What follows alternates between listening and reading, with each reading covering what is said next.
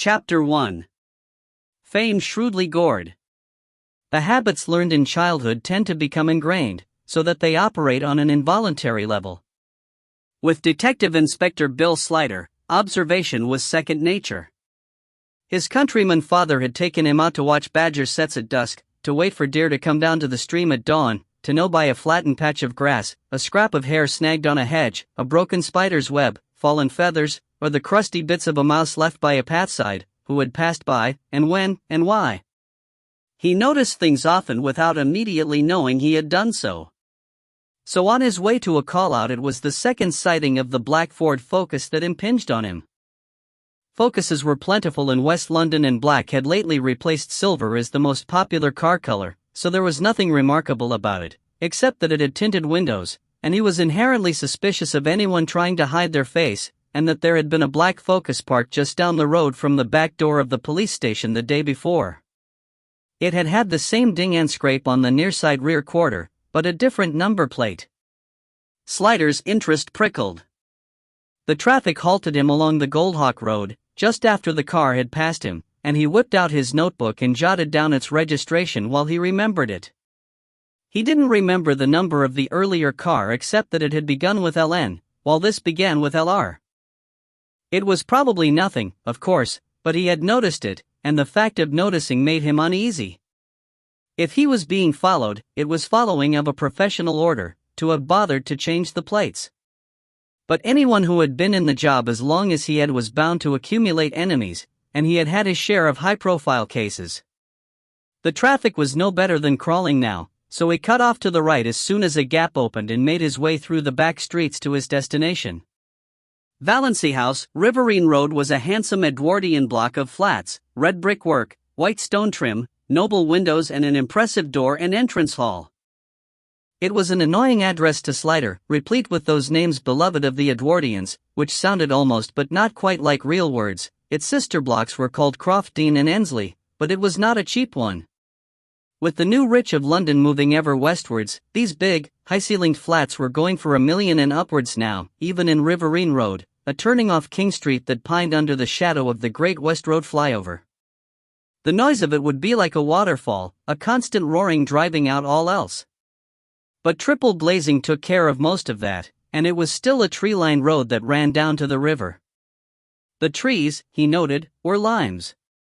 In July, the piercing sweetness of their blossom would overpower even the exhaust reek from the traffic above. Riverine Road was closed now to traffic, and a uniformed constable, whose name Slider annoyingly couldn't remember, moved the barrier and let him through. Before the building, a further barrier of blue and white tape kept the spectators away from the entrance. Word had got out, he thought, noting the number of press hounds. Someone in the building who couldn't wait to be famous must have blabbed. The reporters shouted questions at him as he went up the shallow steps to the front door, but he did not distinguish what they were saying. He hated his enforced contacts with the news media, and blanked them out from his consciousness as much as possible.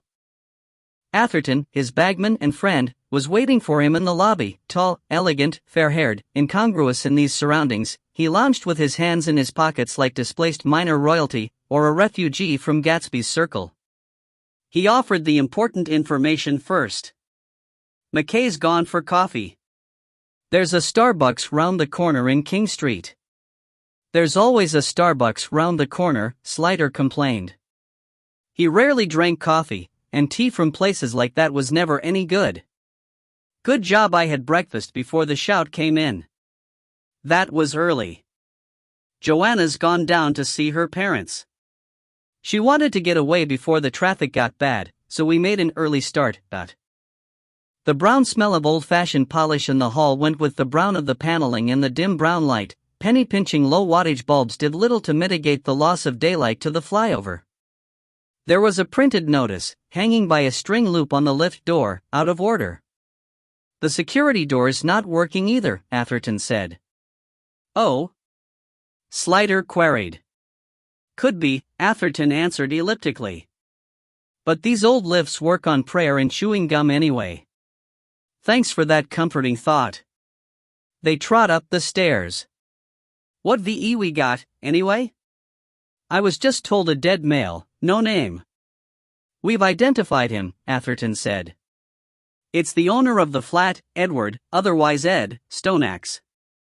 Lovely Viking sort of name, that, Stoneaxe. It's got a swish to it." Slider frowned. "I know the name." "Why do I know the name?" "You've seen him on the telly," Atherton suggested. "He was a BBC correspondent." He paused on a landing, assumed the posture and the voice, and intoned to camera, "This is Ed Stoneaxe. For the BBC. In Basra." "Oh, is that what it was?" Slider digested this, and then asked, "Wasn't he in some kind of trouble a while back? Some kind of scandal?" "You're improving," said Atherton. Crowded though life was, he could never understand a grown man who didn't keep abreast of the news.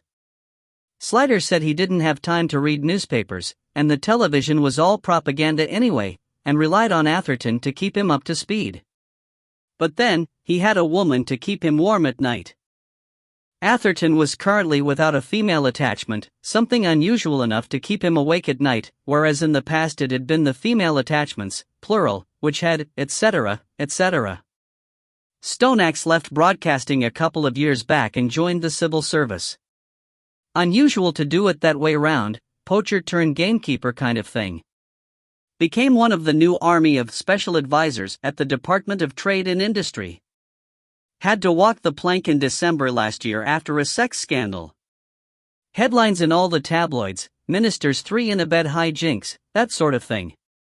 Stoneaxe and Sid Andrew, the Trade and Industry Secretary, were caught sharing a Nubel junior press officer from Andrew's department after some drink-he-do at Industry House. Stoneaxe and the girl got sacked, Andrew got kicked upstairs. "Oh," said Slider blankly. "How can you not remember that?" Atherton said affectionately. 3 in a bed hijinks tend to slip under my radar, Slider admitted. "Give me credit that I remembered he was in trouble." "Well, he's not in trouble anymore," Atherton said. They paused in the corridor outside the flat while Gallon, the PC on duty, put them in the book. "Who called it in?" Slider asked him. "His daughter, sir, apparently. Emily Stoneaxe. Asher took her back to the station. The neighbors on one side, an elderly couple, were standing outside their door being helpful to Tony Hart, one of Slider's DCs, who was looking extremely cute this morning in a gray trouser suit, her hair subdued, for once, in a reverse plate. She flung him a welcoming grin, and the neighbors looked to see who she was looking at. Out of the corner of his eye he saw them yearn towards him, surmising he was the greater authority, wanting their moment of glory to go to the best audience. He stepped hastily inside. The flat was a scene of orderly forensic activity. The front door opened onto a vestibule with a large open archway into the drawing room, and Slider stood there and looked. On the far side of the room, as Bob Bailey, the local SoCo manager, came across and explained, another door gave onto a branching passageway that led to the kitchen and dining room one way and the 3 bedrooms and bathroom the other. 3 beds? The man must have been raking it in, Slider commented. Is it all as tidy as this? Looks that way, said Bailey. We haven't done much yet. Didn't get here much before you. Has the doctor been? Prawalha only lives round the corner, doesn't he? He's on holiday, said Bailey. It'll be Wasim from Ealing. He'll be ours, then, said Atherton. The traffic's murder coming in that way. I know, said Slider, who had just done it himself. It looks like robbery from the person, anyway, said Bailey helpfully. Pockets emptied, and his watch is missing. You can see the mark where he wore it. The drawing room was of the brown furniture and agreeable paintings order, tasteful, comfortable, unremarkable, and, Slider felt instinctively, a bachelor's place. It had the air of a gentleman's club, antiques and leather, dim old Turkish carpet, a couple of bronzes, a few bits of jade and ivory and ancient figurines that might have been Roman, objets that were evidently more valuable and interesting than decorative. There were no pot plants or scatter cushions, no half-read books or other signs of human occupation. It was the room of a person whose important life was led in a different place, either physical or mental, who needed of his dwelling only that it did not offend the senses. Women, however busy they were in their public lives, were never so indifferent to their domestic surroundings. They nested. Was he married? He asked of no one in particular. It was Atherton who answered. He always seemed to know the background of any figure in the political arena. Divorced, a good long time ago. And his wife was killed about a year back, if I remember rightly. Killed? Helicopter crash, trying to land at the multi-million-pound mansion belonging to the new husband. She married Faderman, the commodities millionaire. He was killed too. So Stoneaxe lived here alone? Dunno, Atherton was forced to admit. I can't remember if he was connected with any other woman. You don't know? Slider baited him. You know so much about him, I thought you were going to give me the brand of his underpants. I knew about the wife being killed because I knew about Faderman. But if you're really interested in his YS. Thank you, I'll pass. It doesn't look as though there's a female resident, Slider said. Only one of the bedrooms seems to be occupied, Bailey supplied. One's made up like a spare room and the other's a study. Slider nodded, and looked at last at the body. He had remembered Stoneaxe in context now, a tall, lanky figure often to be seen wearing a flak jacket against a background of baked earth and battered cement houses in some Middle Eastern hotspot. Or in a suit before the White House, a view so familiar it always looked two-dimensional, like a movie flat. Though his accent had been neutrally English, he'd had the thick, unruly black hair and very white skin of a certain kind of Scot. He'd had brown eyes, it turned out. Slider couldn't have said from seeing him on television. They were staring now, fixed and expressionless, like those of a very superior stuffed toy. Some people in death continued to look like real people, but Stoneaxe, perhaps because he had been famous, looked like a model of himself, a waxwork. In the white expressionless face the lines of humor and character seemed oddly irrelevant, as though they had been marked in the wax with an orange stick after death. His skull had been smashed at the left temple by a tremendous blow, but because he was lying supine the blood had run backwards into his hair, leaving his face unsullied, but gluing the back of his head to the carpet. He was fully dressed in business suit, shirt, tie, socks and shiny shoes, as if he'd just got back from work. Robbery? Slider said thoughtfully. They were joined in the doorway by Jerry Fathom, who had just arrived. He was a new DC sent to them to replace Tony Anderson, away on secondment so long he had been seconded right out of their world and up to the so firmament. Fathom was young and keen, a tall, meaty lad with fidgety eyes and a rather petulant mouth. He was so new Slider hadn't yet found out what he was good for. This was the first murder since he joined the firm, and as he stood at Slider's shoulder, Slider could hear his breathing. He hoped he wasn't going to throw up, or Slider would get it right down the ear. But it seemed it was excitement rather than nausea that was making Fathom's heart pound. Look straight forward to me, he said in the sort of voice that's meant to impress someone. Slider could imagine him in a pub telling girls about his job. Some crackhead doing the place over, looking for cash or something to flog. Householder comes home and surprises him. Bosh. Felonious interruptus? Said Atherton. Wallop, Fathom agreed importantly. Very tidy crackhead, Atherton pointed out. Nothing seems to have been disturbed. Well, maybe he'd only just started, Fathom offered generously.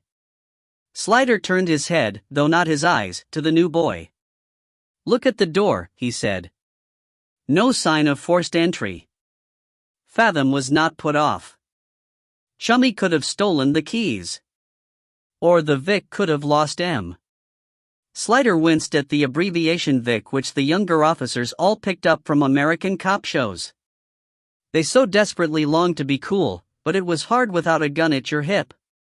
Or maybe he picked the lock, Fathom concluded. A very tidy crazed crackhead with unusual skills, then? Atherton suggested. Well, it didn't have to be a crackhead, Fathom conceded at last. Could have been any sort of burglar. Do we know what's missing? Atherton winced at the wee dot. There's plenty of door-to-door to be getting on with. Every flat in the block will have to be canvassed, for starters. Hart will tell you where to go. Fathom removed himself reluctantly and by inches. He's right, of course, Slider said when he'd gone. The lack of door forcing doesn't rule out burglary. There's any number of possibilities. Chummy could have followed Stoneaxe into the building and caught up with him before he'd closed the door. Or he could have rung the doorbell and pushed his way in. No sign of a struggle, Atherton said. Quite. I think he was let in, said Slider. You think Stoneaxe knew him? Or had a reason to let him in, meter reader or something.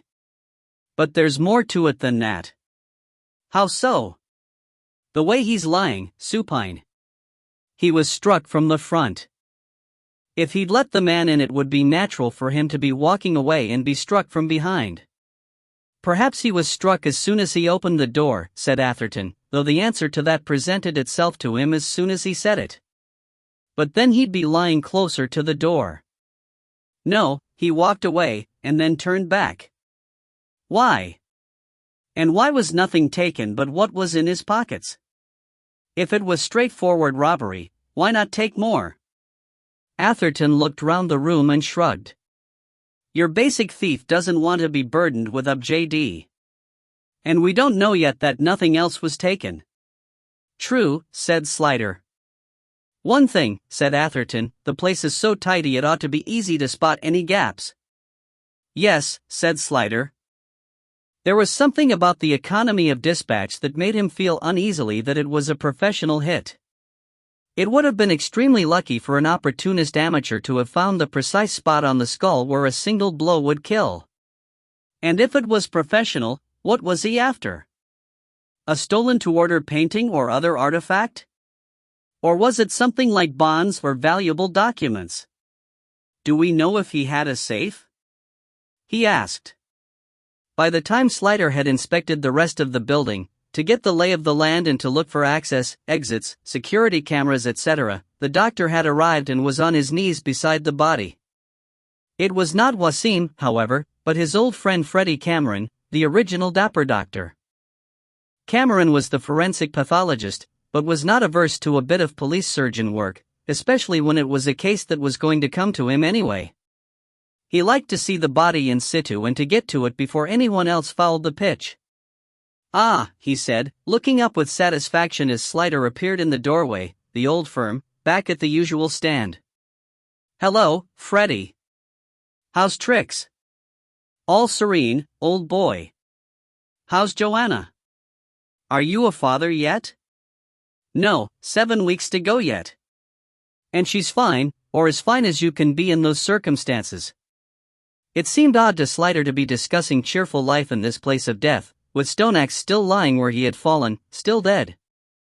She says it's like being a ventriloquist's dummy, only you've got the whole ventriloquist inside, not just his hand. I'm still waiting to be invited to the wedding, Freddie said sternly. I hope you're not going to be adding to the statistics. I've been trying to get married, Slider said, wounded. Arranging a wedding between a policeman and a musician is like trying to push a balloon into a milk bottle. Well, stop trying to arrange it and just do it, Freddie suggested helpfully. You know who this is, don't you? Ed Stoneaxe, the TV bloke. Bingo. Strange how different a body looks when you've seen it on the telly in life. I was thinking the same thing. Anything to tell me? I assume it was the blow that killed him? It certainly looks that way. The bones of the skull are crushed here. It was a very violent blow, with something small but heavy, and rounded in profile, like a nice old-fashioned lead kosh. With a good right arm behind it, it could have been something small enough to conceal in a pocket. And given that it's to the left temple, it looks like a right-handed blow? Unless the murderer's a tennis ace, said Freddie. Possible, but unlikely. Professionals don't generally swipe their victims backhand. You think it's professional, then? Either that, or a lucky guess. He stood up. I've bagged the hands, but I don't think they'll yield anything. There's no sign of a struggle or any defensive wounds. Eyes open. I think he was taken by surprise and felled before he even knew it was coming. The why of it, I leave to you. Time of death? Slider asked. Freddie glanced automatically at his watch. I'd say it was 4 to 6 hours, so that would put it between 5 and 7 this morning. Slider's eyebrows went up. This morning? We were assuming it was last night. He's fully dressed, as if he came home from work and it happened then. Well, these times are not precise as you very well know, but I'm pretty sure it wasn't that long ago. He must have been on his way to work, said Freddie. You're just giving me problems, Slider said. Burglars, as a race, are not early risers. There's always the exception, said Freddie. He looked at Bob Bailey. Right, if it's okay with you, I'll take him away. Yes, okay. We've got everything, said Bailey. Freddie's assistants laid the bag down and with trained knack lifted the body easily, despite its size, across and onto it. Something moved on the carpet. What's that? Said Slider. Bailey picked it up and held it out for Slider to see. It was a biro, an ordinary, amorphous, cheap biro, white with a black top and no cap, the sort that charities send you in begging envelopes in the hope that you'll use it to write them a check. The body had been lying on it. I'll dust it for prints, Bailey said. You never know. If there are any, they'll only be stone axes, Slider said. Although I wouldn't have put him down as a cheap biro man. I'd have thought he'd have a gold Mont Blanc. Maybe it's chummies? Said Bailey. Maybe, and how lovely it would be, Slider thought, to get a clear and perfect lift of the murderer from it. But life was never that easy. Send it off anyway, Bob, he said. There may be something else on it that will help. Porson, their detective superintendent, arrived as Slider was preparing to leave. Chuffing Nora, it's bloody madness out there, he complained, stamping into the vestibule, his vast ancient coat swirling about him like a cloak. As he came to rest, Slider noticed that one of his shirt collar points was curling upwards. There was a shiny gray stain of what looked like porridge on his tie, and a ghostly line of dried shaving soap along his jaw. When his wife was alive, she would never have allowed him to leave the house in a less than perfect state of hygiene. Slider wondered if he was having difficulty coping. Bloody press or going bezique, Porson rumbled on. Just because it's one of their own. Always the same when a journo gets hit. You'd think the world revolved around M. He wasn't a journo anymore, sir, Slider pointed out. What does that lot care? And he was telly, as well, that makes him a god. Telly and BBC. They're going to be all over us like a cheap rash. I've had a word with that Forster woman at Hammersmith and she's going to coordinate the TV coverage. M.O. Forster was the new press officer for the area. Does that mean one of us will have to go down to the publicity suite and do an interview? Slider asked, feeling depressed. Porson hated doing it as much as he did, but Porson had the rank to get out of it. Porson's face didn't soften, it was built like a bag full of spanners and softening wasn't an option, but there was a sympathetic gleam in his eye as he answered. No, laddie. Mr. Palfreyman's doing all the fronting. Too important to be left to the likes of us to mess up. In fact, he almost smiled, I'd been given a Pacific injuncture to pass on, that we're to avoid talking to the press at all costs. Thank God for that, Slider said. Palfreyman, head of the homicide advice team, had been busily empire building ever since he came to Hammersmith, and the chance to be the face on the screen in a big case like this must have set him drooling. Thank him all you like, Porson said shortly, scowling. But don't forget that what Mr. Palfreyman wants to be remembered for is solving the case. He doesn't want to be up there looking like a prat, being questioned about a cock-up. So if anything goes wrong, it'll be my gonads in the crosshairs. And when I say mine, I mean yours. Of course, sir. Right. As long as you know. The massive eyebrows resumed normal position. You know me, laddie. Threats are water off a duck's bridge to me. But this case is going to have a searchlight on it all the way. What's the story so far? There isn't much yet. No forcible entry, no ransacking. Deceased killed with a single blow to the head, pockets emptied and watch removed. I think it's meant to look like robbery from the person. Only it's not? Of course, it could be. We haven't had a chance yet to see if there's anything else missing. But this bloke moved in high places, probably pissed off some RC people, and it could be a hit? Yes, sir. There are things about it that don't sit right with me. Porson looked thoughtful. He knew Slider's instincts by now and trusted him. We'll go with motiveless robbery for the time being. Keep anything else out of the news as long as we can. I'll tell Mr. Fireman. The last thing we want is a rabid pack of journos peculating about conspiracies. Peculating was a good word for it, considering Porson's view of the honesty of the press. It'll make life easier if we can keep it at that, sir, Slider said. Oh, I think Mr. Fireman will see it our way, said Porson. Going back to the factory, If I can run the gauntlet out there. Just ignore them. Don't say anything. That's an order. And tell your firm not to speak to anyone. No comment all the way, if anyone asks. Yes, sir. Meanwhile, you'd better get digging, see what dirt you can turn up. There should be plenty. This Stoneaxe bloke wasn't exactly a parody of virtue. It was Porson's way, in his energetic passage through life, to take a wild swing at vocabulary, hit or miss, to get his meaning across. Like the famed chemist of old, he dispensed with accuracy. 2. No folk without mire. Outside, Slider put his head down and scuttled for his car, blocking out the shouted questions, ignoring the eyes and open mouths massed around the barrier tape, keeping his head turned away from the rattlesnake clicking of cameras. As he reached his car and opened the door, something he saw across its roof caught his attention, but in such a subliminal way that when he looked properly, he could not see what it was. But it reminded him of the black Ford Focus again, and he made a mental note to get one of the firm to run the number plate he had taken down. He drove off, was let out of the roadblock, and turned on to King Street. A few minutes later his mobile rang. He flipped it open. Slider, he said. Don't you know it's illegal to answer the phone while you're driving? Said a voice. A male voice, vaguely familiar, precise, accentless.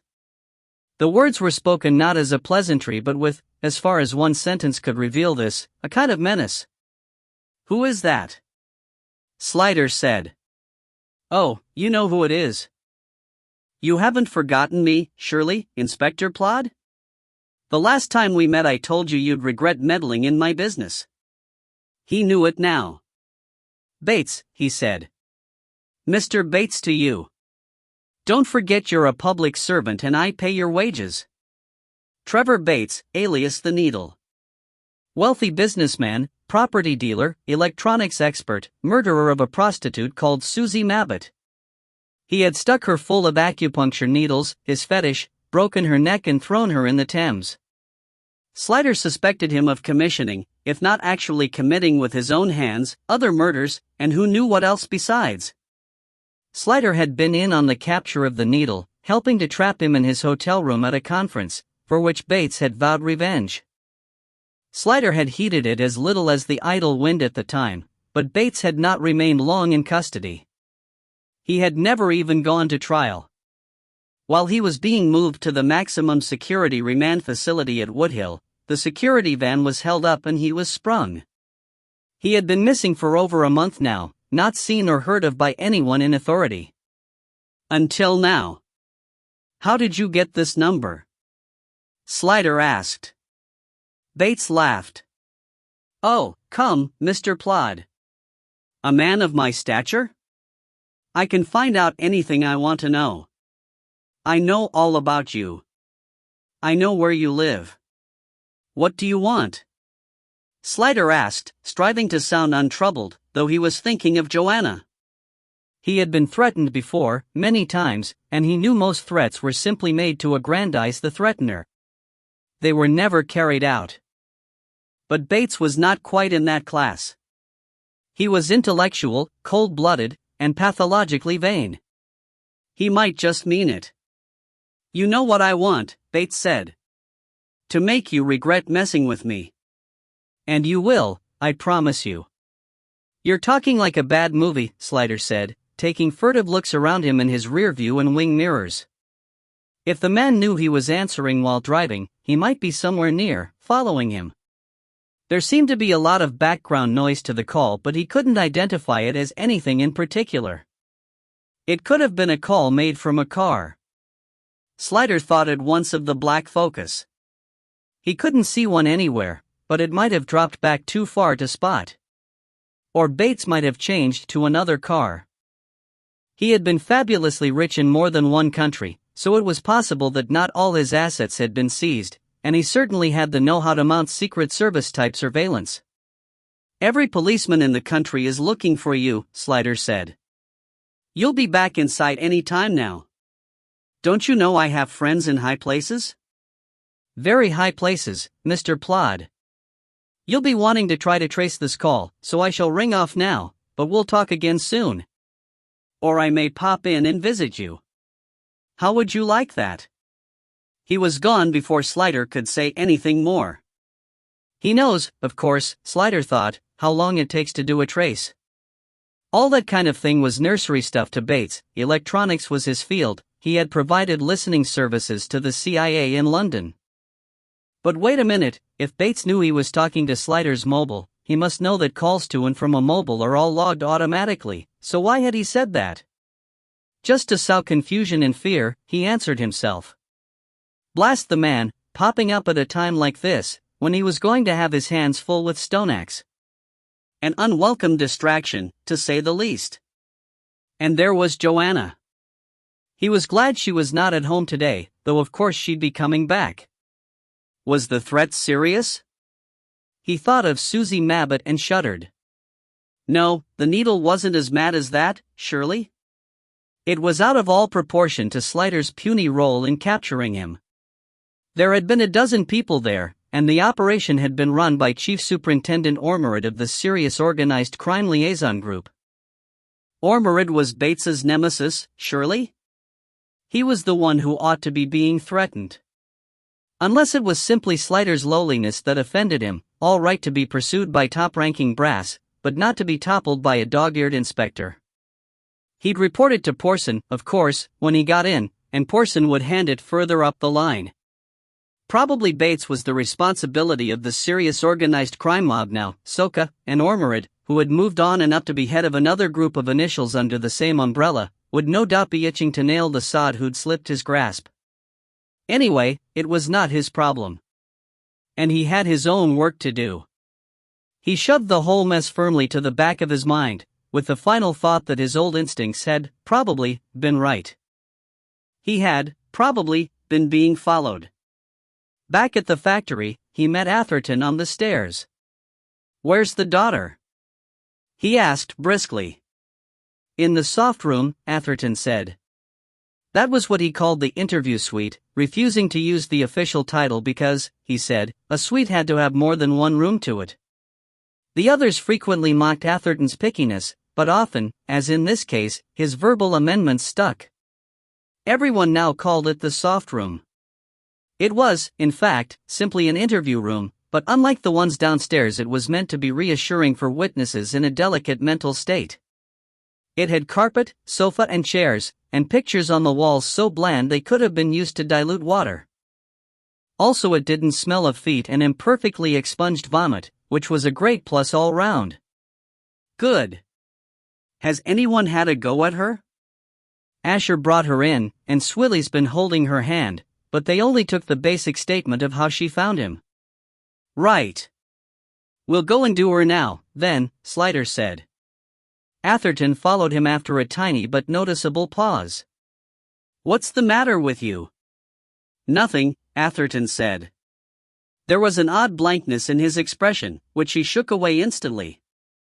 As they turned onto the corridor, he said in his normal, conversational tone, "Have you heard of a coup de foudre? New car?" Slider said, not really listening. "Is that the next thing you're after?" "Oh, no, I've already got it," Atherton said, opening the door to the soft room. Slider beckoned Swilly out, and they had a brief chat, sotto voce, in the corridor as she brought him up to date. Kathleen Norma Swilly was tall, blonde and gorgeous in a curiously unmemorable way, like a Miss World contestant. She was also one of Slider's best officers, and highly trained in unarmed combat. It was said she could kick the nuts off a fly at 5 paces, so sexist comments about her were not generally aired in her presence, though what was said behind her back would curl the hair of anyone but a policeman. Canteen culture was more than just a mold found on the sandwiches. Slider passed over to her the registration number of the Focus and asked her to get someone to check it. "And I was called on my mobile 10 minutes ago. Can you find out who it was that called me and where they were?" "Yes, boss." She jotted down the number. "When Hart comes in, you and she can start sorting the statements. Get Fathom on it too, so he can learn from you. Oh, and let me know when Mr. Porson gets back." "Right, boss." In the soft room, Emily Stoneaxe was sitting on the sofa with WPC "For God's Sake Stop Calling Me Jane" Asher beside her. Asher stood and Miss Stoneaxe looked up as Slider and Atherton came in. So far, Slider noted with relief, there seemed to be no tears. Emily Stoneaxe was dry-eyed, though white with shock, but evidently doing her best to hold it together. She was 28, according to Swilly, though she looked younger, but then, he thought, most people did these days, probably because they dressed younger. Slider noted the suitcase, carry-on bag and duty-free carrier in the corner, with a donkey jacket dumped over them, and took in the dry, weary look of the recently flight-arrived. "I'm Detective Inspector Slider," he said. "I'm very sorry for your loss, Miss Stoneaxe. I know it must be hard for you, but would you mind if I asked you a few questions?" She was sitting a little hunched, with her hands clasped between her knees, screwing a paper handkerchief about between her fingers, a slim but nicely made young woman in cargo pants and soft ankle boots, a white shirt, understandably a little crumpled, and a brown suede jerkin. Her only jewelry was a large, oval gold locket on a chain round her neck, which hung like a slightly flattened pullet's egg in the V of her shirt neck. Her hair, as abundant, black and coarse as her father's, was cut short and spiky, and stood out round her head, but pointing backwards like the quills of a hedgehog. It was, he saw, meant to look cute rather than challenging. No goth, this, she had no makeup on and no piercings, her nails were short and unpolished, and there was about her face a look of intelligence, and of sense, not always the same thing. Her full mouth, brown eyes and thick eyelashes gave warmth to a face otherwise notable for character, with its straight nose, strongly marked brows and firm chin.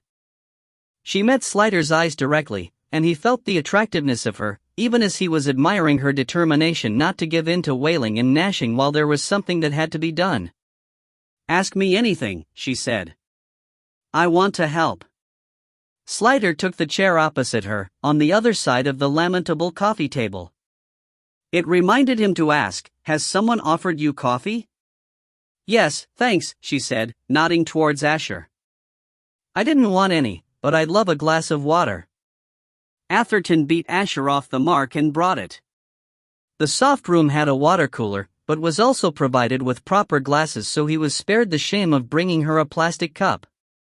She took it from him with a smile that did things to his spine, and he took himself off to one side, out of her line of sight to Slider, so that he would not distract her, but also so that he could study her face without her looking at him. There was something about her that he could not take his eyes from.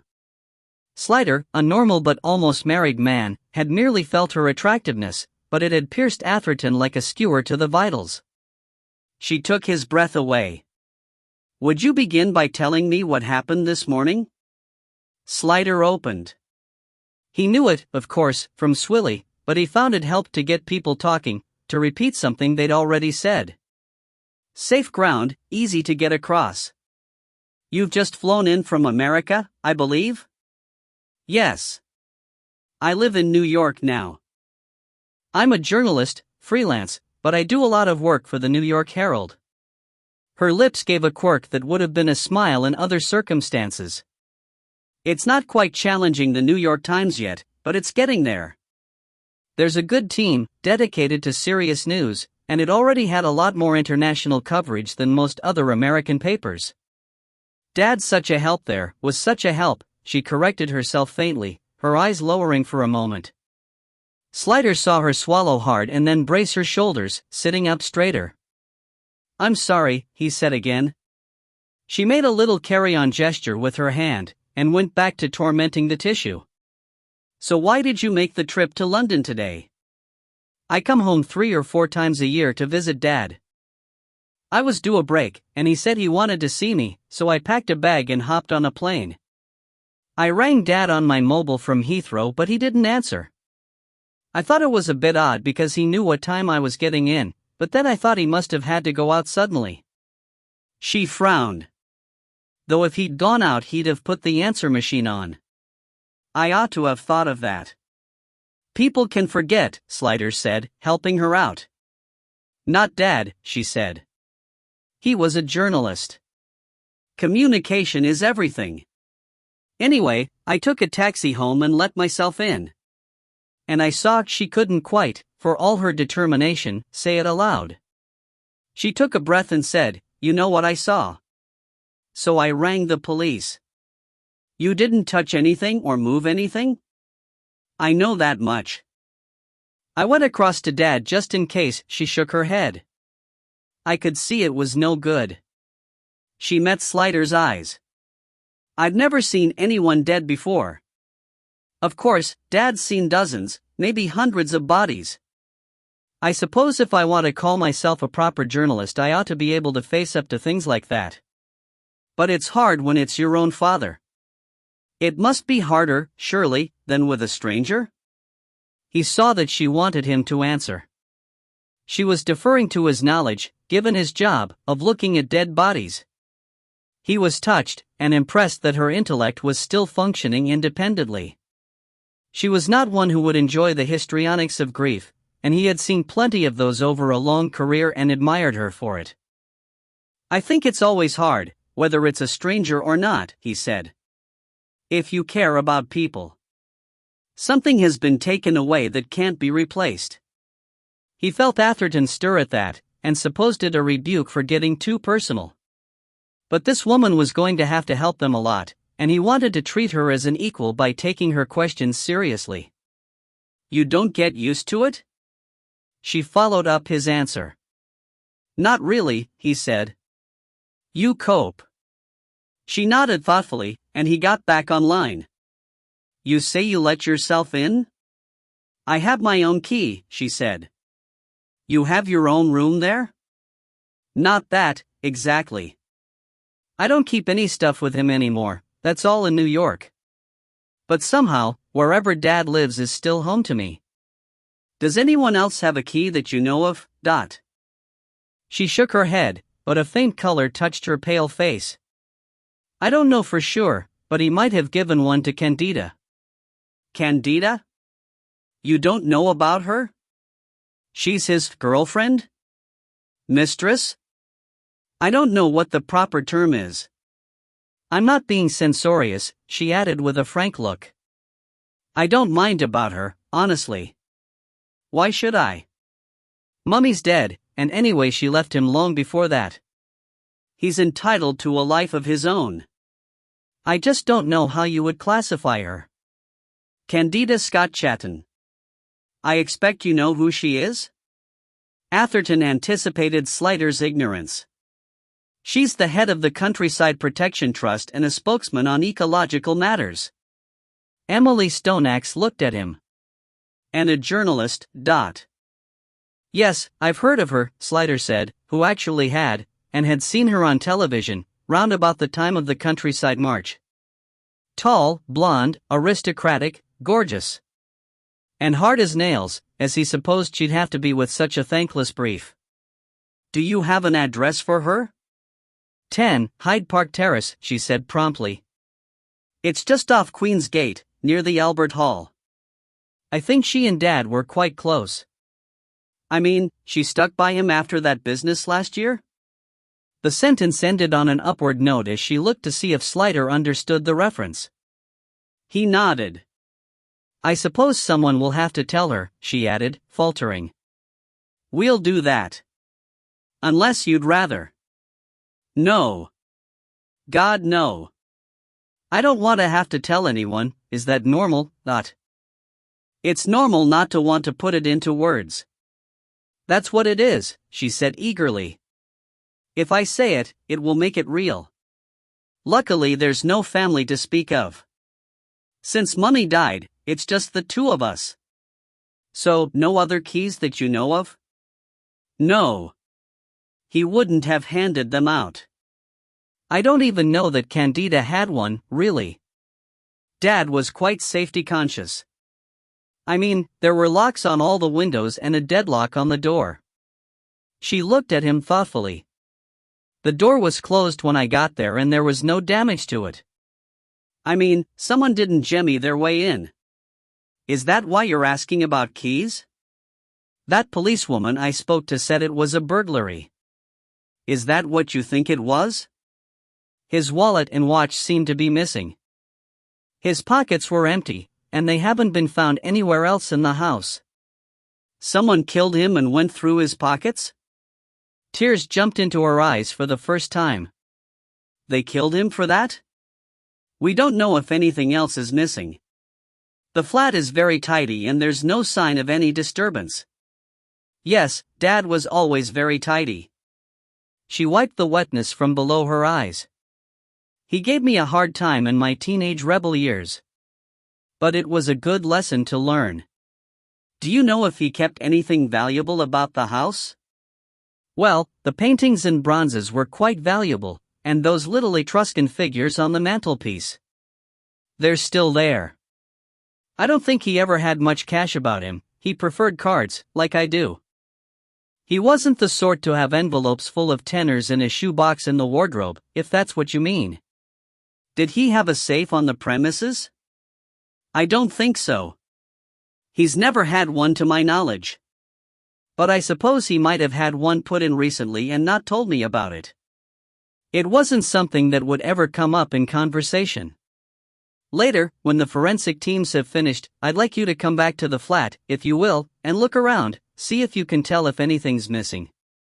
Yes, of course, she said. She studied his face. You don't think it was a burglar, do you? You don't think he was killed for what was in his pockets? I'm not at the stage of thinking anything yet. I have to consider all possibilities. She was thinking. If it wasn't burglary, I know the next question. Did he have any enemies? Something like that, Slider said with a small smile, admiring her spirit. She reminded him a little of Joanna, in the way her mind worked doggedly through the logic. Joanna. He must phone her before she left Eastbourne. Emily Stoneaxe blew her nose, reached into the massive handbag by her feet to exchange the soggy tissue for a fresh one, and said, shaking her head, he was a well-known figure. Thousands of people knew him from television, millions probably recognized him, and there are so many nutcases about these days who will attack anyone famous. Look at Jill Dando. But if that's what it was, it's no use looking for reasons, is it? As to specific enemies, it's hard to think anyone could hate him enough to kill him. He was such a good man. He was honest, and he was an idealist. He believed in goodness. Atherton spoke. He was a career journalist, and then he worked for the government, but we haven't heard anything of him since that trouble last year.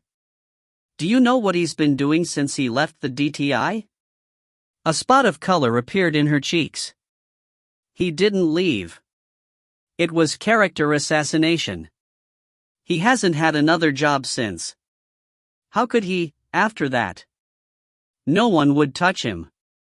As far as I know, he's been living on his capital.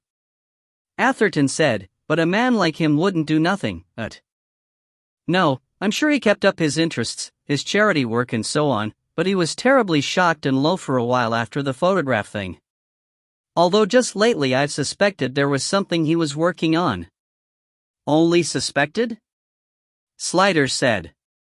Well, he usually talked to me about his work, but if it was something investigative and serious, he would keep it to himself until it was all worked out. Not that he didn't trust me, he just wouldn't tell anyone. That way no one could be put in a difficult position. And just lately when I've phoned, it's been quite hard to talk to him, as if his mind was elsewhere. He gets like that when he's writing sometimes. You talk to him but nothing much comes back. It's like blowing out of a window. She obviously thought of something, and Slider said encouragingly, "Yes?" "Well, I had been meaning to come over for a visit next month, but when I rang Dad to thank him for my birthday present, he asked me if I could make it sooner. As it happened, I didn't have anything urgent on, so I said I'd see if I could get a last-minute ticket, and I did." "Did he say why he wanted you to come?" "I asked, of course, and he said he had something he wanted to talk to me about, but he wouldn't tell me what. I said couldn't it wait until next month, and he said it was rather urgent, but that it was nothing to worry about, and not to be anxious." "So what did you think it might be about?" Atherton asked, intrigued. "Well, my first thought was that he'd got some bad news about his health. Then I thought maybe he and Candida were getting married or something. Although there was no reason not to tell me that on the phone. So I assumed it must be something work-related, that maybe he had a really hot story lead for me." "Couldn't he have told you about that on the phone?" said Atherton. "Phones aren't secure, you know." "Suppose it was something to do with the government?" "The U.S. government, I mean. You never know who might be listening. And there'd be documentary evidence to show me. Papers, photos. But that was just a guess." He was being tight-lipped, and when he's like that you can't shift him. There was a knock at the door and Swilly looked in to say that Porson was back. Slider decided to take a break. Miss Stoneaxe was looking drained. "I still have some more questions I'd like to ask you," he said, "and I'd like you to look at the flat later, but I can see you're tired and you must be hungry by now." She considered a moment. "I'm starving," she discovered. "Then may I suggest that Constable Asher here takes you up to the canteen, and you can get some lunch, and we'll talk again afterwards." "How would that be?" She shrugged. "I've nowhere else to go," she said bleakly. That was so true, it gave Slider a pang of pity. "Is there anything else we can do for you?" he asked gently. "I'd love a shower and a change of clothes. I've been in these things since yesterday." Slider nodded. "Asher will show you where. You've got things in your bag to change into, I imagine, not?" "Obviously," she said, and then remembered her manners. "I mean, thank you. You're very kind." "Outside, in the corridor," Atherton said, "poor kid." "Kid? That's a bit rich, coming from you." "Manner of speaking," Atherton said. "So, what do you think?" It could be that he was investigating something after all. "And it turned round and bit him?" Atherton finished. "Yes, but what could it be that was worth his death? Let's not get carried away by conspiracy theories. It could still have been simple robbery." Atherton rolled his eyes. "Must you always see both sides of everything?" "And it could have been accidental," Slider went on reasonably. "Maybe the intruder only wanted to knock him out, and just hit him too hard. And then panicked and ran away. 3. So long, sucker." Porson was standing by the window, reading. He hardly ever sat down unless he really had to. He looked up at Slider, appeared in the doorway and raised his eyebrows. "Got something already?" "Not yet, sir. There's something else I need to talk to you about." He closed the door and told him about the telephone call from the Needle. Porson frowned, fiddling with a paperclip. "He knew you were in the car?" "It may have been a lucky guess. Or he may have been able to hear the engine noise in the background. Or he may have been following you," Porson concluded. He thought a moment. "If he knew you were on your mobile, he must have known we could trace the call. I've put Swilly on it already. Then as soon as he rings again we can pinpoint him. Yes, and he must know that as well as we do, Slider said. What's he up to? Porson said. Playing us for fools, if I know anything about him, Slider said. It won't be that easy to catch him. The eyebrows leveled out. Well, it's out of our hands now, anyway. He's a big player and he's wanted in high places. I'll pass it on to Mr. Weatherspoon and he'll pass it to Soka, or whichever so is handling him. It'll take it off our budget and manpower, at least. That's a blessing, sir, said Slider. Porson gave him a scowl for the irony. Don't you think of going after him on your own? He barked. I'm not interested in mock heroics. How do you feel about the real kind? Slider murmured, though he knew he shouldn't. Porson looked more kindly at him. You know, and I know these slags just want to put the frighteners on us. 9 times out of 10 they don't mean it. But Bates, well, I'm not saying be worried, but keep your wits about you. I don't want one of my officers walking into a trap, and there's something queer about this. Doesn't smell right. He rapped the end of the paper clip on the desk in an irritated rhythm. Slider was interested that Porson's nasal radar was making him uneasy, too. Why'd he have to surface now, of all times? Porson burst out at last. Just when we've got our hands full. I presume I should leave my mobile switched on, so that the tracing unit can do the necessary? Yes, said Porson, miles away. You'll let me know what's being done. The attention snapped back to the present. Of course, laddie. I'll keep you in the loop. Anything they tell me, I'll tell you. Which wasn't the same thing, of course. But meanwhile, you concentrate on the Stoneaxe business. That's sacrosanct. We want answers on that and we want 'em quick. When Slider got back to the CID room, it was quieter than a Trappist library. The troops that were back were eating sandwiches at their desks. Hey, he said. We got you one, Gov, McKay reassured him crummily. It's on your desk.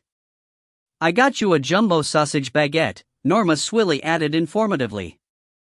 McLaren leered at her automatically. Jumbo sausage? Oi oi. The king of single entendre, Norma said witheringly. I've got the report on that car, boss. Come through, he said, heading for his office. McLaren, get me a cup of tea. What did I do? McLaren protested. It's your turn, said Slider. Since when? Since the sausage remark. The sausage was still warm, and they had remembered the mustard. What it was to have a highly trained team at your fingertips. He took a huge bite. He was ravenous. Swilly perched on his windowsill, it seemed to be everyone's preferred place for making reports to him, and looked at her notes. The weather was still warm enough for her not to have gone into trousers, for which the man in him was grateful. He was happily spoken for, but there was no harm in admiring the scenery, even if you were on a non-stopping train. Right, boss, that reg number you gave me belonged to a Renault Clio that was scrapped last month. Registered owner was a Brian Delaney, address in Rodney Road, Lambeth, got it for his 18th birthday and totaled it on the Old Kent Road the day after. I spoke to his dad. He sounded genuine. Want me to chase up where the wreck went? Slider shook his head. It's easy enough for someone to get the information and use the reg number without involving the wrecking yard. The important thing is that the number doesn't match the car, which means there was something going on. She didn't know why he was asking about the car, of course, and looked at him receptively. When he didn't immediately go on, she said, I also checked on black Focuses stolen in the last 3 months. There were 6 in the Met area, and 1, stolen from an address in Isleworth, had tinted windows. But it didn't have any damage on the rear quarter. "'Ju want the details?" She gestured to the papers in her hand. He shook his head again, but it was in thought rather than negation. He said, You'd better let the stolen cars unit know that it might be operating under that reg number. And put out on all units, if it's spotted anywhere, they can bring it in. But I don't think it's going to be that easy. He may well have more numbers. Have you got the mobile phone dump yet? They've not come back on it yet.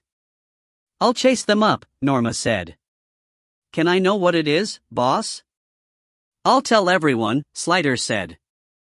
Give me 10 minutes and I'll be out for a rundown on what we've got so far. When he was alone, he took another mouthful of sandwich and dialed Joanna's number. Hello, Inspector, she answered him before he spoke. She had number recognition, of course. The sound of her voice gave him a frisson, as always, and he reflected how lucky he was to have found his soulmate against all the odds. He had been married fairly joylessly to Irene for 14 years, but being the sort of person he was, he hadn't been looking for anyone else.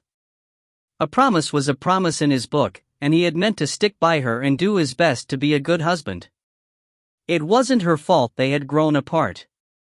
But then he had met Joanna and everything became instantly different. It had plunged him into a tornado of troubles, doubts, and self-loathing as he tried to square his sense of duty towards Irene and the children with the visceral conviction that his life lay with Joanna. Well, they had been through some difficult places on the rocky road to divorce, Irene's remarriage, and the present blissful state of Joanna's expecting their first child, but in all the turbulence the one thing that had never wavered was his conviction that he and Joanna were meant to be together and would get through it somehow. Where are you? He asked, hearing sounds of conversation in the background. The Spotted Dog, she said. I've taken Mom and Dad out for a pub lunch. Madly gay, isn't it?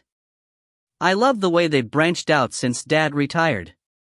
Eating out was completely unthought of when I was a kid. Everything all right? He asked. They're still agitating about the wedding, she said. I keep telling them that it's a matter of finding the time to do it, but they narrow their eyes and look skeptical. They think you're trying to wriggle out of your responsibilities. If only they knew, I'm desperately trying to wriggle in, Slider said sadly. I know. I tell them that. They'll understand one day, she said. They want us to call the baby Derek after Dad's father. Oh my God. I thought that would prove a nice counter-irritant, she chuckled. What if it's a girl? He asked flinchingly. Did he have a vague memory that the paternal grandmother had been named Gladys? Rebecca, said Joanna. Oh. How come? Heroine in a book Mom's reading. She thought it was a pretty name. They can't understand why we don't want to know which sex it is, given that we can, but. Very modern of them. Look, I can't really chat, I haven't got long. I know, you must be busy. The shout had come in before she left. Is it awful? I'll tell you about it when I see you. But, listen, something else has come up. And he told her briefly about Trevor Bates ringing him. When he had finished she said, Is it serious? I mean, is he really likely to do anything? Slider hesitated before answering, only so as to assemble his words carefully, but she misunderstood and said, Please don't just tell me not to worry. I want to know the truth. We're in this together, you know, all three of us. I wasn't going to hide anything from you, he said quickly. It's just that I really don't know how serious it is. He wants to frighten me, that's plain enough. Whether he'd go any further I simply don't know. But I don't want you to worry, and I do want you to be careful. Careful how? She said. She sounded a bit bleak. It was not a nice thing to have dumped on you, and she had the baby to worry about as well. The world had become hostile and comfortless, and who was to help them now? When you come back today, come to the station first, and we'll go home together. Oh. It's that bad, is it? I don't know, he said, frustrated. I wish I did. She heard the strain in his voice and hastened to take up the slack. All right, I'll see you later. Don't worry about me, you've got enough to be going on with.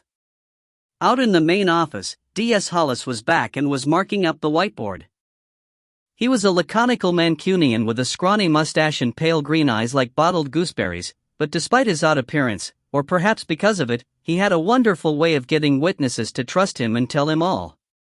He was always office manager by default, because he didn't mind doing it and everyone else did, but Slider sometimes thought it was a bit of a waste of his talents.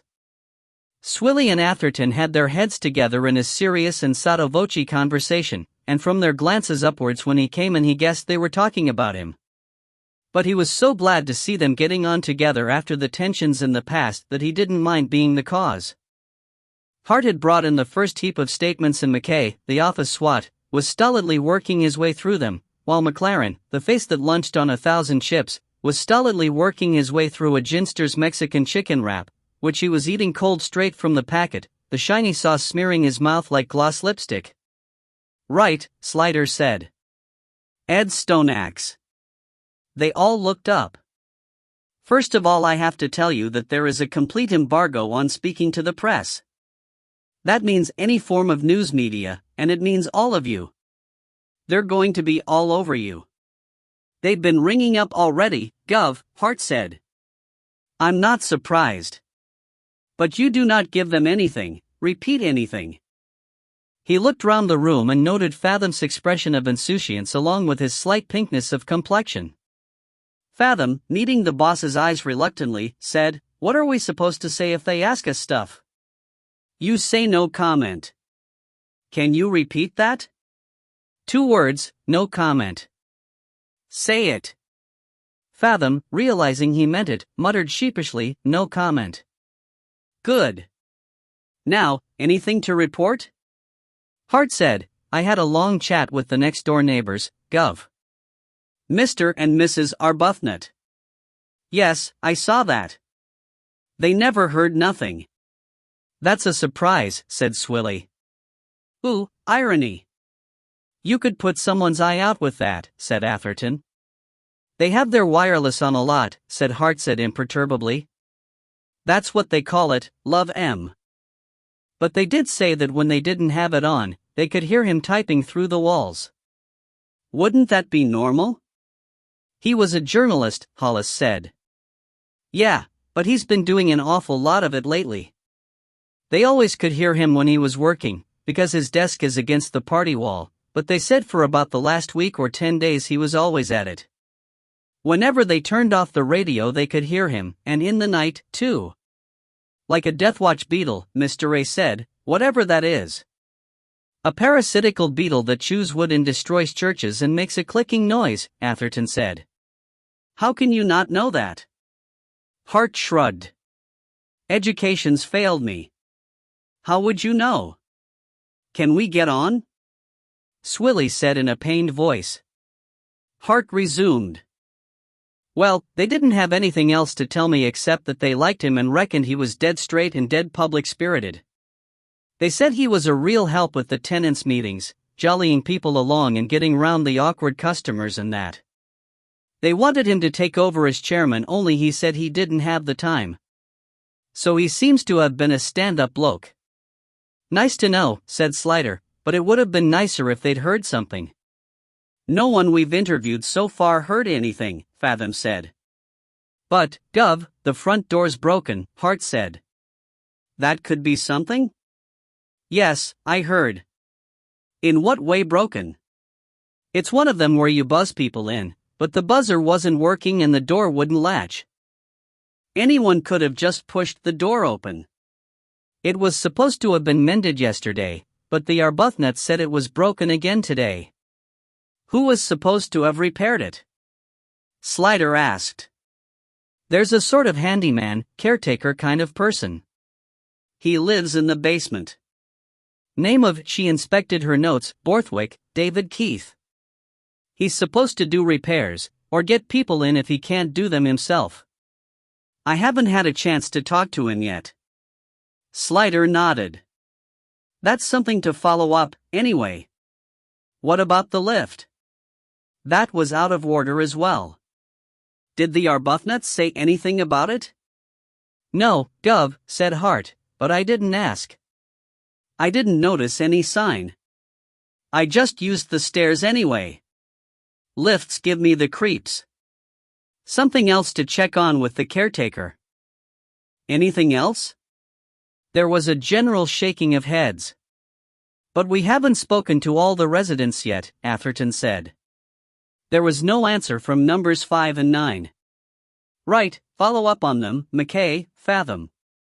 Uniforms still doing the street canvass. Interview the caretaker, Hart. See what you can get out of him. Someone has to go and see Candida Scott-Chatton. Swilly, you can do that. I have to take the daughter back to the flat this afternoon to see if anything's missing. Hollis, records. Yeah, Gov. Local slags, anyone doing householders, same MO, all that stuff. That should keep you busy. All right, Slider concluded. Before we scatter, I have something else to tell you, not connected with the case. And he told them about Trevor Bates. There was some growled comment. No one had been pleased when Bates had escaped. They had all put hard work into the case. It will be handed over to Soka, I imagine, though Mr. Porson has promised to keep me informed, Slider concluded. But, Gov, McLaren objected, we can't just sit on our arses and do nothing. We've got a very important murder case on our hands, Slider reminded him. Yeah, but Bates was our caller, by rights. And you're our governor. He looked round and saw agreement in every face. We can't get officially involved. However, he added to stem the protest, there's no reason we shouldn't do what we can unofficially. At the very least, I'd like everyone to keep his or her eyes open for any sightings of this man. I'd be grateful to have my back watched. We'll do that all right, Hollis said, but can't we try and nail the sod? This was his old ground, and if he's come back here, it gives us a chance, doesn't it? We know the place as well as he does, and if anyone's going to catch him, it ought to be us, not Soka. Slider was pleased, but didn't allow it to show. We can't let the Stone Axe case fail because we've got our minds elsewhere. Atherton spoke up. We've all got enough brain cells to work both at once. Well, all of us except Maurice. Don't be such a snot, Swilly rebuked him automatically. Don't mind me, said McLaren. I never know what he's talking about anyway. Slider ignored the exchange. You could all get into trouble for working on it unofficially. We're all grown-ups here, Atherton said. We can stand a few rapped knuckles. Everyone nodded. All right, Slider said, warmed by the response. He was not facing Bates alone after all. The posse was riding for the gulch hard on his heels. Thank you for that. We'll do what we can. But listen, this has to be kept among ourselves. No one outside our firm must know. And I'm afraid we have to keep Mr. Porson out of the loop, for his own sake. Hollis, you'll office manage the Stone Axe case. Atherton, you'll be C&C on Bates.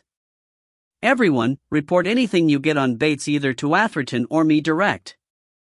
Had we better have a code name? McKay asked. In case anyone overhears us talking about him? Yeah, let's call him the Needle, McLaren suggested. Duh, said Hart. That's his nickname anyway, Dumbo. Everyone knows it. Maurice, you have to stop pushing the Q-tip when you feel resistance, Atherton advised kindly. Let's call him Roberts, McKay intervened. After Roberts radios, because he's an electronics whiz. This is not Bletchley Park, Slider said. Forget code names. Just don't let anyone overhear you talking about him. Swilly had missed the last few exchanges because her phone had rung. She was writing rapid notes as she listened. When she replaced the receiver, she said, Boss, that was the mobile dump. The call you got from Bates was made from a mobile. It was a pay-as-you-go, and the location was King Street, Hammersmith. So he was following me, Slider said. Who's it registered to? Swilly made a face. Paid for by cash. That's the trouble with those things, Still, we've got the number, and we can trace the signal, can't we? Fathom said. If he turns it on. It's off at the moment, said Swilly. But Soka will do the same thing, won't they? Atherton said. The mobile trace unit will report to them. How do we get them to give us the information without Soka knowing? Swilly looked at Slider. There's this guy at the unit, Nick Hutton, he's a sort of friend of mine. She almost blushed. An ex-lover, everyone thought. From way back, she added as though she'd heard the thought. Would he do it for you without telling anyone? Yeah, he'd do that for me, if I asked him. Slider thought for a moment. Maybe nothing would come of it anyway, but he'd feel better about trusting the Bates inquiry to his own people than waiting for a lofty-so department to get itself moving. If his own firm did nail Bates and there were questions about how they found him, so be it. He'd face that when and if it happened. Do it, he said. A couple of phone calls located Candida Scott Chatton at her office, the headquarters of the Countryside Protection Trust in Queen's Gate Place, handily round the corner from her house, Swilly thought. She spoke to the woman's secretary, who said her name was Shauna Whedon, and who told her that Scott Chatton knew about Stonax's death. It's on all the newscasts. It's terrible. He was such a nice man. He used to come in a lot and he was always so friendly and polite. I really liked him. I'll come round straight away and talk to her, Swilly said. The office was on the ground floor of one of those splendid white stuccoed Kensington houses, so the inside spaces were lofty and grand, with plenty of what was known to viewers of house makeover programs as original features. There were 2 rooms, and the rear one was labeled Reception and Inquiries.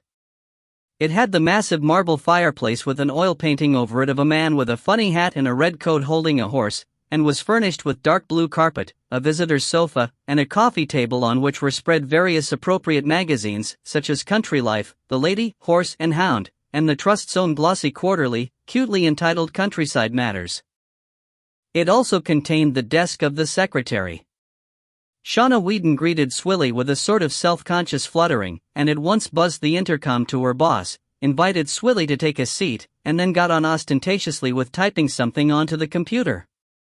Swilly stood, to make the point that her time was valuable, but she was not kept waiting more than a couple of minutes before the communicating door to the front room was open and Candida Scott Chatton invited her in with a, "Do come through, won't you?" As though it were a social visit.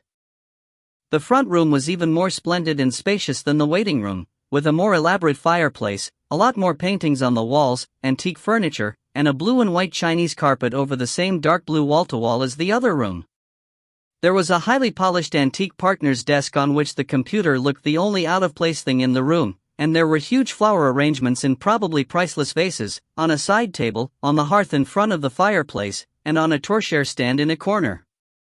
It was, Swilly thought with loathing, like something out of a National Trust stately home. She liked everything modern and minimalist, and besides, she had an old-fashioned chippiness about people with double-barreled names. Candida Scott Chatton was tall, blonde and classically beautiful, exquisitely dressed in what Swilly would have liked to bet was a Chanel or Prada suit, something expensive and exclusive, anyway, with pearls at neck and ears. No hair of her smooth bob was out of place, and her makeup was so perfect that it gave her a kind of expressionless immobility, as if, having got herself to this state of perfection, she didn't want to do anything else with her face for fear of spoiling it.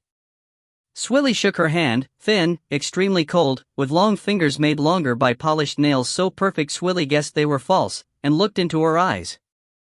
The blue eyes that looked back were as cold as a Highland spring. "I'm sorry to disturb you at a time like this," Swilly said. "I gather you've heard what happened to Mr. Stonax. You must be very upset." "I'm devastated," said Candida Scott Chatton. She didn't meet Swilly's eyes and her voice was rather high and strained, but it seemed to Swilly more like nervousness than grief. "Of course, we live in dangerous times and we all know something like that could happen to any of us, any time.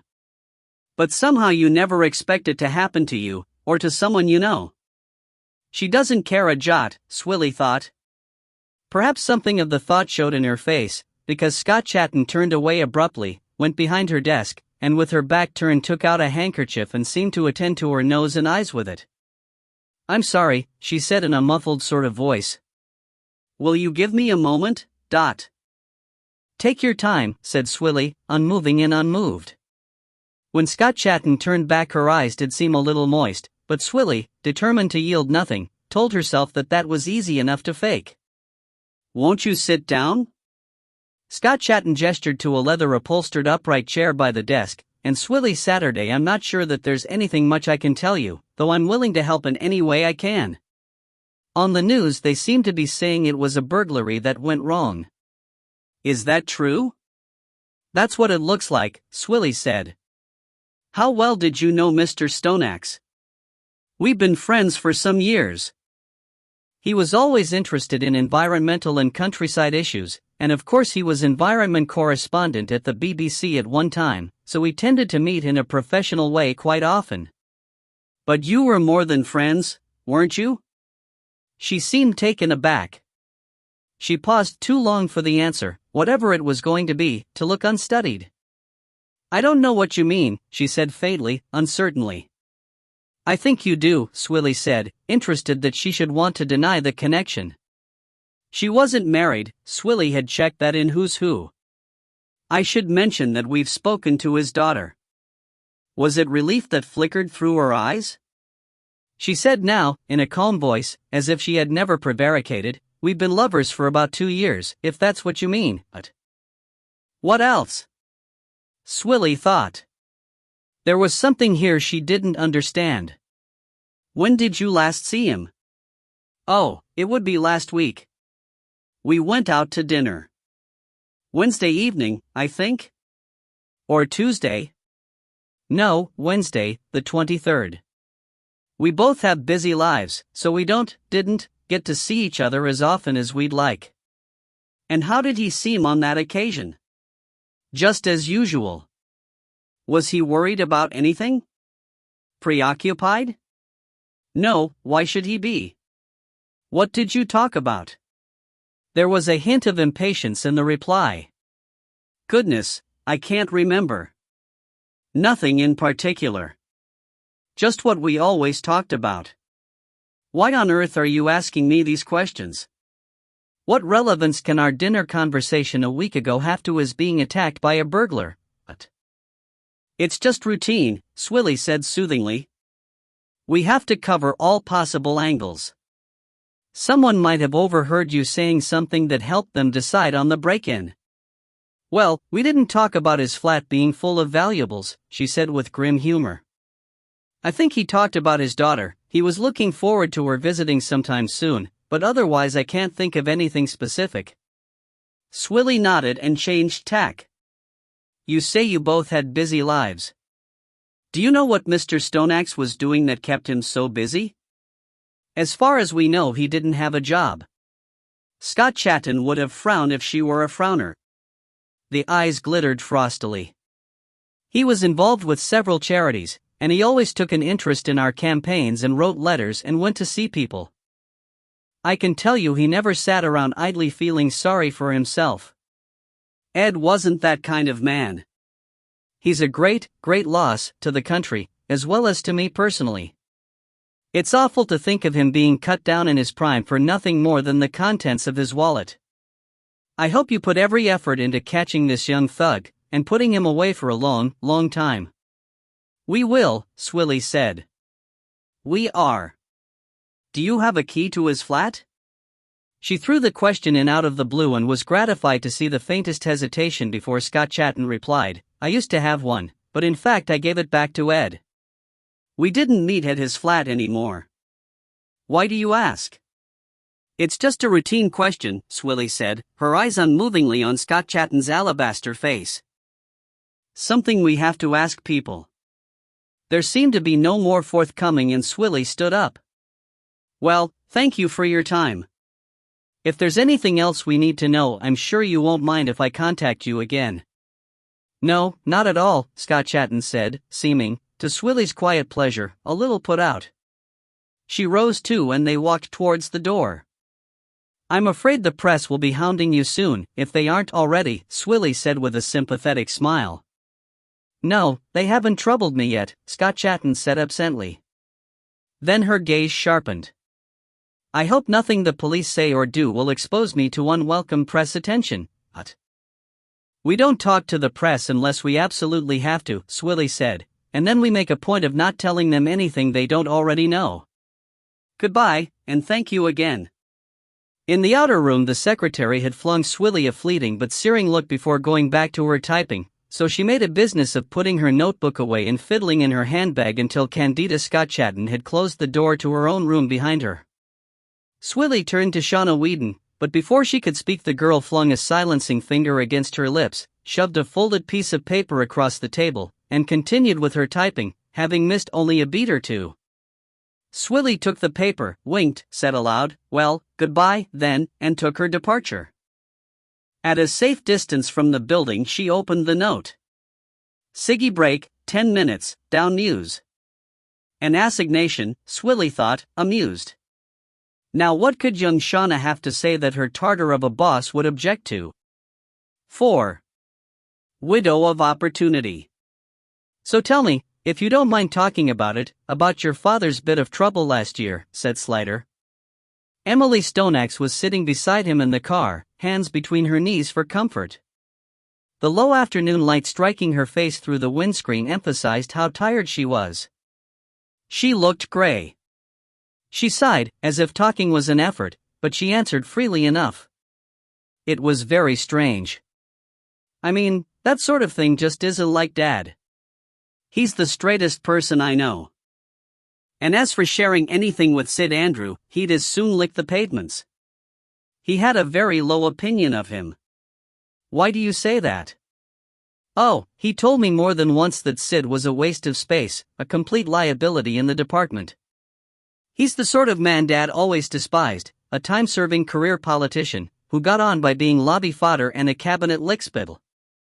He was punching well above his weight at the DTI, the permanent secretary practically had to guide his hand when he signed things. But then, look what happened when the scandal broke. Sid Andrew does a couple of months in Purda and then he's Lord Andrew of Lutchers. Now he's sitting pretty at directorships, quangos, committees, you name it. So what do you think really happened? Slider asked. I don't know, she said in frustration. Dad would never talk about it. I was out of the country at the time, of course, but I read all the British papers and I watched the BBC, so of course I saw everything that was in the news. It was taken up by one or two of the American papers, because Dad had been Washington correspondent for a while, but they didn't run with it past one issue. We have our own sex scandals over there, much fruitier ones, and no one had ever heard of Sid Andrew, so it wasn't interesting enough. But I phoned Dad straight away, of course, and asked what was going on. I said I know it isn't true, and all he said is, it's pointless for me to deny it. You've seen the photos. I said to him, Dad, I know you wouldn't do something like that. And he said, the evidence is irrefutable. And then he changed the subject and wouldn't talk about it anymore. And when I next came over, it was a forbidden subject between us. So what's your theory? Slider asked. She looked at him, and he gave a faint smile. I'm sure you must have a theory, a thinking woman like you. She shrugged off the compliment. I suppose he must have been tricked into it somehow. But I can't think how. What was he doing with that girl in the first place, when he and Candida were so close? Maybe he was drunk, she added, as though anticipating that he would say it, but being drunk doesn't excuse bad behavior. Was it so very bad? I mean, these days, don't men have these little flings now and then? She looked disappointed in him. Other people, maybe, but not Dad. And not like that. Anyway, the government thought it was serious enough to sack him and Andrew. Why do you think your father wouldn't talk about it to you? She looked down at her hands. Maybe because he was ashamed, she said quietly. That's what I'm afraid of. I could bear it if he did it and was defiant and said, mind your own business, to everyone. But I couldn't stand it if he did something he was ashamed of. Not Dad. It was quite a pedestal, Slider thought. Was Stoneaxe really that virtuous? They were silent until they turned into Riverine Road, and then she said, "You don't think that old stuff has anything to do with this?" "I don't know," Slider said. "Probably not, but I like to know everything I can in cases like this. And I was born curious. I thought you said it was just a robbery." "It looks that way," Slider said. "I'm just being thorough." "Well, I suppose I should be glad about that," she said bleakly. Swilly walked down Queensgate a little way and came back into the mews from the other end, and then stationed herself in the shadow of a fire escape to wait. Soon enough Shauna Whedon came scuttling across the road from the office. Swilly made herself visible and the girl almost flung herself into the hiding place as if the feds were after her. "I can't stay long," she said, fumbling in her handbag for a cigarette. She offered them to Swilly, who took one in the interests of the case, though she hardly ever smoked anymore. Shauna lit them both and savaged the weed as though it was her last. "She doesn't like me smoking," she said, "and of course I can't do it in the office, but it's in my contract, 2 10-minute breaks as well as lunch hour, and she can't stop me taking them. But I daren't be a minute late."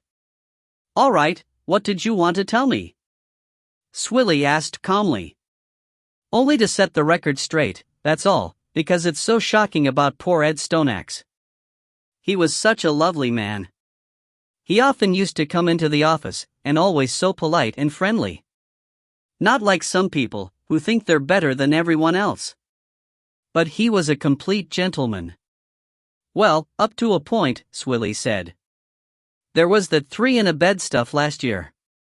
"Oh, that," Shauna said with robust scorn. "Well, if you want my opinion, there was something fishy about that. I said so at the time. He just wouldn't do a thing like that. If you want to know what I think he was drugged to make him do it. Because there was no way he would have if he was in his right mind. But then why didn't he complain about it afterwards?" She shrugged. "Oh, well, you know how these things go. Once something's been in the papers, no one ever believes you again. He'd have just looked like a fool to argue. And according to what I heard, they gave him a big settlement, so unless he wanted his job back, he was better to leave sleeping dogs lie. And he wouldn't have wanted it back after that, would he? Besides, they'd never have given it him anyway, because I believe that's what they did it for, the whole photo thing, to get rid of him. But that wasn't good enough for Madam." She jerked her head back towards the office. "Dropped him like a hot potato as soon as he was in trouble. I heard that she stood by him," Swilly said. "The moment she realized there was bad publicity in it, she gave him the elbow. She's mad about publicity, lives for it, but it's got to be the right kind. Got to reflect well on Miss Snooty Pants and the old school, don't you know?" She put on a ludicrous posh accent. "When you say she gave him the elbow, there was this time, just after it all broke, when she phoned him and I picked up the line by mistake. Well, I couldn't put it down again because it would have made a click and then she'd have thought I was listening." "So you listened?" She had no shame about it. The end had justified the means for her. "I heard him say they needed to talk about it, and she said no they didn't, there was nothing to say. So then he said could he come round and see her, and she said he could, but it wouldn't make any difference, he wouldn't be able to change her mind. So then he rang off, and about half an hour later he came in through the door and she took him into her office and shut the door. I couldn't hear what they were saying, they must have been keeping their voices down, but then she buzzed me, and when I went in they were standing on opposite sides of the room, and she was quite red in the face and he was looking really fed up. So she says, all polite in Chile, 'Will you have a cup of coffee?' And he says, 'No, thank you. I'd better go.' Might just as well have said, 'No thanks,' it'd choke me, because it was obvious he'd been pleading with her and she'd been giving him the old heave-ho. So he just up and leaves, and she turns to me and says, 'I think you should know that Mr. Stoneaxe and I are no longer going out together.' I felt like saying, 'Surprise, surprise.'" "I wonder why she would tell you that," Swilly said, almost to herself. "Well, we all knew how things were between them before that, so I suppose she was making sure we knew she wanted nothing more to do with him. Too good for him, the stuck-up cow. But he had two-timed her in a pretty nasty way. I told you, I never believed in that. He was set up. Anyway, what about stand by your man? She should have forgiven him and taken him back, Shauna said sententiously, straight from the pages of whatever magazine she had most recently been reading. It wasn't Country Life, that was for sure. Anyway, before you can turn round, she started going out with someone else. Who is that? Freddie Bell, Sean said, with a certain ripe, significant look. The casino mogul? That's him. And a real rough diamond he is. When he comes in the office to see her, it's, "What are you lot staring at? Haven't you got any work to do?" Never stopping for a chat like poor Mr. Stoneaxe did. Swilly was fascinated. Are you sure about that, Candida Scott Chatton going out with Freddie Bell? I wouldn't have thought he was her type at all. Well, if you want my opinion, she likes a bit of rough. And of course he's mega rich. It got her into the papers all right, didn't you see? Swilly shook her head. They were photographed together all over the place. Rubbing Mr. Stoneaxe's nose in it, I thought. So she wasn't still seeing Ed Stoneaxe? You kidding? He was history. Besides, Freddie Bell's not the sharing type, and he's got a temper on him. He broke that bloke's arm just for looking at his girlfriend funny, didn't you read about that? It was in What She Wants and Chat magazines. I don't get those. I couldn't live without them. It's the only way you find out what's really going on in this world.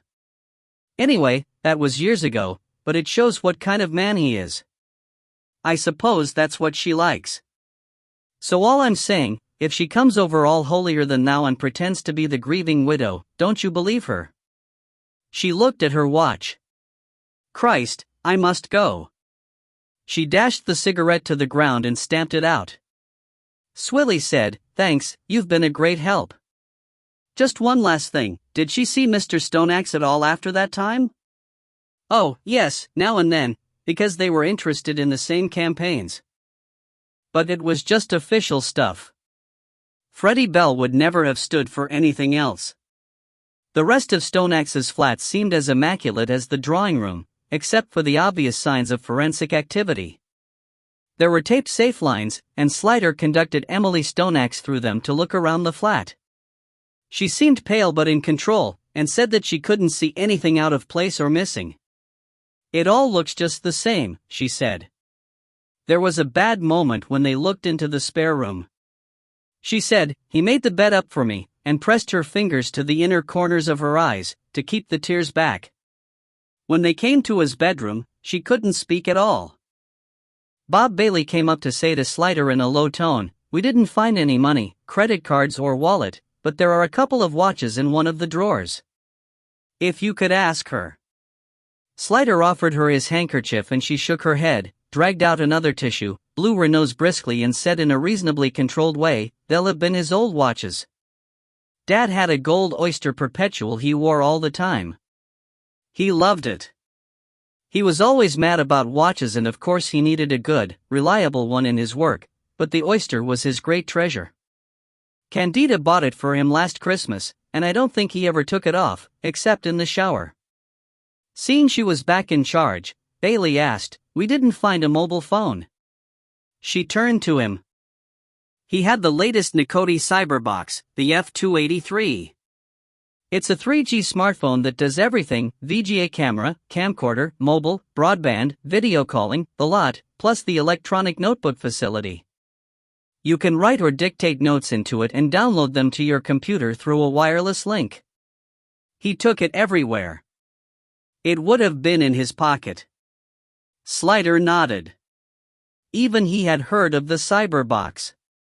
There had been queues round the block in New York when it came out, gadget aficionados wanting to be the first to own one. It made robbery from the person look a better bet. We'll put a trace on it. And on his credit cards, once we have the numbers. I suppose all that sort of thing will be in his office. There was something at the back of his mind which wouldn't come forward, but it prompted him to ask, without really knowing why, "Did your dad have a fountain pen or a fancy ballpoint?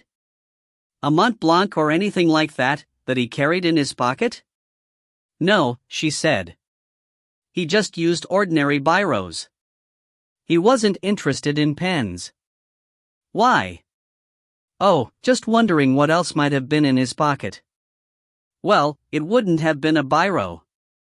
He hated people who had them sticking out of their pockets. Like men who wore signet rings. He had a lot of those little prejudices." "We all do," Slider said, to comfort her.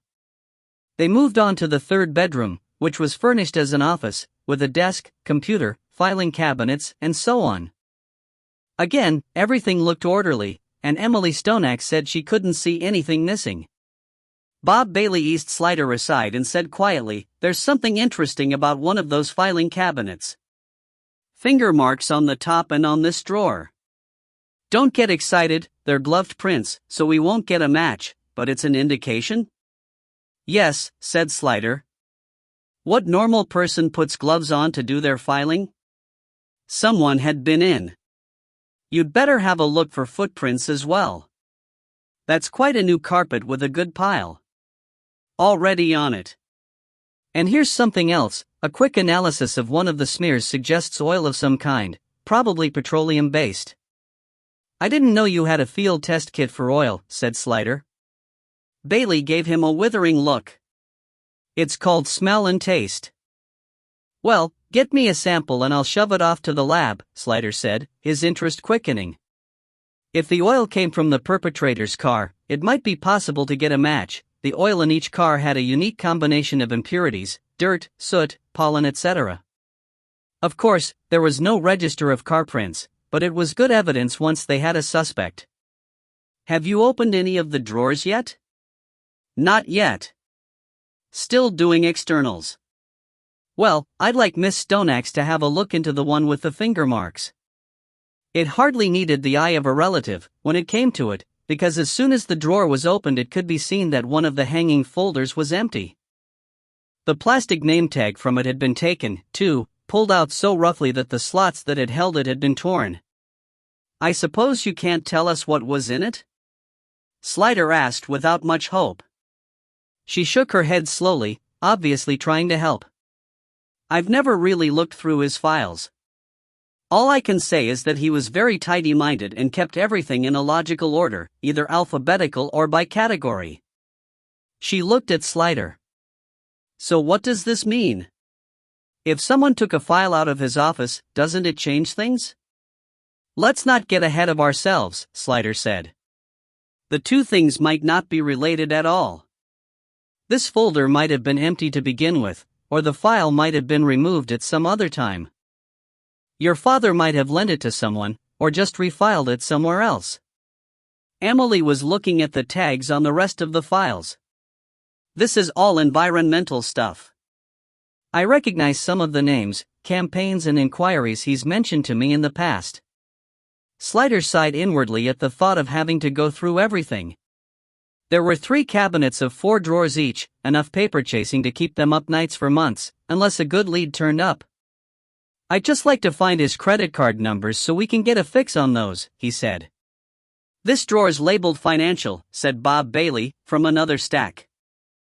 There were folders inside with credit card statements neatly filed in date order, each entry on each statement with a small precise tick against it where, presumably, it had been checked against the counterfoils in the officially approved manner. Stonax's tidy, logical methods certainly made it easier to find things. Unfortunately, if the missing folder were indeed missing, and significant, it also made it easier for an intruder to find what he wanted. "That's all I want for now," Slider said, noting how Emily Stonax was drooping with weariness as the brief, spurious excitement wore off. "Would you like to make your way back to the door and I'll see about getting you some transport?" She retraced her steps, while Bailey bagged the credit card folders. "I'll take his checkbook and bank statements, and that big diary, too," Slider said. "And the pile of papers on the corner of the desk, that might be recent correspondence. I suppose we'll have to get into his computer, too." You may be too late for that, Bailey said. If the villain was after something documentary, now he's got the cyber box, he can get in there and take what he wants. He can? It uploads as well as downloads. Oh, bloody Nora, don't tell me that. If he knows or can figure out the password, that is, Bailey said hastily, in an effort to comfort him. Slider met his eyes. I was hoping the stolen cyberbox meant it was a simple robbery from the person. But combine it with a missing file, and it starts to look more complicated. And complicated I can do without at the moment. We don't know the file's missing, said Bailey encouragingly. And Stoneaxe might have made those finger marks himself, on his way out with his gloves on, say, and he suddenly remembers he needs the file for something. Dashes back in. Thanks for reminding me, Slider said, though not with overwhelming gratitude. Now we've got to look through his clothes for gloves as well. At the door to the flat, Slider found Atherton, standing outside in the corridor and talking to Emily Stoneaxe. Hart was also there, looking on with an expressionless face, her arms folded across her chest in what in other circumstances might have been a defensive posture. Slider took Atherton to one side and handed him the bag of papers. You can take these back and start going through them. The credit card numbers are in there. Do you want them stopped? Not immediately, said Slider. Put an alert on them. It's possible one of them might be used and then we'll get a fix on the user. Right. Oh, and McKay was just here. He's managed to get the old lady next door to answer at last. Number 5, the other side. A Mrs. Kuntz. Apparently she was out walking her dog this morning at about 7:30 and she saw someone coming out of the main door downstairs. 7:30? That could be all right, said Slider. It's not much help to us, though, said Atherton. Apparently it was one of those motorbike couriers, in leathers, with the smoked glass visor on the helmet. Slider almost clicked his fingers. That was it. What was what? I saw something this morning, when I was leaving here. It caught my attention, but just out of the corner of my mind, and I didn't really take in what it was. But now you remind me, it was a man in a motorbike helmet. He was standing in the crowd. Atherton cocked his head slightly. Is that it? I just thought it was odd that someone standing watching like that shouldn't have taken off his helmet. Atherton shrugged. If he just paused for an instant to look. I know. It's probably nothing. What's probably nothing? Hart asked, joining them. Neighbor saw a motorbike courier leaving this morning at an interesting time, and the governor saw a man in a bike helmet in the crowd, Atherton explained. Naturally, in a city of 20 million people they'd have to be one and the same. You think you're kidding? Hart looked serious. I was waiting to tell you about the caretaker, Gov. Borthwick, but now I think there's something you ought to see for yourself. Slider was aware that Emily Stoneaxe was standing unattended since Hart had left her. I'll come, he said. Atherton, Miss Stoneaxe needs a lift. Can you look after her? Drop that stuff at the station on your way if that fits in. Certainly, Atherton said, and almost leapt to her side with an alacrity that had Hart muttering, Boy Scout. Under her breath, but rather sourly. In the car, Atherton said, I have to take these things back to the station, but of course your bags are still there, aren't they? So we can pick them up at the same time. Is that all right? Yes, she said, staring listlessly out of the window. And where would you like me to take you afterwards? She roused herself. I don't know. I was going to stay with my dad, wasn't I? I suppose that's out of the question now. Well, for a day or two, until all the forensic tests are done. Is there anyone else you can stay with in London? Friends? Family? I don't have any other family, I've already told you that. Weariness and shock was making her a little irritable. And I don't have friends in London anymore, not anyone I'd want to stay with, anyway, Well, we do need you to stay nearby for a little while, he said gently. Oh, I'm staying, she said, suddenly forceful. I'm staying until you find who did this, and catch him, and lock him up. The little burst of energy dissipated. I suppose I'll have to go to an hotel. I don't know any round here. Can you recommend anywhere? The thought of her shacked up in some horrible hotel was unthinkable, soulless modern chain or tacky local cheap, either way it hurt him.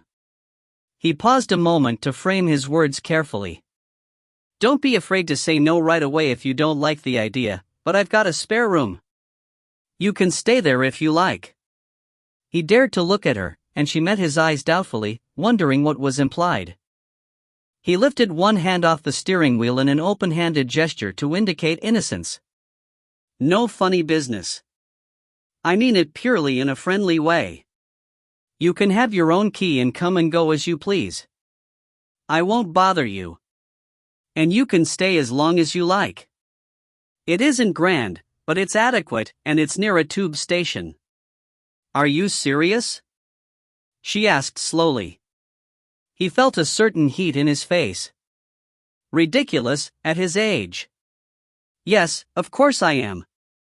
But as I said, don't be shy about saying no if you think it's inappropriate. Inappropriate, she mused. That's a really American expression. No, I don't think it's inappropriate. I think it's very kind, and I think it would be brilliant because you'd be able to keep me up to date on what's being done and what you've found out. I was dreading going off to some hotel and being forgotten and left out. But do you really mean it?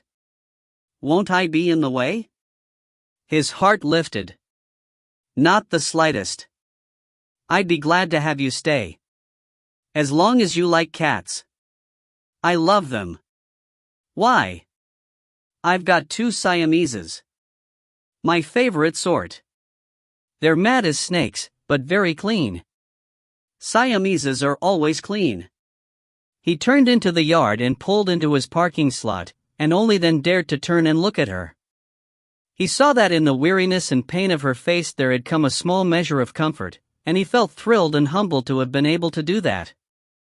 As if she heard his thought, she said, "It will be so much nicer to stay in someone's home rather than an hotel. Thank you for offering, . He tried not to grin like an ape in his pleasure. The only thing is I won't be able to take you back there right away. A lot of stuff to do. Do you mind waiting? I mean, you can go off and do things, of course, and come back later. You don't have to hang around the station.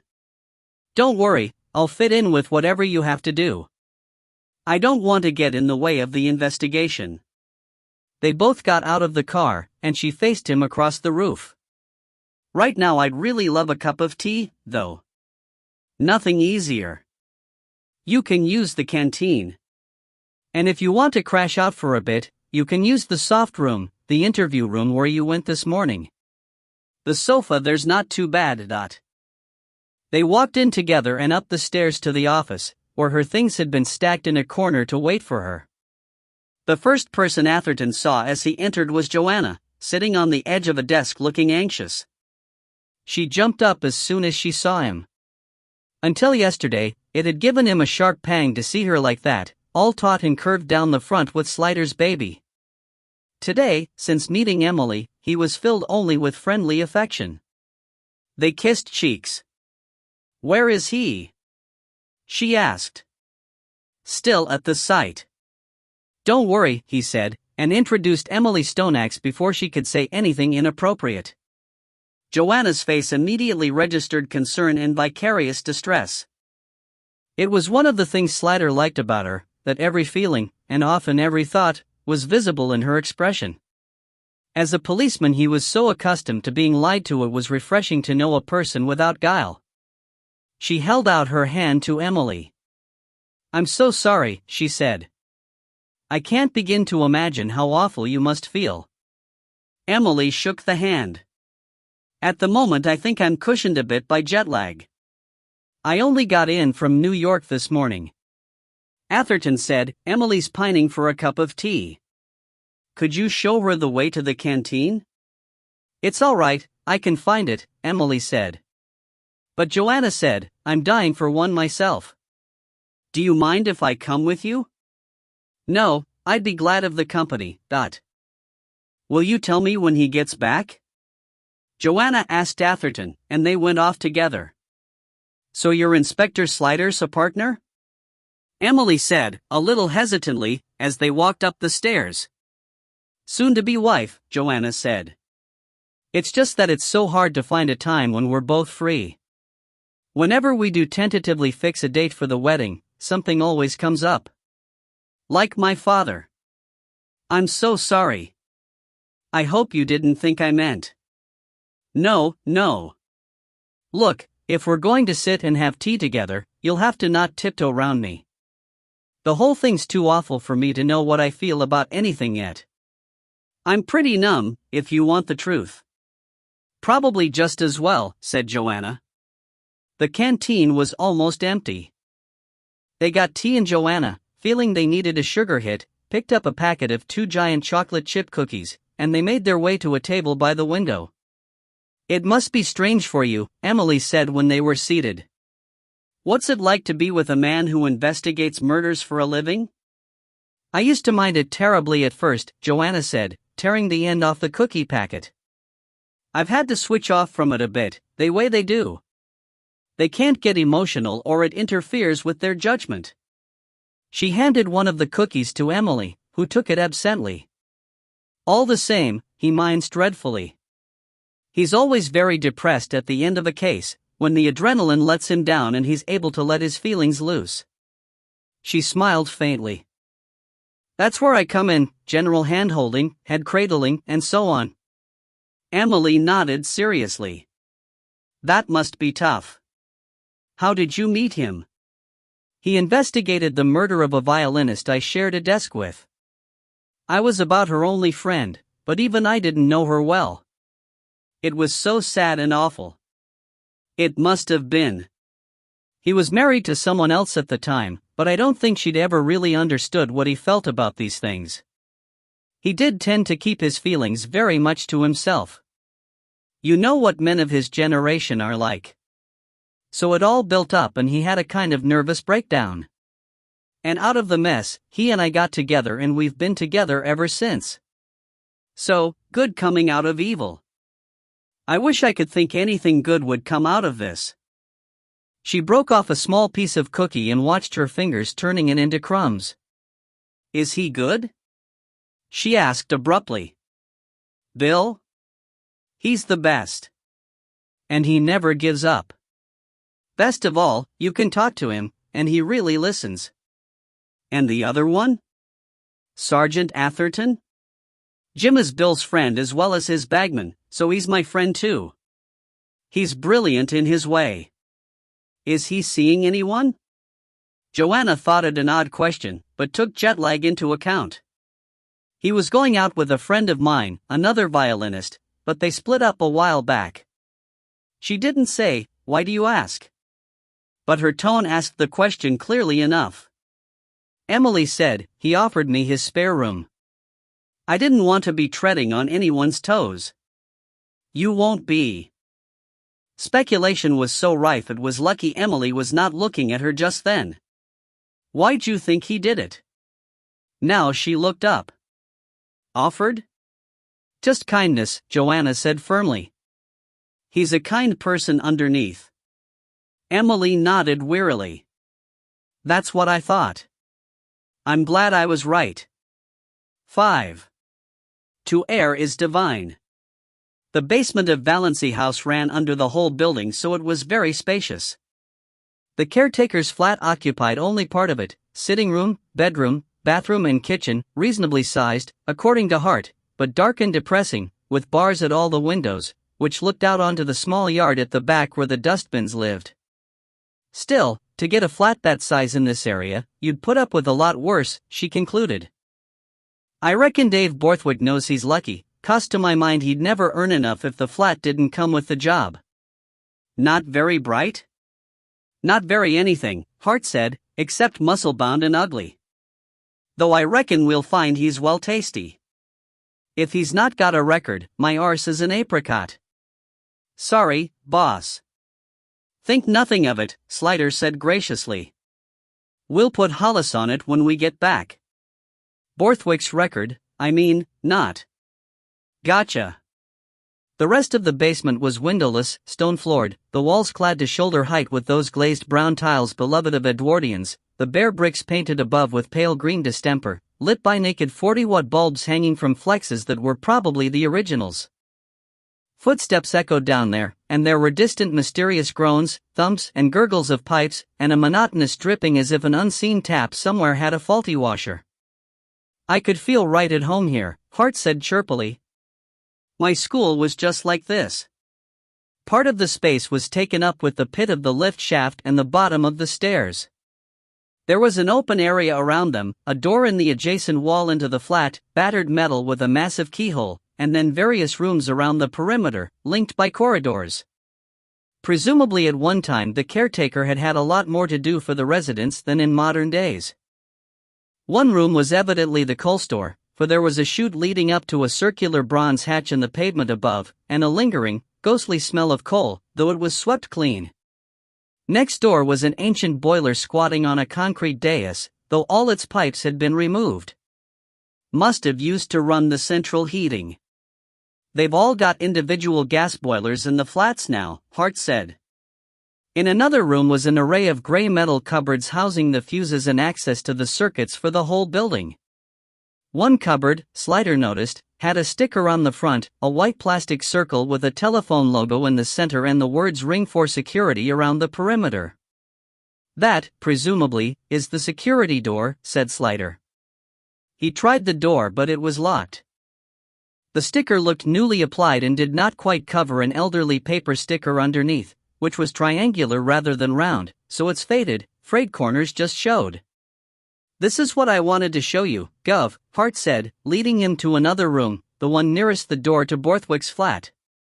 There was a massive metal sink in the corner with a single cold tap above it, the source of the dripping sound, and the marks on the walls of various machines and pipes long removed. It looked as though it had once been a laundry, either self-service or for the caretaker or his wife to perform service washes. Or perhaps people had kept servants in the old days. It was an interesting speculation to Slider, who always wanted to know how people had lived in times past, but not nearly as interesting as the object which occupied the center of the room, a large Triumph motorbike, propped on its footstand, an oil stain underneath it, and a toolkit spread out on a filthy square of canvas beside it. Borthwick's? Slider asked. Yeah. I thought you'd like it, said Hart with pleasure. How does he get it out? Not through his flat? Nah. There's a door into the yard under the stairs over there. For taking the rubbish out. Locked? One of them push-bar jobs. It looks in good nick. But it doesn't matter, does it? She went to the reason for the question. The stairs down to here are open, anyone could come down, and we know the security door wasn't working. She thought a bit more. But why'd you think the murderer might come down here?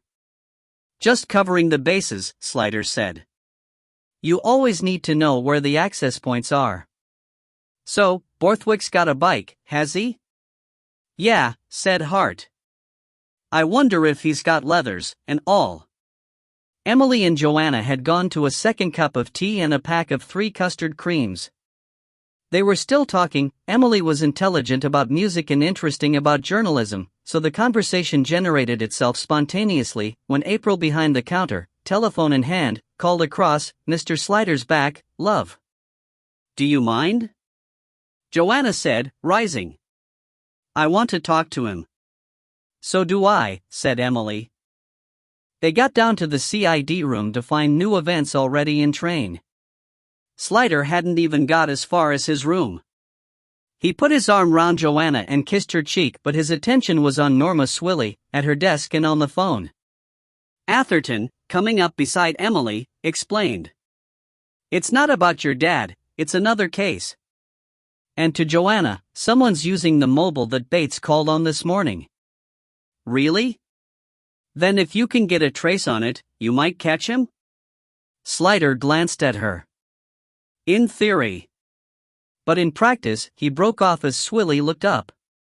"Boss," she said, with a shadow of puzzlement in her eyes, "Mick Hutton says he hasn't had an official request yet to monitor that number. Not from any of the SOs. No one has." That was strange. Wouldn't they be eager to follow up the only lead they had on a wanted, dangerous, jailbreak master criminal? But there was no time to wonder about it. It's their loss and our opportunity. Let's get after him. McLaren, who's next door from uniform? Ranker and Gallon. Good. They were both big, hefty lads. Get them. Norma, stay on the line with Hutton and liaise with us through Atherton. You're going? Atherton asked, seeing Joanna's eyes widen. Slider gave him a silencing look. Of course he was going. Fathom spoke up excitedly.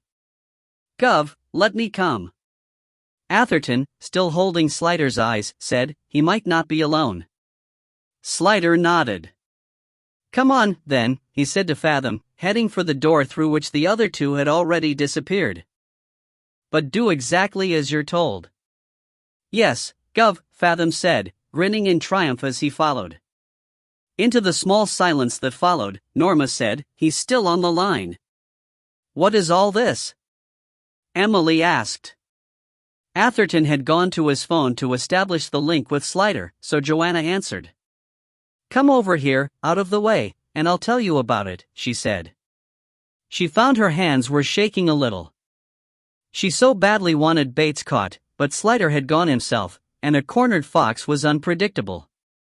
The time seemed to drag by horribly, but in fact they were not away very long. When Slider came back into the room, Joanna's heart clenched with relief. Only afterwards did she realize with sickening disappointment that his rapid return meant it had been a false alarm. You didn't get him? Oh, we got him all right, he said grimly. Him being a 14-year-old boy. He held up the evidence bag with the mobile in it. Jason Clifton. Found it lying on the front garden wall of a house, partly hidden by the privet hedge. He'd just come out of school, couldn't believe his luck. Pocketed it, then as soon as he'd put a bit of distance between himself and the site, he rang up a mate to boast about it, and was still having a long, luxurious chat when we turned up. You believe him? Joanna asked. Oh, yes, Slider said wearily. I think it was Bates's idea of a joke. I think he bought the mobile for the single purpose of making fools of us. The only possible help it might be is that he might have hung around to see the fun, so we're bringing the boy in for questioning as soon as we've got hold of his appropriate adult. But I doubt if he can tell us anything. We know what Bates looks like. What we don't know is where to find him. I suppose, Joanna said hesitantly, he wouldn't be at home? Is that a silly question? The house was sealed up when he was arrested, and they've been watching it ever since he was sprung from the security van, Atherton answered. They being? SOCA, the Serious Organized Crime Agency. And is that the same SOCA that didn't get the mobile phone monitored? Joanna asked. Good point, Atherton said. He looked at Slider. Should we maybe check that it is being done, Dot? If you can think of a way to do it discreetly, Slider said. I'm on it, Gov, Hart said. Phil Warzinski at Notting Hill's an old mate of mine. In the car on the way home, Joanna asked for more detail on the Bates business, but there wasn't much more Slider could tell her. I'm glad the others are going to help you try and find him, she said. So am I. Though they're putting themselves on the line, could be disciplinary action if they're found out. Don't sound so surprised. They love you, stupid. You look tired. It's been a long day. Did you know Jim's taking Emily Stoneaxe home? I heard. You don't mind? It won't hurt. She's not a suspect. She wasn't even in the country. I was in the country, she reminded him. Well, we got away with it, he said, putting a hand on her knee. Do you mind? About us or about Jim? He and Sue are really all over? They weren't really suited. It's a shame, but she shrugged. I think he's just being kind, about Emily, I mean. I hope so, anyway.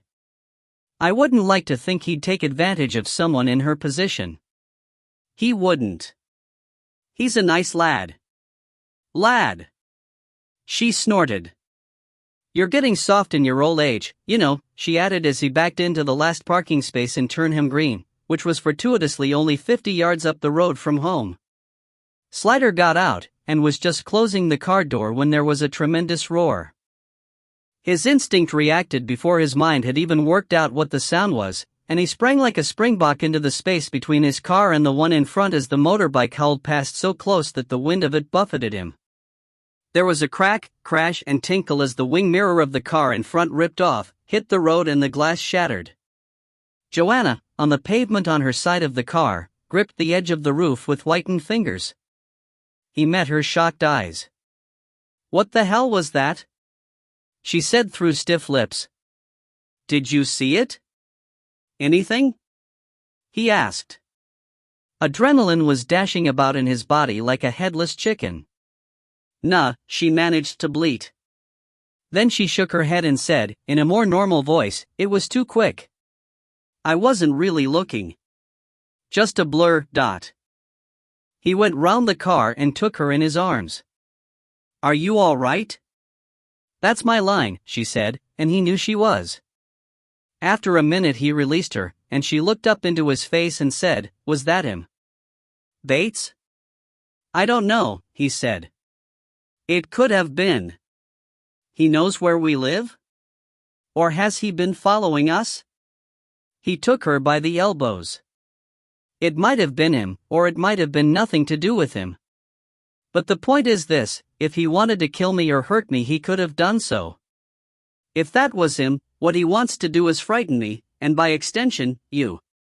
Tell him he's succeeded, Joanna said with grim humor. They walked up the road and went indoors, Slider leading, eyes everywhere, senses on the stretch. But his instincts told him that there was no one watching him, and there seemed nothing amiss in the house. They changed, washed, prepared a meal, and sat down with it. They didn't talk until the food was gone. Then Joanna said, it's not just us we have to think of. I know. There's the baby. I know. I have to ask you again, do you think we're in danger? He thought for an intense moment, but he could only say again, I don't know. He studied her face. Are you afraid? She thought. A bit. Not a lot, but a bit. Mostly I'm angry. No one has the right to do this to us. It's blackmail and I hate blackmail. Nice, normal, healthy reactions. He smiled, a trifle wearily. I'm wondering if it might be better if you went away. Just for a little while, Dot. Until you catch him? But you don't know how long that might be. I don't want you to be here alone, he said. Just in case. Well, I've got Leeds tomorrow and Huddersfield the day after. My last 2 dates. I could stay up there overnight, if it helps. You weren't going to drive back and then back again? He discovered. Of course. In your condition? I'd sooner my condition slept in its own bed, thank you. But if it would stop you worrying. I think it would, a bit. 48 hours wasn't much time to catch him, but it was better than nothing. After that, they would have to talk again. In bed, later, they held each other closely, and each pretended for the other's sake to be asleep. After an hour or so they made love, carefully, because of the baby, and then they really did fall asleep. In Atherton's Bijou Artisan Cottage, the teenage Siameses did their usual wall of death act, racing round the house without ever touching the ground, so fast they were just a blur. Sredni Vashtar and Tiglath Pilzer, known as Vash and Tig for ease, were the legacy of his last attempt to get it together with Sue. She had persuaded him into getting them, but then when they finally broke up said she couldn't have them because with her job she was away from home too much. There was truth in that, also, as she further pointed out, that he had had a cat before and she never had. So the kits stayed and mutated into mobile shredders. Once he had learned to put every piece of paper away and wedge the books into the bookcase, they worked out how to open the loo door, and thereafter all his loo rolls became elegant white lace. But they were a great icebreaker and got Emily over any awkwardness there might have been in finding herself alone with Atherton in his house. Chatting about the cats, he took her bags up to the spare room and dumped them, showed her where the bathroom was, and then mixed them both a gin and tonic large enough to wash in. He left her playing with the cats while he went to the kitchen to start supper, and called over his shoulder that she should put some music on. He thought sorting through his CDs and then figuring out how to work the player would make her feel at home, and her choice of music might tell him something about her. He was eager to learn everything about her he could, but he didn't know where to start. In the end, it didn't take her long either to select or to make the machine work. He was still chopping onion when she appeared in the kitchen doorway, glass in hand, with the opening chords of the Symphonie Fantastique behind her. He glanced up. His heart looped the loop again. "Nice and noisy," he commented. "I started with the BS," she admitted. "And it couldn't be Brahms, Beethoven, or Bach." "No, I can see that," he said. "Too emotional." Her face cleared. "You understand. You know a lot about, well, stuff, don't you, I did stuff at a level." She watched him chop for a moment. "Can I help?" "Thanks, but there's not really room in here for two." "You like to cook?" "I like to eat, so there's no alternative." "Yes, I like to cook." "I hope you like pasta." "It's just the quickest thing I've got ingredients for." "I love pasta," she said. The cats had oozed past her into the kitchen and were winding themselves sinuously round his ankles, making suggestive remarks. "If you've got something to twiddle, I'll keep them out of your way." "If you're sure I can help." "You can lay the table when the time comes." "Thanks." "There's a catnip mouse on a string somewhere, probably under the sofa." "Most things end up there, "I see what you mean," she said a moment later, and brought out a sock and the inside bit of a toilet roll as well as the mouse. She was a good twiddler and the cats were soon absorbed in one of their monotonously ferocious games. "Your boss seems nice," she called out. "He is," Atherton replied. "He's the best." "That's what Joanna said." "She's nice too." "He's the only man I can think of who deserves her." "We had a good long talk in the canteen." "She's very sympathetic." She whipped the mouse across the room again and it disappeared under a wreath of cream fur. "She told me about this Bates person." "Is he really dangerous?" "It's hard to say. Usually these threats are only meant to frighten, but Bates was a pretty hard case." The chopping sound stopped and he appeared in the doorway. "I don't want you to think that anything will come in the way of your father's investigation." "I know," she said, looking up from her position, crouched on the floor. "But it occurred to me that I could help you. With two things going on you must be stretched, and I'm sure you never have enough staff. You read about it in the papers all the time, about the police being short-staffed." "Obviously," she forestalled him, "I couldn't do police things, I know that. But I could do research for you." He still looked at her doubtfully, and she urged, "I'm really good at that. It's my job, a large part of it, anyway." "Oh, I'm sure you are. I mean, yes, obviously you must be. You couldn't use the police computer system, of course, I know that, but there must be lots of information in the public domain that might be useful to you. And then there's all Dad's paperwork to sort through. That'll take a lot of time, if you don't have enough people." "I'll have to ask Bill," Atherton said, "but if you really want to get involved, I'm sure there's something you could do." He smelled his onions catching and hurried back to the stove. The pasta didn't take long, and soon they were sitting down at the table with their bowls and a bottle of wine. He had a block of fresh Parmesan and leaned over to grate some for her. "This is really nice of you," she said. "To go to all this trouble." I told you, I like to eat. I didn't mean only the food, but everything. It would have been hideous going to an hotel, but that's what I thought. Wine. Yes, please. I don't want any risk of not sleeping tonight. She watched him pour, idly caressing the gold locket, something he guessed she did all the time and wasn't aware of. Nice locket, he said, sitting down. Unusual. Is it old? Not to me, Dad sent it to me for my birthday last week. But it is antique, I think. It looks heavy. It is.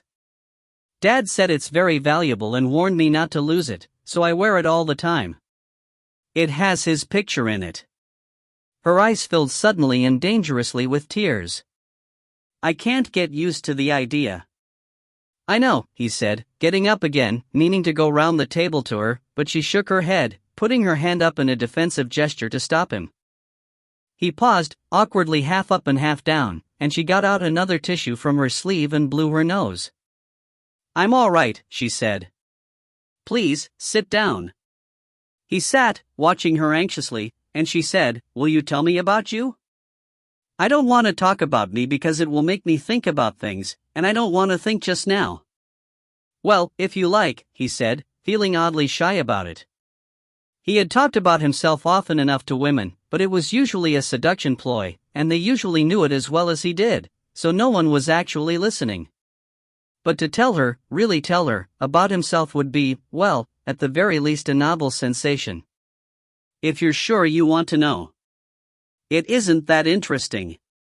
I bet it is, she said. It occurred to him that he had never seen anyone look more tired in his entire life. So he talked. When they had finished eating, it was obvious that she was finished. Would you like a bath? He offered. I had a shower at the police station. I don't think I've got the strength for any more washing. The wine and the gin had done their work, her eyes were closing as she spoke. Okay. You go in the bathroom and clean your teeth while I make the bed up, and then you can just fall in. It didn't take him a minute to whip on a sheet and a duvet cover. She came back from the bathroom as he was doing the second pillow. He switched on the bedside lamp and said, I hope you sleep all right. If you need anything in the night, I'm just across there. Call out and I'll hear you. She nodded, seeming not to have the strength even to say goodnight. He backed out and closed the door, and went back downstairs. In the middle of the night he woke with a start to the realization that someone was in the room with him, and was half out of bed before he remembered that Emily was in the house. Then she advanced to his bedside and he could see her dimly in the light filtering through the curtains from the street lamp outside. She was wearing an outsized t-shirt which presumably did service instead of nightclothes, and he could see the gleam of the locket hanging against her chest. So she really did wear it all the time. Are you all right? He asked. I can't stop shivering, she said in a low tone. Her arms were wrapped round herself and she was hunched as if in pain. Can I get you another blanket? An aspirin? A hot drink? No. Thanks. Can I get in with you for a bit? Just for the company? I can't. That sentence didn't seem to have anywhere to go. Silently he opened the bed to her and she climbed in, and he lay down and took her in his arms. She felt icy cold and was quivering and rigid with it. He held her quietly and gradually she warmed up and the quivering grew less. And then she started to cry. It was like a summer storm, short and violent. He held her, cradling her head against his shoulder while she wept as if it were being torn out of her, and the hot tears soaked his neck. At last the tears eased and the sobbing died down, like thunder retreating. When she was quiet, breathing steadily, he thought she had fallen asleep. Very gently, he kissed the crown of her head, and felt things stirring in him that he had never felt before, emotions he had never thought to feel. After a while she moved against him, almost languorously, and turned her face up to him. He moved his head back to look down at her and see what she wanted. He saw the gleam of her half-open eyes. She reached and took his hand from her back, brought it round and placed it on her breast, at the same time craning upwards and placing her lips against his. He resisted, afraid on so many levels it was bewildering. But she murmured, "Please. Please," against his mouth, holding his hand to her. He kissed her, tentatively, feeling his body getting away from his control. But her response was urgent, and she was pressing her body against him, kissing him as though it might save her life. Well, who knew but that it might? So he made love to her, half his mind splitting away with guilt and anxiety while the other half was faint with love and joy. Afterwards she fell asleep suddenly, instantly, as the kittens would sometimes do in the middle of play, without warning. Early in the morning he woke and found her caressing him, and they did it again, with great tenderness, and this time, with all his mind. 6. Voy chase say Pete. In the morning, Atherton got up quietly while Emily was still asleep, showered and dressed and went downstairs to feed the cats and let them out, and make coffee. He had no idea how she was going to feel, when she woke, about the events of the night. Would she regret them, blame him for taking advantage of her? At best there might be embarrassment, at worst blazing resentment. For himself, he wanted only to be with her all the time, a sensation he had not previously known. Even with Sue, to whom he had once proposed marriage, he had not envisaged spending every moment of the rest of his life in her company. The very idea would have made him nuts. Now, though he knew she must be exhausted, he longed for her to wake up so he could talk to her again. Fortunately, or unfortunately depending on how you looked at it, the kits, not being used to having visitors in the house, thundered upstairs in their usual manner. As soon as he came downstairs in the morning they liked to race to the top full speed and fling themselves from the bedroom door onto the bed in one splendid Baryshnikov leap. They were gone before he could stop them and he distinctly heard Vash say wah. In astonishment, before the pair of them thundered back down with their tails in bloom and disappeared into the garden and under the ceanothus. Atherton hastened upstairs. Emily was sitting up in bed, clutching the duvet to her chest, looking bleary. "What the hell was that?" she asked thickly. "The cats. I'm sorry, they dashed off before I could stop them. I'll keep them shut in downstairs now and you can go back to sleep." She rubbed her eyes. "You're dressed," she said. "I have to go to work. But you can go back to sleep. You must need it." "No, no," she said, beginning to wriggle to the edge of the bed. "I want to come in with you. I want to know what's happening. When do you have to leave?" "About 15 minutes. I was just making some coffee." "Me for that," she said. "I'm a really quick dresser. I'll be downstairs in 5 minutes.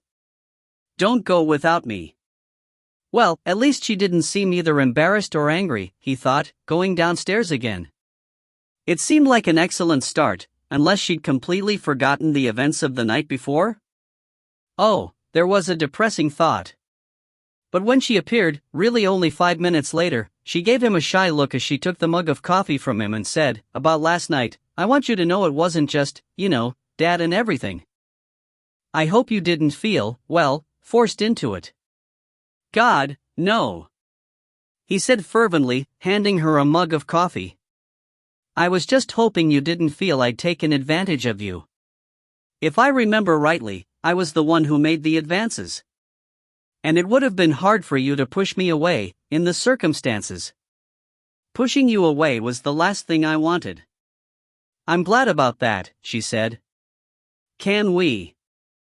I don't know how to put this. Carry on where we left off?" he suggested. "Something like that." There was color in her cheeks and she was looking down into the mug as if the coffee was a crystal ball. "I said you could stay here as long as you liked, and that still goes. Even more so." "Thanks," she said.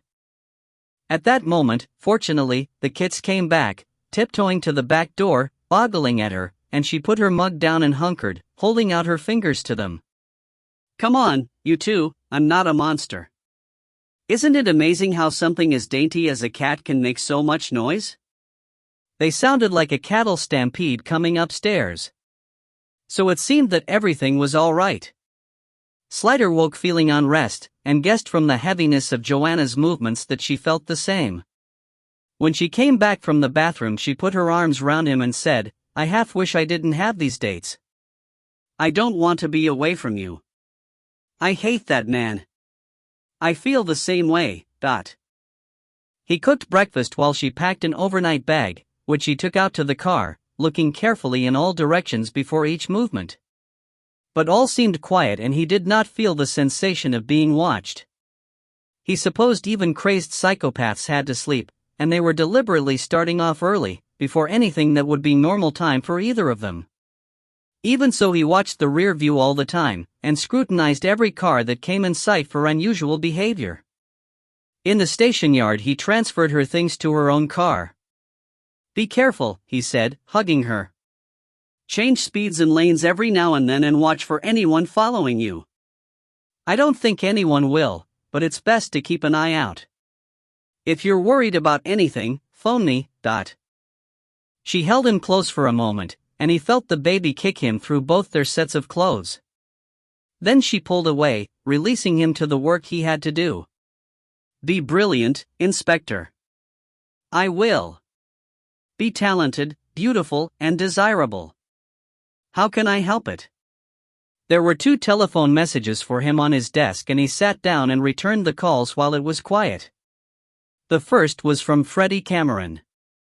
"No surprises, old bean," he said. "Death was caused by the blow to the head. Would have been virtually instantaneous. We're talking about something rounded, possibly padded, very heavy, and wielded with great force. Cease looking for frail women, old-age pensioners, or children. Isn't it always the last person you suspect? Not in this life. One other thing, there were traces of oil on the pockets, where Chummy went through them, and a large mark on the sleeve of the jacket, where I suppose it was pulled back to expose the watch. From first tests it looks like motor oil of some kind. Do you want it tested further? Might as well. I don't think there'll be any budgetary restraints on this one. Send off the best sample to Les Patterson, will you? The alien substances chappie. Will do. Anything else? I don't think so, at the moment, thanks, Freddie." The second message was from Bob Bailey. Slider tried his office, and was told he was at the site already, and rang him there on his mobile. "I thought you'd like to know that we came up with more oil traces," Bailey said. "On the files in that filing cabinet and on the front door. I think we can get a good enough sample to analyze, possibly get a match when you get a suspect. D'you want to go ahead?" "Yes, please. Bung it off to Les Patterson, will you? Freddie Cameron says he's found oil on the clothes, too." "Careless buggers, criminals," said Bailey. "Anything else?" "Footprints by the filing cabinet. 2, where he stood still, probably while he was looking through the drawer. They're really only impressions in the pile of the carpet, so I can't get much for you, no nice whirls and lugs, but it looks to be some kind of heavy boot, not the leather-soled city shoes the victim was wearing. And smaller. Victim wore a size 11, and these are a 9 at the most, I'd say possibly even an 8, given that with a boot the outside profile tends to be bigger than with a shoe. Any good? I don't know yet. Were the boot marks oily too? No, we didn't find any particular traces connected with them. I suppose he will have walked off anything coming up the stairs and along the corridor. Do you want me to try and trace them back? The carpet outside the flat doesn't have much pile on it, he said doubtfully. Well, you can have a look, but don't knock yourself out. There've been too many people in and out. Okay. Well, good luck. There's a stack of press people here already.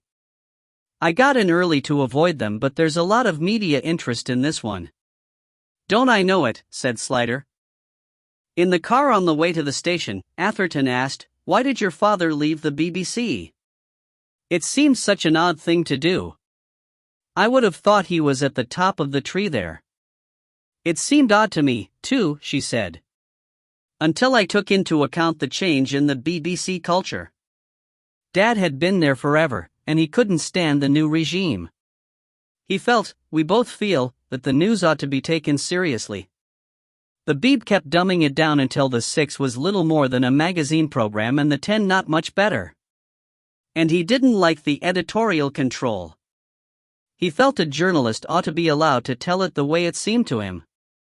Well, of course, being Dad, he didn't keep his feelings to himself. He spoke out a little too frankly for the bosses, made himself unpopular, and was invited to leave. Sacked? Atherton asked. She made a comical face. Nobody's sacked from the BBC.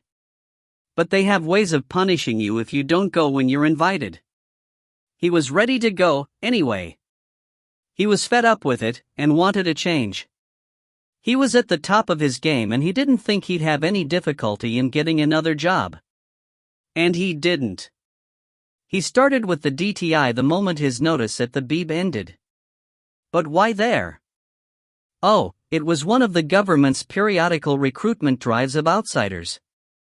Every now and then they have a spasm of thinking they need media-savvy types with outside experience. And of course everyone had heard of Dad. The news that he and the Beeb weren't on speaking terms anymore filtered through, and they were thrilled with the idea of having someone who knew the organization from the inside but didn't like it. She gave him a frank look. They're pretty paranoid about Auntie, you know. And did he like it there? He did at first. He said it was interesting seeing government from the inside, and quite exciting to be close to the seat of power. But he never thought much of Sid Andrew, and he got frustrated at the way things were done. Specifically? Oh, I don't know really. He didn't go into detail with me. I think he just felt too many things were happening behind closed doors. He was never a great one for conspiracy, she said with a wry smile. Why did he choose the DTI? He didn't, they chose him. He'd had a lot of experience covering industrial relations and disputes before he became a foreign correspondent, so I suppose they thought he'd speak their language. But mostly I think they just wanted to have the kudos of getting Ed Stonax of the BBC onto their books. I think he felt he was pretty underused. She lapsed into silence, and as he had to concentrate just then on the traffic, there was a silence between them. When he could look again, he saw her staring at her hands, her head bowed. It was not a happy posture.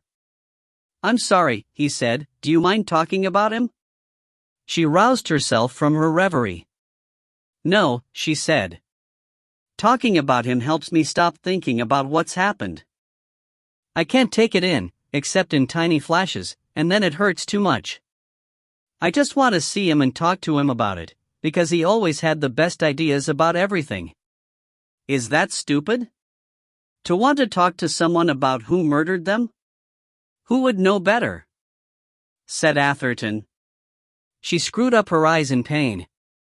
I hate that word. Murdered. I can't take it. Not Dad. Not Kim. He reached across and touched her hand, and hers folded quickly round his and hung on, as though for salvation. We'll be there soon. It's the next turning. Do you want to go off and do other things? You've got a key for the house so you can come and go as you like. She squeezed his hand and then drew hers back. I haven't got anything else to do, she said. And I want to help. I want to come in with you. All right, then, Atherton said, turning into Stanlake Road. Slider looked surprised. What's come over you? I think you ought to know the answer to that, seeing you started with Joanna when she was a witness in the Austin case. And as I remember, you thoroughly disapproved. And you said she wasn't a material witness, which she wasn't, only happened to know the deceased. Emily wasn't even in the country. She's just the victim's daughter. All the same, at a moment when she's in emotional turmoil. This is a moral objection, then, not a police procedural one? Atherton asked with his head up. It's not like you, Slider said. No, it isn't. And for the record, she came on to me. and I've no intention of letting her down. I'm extremely serious about her, but. Slider surveyed his friend's face and was baffled. Atherton was a serial womanizer, and he was so attractive to the opposite sex he had to fight them off with a plank. But to be betting a woman when she'd only found out that day that her father had been murdered. When Emily Stoneaxe was back in her right mind, she might well bring a complaint, and though Atherton hadn't broken any specific rule, it could be viewed as misconduct. As to including her in the investigation, would it make her more or less likely to want to sue if she saw the way the department operated? On the other hand, she might have useful insights to share. Joanna had been extremely helpful during the Austin case. She can't sit in on our meetings, he said at last. But you can pass things on to her unless I specifically say you can't. You'll have to use your judgment about how much you want to tell her. She wants to help. She wants to be useful. Well, I expect she will be, Slider said. Can't we give her something to do? She says she's very good at research. She must be, given her job. Slider began shaking his head halfway through this, and Atherton added, I brought in my own laptop, so she wouldn't have to use one of ours. If anything comes up that's suitable, we'll talk about it then, Slider said, standing up. For now, I have a meeting to conduct. When everyone was assembled and more or less quiet, Slider began with the summary. In the case of Edward Philip Stoneaxe, BSc, PhD, DBA. McLaren looked up from his fried egg sandwich.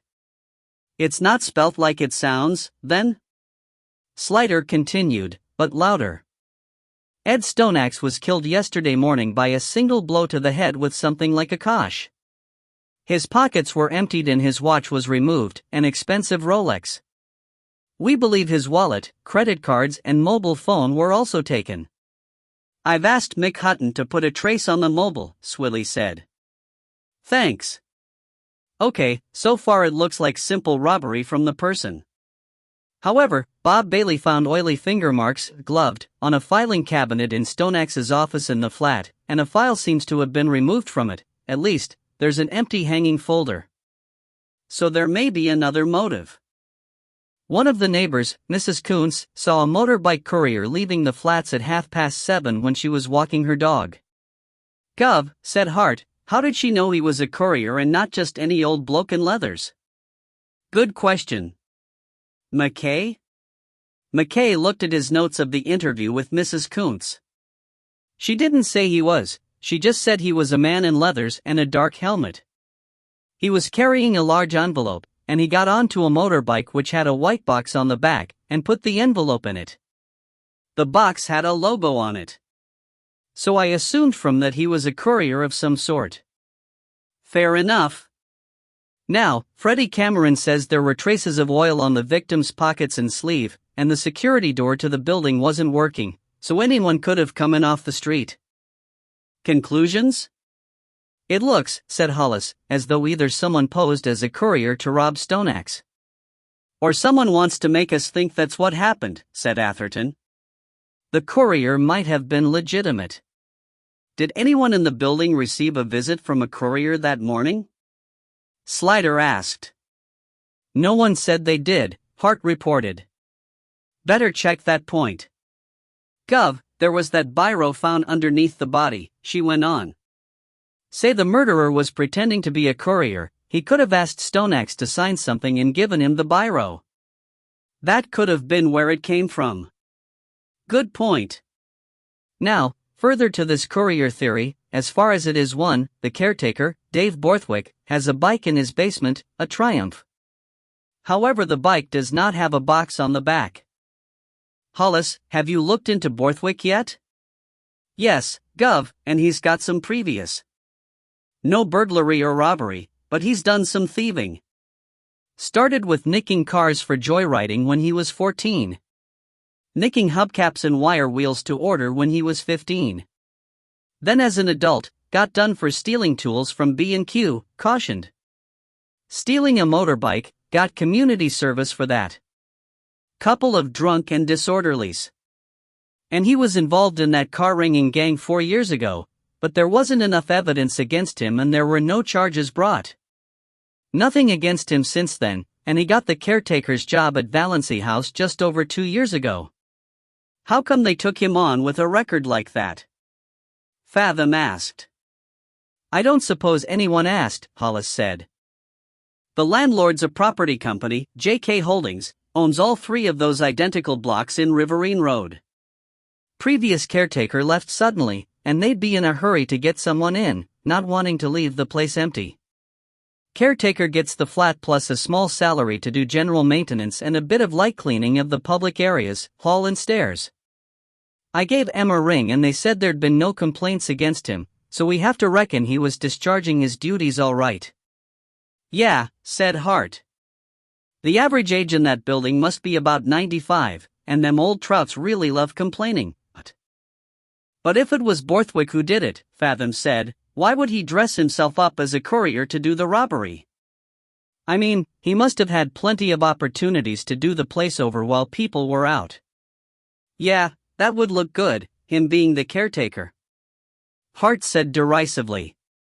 Of course he had to cover himself up, because any of the old biddies would have recognized him. And he had to make it look like an outsider, didn't he, to take the heat off himself? That's why he broke the security door. Said Slider. But he'd not done anything like that before. Why stoneaxe, why robbery from the person, and why now? Maybe he'd seen the F-283, Hart said. People'd kill for that cyber box. He wouldn't have any trouble shifting it afterwards. Say he'd seen stoneaxe coming using it? He might not be meant to kill him, just hit him a bit too hard. But what about the oil smears on the filing cabinet? Slider said. If the cyber box was his object, what was he doing in the office? Hart shrugged. Maybe once he'd slugged stoneaxe he reckoned he might as well look round. Hoping to find some cash or something portable. He didn't take anything, Atherton said. Maybe he was disturbed, McKay said. Thought he heard something. If it wasn't his usual style, he would have been well nervous. All right, said Slider, we'd better turn him over. Bring him in for questioning, and search his flat while he's here. Get some samples of oil from various parts of the motorbike and send them off to Les Patterson. If we can get a match on that we'll know something, at least. What else?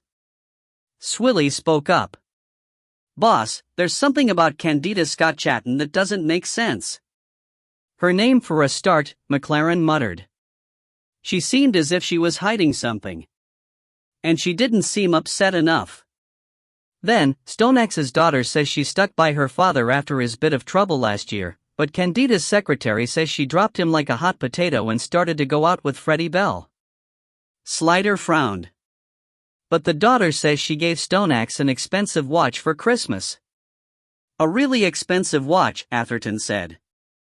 Depending on the model, a Rolex Oyster Perpetual knocks out at $5,000 upwards. Not the sort of thing you give to someone you aren't seeing anymore, but. Maybe it was Freddie Bell give it her, Hart said. He blows his nose on 50-pound notes. Worth another go, Slider nodded to Swilly. Especially with the Freddie Bell connection. I can't see the head of the Countryside Protection Trust lamming Stoneaxe on the head, but Freddie Bell's a different matter. He's got no form, Gov, Hollis reminded him. Clean as a whistle. A whistle might be shiny on the outside, but on the inside it's full of germs and old spit. Have another word with Scott Chatton, Norma, and see where it leads. And Hollis, see if there's anything unofficial against Bell. I've got an idea in the back of my head there was some sort of story about him a while back. So you don't think it was robbery from the person, then? Fathom said. I'm not at the stage of thinking anything yet, Slider said, his old formula. I'm just looking for anomalies and asking questions. McKay, go back to Mrs. Kuntz and find out more about this courier she saw. What kind and size of envelope? What did the logo look like? Where did he go? McLaren, did anyone in the building have a courier call that morning? Everyone else, start going through the papers. Questions? No one spoke. He looked at Hart. Regarding Bates's house being watched? She started blankly, then jerked. Oh. Yeah, I forgot for a minute. Phil Warzinski says the house was sealed off when the forensic mob had done their number. They keep a man on all the time, who keeps a note of who goes in and out. So there have been people going in and out? Slider asked. Various people, but they all have to have proper ID. And everything they take out is logged. Phil says they took out a load of electronics gear a couple of weeks ago, but it was all signed for. So he couldn't be living there, McKay said. But he must have a place to hang out, Hart went on, and if he was following you, Gov, it must be fairly local. We need to look into his local contacts, Slider said. Anyone he might bunk up with, any other properties he's got an interest in. And what about his sidekicks? Atherton said. His driver, Thomas Mark, and that bodyguard of his, what was his name? Norman something? Norman Grant. But he's still inside, Slider said. He was nicked for carrying a firearm at the same time that we took his boss. But there was that butler type he employed, what was his name? Archie Gordon, Hollis supplied. He and Mark disappeared when Bates was taken, and we don't know where they are. They might be helping him. Atherton looked significantly at Slider. It seems we could do with someone to do some research, but who have we got to spare? Oh, all right, Slider said. Give her the biographical bits of the file and the names, and see what she can come up with. Her who? Hart demanded. Atherton wasn't going to answer, so Slider did. Emily Stoneaxe. She wants to help, and she needs something to do to keep her mind off things. Makes sense, Norma said. We're not officially on Bates, and she's not officially here. 7. Into the valley of debt flowed the 500. Slider let Borthwick sweat, once they'd booked him in, while Atherton and Fathom searched the flat. Atherton phoned straight away with the most urgent piece of information Slider had requested, and once he had that, Slider went up to see Porson.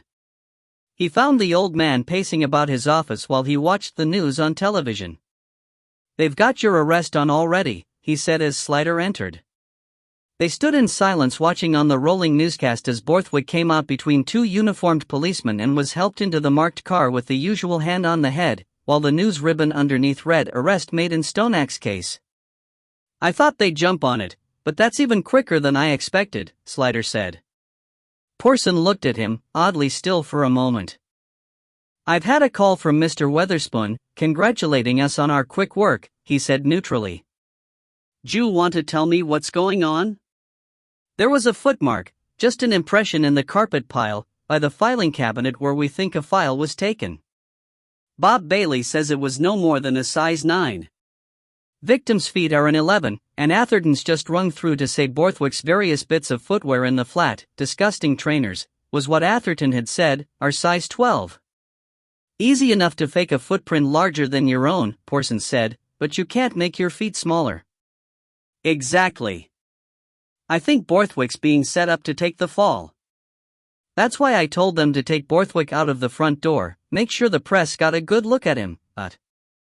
Stupid old Mr. Plott's taken the bait, eh? Porson was on the move again. I don't like being led by the nose, Slider said grimly.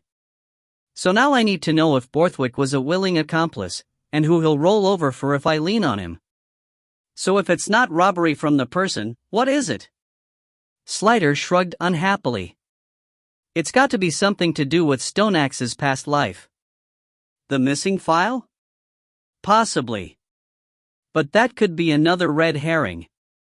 His ex-lady friend was going out with Freddie Bell.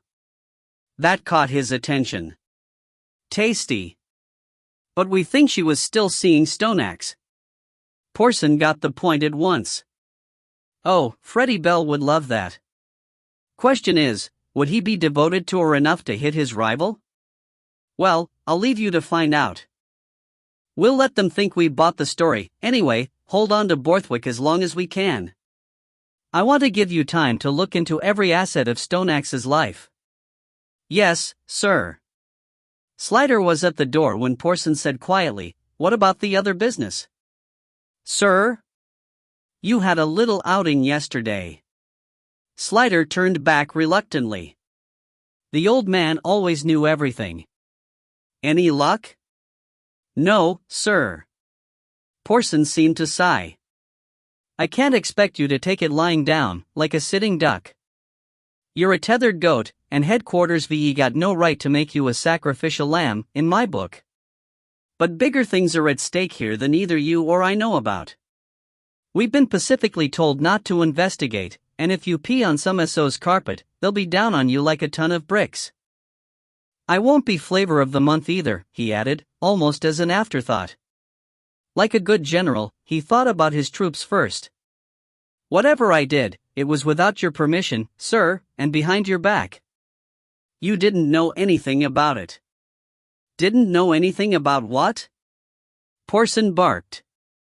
"Yes, sir." He paused to see if anything else was coming, and headed for the door again. This time, Porson said very quietly, but with feeling, "For God's sake be careful. This bastard's dangerous. You're not in the job to get your head blown off." To which no reply was needed. Dave Borthwick looked as though he hadn't slept. His face was both puffy and drawn. His hair, too long, thinning on the top, hung down in limp and greasy strands, and he smelled of sweat both old and new, as though he hadn't changed his clothes in a couple of days. He had a full beard and a gold earring in the right earlobe, but neither feature managed to give him a buccaneer air. He was a big man, heavily built, both in the manner of muscles gone to seed and too much indulgence in fast food, pub snacks, and beer. His sheer size and weight would give him the edge in a fight, but he didn't look like a man who had much to do with edges in any aspect of his life. There was about him, to the experienced cop's eye, the look of a winner, the kind of small-time crook who thought the world owed him a living, and that it wasn't coming up to scratch. Slider felt that whoever had chosen Borthwick as accomplice had got the wrong man. This was not a hero ready to throw himself on the grenade. Atherton described him as thixotropic, turns to jelly when agitated. But Slider supposed they hadn't had any choice. He went into the interview almost with relish. "Well, Dave, d'you mind if I call you Dave?" He didn't give Borthwick a chance to answer. "This is a bit of a turn-up, isn't it? You're in a lot of trouble, you know." "A lot of trouble." Borthwick's eyes flitted about like moths round a table lamp. "I never done nothing." "You got nothing on me." "Don't be silly," Slider said dismissively. "We've got everything on you. In case you hadn't noticed, one of your tenants got murdered yesterday, but..." Panic and self-righteousness competed for control of Borthwick's features. "Bloody hell, what's going on?" He cried in what sounded like genuine pain. "Just because some geezer gets offed. Why'd you come down on me for? I never even knew the bloke. All the people that live in that house, and just because I got a bit o' form. You lot are all the same. I been clean for 4 soddin years, but you lot can't ever give a bloke a fucking break. I never done nothing." What? Slider intervened before he exploded. "Shut up, Dave," he said, not unkindly. "To save you wasting your breath, I feel I should tell you that a man in motorbike leathers and a helmet with a dark visor was seen leaving the house just about the time of the murder, and we found leathers and helmet in your place that matched the description. Also, there were marks and smears of oil on the victim's clothing where his pockets were searched. Now, in case you don't know it, the oil in a motor quickly picks up impurities, dirt, soot, tiny specks of swarf, and the pattern of those impurities is unique to that machine. It's like DNA for motorbikes, if you like. You know what DNA is, don't you? It stands for do not argue, because there's no getting away from it. It's the ultimate proof. And would it surprise you very much to learn that the oil from the victim's clothing matches the oil from your bike? He hadn't had the report back yet, of course, so he couldn't say that it did match, but linguistic subtlety would be lost on Borthwick anyway. Borthwick had lost his voice at last. He simply stared, appalled, his mouth open. Slider almost wished he would put up more of a fight. This was like taking sweeties from babies. Slider went on, "Not only that, Dave, but while we were looking round your flat we found the money. £500 in used notes under your mattress, and another 1,000 in a drawer in your kitchen. The drawer also contains," he added in deep pity, "the victim's watch." It took time for this to filter through Borthwick's mental rigidity. "The victim's?" he said. "That watch was?" Slider nodded. "Bastards!" Borthwick yelled suddenly. He heaved in his chair, and Atherton, standing behind Slider, took a step and said menacingly, "Sit down." Borthwick subsided, but he had found his tongue. "I never did it, I swear on my mum's grave. I never knew the bloke. Never even been in his flat. Some of 'em, that old coonspitch next door, there's always something wrong. Mend this, fix that. Like I'm a bloody even slave. Called me up there to change a light bulb last week. I mean, what am I? I don't get paid to run up and down after the likes of her." He recollected the specific from the general complaint that was threatening to carry him away. "But that Stoneaxe bloke, he's never once asked for anything, so I've never been up there, never. Never set foot in there." "Funny you should say that," Slider said. "About the foot. It's the one thing in your favor." "What the fuck are you talking about?" Borthwick cried in desperate bewilderment. "You've been set up, Dave, is what I'm talking about." He watched this sink in. "They want you to take the rap for them. And it's not just any old rap, it's murder in the course of a robbery, which is life, automatic. Am I getting through to you, Dave, old pal? Even with remission you'll be an old man by the time you get out. If you get out at all. You might die in there. Not nice places, jails, you know, dot." Borthwick was trying to think now, which was painful to watch, like a dog walking on its hind legs. "But, you can't," he stumbled, "prove, I mean, I never done it so you can't." Slider counted on his fingers. "Eyewitness, oil matching your bike, money, victim's watch. Plus you're the man in charge of the security door, which was so conveniently not working that day. But that's the whole point, that's the thing." Borthwick stopped himself, but the protest had begun eagerly, even passionately. Slider felt the thrill of knowing he had been right. He nodded sympathetically. "Yes, it didn't look like much, did it? But, come on, Dave, did you never think it was a lot of money for what they wanted you to do?" "It was business," he protested. He said it was worth a lot to his business. "It's worth a lot for them to get you to do life for their murder." "But is it enough for you?" Borthwick stared, calculating. "Come on, Dave. Use your loaf.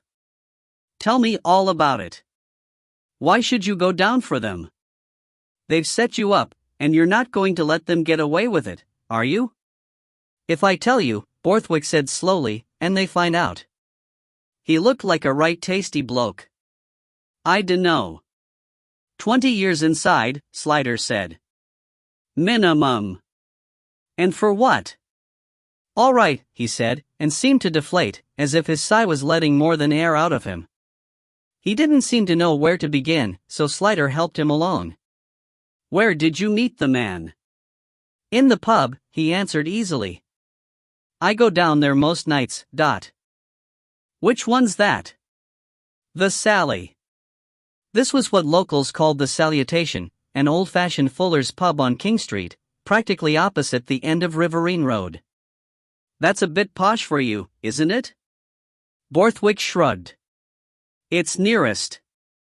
Anyway, I like a proper pint, not that pissy lager," he added, and went up a tiny notch in Slider's estimation. "So how did you know this bloke?" "I never. He come up to me when I was sitting at the bar, and he says wasn't I the caretaker at Valency House." "How did he know that?" Atherton put in. I asked him that, Borthwick said, as if answering an accusation of stupidity. He said he'd seen me go in and out. Anyway, he bought me a pint and asked if I was interested in a business proposition. And you said yes, because you're in a bit of financial trouble, aren't you? Atherton put in. All the paperwork in your flat seems to consist of betting slips and unpaid bills. Borthwick shrugged resentfully. So what was this business, then? Slider asked. This bloke said he worked for a security firm, Ring 4, and he wanted to get the maintenance contracts for places like mine. He said it was worth a lot of money to his firm if he could get in, because there's hundreds of security doors around the area. And then there's other stuff, CCTV and that, what people are putting in all the time. He said he just needed a foothold to get started. And that's where you came in? I told him it was Wellings what put our doors in, and they still do the maintenance. So he said all I had to do was put the doors out of order, wait for someone to complain, and then call him to come in and fix them. Tell the tenants Wellings said they couldn't come out for 2 days, but his firm guaranteed a 1-hour call out. Well, he added, the residents couldn't give a monkeys who does the maintenance, it's the company, JK Holdings, and they won't care as long as it costs the same.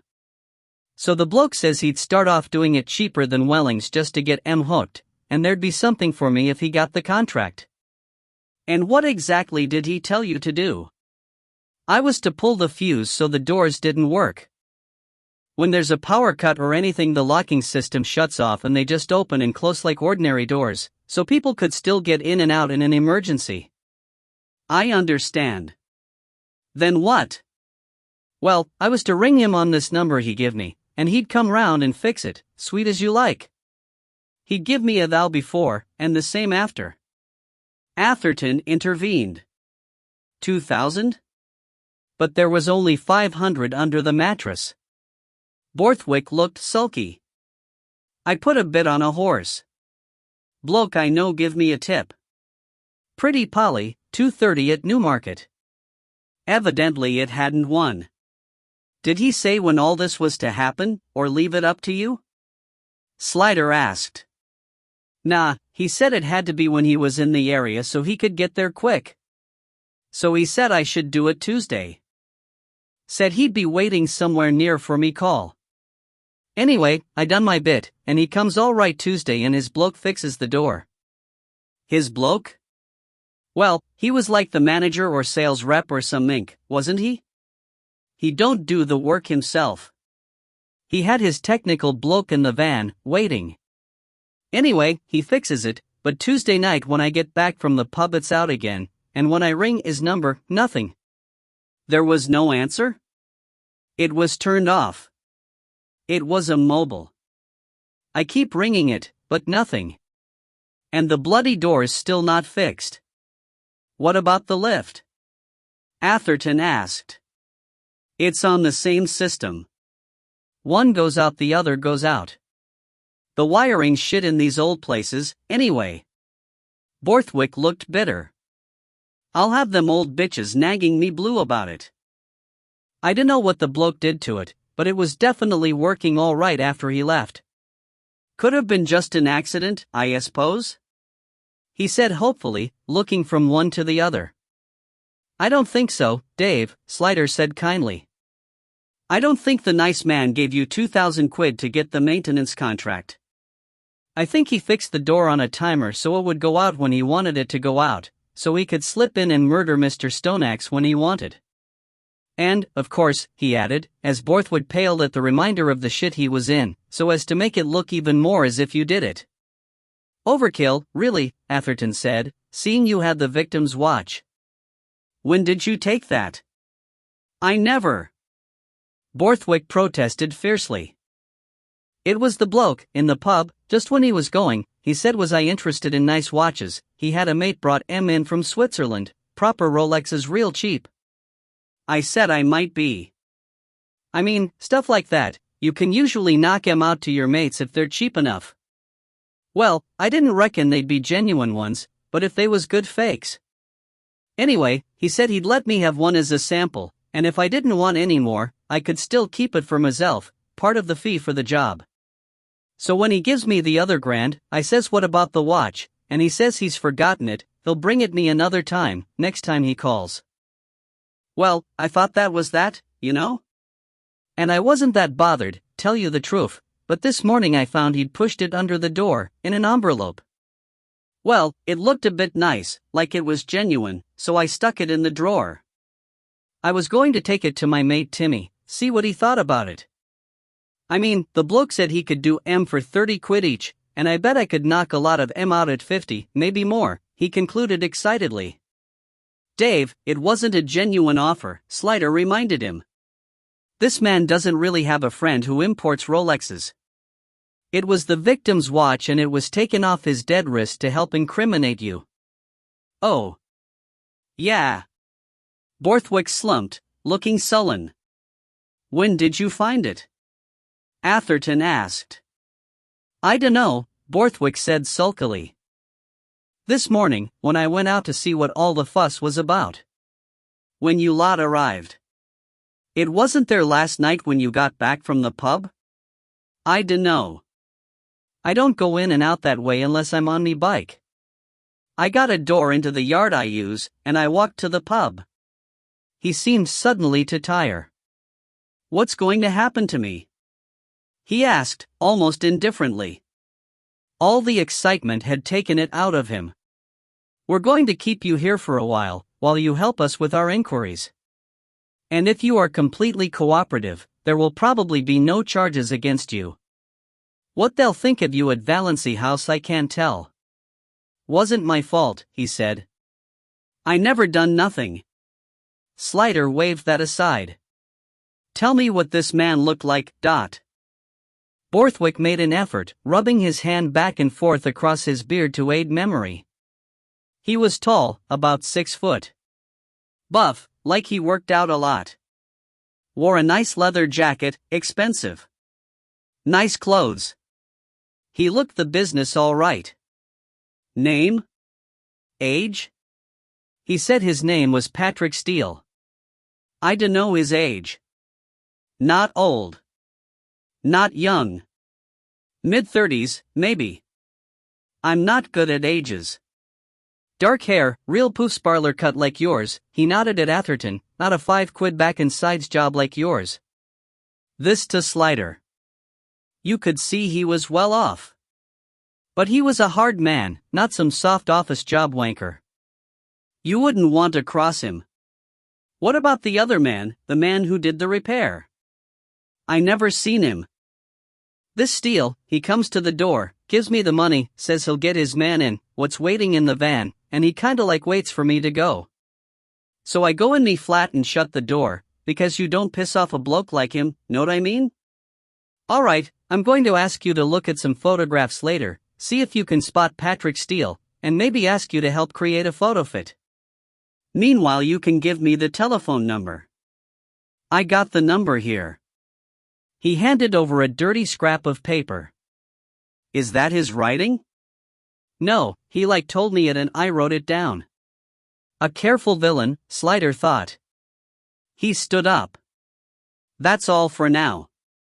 We'll probably talk again later. Do you want anything? Cup of tea? 2 sugars, Borthwick said eagerly.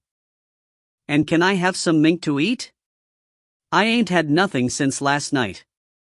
Outside, Slider said to the constable, get him some tea, 2 sugars, and a couple of rounds of bacon sarnies. Make him feel loved.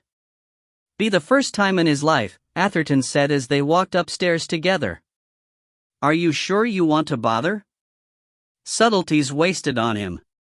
Oxygen's wasted on him, Slider said. What a dipstick, Atherton said.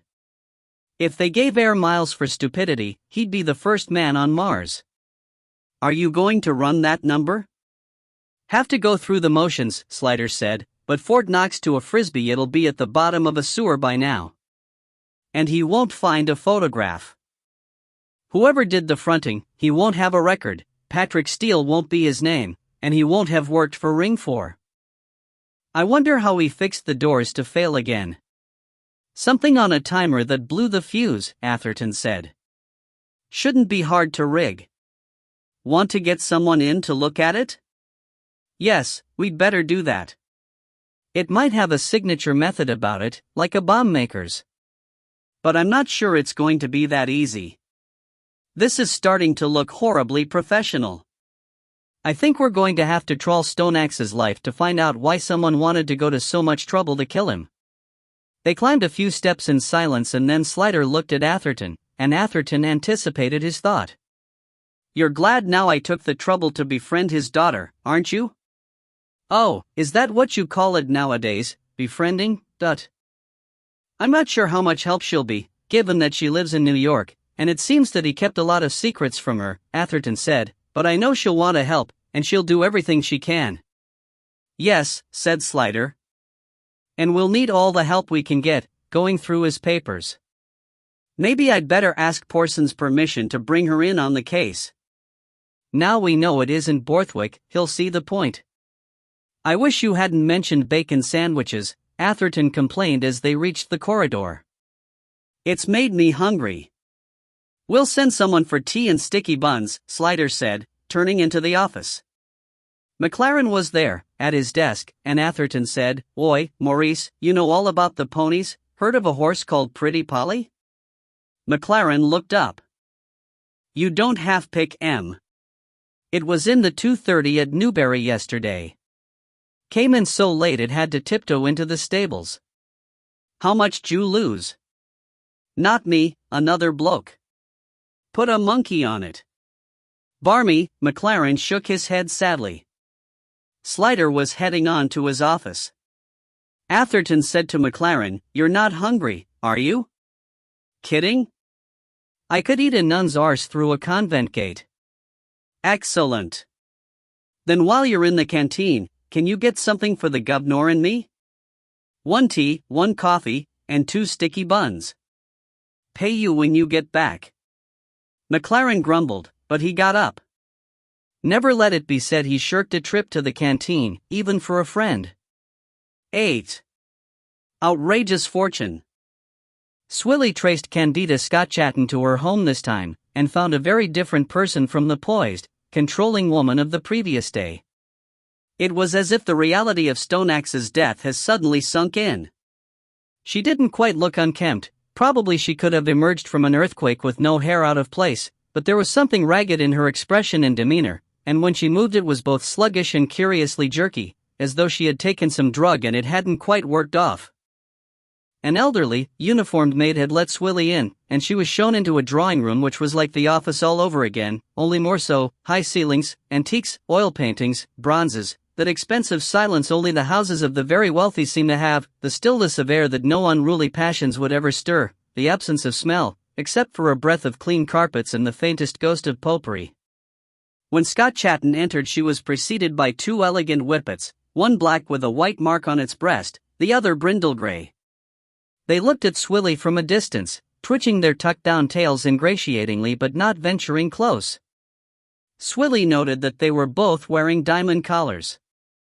It struck her as not what she would have expected from Scotchatten, too vulgarly ostentatious. It also looked, to her admittedly inexpert eye, as if they were real diamonds. Eos and Aurora, Scotchatten said, as if Swilly had asked. Do you like dogs? I can take M or leave M, Swilly said. Scotchatten did not ask her to sit, nor sat herself, but remained standing where she had halted, a little way into the room, looking at Swilly with eyes that were no longer chips of ice, rubbing her fingers very slowly as if they were cold or aching. Swilly had seen old people do that, and it was not a gesture she would have associated with this woman. I have a few questions I want to put to you, if that's all right. Scotchatten searched her face. It wasn't robbery, was it? We don't know yet, but it may have had something to do with Mr. Stoneaxe's life, so we need to find out as much about him as possible. I'm afraid we're a bit confused about what your relationship was with him. His daughter seems to think you and he were still going out together, which is what you suggested to me, but someone else says you dropped him when he got the sack from the DTI. I can guess who that was, she said. You mustn't take everything Shauna says literally. She has a grudge against me. Oh? said Swilly receptively. She came into work one day quite unsuitably dressed and I asked her to go home and change. Naturally she took that as a mortal insult, and she's been waging a war of attrition on me ever since.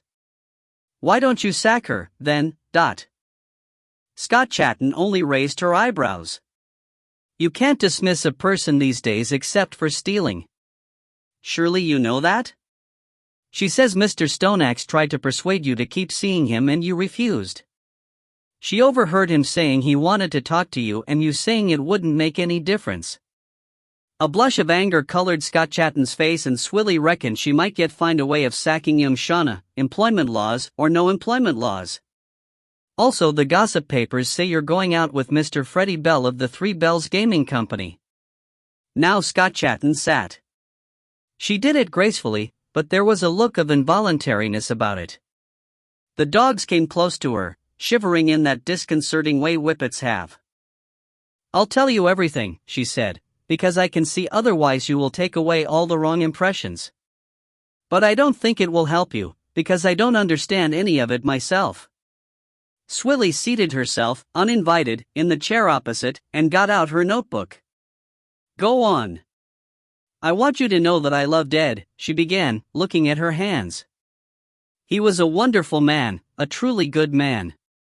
He was tireless in his pursuit of truth. He was honorable in his profession. And more than that, he was so warm, he lit up a room when he came into it. I was still married when I first met him, though Hugo and I had already separated. When my divorce came through, Ed and I were going to marry, but then his ex-wife died, and he said for decency's sake we ought to wait a few months. I honored him for that. How many men would have so much delicacy? She looked up as she said this, as if she wanted an answer. Swilly was interested in the choice of the word delicacy, and wondered what, really, it meant. She declined to answer, saying merely, go on. Scott Chatton made a little, unhappy movement of her shoulders. I wish to God, now, he had not been so sensitive. At least we would have been married. We would have had that. As it was, that awful trouble came along. The 3-in-a-bed hijinks? She flinched at the words. Please, don't say it like that. And don't think for a moment there was anything in it. I know he was innocent. How do you know? Because he told me. She met Swilly's eyes. I know what you're thinking, but you're wrong. He would never lie to me. And he wasn't the sort of man who would ever do something like that, anyway. The whole thing was a fraud, to blackmail him into leaving the department. If you knew he was innocent, why did you dump him? I didn't, she cried, with sufficient anguish to make the little dog stare up at her in what looked like shock. Voices were never raised in these hallowed spaces. I would have stood by him publicly, but Ed persuaded me to seem to part company with him, for the sake of our various causes. I was very much against it, but he said I had to think of the greater good. The scandal was quite dreadful at the time, and he said it would rub off onto me, and onto the trust and the other various charities that we had both worked so hard for. Donors would have pulled out. The press would have revived it every time the trust was mentioned. He said I would be throwing away all we had worked for. We argued about it very much. That must be what Shauna overheard, and she got it quite the wrong way around, you see. But I knew there was truth in what he said and I allowed myself to be persuaded. But I wish, you don't know how I wish, I had resisted him. Swilly wasn't interested in her remorse. If the thing was a fraud, why didn't he make a fuss? Challenge it? Take it to court? They had the photographs. Oh, I knew they were faked. He knew they were faked. Well, of course he did, she corrected herself with a little shake of the head. But there they were, and at the first hint of resistance on his part they went to the papers. You know the rest. They were splashed everywhere, and once the genie is out of the bottle you can't put it back. It's no use protesting your innocence, because no one will believe you. As it was, if he had gone quietly when they showed the photographs to him privately, it would have saved 2 other people from disgrace, said Andrew and that poor girl. I've forgotten her name, now. Isn't that dreadful? But they were both ruined. And if he'd challenged them publicly, who knows what would have happened next? She looked up and met Swilly's skeptical gaze, and said with a touch of heat, Ed said they would target me next, or his daughter. Probably both of us. He said it was better for him to say nothing and go. Photographs are easy to fake, my God, they proved that all right. And other documents too. Imagine what they could have done to his daughter's life. I'd have been willing to risk it, for myself, but Ed wanted me to distance myself from him as soon as possible, and so that's what I did. So why did they want him out? And why not just sack him? Swilly asked. He wouldn't tell me anything about it. He said it was better if I didn't know. But from what I can gather, he had found something out that they didn't want known. They couldn't just dismiss him, they had to do it in a way that would discredit him, so that he couldn't go public with what he knew. But as to what it was, I truly don't know. She looked at Swilly unhappily. You don't believe me. You think I'm exaggerating the whole affair. Swilly shook the comment away. It's not for me to say. I just have to ask questions and write down the answers. Why didn't you tell me all this the first time? I was shocked. Bewildered. I didn't know what to think. I wasn't sure what I ought to say. What Ed would have wanted me to say. I didn't know where it might lead, you see, if I told you all this. And you're not worried now? She almost shrugged. They've killed him. How can it get any worse? She said quietly. There was a silence while Swilly made up her notes. Then she looked up and asked, How does Mr. Bell come into all this? Candida blushed. It isn't what you may think. What do I think? Swilly invited. People misunderstand Freddie. He is a very kind, gentle man underneath. Yeah, underneath the brutal, uncaring exterior, Swilly thought. How did you meet him? At a fundraiser. He's very generous in giving to charity, and he's particularly interested in green issues. The only green issue Swilly would have expected him to be interested in was dollar bills, but she let it pass. How did you start going out with him?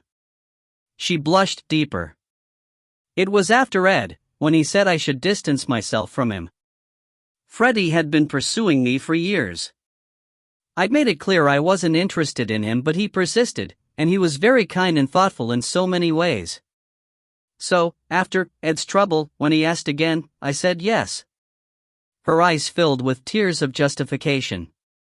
He's been so kind and thoughtful, and he's very good company. I've seen pictures of you together at functions, Swilly said.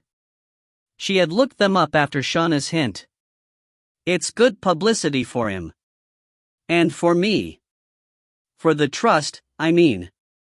I don't see that there's any harm in serving the greater good at the same time as. She tailed off, looking down at her dogs. She stroked their heads with a slow, almost sad movement, and Swilly suddenly guessed that Belle had given her the diamond collars for them, and that, yes, they were real diamonds. It made sense, she thought, for Freddie Bell to want to hitch himself to the respectability of Candida Scott Chatton, the daughter of a marquis and ex-wife of an earl, and for her. Well, he probably made generous donations to her charities. Did he know you were still seeing Mr. Stoneaxe? She looked up, startled. I don't think so. He's never said anything about it. Ed and I were very discreet. No, I'm sure he didn't know. Are you sleeping with him? Mr. Bell, Swilly asked brutally. Scott Chatton modeled and her eyes flashed as she was shaken equally by anger and embarrassment. I don't think that's any of your business. I'm afraid everything becomes our business in a case of murder. She stared. You surely aren't thinking that Freddie had anything to do with it? We have to consider all possibilities.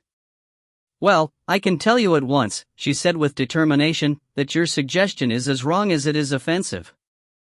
Freddie is much misunderstood and the media are unkind to him, but I know him well enough to be able to tell you categorically that he would never dream of such a thing. And now I think I must ask you to leave." She stood up, and Swilly did likewise. "One last thing," she said. "When you spoke about Mr. Stoneaxe being forced to resign, and the photographs being faked, you kept saying they. As in, they had to make him leave, and so on. Can you tell me who they are?" She looked faintly puzzled for an instant, and then her face grew both hard and expressionless. "I really cannot tell you.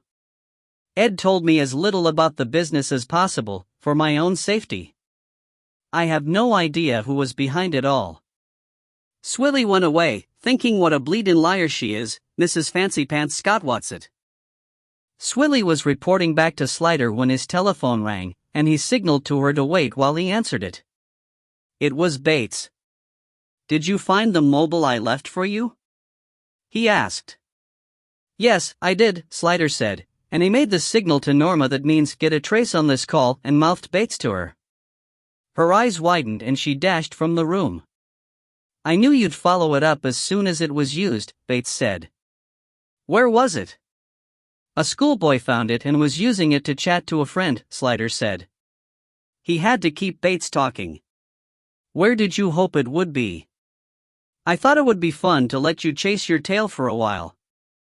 I didn't mind where it went, as long as it was found and used.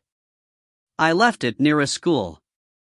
I was sure no kid could resist a free phone call or two, and it seems I was right. Again. Sometimes perfection is almost wearying." "I'm sure it must be," said Slider. "Every time you brush shoulders with the law comes off worse. Wouldn't you like to try getting caught, just for variety?" Bates laughed. "Are you trying to make friends with me, Mr. Plod? I don't recommend it. Remember that I have a large grudge against you, and I intend to pay it back. I'm in the process of setting up a few little surprises for you. Do you like surprises?" "Not especially," Slider said, watching the door for Norma. She was using the telephone at her own desk, which was just out of sight round the corner. "But tell me, why in particular do you have a grudge against me? I wasn't the only person involved in your capture, temporary capture, I should say. In fact, I was quite a minor player. Why are you singling me out? How do you know I'm singling you out? I can't imagine even you have the resources to mount a campaign against the whole squad. What makes me special? I think you will find that out sooner or later, so I don't mind telling you that you have enemies in high places, quite a distinction for such a lowly bungler, wouldn't you say? Yes, you've made enemies along the way, and those enemies have resources that make even mine look puny. They are encouraging me to put you at the top of the list. Are you pleased? Don't you think that's an honor?" "Not really. I rather like being obscure. So, who are these mighty enemies, or are they figments of your imagination? I expect being on the run is rather stressful, and stress can bring on delusions." Bates laughed again, but there was an edge to it that had not been there before. "You'll find out how delusional all this is. I shall make sure of that. And now, since you have had ample time to trace this call, I shall say goodbye and let you get on with amusing yourself. Say hello to Mick Hutton for me, by the way. I won't say I taught him all I know, but we've had some interesting conversations in our time." And he was gone. Slider slammed down the receiver and went through to the CID room. Swilly was talking on the phone. She looked at him and said, "Wait, he's here. D'you want to tell him yourself?" Slider took the phone from her. "Any luck?" "No, sir," Hutton said. "It was a landline, but it's been routed via several satellites round the globe. We were on the third when he hung up, but even if you'd kept him talking I doubt we'd have been able to pin him down. He'll have gone in through a computer, radioed another remote computer, and that will have initiated the call. Then the satellites bounced back and forth across the world. If we could find the remote computer, we could probably trace the home computer, but it could be anywhere, New York, Tokyo, anywhere." "Clever stuff," Sliders said. Well, if you've got the equipment and the know-how, it isn't technically that difficult. Communications satellites are easy enough to get into, that's their purpose in life. And he's certainly got the know-how. Whether he's now got the equipment I can't say. He seemed to know you. Sent you his regards. Hutton made a disgusted sound. I met him a few times at trade fairs and so on. I didn't know then he was anything but honest. He put up a good front, and he was working for the American trade delegation. Well, you know what that means. Yes, said Slider. It was the accepted cover for the intelligence agencies. It occurs to me, Hutton said, that he'd have had plenty of opportunities to set up remotes in America during his trips over there.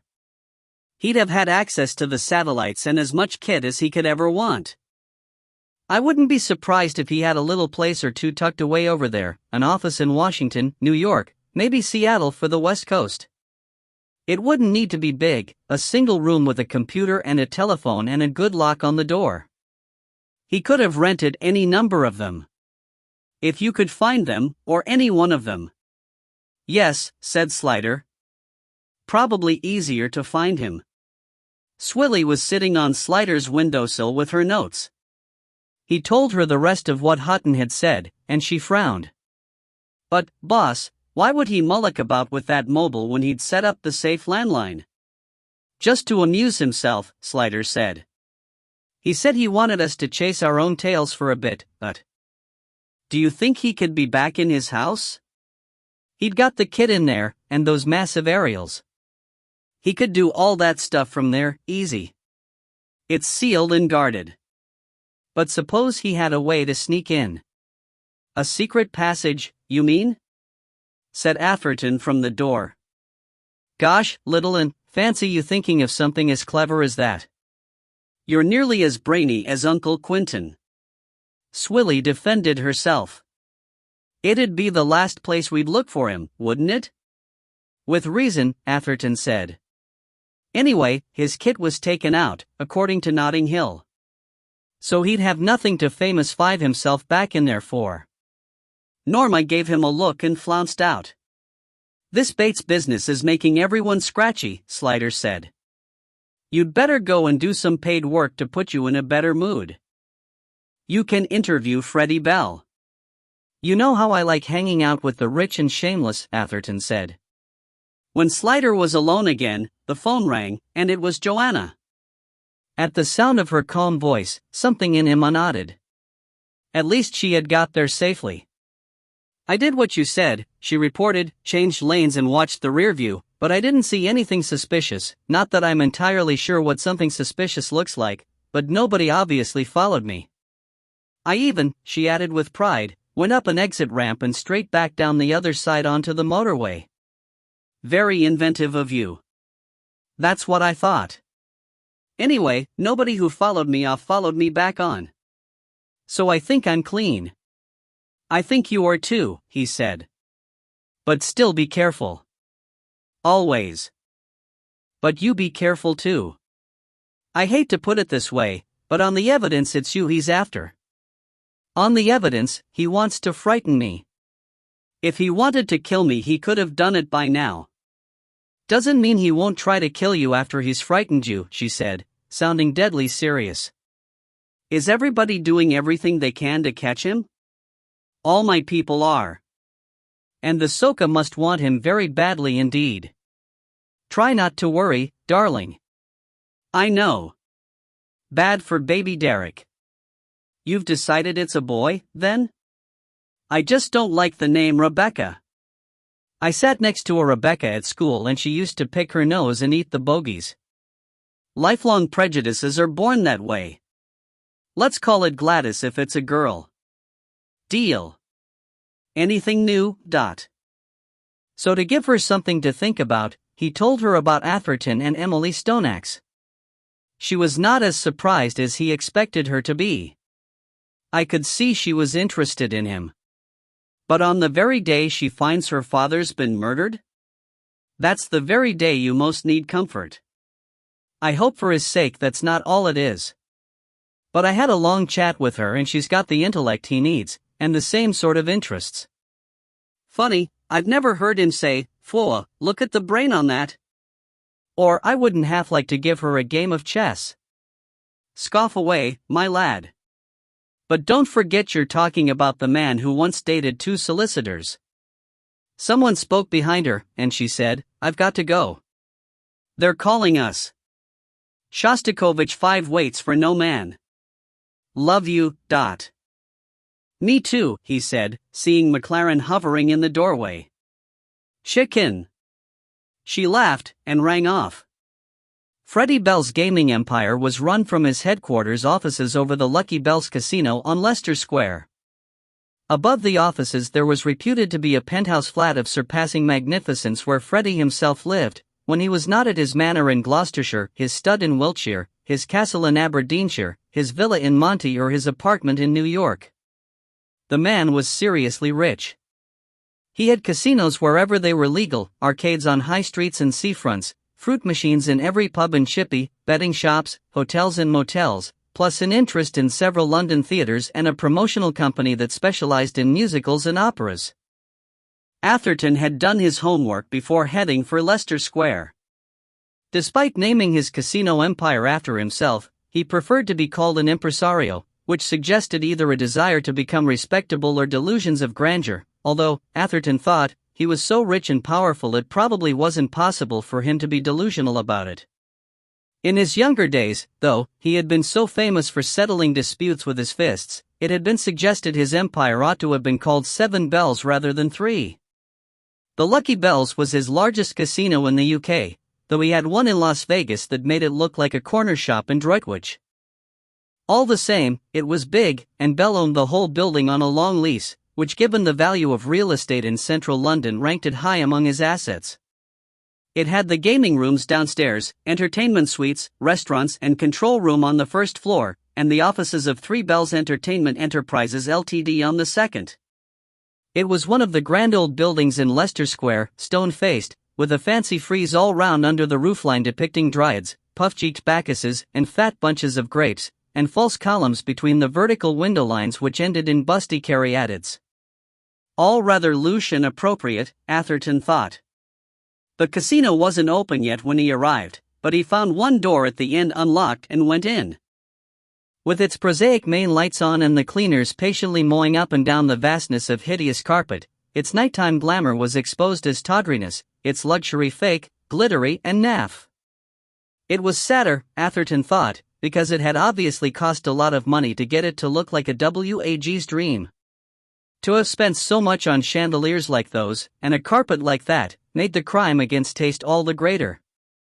He had hardly had time for more than a cursory glance when he was fielded by a man already in dinner jacket, whose dead fish eyes and bulging unsuitedness to his suiting marked him instantly as a bouncer, or security specialist as he no doubt liked to be known these days. "We're not open, sir." "I've come to see Mr. Bell," Atherton said, showing his brief. "He's expecting me." The flat eyes sharpened an instant, memorizing Atherton's appearance. He turned his head slightly, revealing the curly black wire behind his ear, and spoke to his lapel. Atherton could hear the faint bat squeak of the reply, and saw the nearest security camera up on the ceiling turn minutely towards him. He half expected to be patted down and was rather disappointed to be seen as so little of a threat. "Would you come this way, please, sir?" the man said, leading Atherton towards the back where, behind a screen wall, there was a bank of lifts. He unlocked one with a key from a bunch chained to his belt, showed Atherton in, pressed 2, and stepped out before the door closed. "Someone will meet you at the lift," he said. Someone did, and it was a relief for Atherton that it turned out to be a smart and pretty woman, who smiled and offered her hand in a friendly way and said, "I'm Lorraine Forrest, one of Mr. Bell's assistants. He'll see you right away, if you'd like to come this way." Atherton suppressed the obvious riposte as she walked off, revealing a very nice posterior in a tightly fitting skirt, and made himself wonder instead if she shortened her name to Rain. It was a belter of a name in these eco-nutty days. He caught her up. "What's he like?" he asked, in a low voice, "Chum's on the way to the headmaster manor." "I mean, I'm a bit nervous, what with all this." He waved his hand to indicate the empire. He's a multi-billionaire. What's it like to work for a man like that, Dot? He's very nice, she said, giving him a humorous look, and I like working for him, and I don't think you're the slightest bit nervous, so stop trying to yank my chain. Here we are. Go in, and he'll be there in a second. She shoved him in a motherly sort of way through the door into a vast office, rather dim because of the low ceiling, the tinted glass in the huge windows and the acres of purple carpet on the floor. It was deafeningly quiet. Despite looking down on Leicester Square, with its crowds and fairground rides and all London's traffic nearby, there wasn't a sound from outside, quadruple glazing at least, Atherton thought. There was no sound of air conditioning, either, though the air was neutrally cool and odorless. There had been something of an air brake type of resistance when the door closed behind him, which gave him the hint that the room was soundproofed and therefore probably mic'd as well. Standing still, he allowed his eyes to wander casually round the room and spotted 4 good sites for hidden cameras, which probably meant there were more than 4. They were watching to see what he'd do when left alone. Freddie Bell was taking no chances, and given his wealth and the nature of his business, it was probably just as well. Atherton looked straight at the suspect light fitting and gave a big grin. No harm in letting them know he knew. The right-hand wall of the office was covered floor to ceiling with bookcases, and given that the books were all matching sets of leather-bound hardbacks, he guessed that there wouldn't be much choice if you actually wanted to read one. Sure enough, immediately after his grin, one whole section swung inwards, revealing a false door, and Freddie Bell himself walked in and closed it behind him. "Inspector Atherton?" he said. "It's Detective Sergeant, actually. But thanks for the promotion." "What, I don't merit the top man," Bell said jovially. He advanced across the hampering carpet but did not extend his hand. Atherton was tolerably acquainted with his appearance from newspapers and the television, but those media could not convey the sheer animal presence of the man. He was not unusually tall, probably 5'10" or 11, but he was massively bulky, as if he had been designed on a grander scale, perhaps for a planet with a different gravity. His shoulders bulked under his suit jacket as if they'd been borrowed from a Hereford bull. His hands were huge, decorated with a heavy gold ring on the 3rd finger of each, and a watch so massive you could have clubbed seals with it. His head seemed bigger than normal, but his features were big enough to fit it, with a thick nose and a prominent underlip, and blue eyes under strong, fair eyebrows. His light brown hair was cut in a fashionable disarray that must have cost hundreds each time to get it to look so casual. It stood out slightly from his head, which gave the impression that it was being forced outwards by the tremendous pressure from inside the skull that held the brains of this huge and successful empire.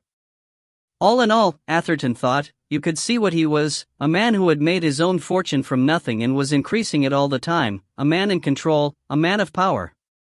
His suit was fabulously expensive and well cut, his shoes and tie were to swoon for, but strip him of all that, and place him in any surroundings, and Atherton would have bet he would still have looked like an emperor. The power came from inside. Atherton was suddenly glad he had not had to shake hands. Bell looked to be in his late 50s, although he could have been older but very well preserved. His face was firm and pleasantly tanned, and Atherton supposed it was handsome in a tough Daniel Craig sort of way. He did not have to suppose that women would find Bell attractive, that was well documented. But to talk of Candida Scott Chatton fancying a bit of rough was to miss the point entirely. This was a rich, powerful, and clever man, and after being married to her earl, who by all accounts was a bit of a wet, then mistress of virtuous Ed Stoneaxe, and having worked in the charitable sector all her life among fluffy volunteers and the terminally well-meaning, she might well have been pining for stronger meat and drink even without knowing it. And Atherton could see that it would be intoxicating, if you could keep it down. 9. Green unpleasant land. "Well, Sergeant, what did you want to talk to me about?" said Freddie Bell. He did not look at his watch, nor say, "I'm a busy man," as lesser men would. He stood quite still, an extra stillness in this unnaturally quiet room, as though like a black hole he drew all sound and movement into himself. Atherton could feel the astronomical mass of him and almost wanted to take hold of something to keep himself from sliding helplessly across the carpet like a pin towards a magnet. Was that why they called them magnates? He wondered frivolously. He took a grip on himself and got to the point. Ed Stoneaxe, he said. Ah, said Bell, his eyes searching Atherton's face briefly. I read about the murder. Terrible thing. His voice was dark and gritty but without accent, except a sort of man-of-the-people ordinariness. He had grown up in T-North but had long ago shed any regional markers. Some punk broke in and robbed him. But you've got the man, didn't I see on the TV you've arrested someone? Yes, said Atherton. Well, it doesn't look as if you need my help, then. One of several telephones on the massive desk rang, and he said, Excuse me. I have to take this. He went round the desk so that he could answer without turning his back on Atherton, and kept his eyes fixed on him as he said, Yes? And then listened. Let him go to 100, then cut him off. No. Tell King and Morris to stand by. Okay. He put the phone down, sat down, and gestured Atherton to a chair in front of him. So, what is it, then? Can you tell me when you last saw him? Month, 6 weeks ago. He came to see me here. Had a brief chat, then he was on his way. What did you chat about? This and that. Time of day. Nothing in particular, He came to see you, and then didn't have anything in particular to say to you? I find that hard to believe, such busy people as you both are. Bell made a restless movement. He asked me about Salford Quays. Big retail development in Manchester. I've heard of it. What did he want to know? He asked how much a development like that would stand to make for an investor. I told him it depended on how much you had to pay for the land. Why did he ask you that? I don't know. I said did he have something in mind and he said no, he was just interested. Then he asked me about government investment. Salford had quite an injection for the infrastructure, and I said he should come and see me when I had more time and I'd tell him what I knew. Then he pissed off, Atherton could make nothing of all this. Did he often ask you for investment advice? No. Doubt if he had anything to invest. Anything else? Atherton took the plunge. Candida Scotchatten, he said. Bell's expression, bright and watchful like a cat at a mouse hole, did not change. I understand you're seeing her. Yes. What about it? He wasn't going to offer anything. Atherton was going to have to ask. I wondered how you felt about the fact that she was also still seeing Ed Stoneaxe. Why should I feel anything about that? Well, there was an occasion some years back when you got rather riled about a similar situation.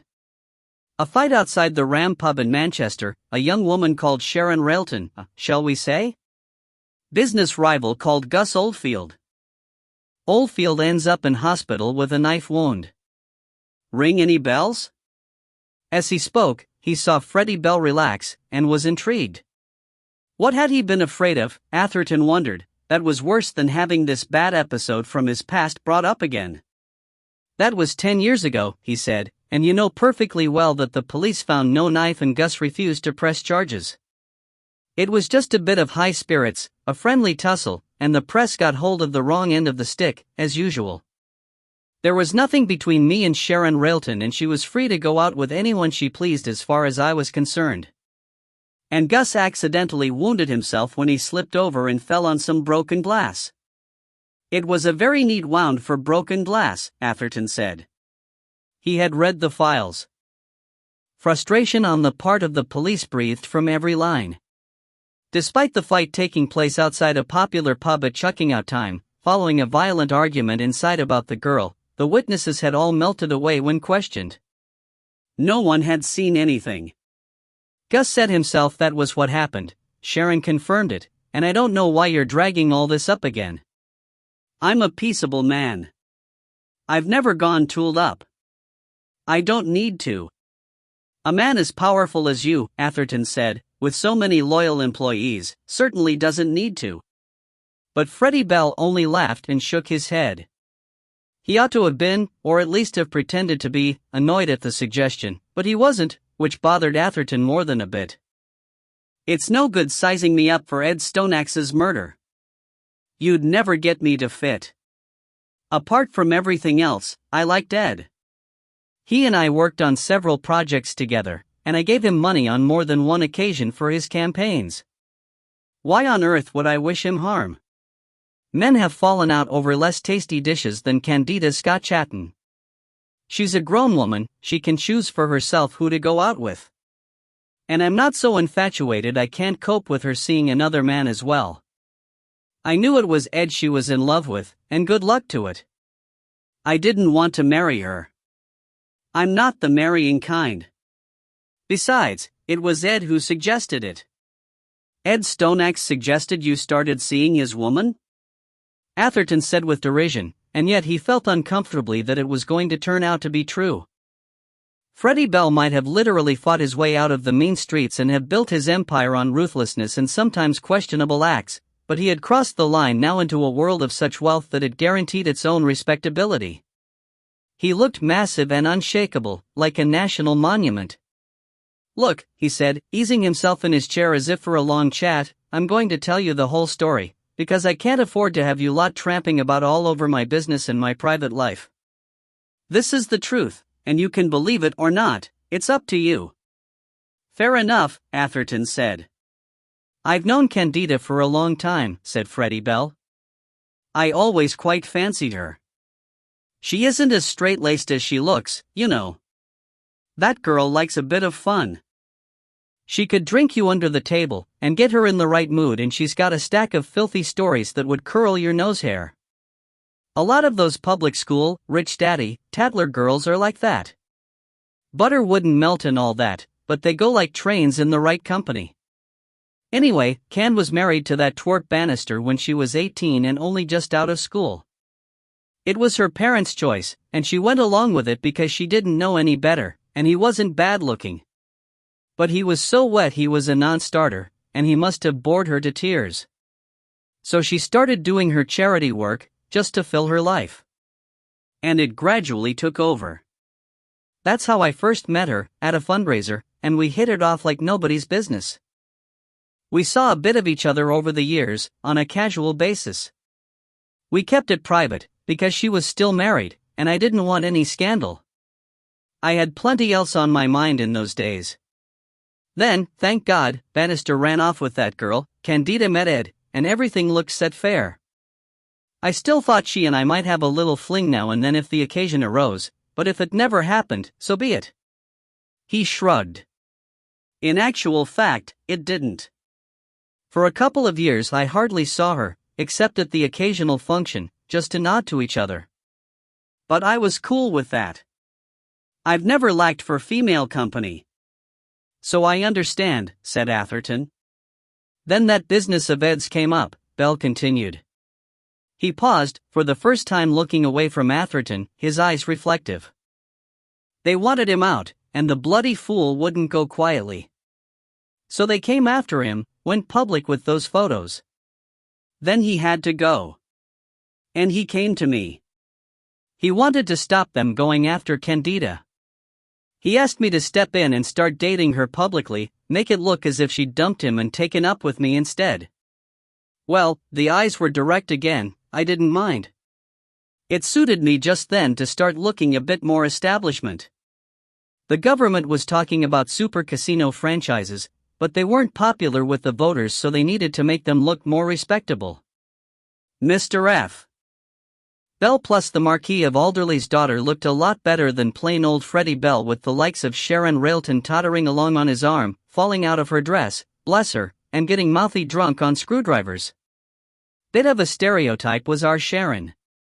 He chuckled softly in reminiscence, then shook himself back to the story. Anyway, Ed knew it would work for me and it would work for them. They'd get the casinos through, I'd get the franchise, Candida wouldn't have sleazy pictures of her spread round the glossies, happy result all round. And maybe it would even be Lord Freddie next January. Not that it matters to me, but Can would have liked it. Make us less unequal. Meanwhile, Ed could get on with whatever he was planning to do, which frankly I couldn't care less about and didn't want to know. I knew, he added, as though Atherton had raised the point, that she was still seeing Ed, and I told her she was a fool. They were both fools, but it didn't bother me. I only thought they'd be better off staying apart until the heat was off, but she said they were being discreet and no one would know. Fair enough, nothing ever got in the papers about it. So there you are, he concluded. Now you know everything and you can chuck out any idea that I had Ed bumped off out of some sexual jealousy, or whatever you boys call that motive nowadays. I wished them well, and that's the truth. Atherton felt the disappointment of deep conviction that Freddie Bell was telling the truth, and that this was the end of a potentially promising trail. He also knew his time with Bell was fast running out and that he'd be unlikely to get more than one more question in before the Emperor chucked him out.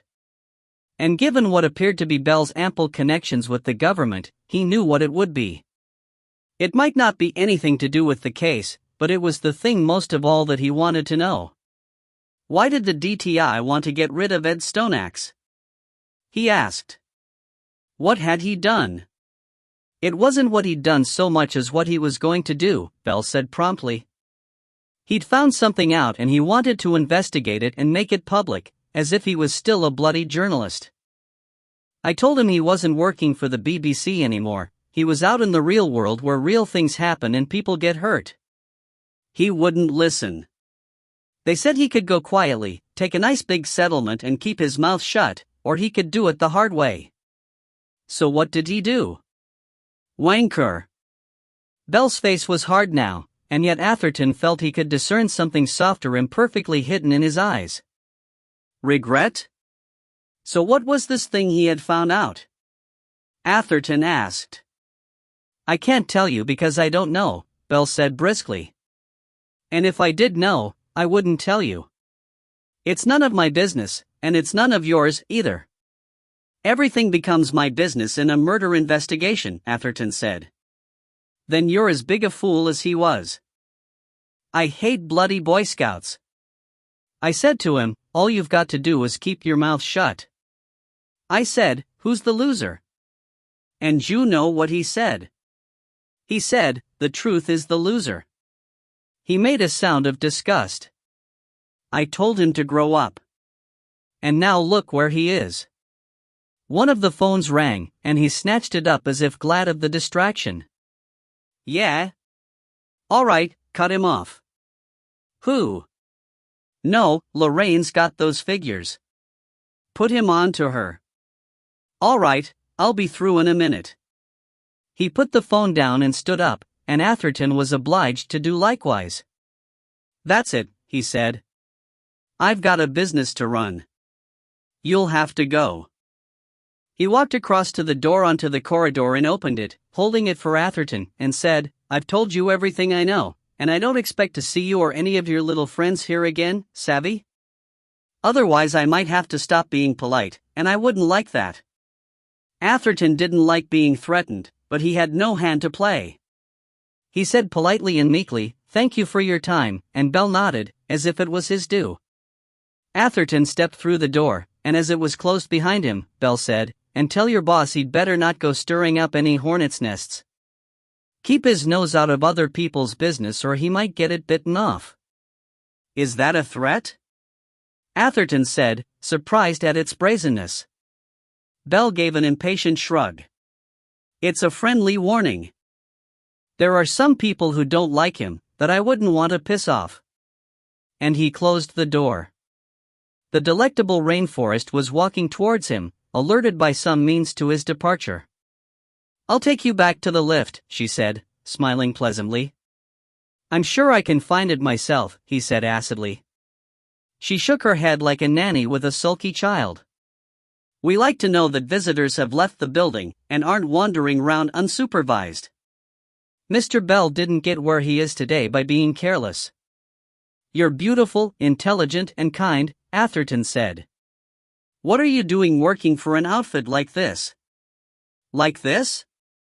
She said, with what seemed like genuine surprise. It's a thriving international business. What can you mean? And Mr. Bell is a very good boss. You just don't seem like the type, he said glumly. She actually patted his arm. You did very well in there. Better than I expected. You were watching? Everything that happens in this building is monitored and recorded. What did you expect? So I'm on tape forever, am I? Oh, I accept you'll get wiped at some point in the future. They had reached the lift. She pressed the button and the door opened at once. No one had used it since him. I'd really like to get to know you, Atherton said, turning to face her, holding the door with one hand to stop it closing. Would you like to go out somewhere? Dinner tonight. She shook her head. Tomorrow night? She pushed him gently back into the lift and pressed the G button. I have you on video, she said. Whenever I miss your face, I can always watch that. And she stepped back out as the door closed, still smiling and shaking her head. So, how was it?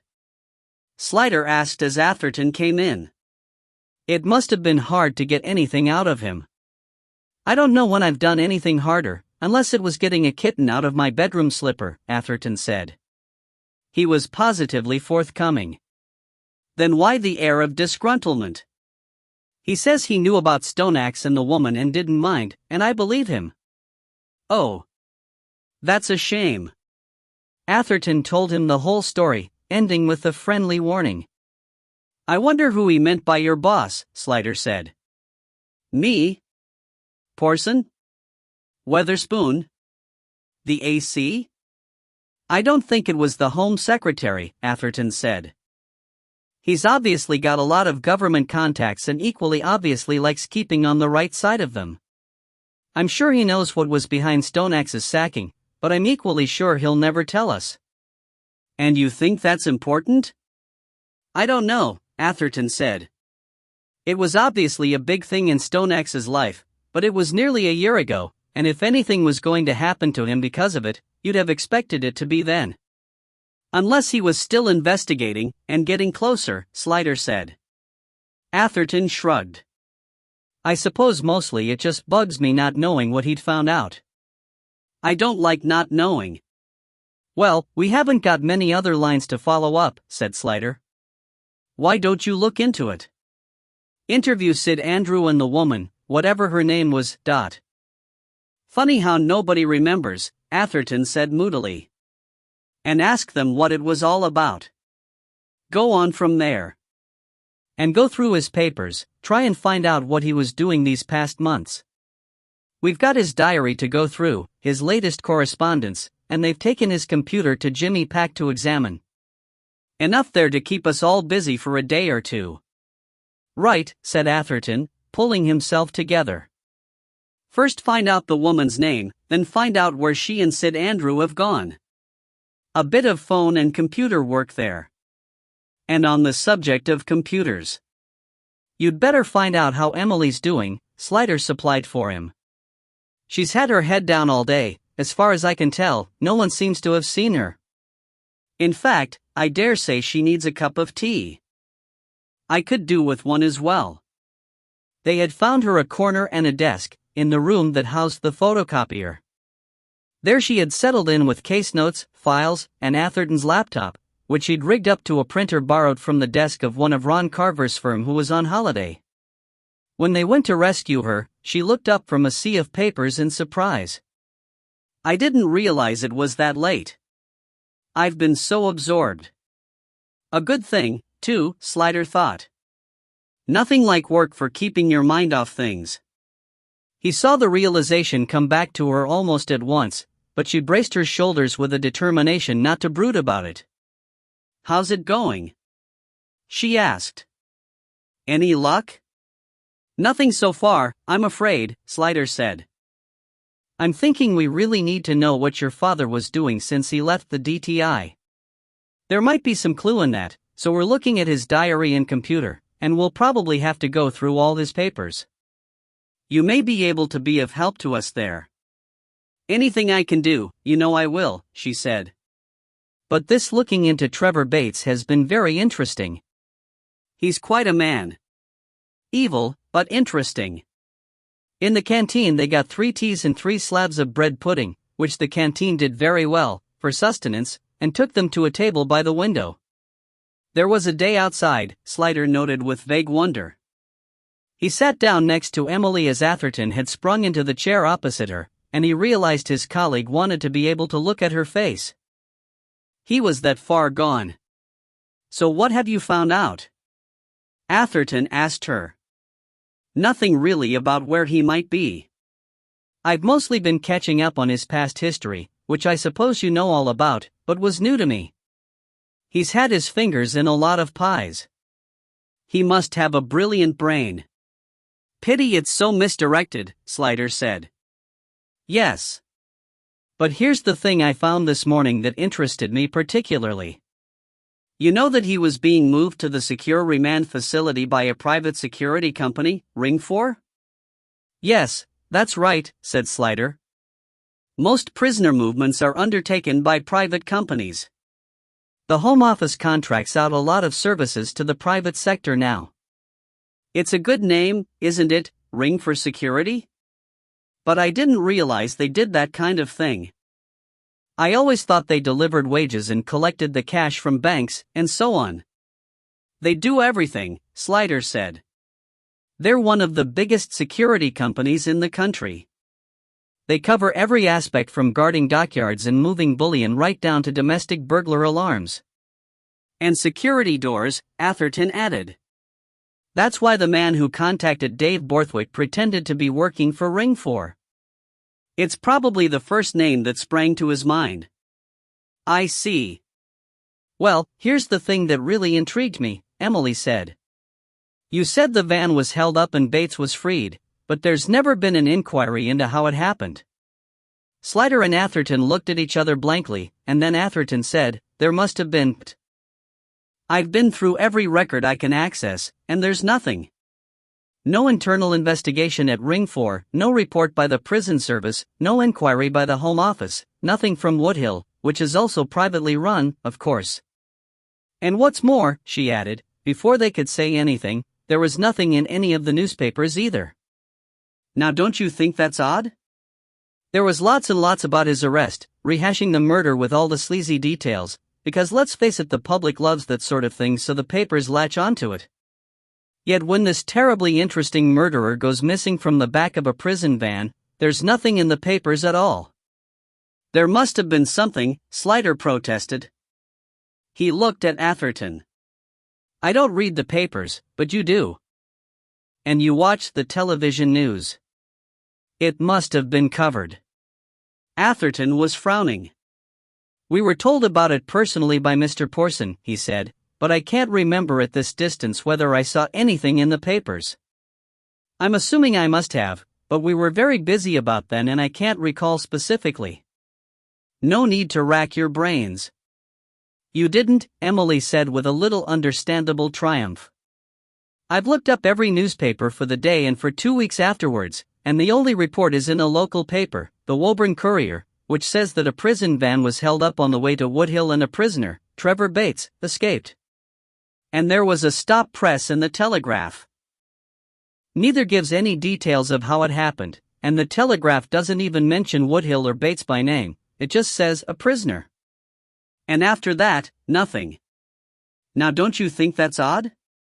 "It is odd," Slider said, "but I'm not sure what you're suggesting." "Well, look," she said, "the first report must have come from someone local to the hold-up, probably the local police. Someone on the local press must have had a contact at the Telegraph, and it made it to their late edition stop press. But the next day the whole thing is killed stone dead. In normal circumstances there must have been a heck of a lot of people who would know who was in that van, the Ring 4 people, the people at Wormwood Scrubs where he went from, the Woodhill people who must have been expecting him, and all their wives and children and friends and secretaries, because people do talk to their families even in these inarticulate times. But nothing gets out. So either there was some very heavy-duty leaning to keep it quiet, going on from the very top, which I suppose would be the Home Office? Ultimately, yes, Slider said. I suppose they might have wanted to suppress it so as not to alarm people. But when dangerous prisoners escape, Emily said, they usually put it out so as to warn people not to approach them. Yes, that's true. The other possibility, Atherton said, which I suppose you're building up to, is that he was deliberately sprung. Slider looked at him in surprise, but Emily was nodding. It's the only thing, to my mind, that makes sense. The whole thing was done secretly, so that only the people involved knew about it, and they wouldn't tell. But that's impossible, Slider said. It would take connivance at a very high level. Someone very, very high up would have had to decide on it and plan it, and I can't believe. Can't you? Atherton said. You're being needlessly cynical. Even if there was one corrupt person high up in the Home Office, he couldn't do it all on his own. There'd be high-level police involvement. But look, Emily said, Bates did have connections with the government, and at a high level. He provided them with important services. Suppose it was thought to be for the greater benefit that he was got out and allowed to carry on performing those services, rather than moldering in prison where he could do no good? That could be a good motive, even if it involved corruption in the execution. A lot of people, acceptable people, think it's okay to do evil that good might come. That's true, Atherton said. And there are quite a few of them in the job. You know that, he said to Slider. We've all known cases where the evidence has been buffed up a bit so as to put a real villain away. When you know someone's guilty and you just can't get enough for the CPS, well, the temptation's there. And I don't believe there's one copper in 10 who would think that was morally wrong, even if they don't do it themselves. We don't do that, Slider said stubbornly. But others do, Atherton said. And maybe we should, now and then. How many times have we busted our balls catching some villain, and then he walks away because the CPS won't prosecute? Slider shook his head in frustration. You can't start subdividing justice. Oh, justice. Since when was it about justice? Atherton said, as the frustrations of the job burst out from years of restraint. Was it justice when Richard Tyler murdered his mother and his lover and got away with it because he was an MP and a junior minister and had the Prime Minister's ear? He swanned off to a cozy billet in Brussels, if you remember, instead of doing life in Pentonville. Richard Tyler? Emily queried. I'll tell you sometime, Atherton said, calming down. We're getting a bit off the point, here. I'm glad you noticed, Slider said. The point is that it might have been decided at the highest level that it was a good thing for Bates to be sprung. Might is not evidence, Slider said, though I accept your main premise. I'll tell you what is evidence, Atherton said. The fact that Mick Hutton wasn't asked to monitor the mobile number we gave Porson to give to pal Freeman. There could be any number of reasons for that. Quite possibly there was just an administrative delay in asking for it. And now, of course, there's no point. Atherton shook his head. You live in such a rosy world. In case you hadn't noticed, Slider said, it's me he's threatening. That's not so rosy. I just can't let you rush off with suppositions that have no foundation. Richard Tyler, Emily said. Why is that name familiar? I just told you it, Atherton said, regaining his humor. He was a junior minister in the Department of the Environment, Slider explained. Oh, of course, that must be it. Dad will have mentioned him. She frowned in thought. Wasn't he supposed to be a bit of a high flyer? They thought at one time he could become the youngest ever prime minister, Slider said. We looked at him in a murder case. I was convinced he did it, but we had no evidence, nothing we could put up in a court of law. Then a couple of months later he got into some financial trouble, resigned his seat and was sent to Brussels. Something about insider dealing on some shares, Atherton said. They couldn't pin it on him, but it was enough to have him sent into Purta for a bit. Porson said at the time that would be punishment enough, Slider said. The fact that he'd never be prime minister now. But Brussels, with a big salary, bigger expenses, and even bigger pension, and for doing what? Slider had seen Phoebe Agnew dead, at the hands, he believed, of her own son. And the gentle, bumbling Piers Prentice, Tyler's lover. It didn't seem like enough punishment to him. Yes, I remember it now, Emily said. He was made EU Commissioner for Infrastructure. The big Euro engineering projects, airports, bridges, dams and so on. He's coming back to England now, though. He is? Atherton said in surprise. When? I don't know when, it didn't say. I read it on Reuters a couple of weeks ago.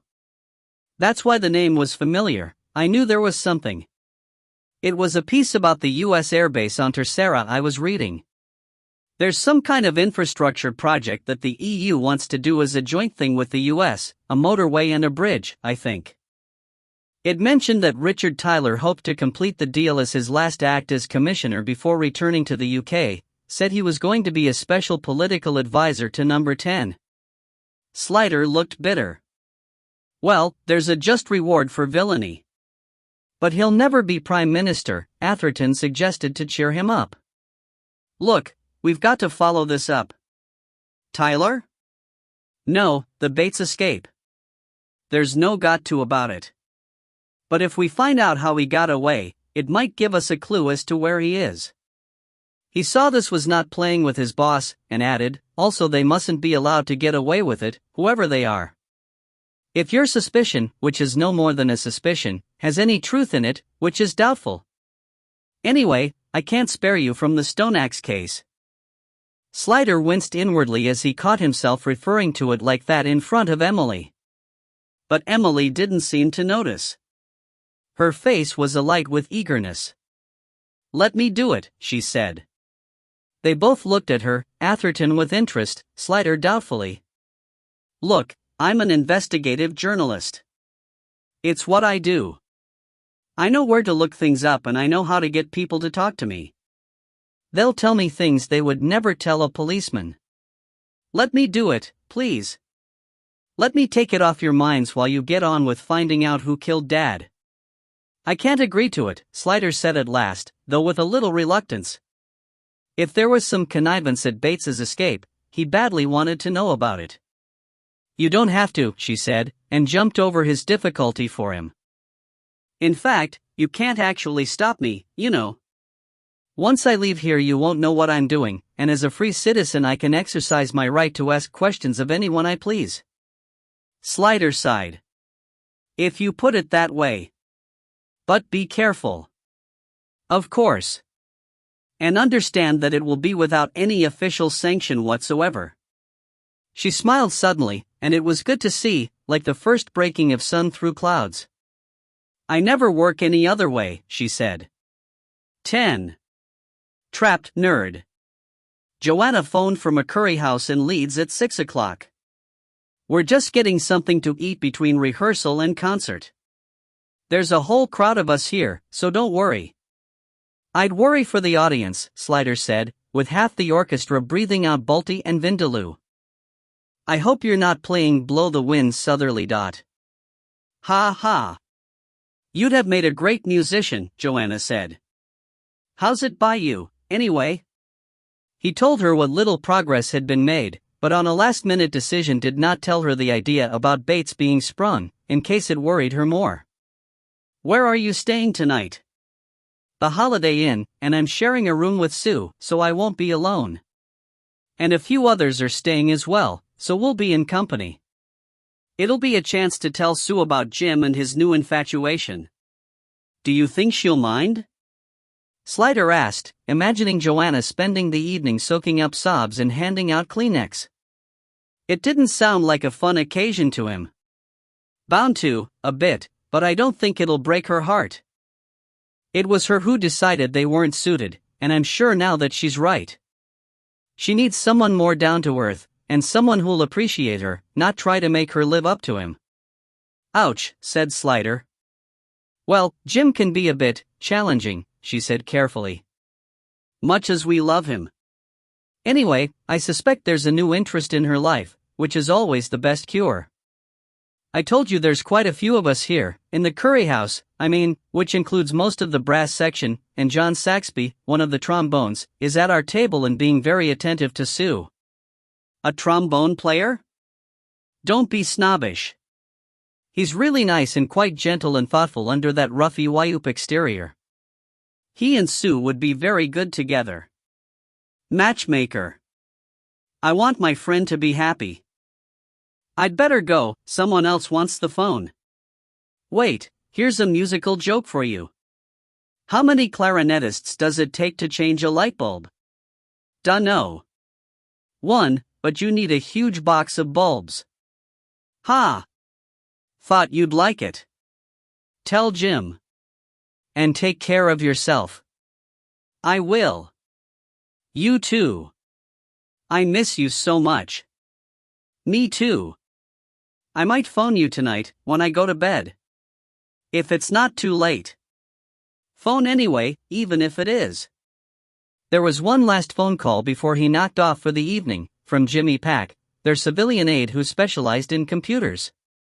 He reported that the computer had been delivered to him and he had had a preliminary look into it. The good news is that I don't think whoever took the cyberbox has accessed it.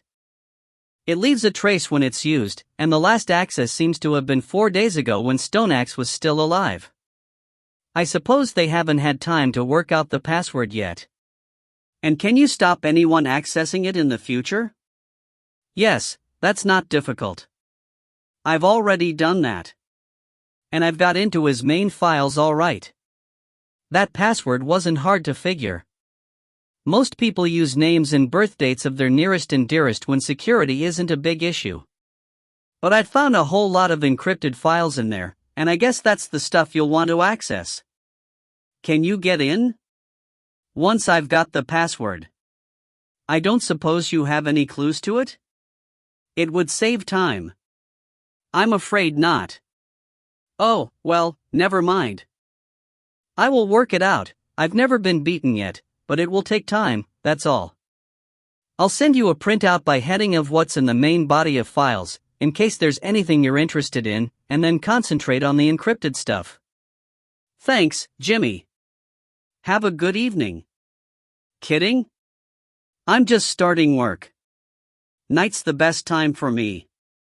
I sleep in the morning when people start making a noise. Slider put things away and locked his desk, thinking of the little shaggy-haired figure hunched over a keyboard under a pool of light from a desk lamp, clicking and mousing away through the silent hours like the shoemaker's elves. It was an odd sort of life, but then that's what most people thought about his. Atherton found himself suddenly shy when he and Emily got back to his house, and she seemed tense and ill at ease too. It could be the moment when what had happened so far backfired, when she felt repelled by the memory of what they had done and blamed him or herself for it. The knowledge that the relationship was on a knife edge made him realize very clearly how important it was to him, and for once in his life he didn't know what to do. He had developed 1,000 ploys to cover every situation he normally found himself in with a woman, but he couldn't use ploys on her. And he had never been in this situation before. He was terrified of getting it wrong, and the terror paralyzed him. Fortunately, the Siameses dashed into the breach, thundering into the room with competing loud remarks about the lateness of the hour and the absence of food in their dishes. Vaz shinned lightly up Emily and sat on her shoulder, shouting chattily into her ear like someone talking to a deaf person, while Tig did his wall of death challenge, racing round the room at top speed without touching the floor. It broke the gathering ice, and Atherton offered up a silent thank you to the absent Sue for having forced him to take them on. Hungry? He asked Emily. Very, she said. I don't seem to have had any lunch. That often happens with police work. I read a thing about the First World War, where soldiers always said if anyone offered you food you should eat it, even if you just had a meal, because you never knew when the next meal was coming. I'll see what there is in the fridge. She drifted into the kitchen after him, looking dead tired, and bleak around the eyes. The thing to do, he thought, was to keep her occupied. Would you mind feeding the kits? He said. Their food's in the cupboard under the sink, in the big plastic bucket thing. She did as he asked wearily and without comment, but in a moment was laughing as Tig and Vash climbed over and around her with the fluidity of ferrets, trying to get at the food before it got to the dishes. "They're impossible. Look at this one, trying to jam his head into the bucket. Get out, you silly animal. Let me fill the bowl first. How much should I give them? A scoop in each bowl is fine. And if the water bowl's empty, could you fill it from the tap, please?" By the time she had done these things, he was ready to say, "How about chicken, bacon, and avocado salad? The avocados are just about ready now." "Lovely. And I've got a bottle of Mersalt in the fridge. Would you like a drink beforehand? I could do with a gin and tonic. Would you make them while I get the bacon on? And put some music on, dot." So he kept her gently occupied until Rachmaninoff's First Symphony laid its firm opening notes down into the silence, and she came back to the kitchen door with 2 tumblers and offered him one. He thanked her and left the bacon to get some ice out and drop a lump into each drink. Then he paused on the brink of saying cheers, tripping over another of those invisible obstacles, because it wasn't quite the right thing to say, was it? She obviously felt it too, because she said, "Is it right to be like this? Food, music, a drink?" "You know it is," he said. "But it seems wrong to want to enjoy them. Isn't it disrespectful? I ought to be in mourning. And you are. Aren't you?" She nodded. She knocked her knuckles against her chest and said, "It's like a sort of sump of misery in here. I want to cry and howl, and I'm afraid to. I'm afraid to let go." "That's natural," he said. "It's your own self defending itself. It's too much to think about now. When the time comes that you can cope with it, you'll do it. Your father would understand that." Her hand went up automatically to the locket and took hold of it. It fitted nicely into her closed palm, and Atherton imagined the smooth, warm feeling of it. Comforting. Yes, he would, she said. He was always so good about feelings. It can't have been easy bringing up a teenage girl alone, but he coped with all the moods and floods and sulks and always managed to make me feel normal. You know? You weren't normal? It wasn't normal to live with your dad instead of your mom. But apart from that, she hesitated. Anyone who is a bit out of the ordinary by definition can't be normal. And that includes anyone who is more intelligent or more talented or more gifted than the rest. She looked relieved. You do understand. Not that I'd say I was gifted or anything, she said, backpedaling automatically, but I was brighter than the other kids in the neighborhood. And they knew it too. Kids always do.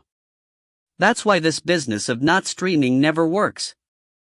They always have an exact knowledge of the hierarchy, however you try to disguise it. He turned away to turn the bacon.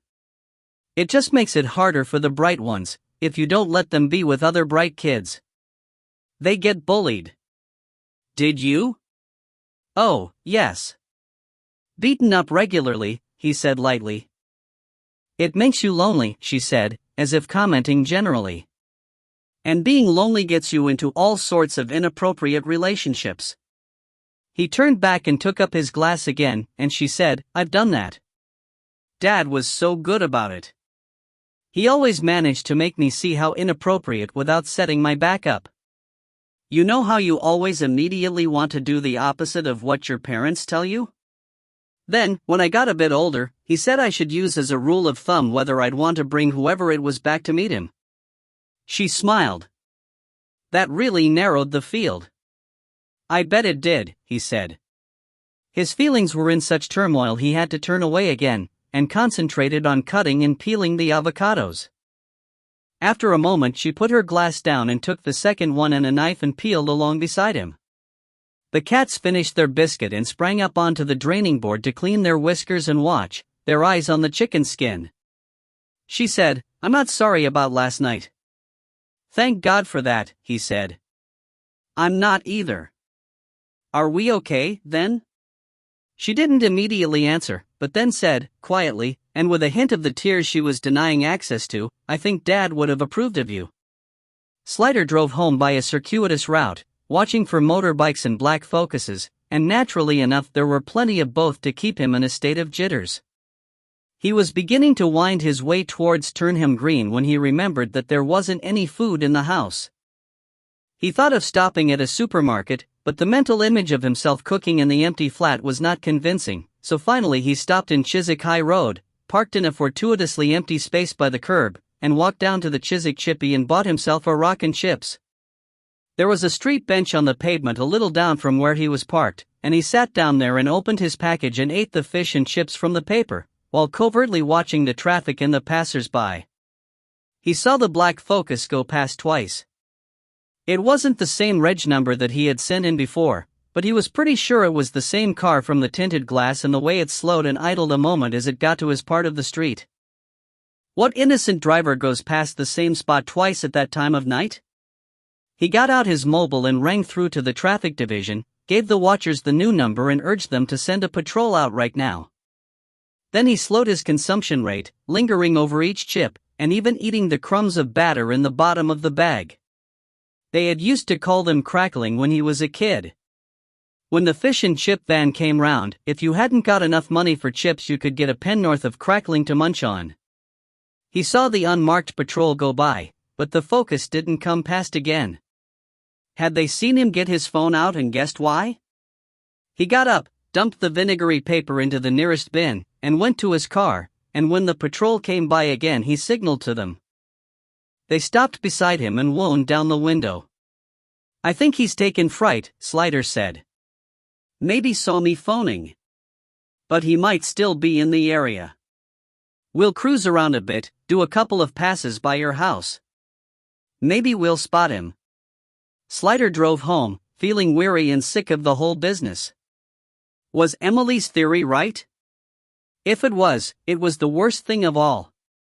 He had given his life to the job, and if the honesty and probity of those above him was going to come into question, then, well, it would be time for him to leave. He parked away from his house, looked carefully for motorbikes before getting out, locked the car and crossed the road, walking on the opposite side, keeping to the shadow of the hedges and sending out his senses in all directions. He saw nothing, heard nothing, until he got to the house. That morning when he locked the front door he had put a minute scrap of paper between the door and the jamb, at a point where the fit was too tight to allow it to fall unless the door was opened. The paper was no longer in place. As he fumbled out his key, he saw it in the corner of the porch, gleaming a warning at him. He let himself in carefully, listening, smelling, but the house was silent and seemed as usual. And yet, someone had been there. What had they done? Was it Bates, or one of his minions? Were they searching for something, or doing mischief? He remembered Bates's area of greatest expertise, listening devices. Had he put in a mic somewhere? Or was that paranoia? What could Slider have to say that Bates could possibly find illuminating? He closed the door behind him and, without putting on the light, walked slowly down the passage. The sitting room was the first door, and it was just slightly ajar. He frowned. How had he left it? Not closed, that was for certain. They rarely closed that door. In fact, he rather thought it had been wide open that morning, wider than it was now, anyway. He eased out the sidearm baton that, feeling faintly foolish, he had slipped into his belt under his jacket before leaving the office. He didn't feel foolish now. With the tip of it he pushed gently at the door, and felt a resistance. Was there something lying behind it? He got closer and pushed again, more firmly, and the door yielded. At the same moment there was a sensation of movement in the darkness above him, an indecipherable sound, a sharp pain in his head and shoulder, and then blackness. Now someone was shaking his shoulder, a man's voice saying, "Sir, are you all right? Sir?" Slider groaned and opened his eyes and the light hurt. How was it light? Was it morning? No, it was electric light, he saw now, and he was lying on the floor in his own flat, in the doorway of the sitting room, and his head and shoulder hurt abominably. "All right," he said, and the shoulder shaking stopped. Slider squinted up. It was the traffic patrolman. What was his name? Willits, wasn't it? With his partner behind him, looking anxious. Slider struggled into a sitting position. What happened? He remembered the blow in the darkness, and the details of Stoneaxe's death came back to him. Was I coshed? Booby trap, said Willits. We watched you go in as we went past, and then when we passed again and there were still no lights on, Wright said we ought to check if you were okay. You didn't answer the door, and when I looked through the letterbox I heard you groan, so we broke the glass panel in the door and let ourselves in. Now there's broken glass to get fixed, the domestic part of Slider's mind worried. Booby trap? He said. A bucket resting on the top of the door, said Willits. A metal one. He gestured, and Slider turned his head, wincing, to see a large, heavy, old-fashioned galvanized bucket lying on the carpet. Someone doesn't like you, sir, Willits concluded, with questions sticking out all over his face. Fortunately, Slider thought, he had not gone barging straight in, so the bucket had not hit him directly, but struck his head glancingly and the tip of his shoulder on its way down. The old schoolboy trick. Bates was making a fool of him. Had he meant to kill him? Well, probably not, but he wouldn't have minded if he had. Need to get forensics in. You didn't touch anything? Only the door, and then you, said Willits. I think you ought to go to the hospital, sir. There's quite a bit of blood. Slider became aware, now, of a stickiness around his neck and collar. Can't leave the place, he said. We'll take care of it, sir, said Willits. I've already phoned it in. Wright will take you to the hospital and I'll wait here and preserve the scene. You really ought to get that looked at. A veterinary-sized painkiller and 3 stitches later, Slider was functioning again, needing a clean shirt more than anything. McKay, who'd been doing night duty, was beside him in the cubicle, reporting that nothing else in the flat seemed to have been disturbed, that there were no finger marks on the bucket, only glove smears, that the forensic team had finished and gone, and that a carpenter was even then boarding up the broken panel in the front door. Do you want a bug sweep done, Gov? He asked. Slider had mentioned his initial thought that Bates may have put in a listening device. No, don't bother. I think the booby trap was the reason for the break-in. I suppose my door locks were child's play to him. He only thanked God that Joanna had not been there. Well, I don't think you ought to go back there, McKay said anxiously. Not tonight, anyway. I need clean clothes, Slider said, and some shut-eye. And he's not going to do anything else tonight, is he? Well, at least have a uniform on the door, McKay urged. Ranker was there when I left. Let him stay on guard while you sleep, Slider agreed to that, rather than argue, which was becoming increasingly difficult as his brain kept trying to check out into the land of Nod. He knew that his old friend O'Flaherty was the night relief sergeant at the station, and he wouldn't mind leaving PC Ranker on nursery duty. And it would be a brave villain who tried to get past Big Eric Ranker in a confined space. 11. Fainting in coils. Why didn't you call me? Atherton demanded, the next morning. I thought about it, but I didn't want to disturb Emily with more tales of violence, Slider said. He felt as if he hadn't slept for a week. She's going to find out anyway, Atherton pointed out. Better to hear about it in daylight than in the middle of the night, Slider said from experience. Well, you can't stay there now, anyway. Who knows what he'll do next? You'd better come and stay at my place tonight. And interrupt love's young dream? Facetiousness is my thing. It doesn't work for you, Atherton informed him. If you're worried about the proprieties, you can have my room and I'll sleep on the sofa. And, of course, creep up to Emily in the spare room once the lights were out. Slider couldn't bear to argue anymore. His head hurt too much. Thanks, he said. I'll come, just for tonight. When Joanna got back he'd have to think of something else. But at least he'd get one evening of Atherton's cooking. Those fish and chips had given him heartburn, though that probably wasn't their fault, but a result of the subsequent dramas. As a long-serving policeman, he didn't usually have any difficulty digesting grease. "It's Porson I feel sorry for," he said, to turn the attention away from himself. The old boy really feels it. He had reported in to Porson as soon as he arrived, and found the super pale and shaken. "I'm just about sick of this," he said once he had ascertained that Slider was not seriously hurt. "They've tied me up hand and foot. Bates is soca business now, and you know what these so units are like. Jealous as fishwives, and if you tread on their toes, you're in all sorts of grief. I've been told categorically not to pursue him, and my pension's on the line, laddie, as you well know. But I'm not having my officers put in jeopardy and do nothing." "What are soca doing?"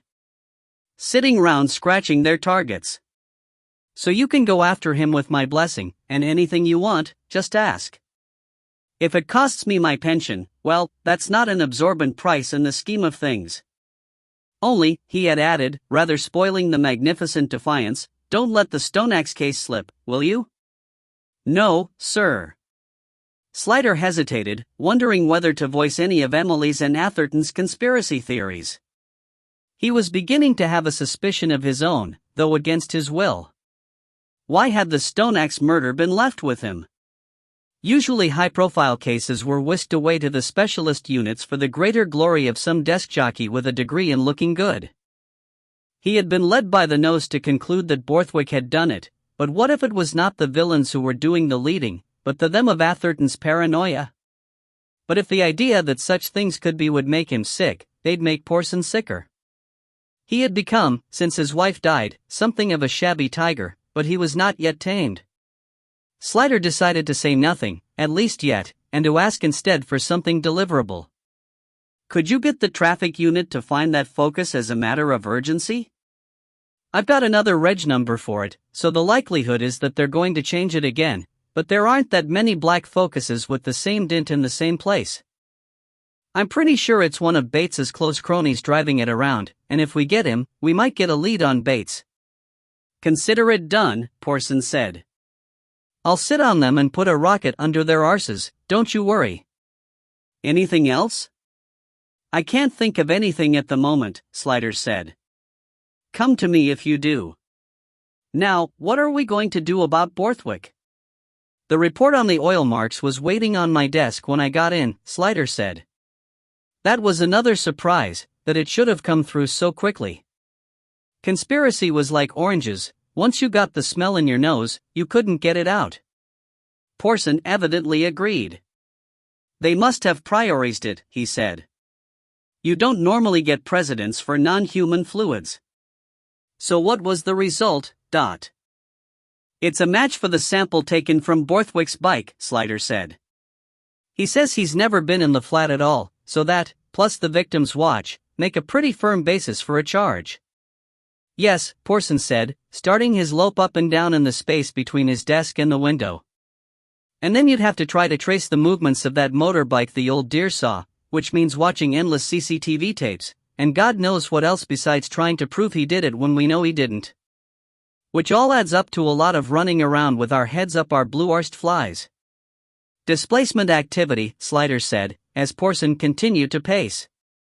"We've got to do it, and we've got to make it look good," Porson decided.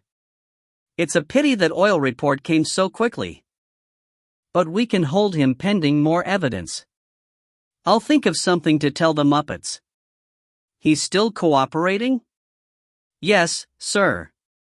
I think he's quite enjoying it. Bit of a holiday for him. He likes the food. The man's sick. He hasn't asked for a solicitor? He'll have to have one, otherwise the press'll cotton on and start moaning about human rights. But it's got to be one we can trust." "I'll find one, sir. And get him what he likes to eat, and whatever he likes to read. Keep him happy. Meanwhile, find out who did do it. What lines have you got to follow?" "We're trying to trace and interview people who were in the pub the night Borthwick says he met the man, Patrick Steele." "No luck on the name, I suppose, Dot?" "No, sir, but I don't want to waste too much time on it because it's almost certainly a false name." I'll get one of Carver's firm to chase it up. Take it off your books. Go on. We're looking into Stoneaxe's past life, and talking to friends and colleagues to try to find what he was busy with recently. It seems likely his death was connected with one or the other. Or both. Could be two halves of the same coin. Well, get on with it, then. And let me know if you get anything on Bates. Joanna rang him from the hotel room at 9:30. I've just had an enormous breakfast, she said. Egg, bacon, black pudding, the lot. I shall have to play standing up. There's not room in there for breakfast and the baby if I sit down. How is baby Derek, Dot? Oh, don't. If we start calling him that, it'll stick.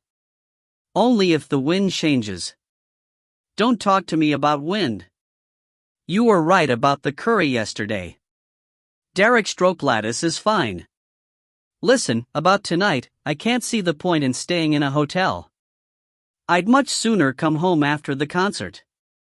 No, I don't want you to do that, Slider said, wishing he didn't have to tell her, and wondering how shocked she would be. I know you think I'm made of tissue paper, she said, but Huddersfield isn't that far, and the traffic will be light that time of night, and I'm used to driving back after concerts. I'd just sooner sleep in my own bed. Well, I'm afraid that's not possible anyway, he began, trying to assemble the right words. She jumped right in. Oh God, something's happened. What is it? Tell me. Are you all right? I'm all right, he said. Don't worry. Remember the baby and try to take this calmly. You're making me more nervous telling me to be calm. What happened? Someone broke into the house yesterday and set up a booby trap, which I sprang when I went home. It was the old schoolboy trick, a bucket balanced on the top of a door. For God's sake, she said, sounding more bewildered than anything. I don't think it was meant to hurt me seriously. I got a cut on my head and a bruise on my shoulder, but I'm all right, apart from a headache. Oh, Bill. Please don't cry. I'm all right. I have to cry, it's my hormones. Was it Bates? I suppose so. It's his sort of speed. He likes making a fool of me and wants to scare me. Well, he's scaring me, so tell him he's succeeded and he can stop. Anyway, you can see why I don't want you to come home tonight. I'm going to stay the night at Atherton's, so you'll be better off at a nice, comfortable hotel. Then tomorrow come here when you get back and we'll decide what to do. We might have caught him by then, you never know, he added in the vain hope of cheering her up. But she was a sensible woman, he thanked heaven, and did not waste more time on useless remonstrance. All right, if it will take a weight off your mind, I'll stay. Oh, Bill, I do miss you. Please be careful. I am being. Truly. That's why I'm not sleeping at home tonight. I have to go. Rehearsal starts at 10:30. Drive carefully, he said. That's the least of my worries, she said. The preliminary report came in from the electronics expert, Phil Lavery, on the security door at Valency House. He had found a device, and it was, he said, a straightforward timer which caused a short circuit at the desired time, disengaging the locks as would happen normally during a power cut. The interesting thing about it was the timer itself, which was a tiny transistorized thing not much bigger than a watch battery. I have not come across one like it before, he wrote, and suspected maybe of Far Eastern origin. I do not recognize the handwork signature, but I will research further on both that and the timer, and report as soon as I have more information. It was not much help, Slider thought. Most new electronic stuff did come from the Far East these days. The hope was that someone in the trade would recognize the handwork, because people who put together devices like that all had their own way of doing it, and it was generally as personal as a signature. Unless the bloke in the van was clever enough to disguise his work. It sounded as though Patrick Steele was clever enough, but he'd had to hire someone to do the actual work, and it was possible that man was not. Get to Patrick Steele. Was he the brains behind the thing, or was he fronting for someone else? What they didn't know was Legion. No, they needed to find the reason for all this. Find the why and you find the who. Hart came in with papers under her arm and a cup of tea in her hand. Brought you this, Gov, she said, setting the cup and saucer down. She reached into her pocket and placed a bottle of aspirin beside it. And Norma sent you these. She reckoned you might need 'em by now. You're very kind, Slider said. His head was aching again. And thank Norma for me. We don't reckon you should have come in today, Hart said, eyeing him in a motherly way. You look pale. You must have been concussed, and concussion's not something to mess around with. It's all right, Slider reassured her. I'm not messing around with it, I'm having it properly. There had been a time when, according to Joanna, Hart had fancied him and hoped to get off with him. He'd never seen it himself, but he didn't want to encourage anything. What have you got there? He asked briskly. Stoneaxe's diary, she said, drawing it out from under her arm.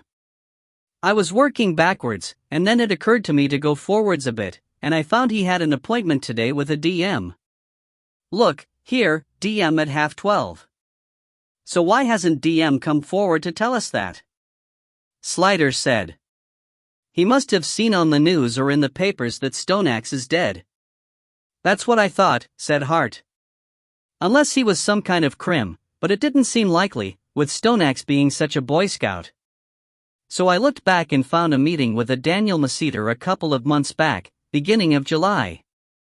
I done a bit of a trawl through the files and everything, but I couldn't find any reference to Daniel Maceter anywhere, not so much as an address or phone number. If Stoneaxe kept any info on him, it was either in that file we think's gone missing. Or it's in the encrypted part of the computer, Slider said. Or both. Anyway, I thought it was worth a bit of a goosey, so I put him in the computer and started searching. Luck would have it, I started with police records and found he'd been in trouble a couple of times doing environmental protests. Hartlepool, the Able UK ship recycling thing? Yes, I remember. The company that got the contract to break up US naval derelicts. Yeah. Well, he chained himself to some gates, apparently, and when they cut him loose he threw a brick and smashed someone's windscreen, so they nicked him. And he was nicked for obstruction in that Essex oil refinery protest. And quite a bit in between, But those were both years ago, Slider said. The Hartlepool thing must be, 4 years ago? And Jaywick 2 years ago. Yeah, so what's he been up to since then? That's what I wondered.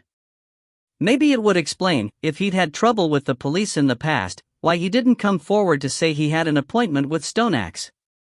Maybe. But a more compelling reason, I reckon, is that he's dead. What? Yeah. I wanted to see if he'd been visible recently, so I put him in a news filter, and up he comes straight away.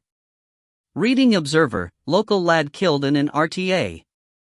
He was apparently knocked off his motorbike on a country road near Pangbourne. It's a sort of cut-through to the A4. Locals say people use it as a rat run and drive too fast. It's only really a country lane and some of it's single track with passing places. Anyway, he was found by a woman going to work early morning 2 weeks ago. Him and the bike was in a ditch, there were skid marks across the road, and his neck was broken. Local police reckon from the damage to the bike he must have been sideswiped by a car. They put it down as a hit-and-run driver. And it could have been, said Slider. That's the beauty of it. Reading Evening Post did quite a bit on it, tragedy of young life cut short, blah blah blah. I printed it out in case you want it, and made out he was some kind of planet-saving hero because of his well-known environmental activities. Then the next day the Observer come up with his police record and they dropped him pretty sharpish. I think, Slider said, we need to have a word with his nearest and dearest. Have you found out who they are? Yeah, his nearest, anyway. He lived with his mom on a housing estate in Reading. Don't know if she's his dearest, news reports don't mention if he had a girlfriend. Well, you'd better go and find out, then, he said, and was rewarded with a wide grin. "Thanks, Gov. I won't let you down." Slider drank his tea, swallowed 2 of the aspirin, thought for a bit, and then rang his best snout, Tidy Barnett. Tidy's sepulchral tones answered at the second ring. "On a minute, Mr. S, some on air. We ain't secure." There were various indeterminate sounds as Tidy removed himself to a more secluded spot, and then he was back on. "What can I do you for?" "I 'ope it's not about this big business in Hammersmith, 'cause I'm not up to all that. I've 'ad me ear out for you, naturally, but nobody don't know nothing about it." "It is about that," Slider said, "and I was hoping you could help me with one of the minor players." He fixed the security doors of the flat to unlock themselves at a certain time. Used a transistorized timer, maybe Chinese in origin. "Know any electronics experts who might do that sort of thing?" "Not my street, Mr. S," Tidy said regretfully. "I could put you on to someone who might help. Ever heard of Jack Bushman? Solder Jack? He's not still around, is he? I thought he went to Australia." "He did, but he's back. Didn't like it out there. Been back years. He's straight now, which is maybe why you ain't heard of him. He's got a shop, Ladbroke Grove Way, on the KPR. He was into all that miniature stuff. You could try him. Otherwise, well, deceased was a knobby bloke, and it sounds like a knobby murder. You need special snouts. Me and mine is no use to you on this one, Gov." "Thanks, Tidy," Slider said, and rang off. He sat thinking for a while, and then, on an impulse, rang his old friend Pauline Smithers. She was Detective Chief Superintendent Smithers now, and back at the yard after what had seemed to her like an interminable, though successful, stint on child pornography. The trouble with crime like that was that you could never wrap it up and be done with it. As soon as you cleared out one stinking gutter, you'd get word of another. He was glad for Polly's sanity that they'd moved her on. They had been in uniform together way back when the world was young, and had always had a soft spot for each other. Then she got promoted and married the job, and a while later he'd got married to Irene, his first wife, and that had been that. He had often wondered, idly, how things would have turned out if they had hooked up, as had once seemed quite possible, even likely. She had never married, though he was not vain enough to attribute that to a broken heart. For women, the upper echelons of the police force were harder to tackle than Annapurna, and those who made it were rarely able to have emotional lives. Which he thought was a shame, because Pauline had been a good egg and a perfectly normal woman. He called her number. It rang for a long time before she answered, and when she did, she spoke before he had a chance to. "I'm in a meeting," she said in a normal, if slightly severe, tone, and then added, very low and urgently, "I'll ring you back." "Don't ring me." Then she was gone. He had rung her on his mobile. As soon as he rang off, his landline rang. "Hello, Mr. Plod." A weary sort of anger surged through him. "What do you want?" "I'm just calling to see if you enjoyed my little joke last night," said Bates. "Why do you insist on talking like a villain in a B movie?" "Oh, dear. You sound a bit tetchy. Head aching?"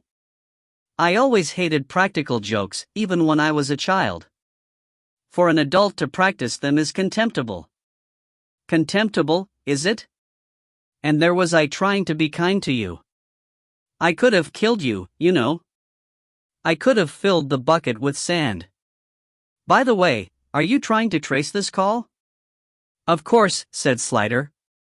"Well, you might as well amuse yourself, but you'll never be able to. My skills, small as they are sufficient to run rings round your medieval tracing capabilities. They didn't have telephones in medieval times. A man of your education ought to know that." He chuckled. "Keeping me talking, eh? I don't mind. Time is not of the essence to me, . Slider tired of it. "Well, it is to me. What do you want?" "Just to let you know that if you enjoyed that little joke, you'll love the next one." Do you like Guy Fawkes Night? Not particularly. Well, you'll find my little surprise divine. Divine as in see you in heaven. Or in your case, not, said Slider. But Bates had gone. McLaren came to the door a few moments later and shook his head. Same story, Gov. Bounced round the satellites. Mick Hutton reckons you'd need to keep him talking for 15 minutes to have a chance of tracing it, and even then, he wouldn't be there with his stickies on the receiver. He eyed Slider sympathetically. What did he want this time? Dear Mr. Slider, threat, threat, threat, threat. Yours sincerely. Bloody hypocrite. I'm going to get a sarnie. Can I get you one? God, is it lunchtime already? Going down the stall outside the market, McLaren said temptingly. Go on then. I'll have a sausage sandwich. With tomato sauce. Got it, said McLaren, and wheeled away. He passed Atherton coming the other way. Word, Gov? Atherton asked. Slider nodded him in. Emily's gone off on her travels. We got her a hired car this morning and she's gone to see the Ring 4 people. Not, he added, that you know that, because she isn't doing it officially and we've no idea where she is. What do we know, officially? Slider asked. He heard himself sounding tetchy and reached for the aspirin bottle, before realizing he had taken them too recently to take more. His shoulder was aching, too. He rubbed it carefully. I've been looking up the Sid Andrew business, Atherton said. He observed his boss's actions but guessed sympathy would get his nose bitten off. The girl in the case was called Angela Barlow. She was a junior press officer in the DTI, that's a civil service appointment, not a political one. Quite a looker, 28 when it all happened, secretarial background, interest in journalism. What bright girl these days doesn't want to be a journalist? Been in the job just under 2 years. She seemed to disappear without trace after she got sacked, and with the media interest in her, I thought she probably would have gone to Earth. I mean, those pictures were pretty explicit, and the popular press's appetite for all things salacious being what it is. So where did she go? Slider cut in. She went home to her parents, Atherton said. Slider read the bad news in his eyes. And? She's dead. Committed suicide last January. Slider slammed to his feet. That's it, he said. We're going to find out what this whole Sid Andrew thing was about. We're going to go and see her parents, and then we're going to roust him. Maybe it was just shame, Atherton said, playing devil's advocate. We've only got the Stone Axe supporters' word for it that the thing was a setup. Slider didn't glance at him as he walked past. We'll find out, he said. And then we'll know. 12. Thickening. It didn't take Emily long to discover the local journalist from the Woburn Courier who had been responsible for the story of Tyler's escape. She found Chris Fletcher at the magistrate's court in Milton Keynes, and persuaded him outside for a chat. I'm sorry to interrupt your work, she said when they reached the open air. Don't matter, he said equably. I was busting for a smoke, anyway. Do you? He proffered the pack and she shook her head. Mind if I do? He didn't wait for her reply, but knocked one out, shoved it in his mouth and lit it like a starving man falling on bread. He was young, mid-20s, she thought, and staggeringly badly dressed, with a tweed jacket that was far too big, a tie that looked as if it might have been used to tie up a dog, a grubby shirt with a crumpled collar, and cheap, scuffed shoes at the end of what looked like his old-school trousers. The dress code for the magistrate's court had evidently fallen hard on him. He had a snubby, rather pallid but not unattractive face, and spiky fair hair ending in an unfashionable mullet. His fingernails were badly bitten and his fingers badly stained with nicotine. Being a journalist at this level must be really stressful, she thought. I won't keep you long, she said. I'm just interested in a story you filed back in July about an escaped prisoner. Oh, God, yes, that. He jumped in. I thought I'd got it made.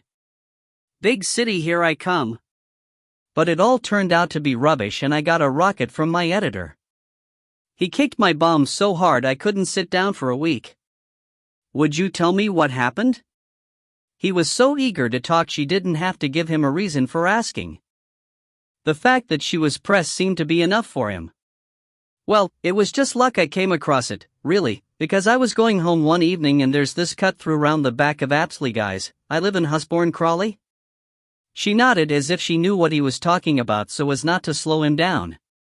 Anyway, it's just a lane and there's never much traffic on it, so I wasn't surprised to find myself on my own. Then I come round a bend, and there's a barrier across the road. I was on my bike. I've got this mini moto.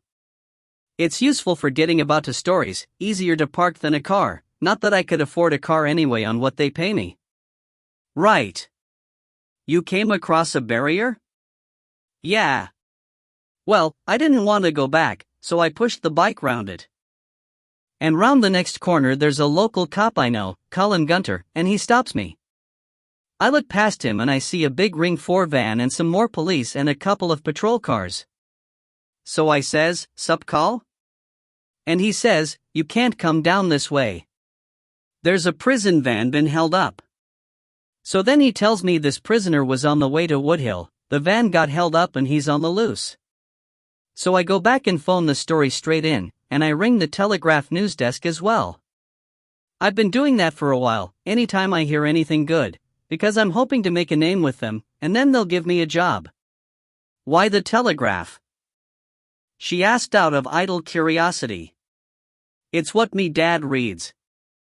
Anyway, the courier puts my story in, but it's hardly gone to bed when I get a call from Colin to say it was all a mistake. There was no one in the van, it just broke down, and someone was having a laugh with him, telling him there was an escaped prisoner. I was well gutted, and the next thing the editor calls me in and chews my arse off. It was too late to stop the story, but nobody else had run it, and in the end he just left it, 'cause he said it would look worse to print a retraction. And that was that. I never heard anything more about it. How did your editor know the story was wrong? Someone rang him from Ring 4, the controller down in Luton, Trish Holland, I think her name is. Apparently this bloke was going to be moved, and then it was all cancelled at the last minute. That's why they thought he was in the van, I suppose. Anyway, it's a shame, because it would have been a lot of fun if he really was on the run. We had one over the wall last year and we got 3 days front pages out of him before they caught him. The Telegraph didn't print his name, I notice, she said. Well, it was only a stop press, and I suppose they wanted to check it before they ran it properly. Lucky for them they did. Unlucky for me, though, I'll never get a job there now. She felt rather sorry for him, with his forlorn hopes and his lost scoop. She said, "The Real News is always local. That's the news that affects people's lives." Are you local press? Yes, she said, and it was true, though New York was a rather more seething metropolis than Woburn. The control center at Luton was sited in a modern block on a small industrial estate, and Trish Holland was a middle-aged woman with a cozy figure and hard makeup. She allowed Emily into her presence with the ease most people seem to accord to the press, but she grew defensive when she learned the subject for discussion. There never was an escape, she said angrily. It was all in the mind of that stupid reporter from Woburn. I suppose he thought he was having a joke. Everyone seems to like poking fun at Ring 4.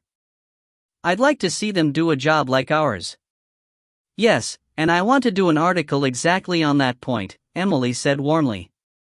I want to put Ring 4's side of things. It's all too easy to make cheap jokes without knowing the facts. She ceased to bridle. You're completely right there. Facts were pretty thin on the ground in that story. It wasn't even one of our vans. The reporter says he saw the Ring 4 logo on it. Doesn't matter. All of our vans were accounted for. And it's easy enough to hire a suitable van and fake a logo. Film companies do it all the time. That's true. But you did, in fact, have a movement order for Trevor Bates?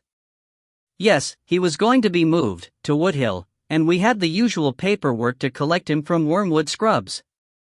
The paperwork was all correct? Of course it was. A copy was sent to me and it was completely in order, otherwise I wouldn't have put it through. Then at the last minute I was notified that he wasn't being moved after all, so I cancelled the movement, and that was that. Far from having escaped, he was never in transit at all. He's still in Wormwood Scrubs, as far as I know. Who was it who notified you of the cancellation? One of the directors of Ring 4, Mr. Mark. He'd said he'd been notified by the Home Office of the change of plan. He faxed through the paperwork, I stood down the team, and no movement of any sort was made that evening. Well, thank you, that's all very clear, Emily said. I'm certainly glad to have heard your side of the story. Fortunately, it never made it to the national press. No, and that boy will be more careful in future, after the wigging I gave his editor. But it's all of a piece with the general attitude that Ring 4 is fair game. She went on to complain at length and in detail about various other bad stories Ring 4 had told against it, and Emily listened for as long as she could bear it before apologizing and extracting herself.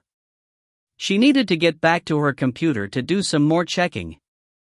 Hart had discovered long ago in the job that the recently bereaved rarely resent people coming and asking them questions.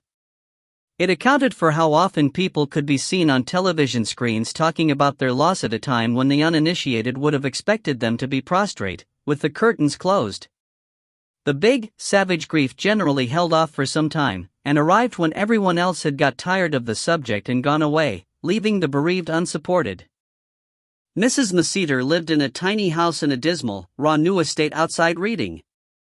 The estate was as featureless as the fields it had replaced, but not nearly so green or pleasant.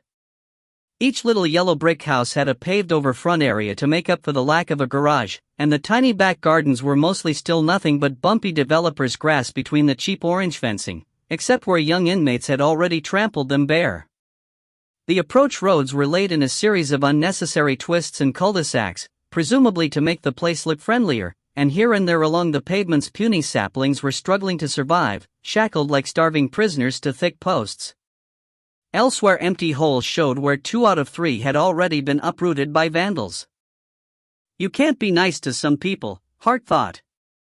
The Maceter house was tiny, the front door leading straight into a single sitting/dining room with a kitchen alcove off it and French windows leading into the garden.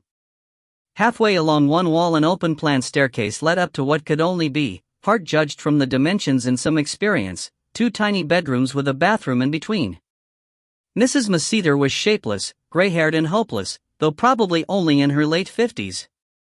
She was pathetically eager to talk to Hart, and had her sitting on the sofa with a cup of tea listening to her life story before you could say knife.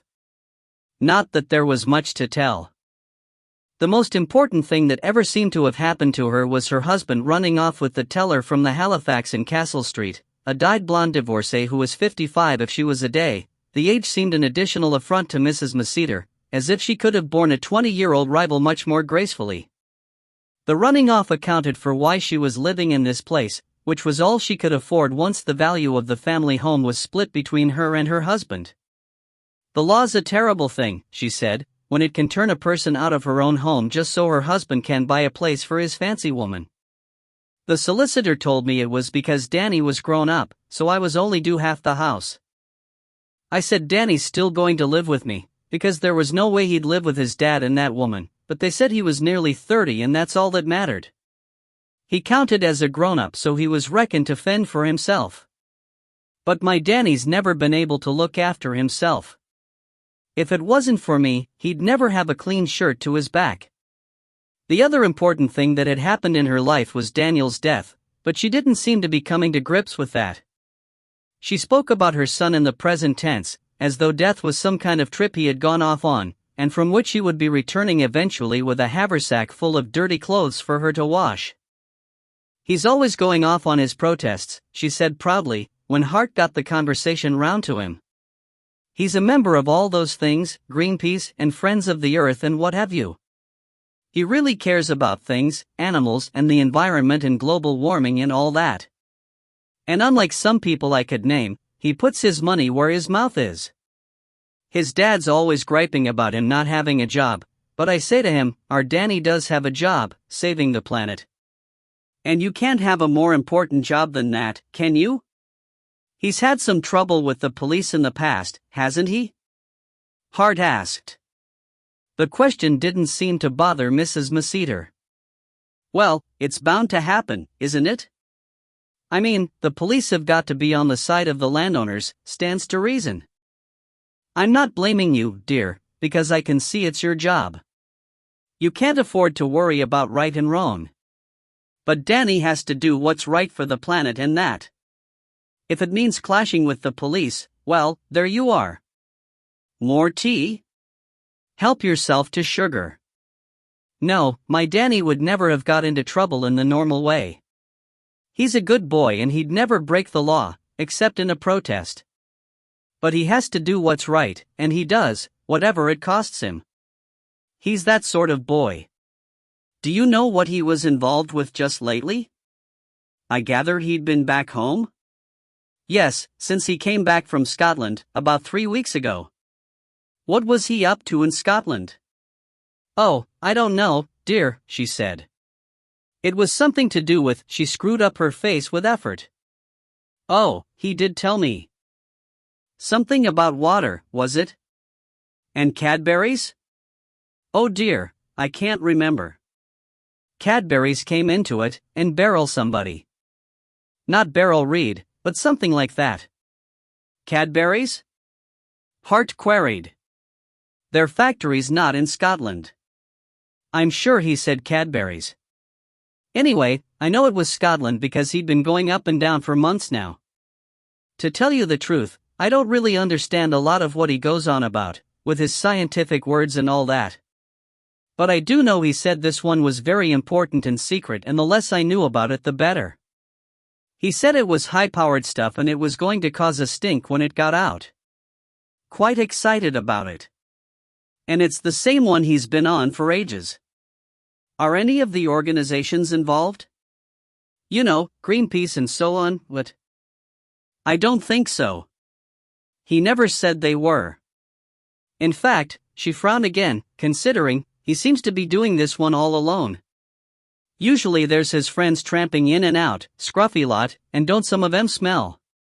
But their hearts are in the right place, I suppose, and having meetings in his bedroom and making leaflets and placards and I don't know what. But there's been none of that this time, so I suppose he's been doing it on his own. If it was deadly secret, maybe he couldn't trust anyone else. She stared at nothing for a moment, and then said, except he did have this journalist person who was going to help him, a high-up, he said, who'd been in the government. Ed Stoneaxe? Hart asked. Could have been, she said. Yes, I think that was his name. He was into all that eco stuff himself, this journalist, which was why Danny went to him. He sent him a load of stuff just recently, documents and that. Danny sent it to Mr. Stoneaxe? Yes, and sent it registered post, so that shows you how important it was. Danny was going up to London to see him after, only he had his accident. For a moment she faltered, as the jagged spike of the accident refused to fit into the woolly shape of her reality. He sent me flowers, she went on. When he heard about it. Mr. Stoneaxe did? He rang to see why he hadn't heard from Danny, and I told him. And the next day these flowers arrived. Those big lilies that smell. Ever so posh. She looked round vaguely as if she expected to see them. They don't last long, that sort, but they're nice. That was kind of him. Danny always said he was a real gentleman. A right proper sort. He was upset when he heard about the accident. It wasn't Danny's fault, you know, she added anxiously. He wasn't a tearaway. He wouldn't have been speeding or anything. He was never in trouble that way. You can check if you like, never even had any points on his license. It was a hit-and-run driver, they said. Your lot said, only the locals, I mean. Hit and run. She paused, staring again. So I suppose they'll never find out who it was. She looked strangely stunned by the end of the last sentence. Hit and run, Danny with a broken neck and never coming home again, were things outside her experience. At some point she would have to come to terms with them, but for the moment her mind was defending itself like anything against realization. "Would you mind if I had a look at Danny's room?" Hart asked. Mrs. Macedar jerked out of a reverie, and smiled as though she was glad to do so. "You can have a look, and welcome, but if it's his papers or anything to do with his protests you're interested in, you won't find anything like that. Your lot have already got them." "My lot?" "The police. A policeman came that same day and said they wanted all his papers and his computer. It was quite late when he came. Mike, my husband, had just gone, and I thought it was him come back when the doorbell rang. But no, he'd gone off home to be with her. Said she'd be upset, though what she'd got to be upset about I don't know." "This policeman," Hart prompted. "He was one like you," Mrs. Macedar said, and his heart was thinking he must have been black, she added, "not in uniform, I mean. A plainclothes one, a detective, whatever you call yourselves." "Did he give his name?" "Yes, it was Inspector something." She frowned. "I'll think of it in a minute. It was an ordinary name, like Black. I think it began with a B. Or a G, was it Green? Anyway, he said he wanted Danny's things, and he went upstairs, and come down with all his papers in plastic bags, 2 lots he had to do, to take 'em all. And he took Danny's computer, not the television bit, but the box bit that sits under his desk." Hart had a bad feeling about it. It was just not the way things were done. She got out her brief and showed it to Mrs. Macedar again. "Did he show you his identification, like this?" "No, he just said he was Inspector whatever it was it Sampson?" "No, not Sampson, but something like that." "Strong, was it? Anyway, he said could he have Danny's papers." "Did he say why he wanted them?" "Well, no. I suppose it was some police thing. I mean, Danny wasn't in trouble. I suppose it was because of the accident he wanted them." Hart rolled her mental eyes. "And you didn't ask to see his identification?" She frowned a little. "Well, it would have been rude, wouldn't it? Like calling him a liar." "Strong. I'm sure now he said his name was Strong, Inspector Strong, but if you didn't see his ID, how did you know he was a policeman?" Hart asked in despair. "Well, he said he was. Anyway, who else could he have been?" Who indeed, Hart thought. "Would you mind if I just had a look at his room anyway?" "No, dear. You go ahead. It's the one at the front." Hart climbed the narrow, cardboard stairs, turned carefully on the midget-sized landing, and took the one step necessary to bring her to the open bedroom door. The room was about 11 foot square, with a window onto the street, and a street lamp directly outside which must have flooded the room all night with yellow light through the thin curtains. They were patterned with lions, and matched the duvet cover on the single bed under the window, smoothed out and pulled taut by a mother's hand. There was no dust anywhere, the carpet had been hoovered, and there was very little lying about. Either he had been a very tidy boy? He was nearly 30, she reminded herself, or his mother had put everything away. The walls were bare except for 2 posters neatly put up with blue tack, one of an African elephant on the veldt, the other the famous view of the Earth from outer space, all blue and white and romantic. Along one wall was a cheap desk unit with shelving above and a wheeled office chair in front of it. On the desk the VDU, keyboard and printer sat forlornly, their wires fed down the trough cut in the back and leading to nothing but the footprints in the carpet where the box had stood. She couldn't know, therefore, anything about the computer, but the printer was a very good one and the screen a new-looking 19-inch flat.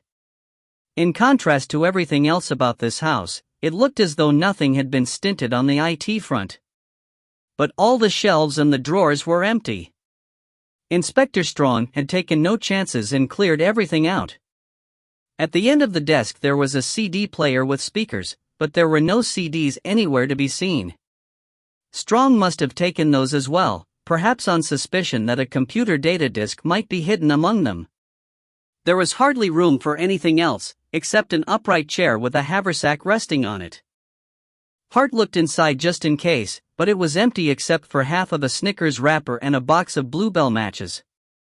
She lifted up the liner at the bottom and searched in the corners of the pockets, but there was nothing there but ancient crumbs and fluff. And that left only the beside table on which stood a bedside lamp with a frieze of cut-out elephants round the shade, a traveling alarm clock, a set of house keys attached to a rubber fried egg, a water flask on a strap of the sort runners carry, and a paperback book. Presumably it was what Danny had been reading in bed. Hart picked it up. Elephant's Song. Either Inspector Strong hadn't seen it, which was possible because it was behind the flask and not visible until you reached the table, and he must have been in a hurry, or he hadn't thought it important. She flicked through to see if anything had been scribbled in it, but the pages were clean.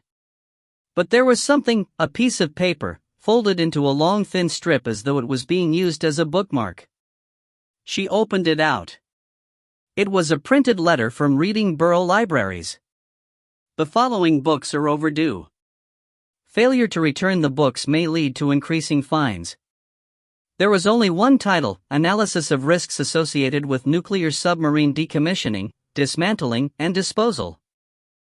Unsurprisingly, it had an asterisk beside it and was marked Special Loan, Reading University Library. Well, how's about that for light bedtime reading, Hart thought to herself. She turned the paper over.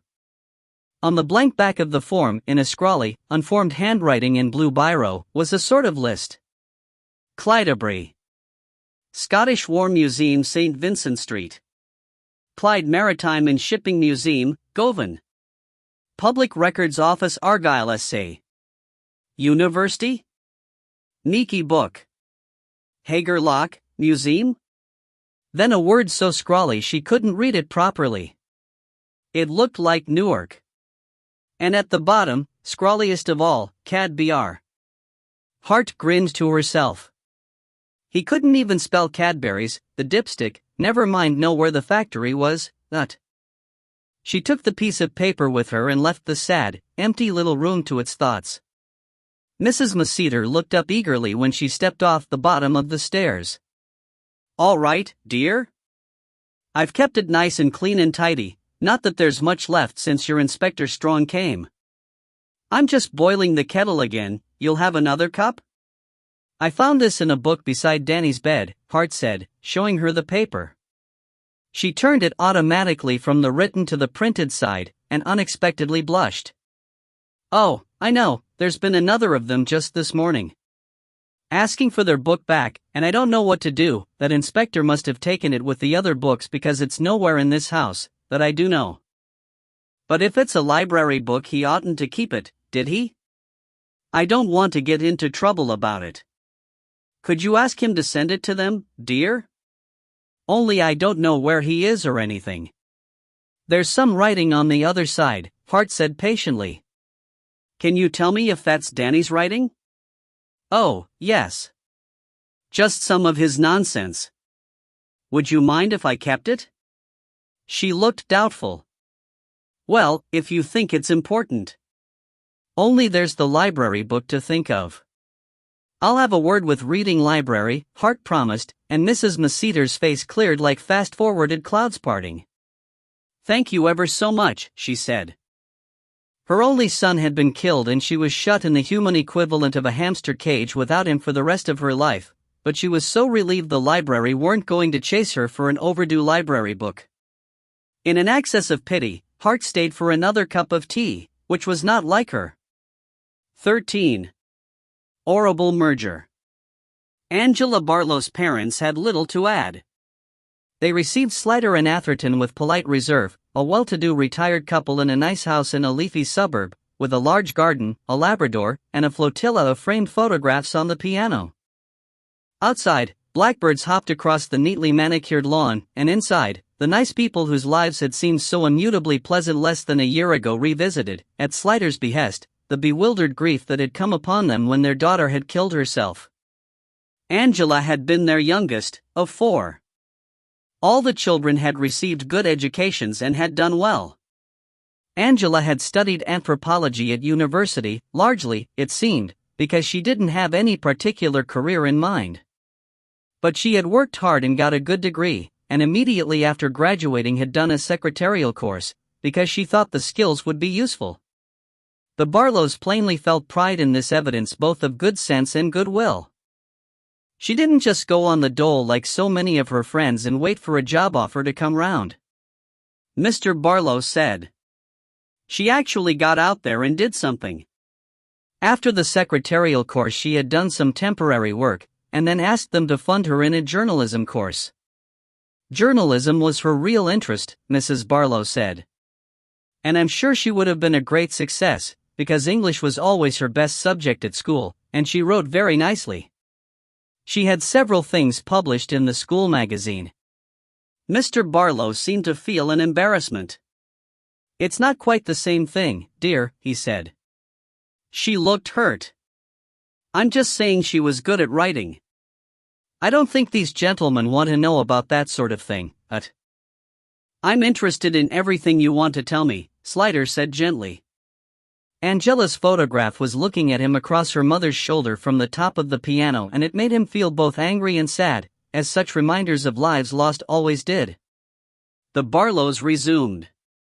Degree, secretarial diploma, and journalism course notwithstanding, no journalism jobs presented themselves for their daughter, and after several months at home, driven by the example of her successful older siblings, Angela had taken a job at a PR agency rather than remain unemployed.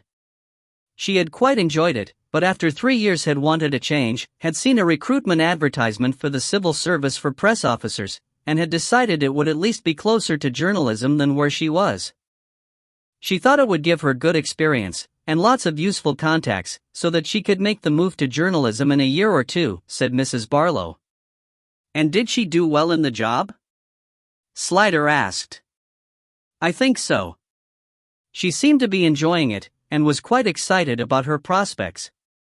She went to live in London, of course, and we didn't see so much of her after that. She was very busy, and only managed to get home once or twice a year.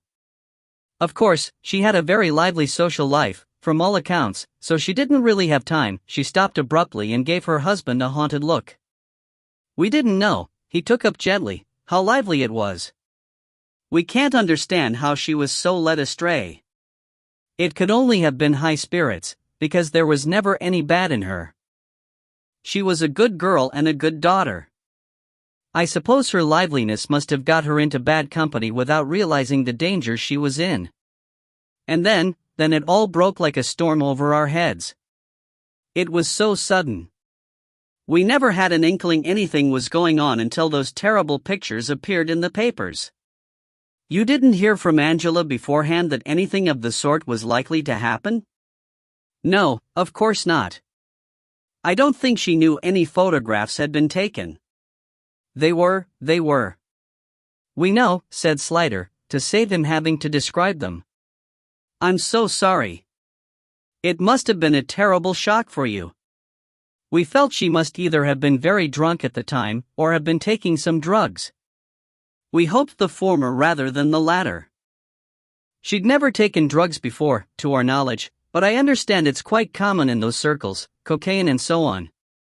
He paused, almost inquiringly, but Slider did not commit himself. But either way, Mr. Barlow resumed, she had let herself down very badly.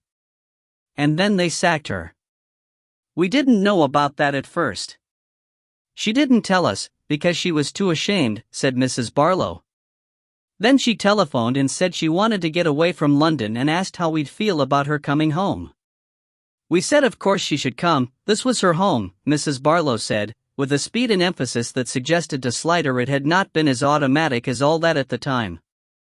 Harsh words were probably spoken and harsh thoughts certainly harbored before the black sheep was taken back into the fold, and harsh regrets were now desperately trying to rewrite the script. And did she speak to you about what had happened? Slider asked. Mrs. Barlow shook her head. She didn't want to talk about it. She was terribly depressed. She said, Mummy, I've let you all down. She was most worried about what her brothers and sister felt about it all. Well, they were shocked, of course. And it's only natural that they should want to distance themselves from it at first, while the scandal was fresh, because they all have partners and children to think about. But they would have got over it, Mr. Barlow said. It was just that Christmas. His face was drawn, reliving some domestic horror. Slider could imagine the scenes. Well, that Christmas wasn't easy. And Angela grew even more depressed. And then one day, he couldn't go on. He rested his forehead on his knuckles in a curiously awkward attempt to hide his eyes. Mrs. Barlow took the story up with a desperate courage, looking straight at Slider and Atherton as if daring them to pity her. One day she said she was going out for a walk. It was snowing, and I said, put something on your head, you lose 40% of your body heat through your head. She said, don't fuss, Mummy, and went out. And later, well, they found her hanging from a tree in the wood down by the stream. The police came, and now she couldn't continue. Slider asked, did she leave a note? But she had not, and the lack of any word from her seemed to be one of the things that made it harder for them. Soon afterwards, Slider and Atherton took their leave. Sid Andrew next, he said grimly as they got back in the car. If you can get him to talk to you, Atherton said. He's Lord Sid now. By God, he'd better talk, Slider said. That girl may or may not have been pushing the boat out, but if she wasn't an innocent victim of all this, my nose is a nectarine. Which it ain't, my dear old Gov, Atherton said gloomily, and then exclaimed, with transferred emotion, God, I hate the suburbs, Despite having taken the name of his birthplace for his title, Lord Luchers, the former Sid Andrew, preferred Northamptonshire for his home on leaving the House of Commons, and had bought himself a handsome Victorian mansion and 12 acres within handy reach of the M1, which of course as well as leading north also led south into the heart of London. They did not have to penetrate the leafy solitude of Blisworth Manor, however, for his lordship was at that moment chairing a meeting of one of his quangos, the Forestry, Sustainable Uses, Advisory Committee, in the library conference room at the Swan Hotel in Bedford. The staff of the hotel, which depended a great deal on businessmen and conferences for its profits, were naturally unwilling to disturb well-paying delegates, but Slider was in no mood to be brooked and said either they could fetch him out quietly or he'd go in and get him noisily. So very shortly afterward, Lord Luchers came out into the corridor, giving them a glimpse of the handsomely paneled room and a dozen comfortable men around a mahogany table before the door was shut. What's all this about?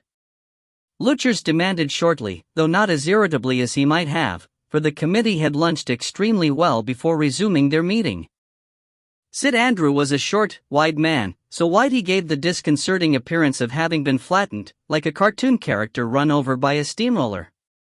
His head was rather large for his body, his face was red, with a spreading nose indicating a lifelong devotion to the bottle. It was also much scarred around the lower cheek and jowl by youthful acne, which made shaving difficult, so there were little tufts and sprigs of iron-gray whisker here and there in the craters, which gave him an unfortunately unwashed appearance.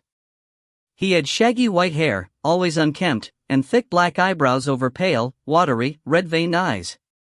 Atherton had never seen him close up, and thought again of pretty Angela Barlow. It must surely have been someone's idea of a joke to pair them in sexual congress. I'd like to talk to you in private, Slider said when he had introduced them. Is there somewhere we can go? What makes you think I want to talk to you?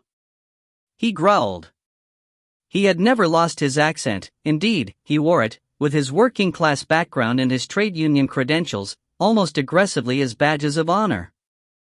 You will talk to me, Slider said quietly, and either we can do it the easy way or we can do it the hard way. I imagine there are things you wouldn't want said in public. Ah, bloody hell, what now? He said, scowling. His vinous breath wafted towards them as he sighed, but he looked into their faces, shook his head wearily, and then said, wait a minute, then. He went back into the room, and they heard him say, fellas, I'm gonna have ta love ye and leave ye. Wally, can you take over this lot? Before the door swung shut of its own weight. Half a minute later he was out again, walking by them briskly saying, you'd better come to my room. His room was in fact a suite, with a large sitting room overlooking the river and the glimpse of a bedroom beyond. He waved them to a sofa and headed straight for the mahogany bar in the corner. Snifter? He offered. Thank you, no. Not on duty, Slider said. Well, I'm having one. Let me know if you change your mind. He fixed himself a large brandy and soda, came back and sank ungracefully into a chair facing them, and said, Well, what do you want? Shepherd's Bush? I don't know anyone in Shepherd's Bush. It's concerning the death of Ed Stoneaxe. Oh, is that it? Lutchers rolled his eyes. I half suspected you lot might start digging up old grievances when I read he'd snuffed it. He was a nasty piece of work, let me tell you, so don't waste any of your sympathy on him. Slider could see he was loquacious with drink, and possibly nervousness, which was all to the good. Nasty in what way? He inquired. In a bloody bigoted, middle-class, self-satisfied prig sort of way, if you want to know, he said, and laughed. I'm not sorry he's dead, so you can make what you like of that. Thought himself too good for the rest of us, big-headed bastard. He pronounced it with the shorta, which made it sound more vicious. But he was stupid, like all those elitist do-gooders, so everything that happened to him was his own fault. What'd you want to know about him, anyway? He took a swig of his drink and said, Christ, I could do why a cigar. He jabbed a stubby finger upwards to the ceiling. Smoke alarms everywhere. You don't know how to disable 'em, do you? Christ, what do they teach you in copper school anyway? I can't believe our lot brought in these fucking no-smoking laws. What the fuck was all that about, eh? Mr. Andrew, Slider began.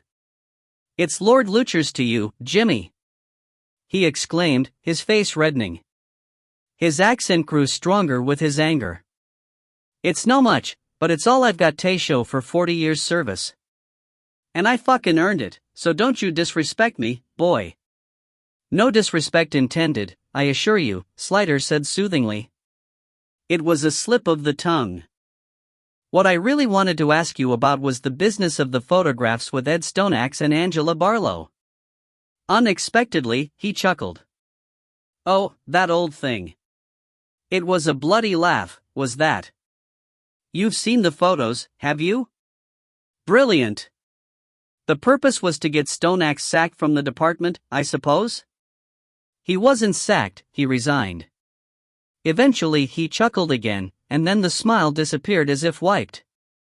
Mind you, if the stupid bastard had gone quietly when they first showed him the pitchies, he'd have saved himself a shitload of trouble. But he started bellowing that it was all a big setup and he was being framed, so he just made things worse for himself. But he was framed, wasn't he? Atherton asked. Lutchers looked at him for the first time. Of course he was. That was the whole point. My God, you've seen that girl, what a piece of tail. And look at me. Christ, son, she wouldn't have touched me with the far end of a barge pole. That was what made it so fucking funny. And Stoneaxe, of all people, the original altar boy. The photos were faked, then? Slider said, feeling relief and rage in about equal proportions. We were never all three in the same room together, Lutchers said. Brilliant work, he added, though a little morosely. Even I'd have sworn they were real. Why did you pick on Angela Barlow? Slider wanted to know. She'd been partying a bit too hard, done too many lines of coke, made mistakes, been indiscreet. She looked like being trouble somewhere down the line, so it was a chance to get rid of her. She hadn't got a boyfriend, lived alone, so she'd be easy to see off. And she'd been in the service less than 2 years. He shrugged, and took another swig. I wouldn't have worried about employment laws, but they said it made it just that bit easier. Course, if Stoneaxe had gone quietly, her part would never have come out. She'd have taken the settlement all right and no one any the wiser. And what about you? You got kicked out as well. I got my payoff, he said indifferently. Mind you, it's no as much fun as being in the Commons, I'll tell you that. And I can never go back to Fife after the scandal. But what the hell? He finished the brandy and heaved himself to his feet. Sure, I can't tempt you gentlemen, . His gait across the room was just a trifle unsteady, and he came back with another large one, almost dropping into the armchair. Where was I? You can't go back to Fife, Atherton prompted. Andrew winked. And I'll tell you what, you'd be a fucking moron to want to. Another swig. So what is it you want to know? What it was all about, Atherton said. What Stoneaxe had done to make you go to so much trouble to get rid of him. Andrew nodded, going over to serious mode, and said, You've heard of the Waverly Bee shipyard? Slider, who hadn't, said, Pretend we haven't, and tell us from the beginning. Waverly Bee was one of the biggest shipyards on the Clyde. It was owned by Dansk, the Danish shipbuilders, but they wanted out. They could never make a go of it. It was always an unlucky yard. Plagued with accidents, absenteeism, a lot o' bad feeling. But, a feeble rage seized him, they were gowny close the fucking yard, with 2,000 jobs down the tolly, just before the last election, with the Nats creaming us at 3 by-elections within 3 months, and the polls all take cock. Not good, Atherton commented, since he seemed to want something. You bet it wasn't good. He drained his glass, and held it out to Atherton abruptly. Get me another of these. I can't get up. Slider nodded minutely, and Atherton did as he was asked. Andrew nursed the glass tenderly and went on. Well, we couldn't persuade Dansk to hold on. But then I had a stroke of genius. Anderson Miller, you know who they are? It was an ironic question. Ships, planes and tanks, Atherton said tersely. Right. Well, they'd been wanting to merge with Brightech, who did all the military electronics for the Ministry of Defense, and we'd been blocking it. Too much defense provision in one company. The Monopolies Commission was my baby, of course, as head of the DTI. So my brilliant idea was that we drop our objections, let the merger go ahead in return for Anderson Miller buying the Waverly Bee and keeping it open. And it worked. It fucking worked. It did? We won the election, didn't we? He said aggressively. But Mr. God Almighty Stoneaxe wasn't happy. He'd been in on the meetings and he thought the AM Brightech merger wasn't good for the nation. Without competition we'd end up having to pay too much for our defense kit, that was his beef. When he couldn't stop it, he threatened to go to the press with it, 'cause a stink, maybe force another election if the stink was big enough. Well, we couldn't let him do that. So we had to get rid of him, and do it in a way that would stop his mouth. Hence the pictures. The fancy artwork. Destroy his reputation. Disgraced ex-journo chucks mud, it doesn't stick like it would from Mr. Clean. We thought the threat would be enough, he shook his head in wonder, but he wouldn't roll over. We had to leak the photos to the press, and then threatened to do the same to his kid and his bird before he caved. He took another slug of brandy, and Slider said, I'm glad you're being so frank and helpful over this matter. Nothing you can do about it now, is there? Andrew interrupted. Election's over and done with. There's the little matter of blackmail, Atherton said. Andrew wasn't moved. You could never prove it. Anyway, Stoneaxe is dead, the girl's dead, and I'm not going to press charges, am I? Yes, you were the third victim. Why was that? It can't have been pleasant for you. Had you upset them in some way? He tried to shrug it off for a moment. I've done all right out of it. I got my title, all these quangos, directorships, I'm earning 10 times what I got as a minister. But the public humiliation, Atherton suggested gently. You had to take the rap for something you hadn't done, and when you were the one to solve the problem for them. It was enough to break through the crust into the self-pity reserves beneath. You're fucking right. You're no rang. Money's all very well, but I'm nobody now. I was an MP and a minister, I was in the cabinet, for Chris Sake. I had power, and now I'm Jimmy Nobody. Nothing I do makes any difference to anyone now.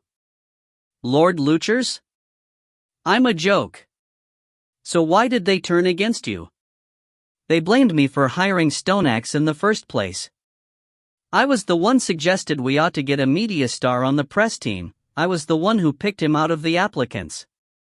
So I had to go down with him. And I'll tell you something else.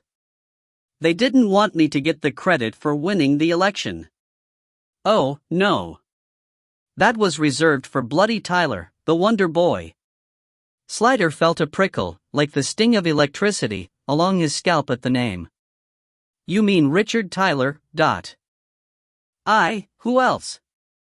There was only the 5 of us in on the whole thing, me, Tyler, Molly Scott from the number 10 office, Stoneaxe to work out the press angles for us, and Stuffy Paxton from Anderson Miller. Sir Henry Paxton, Atherton supplied. Him.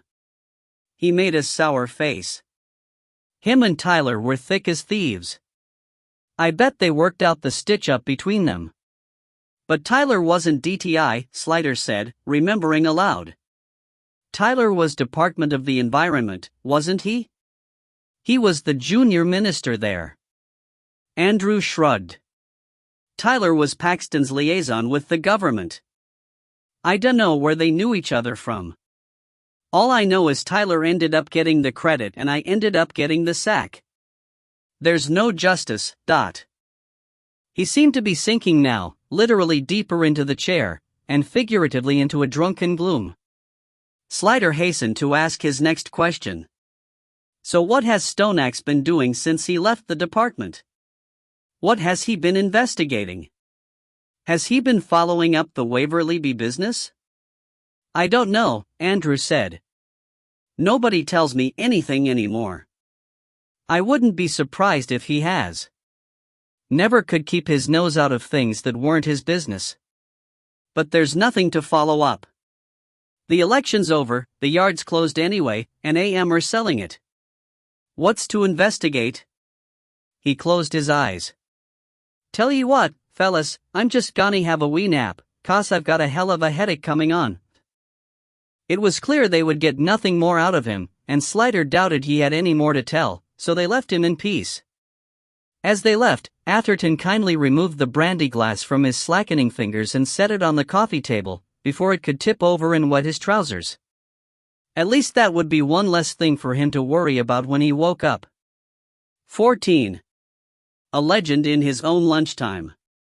They had to pass Emily's cubbyhole on the way to the office, and she was already back, beavering away on the laptop.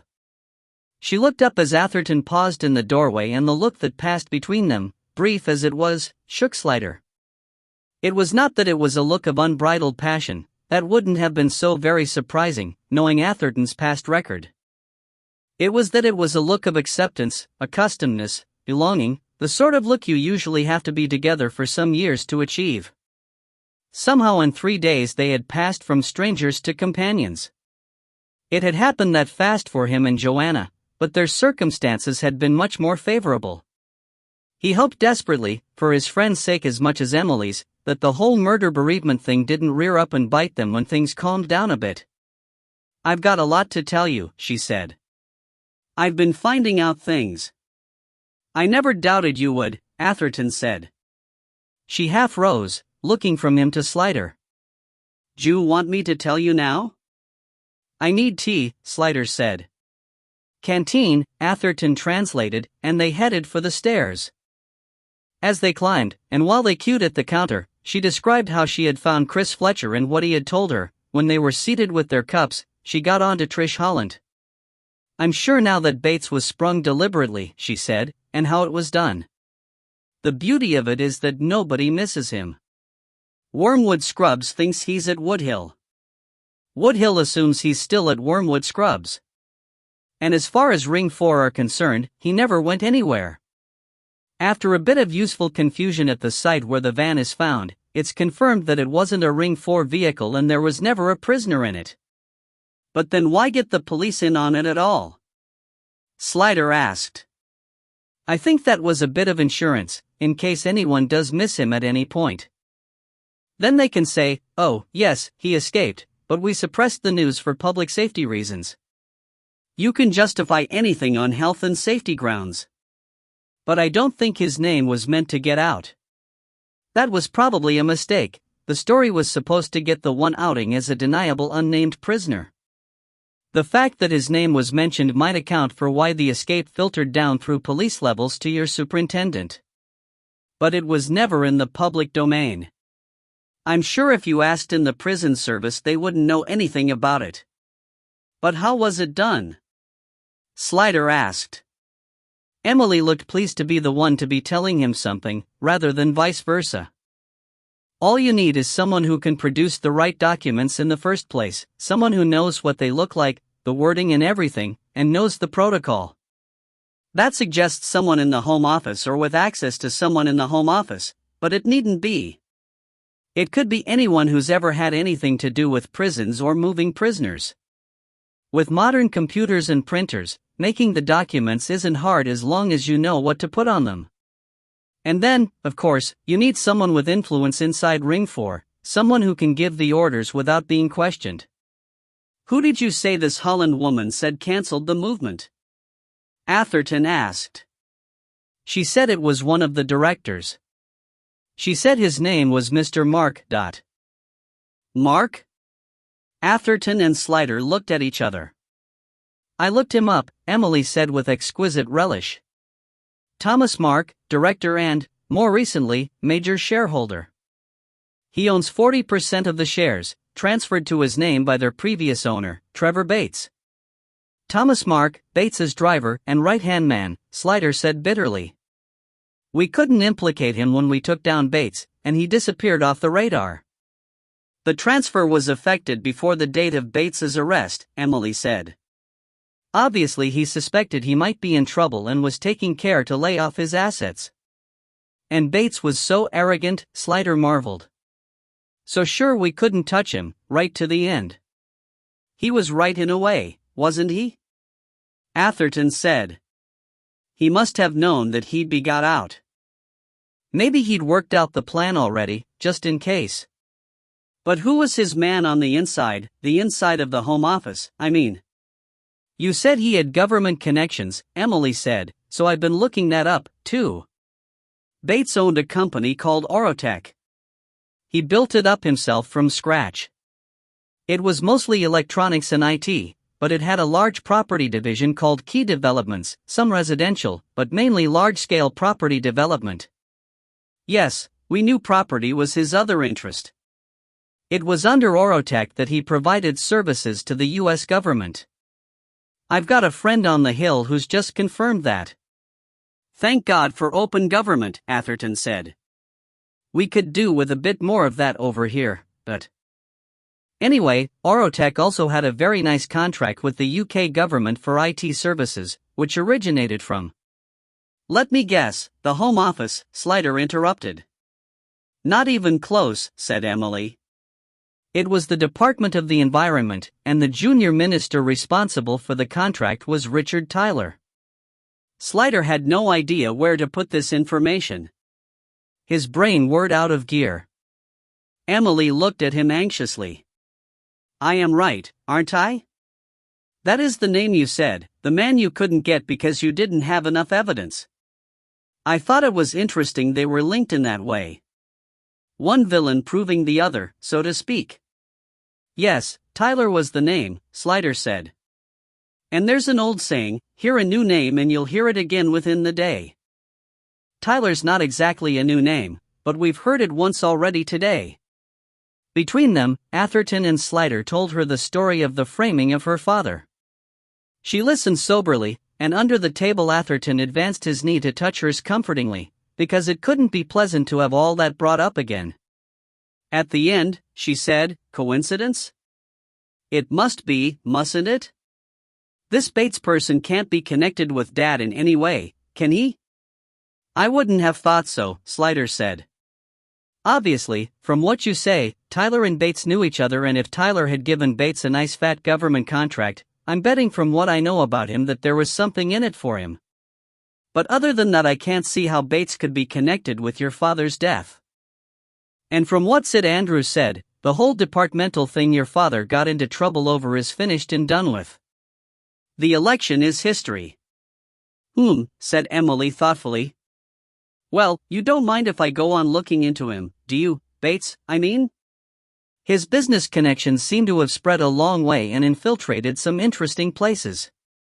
As long as it doesn't upset you to do it, Slider said, it can only be a help to us. It helps me to keep busy. And I've got the bit between my teeth now, she said. It's the reason I became a journalist, because once I start on a story I can't stop until I get to the end, until I know everything. It's much the same being a detective, Slider said, and seeing Emily's instant glance towards Atherton, realized he had probably hit on the thing that they had in common, and which, given a fair breeze, could allow them to make a go of it. Slider and Atherton walked back to the office, dropping Emily on the way at her cubbyhole. They can't be connected, can they? Slider said. The two cases? Only one is a case, Atherton reminded him. We aren't investigating Bates's escape. If only we could get hold of the movement order, Slider said. I'd like to know who was behind that. Well, they'll never let us even ask for it, so you can forget that. And we still don't know what Stoneaxe was investigating. They turned in at the door, and at once Hart got up and came towards them. I reckon there was definitely something fishy about Daniel Maceter's death, Gov, she said. Hollis, who was also in the office, drifted up to listen, and they all perched on desks while she told them about her visit to Mrs. Maceter's house, and the bogus Inspector Strong who took away Maceter's papers and computer. I've checked, and the local police never went back at all, because as far as they were concerned it was an ordinary RTA. They just handed it over to victim support. And nobody from the CID knew anything about it. So whoever killed him went back and seized his papers and computer, to stop anyone finding out what he was investigating? Slider said. That's what I reckon. It's a pattern with Stoneaxe in it? Except that they didn't take his computer, No, but they took his cyberbox, maybe they thought they could get in that way. And it wouldn't have looked so much like Dave Borthwick done it if they'd nicked the computer, would it? Yes, I was forgetting we had our sacrificial lamb downstairs, Slider said. We've had a bit of a breakthrough on Bates, Atherton said. Or rather, Emily has. He told of her discoveries, and at the end, Hart said, Bloody Nora, what a cheek, eh? Makes his go for head of the company that's going to move him about if he gets caught. Makes you proud to be British, done it? Slider shook his head. We don't seem to be any further forward with the Stoneaxe case, and let me remind you all that that's what pays our wages. I think I'll have another look at the Waverly Bee business, Atherton said. See if anything strikes a chord. Waverly Bee? Hart queried. What's that when it's at home? Shipyard on the Clyde. The Clyde? That's in Scotland, isn't it? Mrs. Maceter said Danny had just come back from Scotland. Atherton's eyebrows rose. It's a big place. But there may be a connection. Sid Andrews said all that Waverly Bee business was over and done with, but what if Stoneaxe had found something else that was fishy, and Maceter was helping him with it? See what you can find out, Slider said. Given that both of them are dead in violent circumstances, it's tempting to think there's a link. Porson listened with keen intelligence to the new developments. Tyler, he said in disgust. Well, I can't say I'm surprised. A leopard doesn't change his spots. But Andrew isn't wrong, you can't prove any of it now. No, sir. But I'd like to know what Stoneaxe was up to the last few months and whether it had anything to do with Tyler in any way. He's been out of the country, but that doesn't mean he's been out of play. And Tyler knew Bates.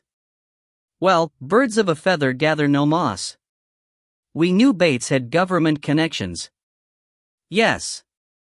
But if you're right about this escape, it doesn't begin and end with Tyler. There's got to be collusion on our side too. He stared bleakly out of the window, still for once. I should have taken early retirement. I've been in the job too long. If there's one thing I can't stand, it's a bent copper. Give me an old-fashioned, honest criminal any day." He sighed and pulled himself together.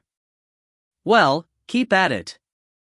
Do everything you can, and I'll back you up, but don't throw the winds to caution. Remember, however far you row out, you've got to row back. What are we going to do about Borthwick?" "We can't let him go, sir," Slider said. "The press'll be all over him like a rash, and he's not the sort to keep his mouth shut." "You think he'd be in danger?" "Whoever's behind Stoneaxe's death, it looks as if they killed Masseter too, so one more wouldn't turn their stomachs." "You want to charge him?" Slider hesitated. "We've got enough to cover ourselves, and I don't suppose he'll complain. He's pretty docile. I just want to make sure he's safe." Porson hesitated too. "It's an awful lot of paperwork and man-hours. I'd sooner spend 'em in a different shop. Look, it's the weekend coming up. We'll keep him till Monday and see what happens, make a decision then." "Has he seen a brief?" "Yes, sir. Kevin Swan." "Swan? Good choice. He's sound enough. He understood the situation. All right. I'll square the magistrates. But you'll have to get a move on, because that only gives us another 48 hours, and still waters wait for no man. And I'm nowhere near a solution," Slider thought as he went away. He wondered what Bates was up to, why Pauline hadn't called him back, if Joanna was all right. She'd be in rehearsal just now, so he couldn't call her. Instead, when he got back to his office, he called Jimmy Pack. "I haven't got anything to tell you," he said. "I'd have rung you if I had." "I know," said Slider. "It's just frustration. I needed to bother somebody, Dot." Pack laughed. "At least you know yourself. Self-knowledge is the key to." "No more proverbs, thank you. I've just had a skinful upstairs. Tell me what's happening." "I've got more respect for him than I thought. It's really hard to crack. I'm trying every combination I can think of, but no good so far. He must have been really cautious, or have something really important to hide. Both, I think. He knew he was dealing with pretty ruthless people." "Right. Well, the safest password is a completely random sequence of letters and numbers. Breaking that is just chance. But people hardly ever use completely random sets because they can't remember them. So they use birthdays, family initials, pets' names, that sort of thing. If they do have a random set, they usually have to write it down somewhere." "You've got access to his paperwork?" "Yes, all but the file that was stolen. If it was written down in there, you're in trouble. Otherwise, you'd better start looking for it. I'll keep on trying, but it'll speed things up if you can find it." "I would like to speed things up. What am I looking for?" "A set of 8, numbers and letters mixed. Look in his diary, address book, personal papers, that's the most likely place." "Right. I'll leave you in peace, then. Do that, man. Luck. Luck yourself." He passed on the instruction to the troops who were toiling through Stoneaxe's effects, and then sat behind his desk staring at the sea of papers with what felt like a brick of ignorance in his head. It was no good. He couldn't even think. He needed to get out. As he passed through the outer office, he said to Swilly, who was nearest, "I'm going out for half an hour." "Hold the fort, Norma." "Boss, oughtn't we to know where you're going?" she called after him. "Just in case?" "A man's snout is sacrosanct," he called back over his shoulder. The Kensington Park Road, always known as the KPR to local residents, had in Slider's memory been a shabby, run-down street of peeling stucco, cracked windows and blowing rubbish, the fine old houses divided up into the lowest sort of bedsits. Now, since so much smart money had come to Notting Hill, it had been bought up and done up, and was exactly the right place for a man to set up in the burglar alarm, window lock and security camera business. Jack Bushman's shop was just up from the Westbourne Grove turning, a discreet and narrow place with a smart fascia in green and gold, polished wood flooring and a retro wooden counter which Slider guessed played well with the locals. Solder Jack himself was standing behind the counter doing something to a piece of equipment that looked like the inside of a radio. His eyes sharpened as he saw Slider, but his welcoming smile did not waver and, most tellingly to Slider, the hands holding the piece of kit did not disappear under the counter. "Hello, Jack, how's it going?" he asked pleasantly. "Mr. Slider," he said. "It's going well, thank you." He was a tall man, well set up, with a big, handsome head topped with thick hair, swept back, in which there was the odd thread of gray. His face had the lines of experience in it now. It was the sort of firm, large-featured, fatherly face that inspires trust, especially in women, and a bit of age did it no harm at all. He had been straight for, it must have been 10 or 12 years now, Slider reflected, and it was interesting that the thought of Jack knowing the inside secrets of all the local security arrangements did not bother him. Poacher turned gamekeeper.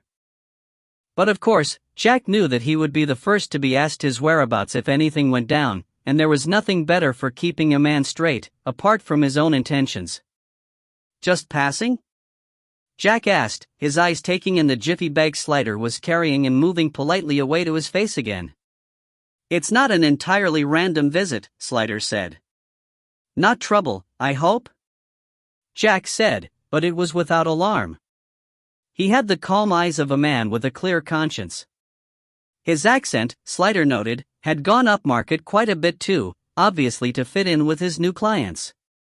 "It's a lot of trouble," Slider said, "but for me, not for you. I've got something here that I wonder if you'd have a look at. Tell me what you think." "Always glad to help, Dot." Slider drew out the evidence bag containing the device from Valency House, and passed it across the counter. Jack took it up and looked at it, turning the bag in his hands. "Can I take it out?" "As long as you don't dismantle anything. It's been tested for prints." "Wouldn't get anything useful off surfaces this small," he said with professional confidence. "But I'll put gloves on anyway." He had a box of disposables under the counter. "How come?" Slider asked. "Some devices it's not a good idea to get grease and acid on," he said. Gloved, he removed the device from the bag, stuck a jeweler's glass in his eye, and examined it minutely, using a pair of tweezers to move the wires out of his line of sight. "Very nice," he said. "Simple, but all the best devices are." "What was it used on?" "Security door. One of those buzz-in jobs in a block of flats." "Old one?" "Pretty old. So the lock's cut out if there's a power failure. The modern ones use a conventional lock with a key or a numbers pad as a backup." "What did you want to know about it?" "Whether there's anything about it that would tell you who made it." He removed the eyeglass and lowered the device onto its bag. "I've been out of that game a long time," he said. "I know. But you've kept up with things. Your opinion has got to be better than mine, anyway. Tell me what you think." "Well, it's simple. But elegant, almost. A lot of people could do it, but they wouldn't all bother to take the trouble someone's gone to with this. This was done by someone who cared what his work looked like. So he was intelligent, skilled, and right far up his own arse." Slider almost laughed at the descent into vernacular. "Self-absorbed? Self-obsessed?" Jack nodded. "A nutter. Why bother? The way this wire's held with a tiny brass screw. Anyone else would just stick it with a touch of solder. Do the job just as well. The bloke who did this is watching himself doing it. Playing to his favorite audience. Probably masturbates a lot," he concluded, straight-faced. "Anything else? What about that timer?" "It's nice," Jack said with genuine admiration. "I've not seen one like it. Chinese. All the new miniature stuff is coming from China now. Used to be Taiwan, but it's mainland now, they're catching up and everything. And since they took Hong Kong back, they've got no trouble with distribution. A heaviness had settled on Slider at the mention of Hong Kong. It seemed to be leading him towards the conclusion he had started to suspect, but didn't want to. "Got a name for me?" he said. "Strictly between us. It never gets back to you." Jack shook his head slowly. "I don't know," he said. "I'd have said straight off one name in particular, but he's inside. Not for this sort of thing, though." He met Slider's eyes. "Trevor Bates. He was legit, as far as this sort of thing goes, but he got banged up for some personal stuff." "I know. I did the banging," Slider said. Jack's eyes widened slightly, but he forbore to pursue the point. "How did you know him, Dot?" "I didn't, not personally, but I've come across him a few times at trade fairs and so on. I saw him once put something together as a sort of demonstration, a listening device. It was on his stand at the Surveillance and Security Trade Fair at Olympia. Fascinating, watching his little fingers twinkling away. Didn't like the bloke, him with his silly red hair down to his shoulders. What did he think he looked like? But he was good. And his company imported all those Far East novelties. He had connections out there." "I know." Jack surveyed his face. "You thought it was him," he said. "I didn't want to. It creates all sorts of complications." He gestured at the device. "Bad trouble?" "The worst." "Sorry." Carefully he replaced the device in the evidence bag and began peeling off the gloves. "I tell you what, though, it doesn't altogether surprise me. If ever there was a bloke up himself, it was Trevor Bates. Little runt of a bloke," he added with all a large man's contempt, "and they're often the worst. Napoleon complex, you know? Got to be better than everyone else to make up for it." "You may not be wrong," Slider said. Outside, he walked back to his car in a brown study, only to find a traffic warden in the process of writing him a ticket. "Didn't you see the notice on the dashboard?" he said, pointing out the battered police on call sign he had stuck there when he was forced to park on the double yellow. She was unperturbed. "I don't take no notice o' dem tings. People write all sorts o' notices, anything to get out o' payin' it. But I really am a policeman," he said, showing her his brief. "Dat don't mean anything to me," she said magnificently, continuing to write.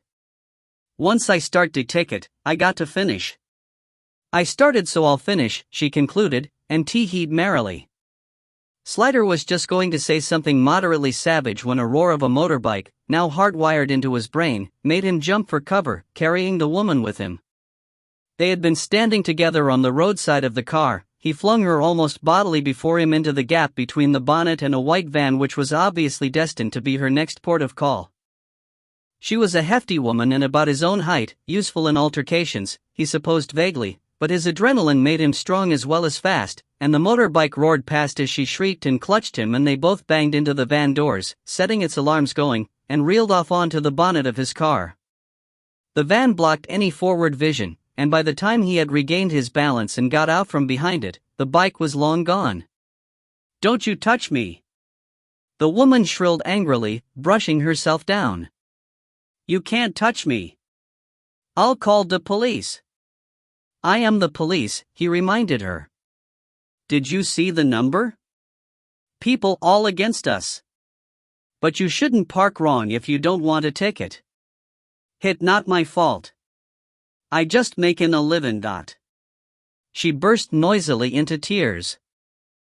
"People all the time talkin' a pop at us, callin' us names, hittin' us.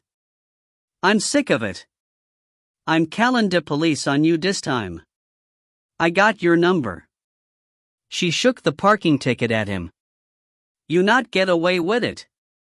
"I just saved your life," Slider said, exasperated. "That motorbike tried to kill me, and you with me. Did you see the number?" But she had backed away from him onto the pavement, and one or two passers-by were starting to take an interest. She noticed them, and began to play to the gallery. Her sobs increased in volume and she said to the world in general, "He attacked me. For no reason. I just doing my job. A helpless woman." Slider decided on the better part of valor. Fortunately, traffic wardens were not popular, and with her size she looked anything but helpless, despite her boohooing, so no one was exactly leaping forward to get involved. But that might change at any moment, and he got in his car and drove away before someone discovered his chivalry and got involved. 15. A Tale of Two Kitties. Hardly had Slider regained his desk when Bates rang him. There was a change in the man. The self-conscious calm and confidence were gone. He sounded angry for the first time.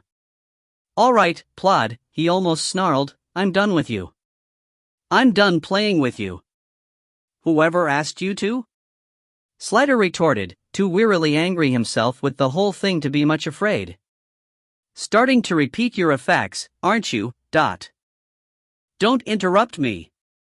You've been warned to keep your nose out, and you won't listen to warnings, so I'm going to have to put you out of the game. Permanently. If it means I don't have to go on listening to you quoting from bad gangster movies anymore."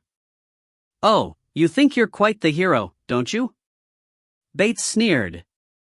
"Well, the next time you hear from me will be the last, all right. I'm going to get you, and then I'm going to get that woman of yours.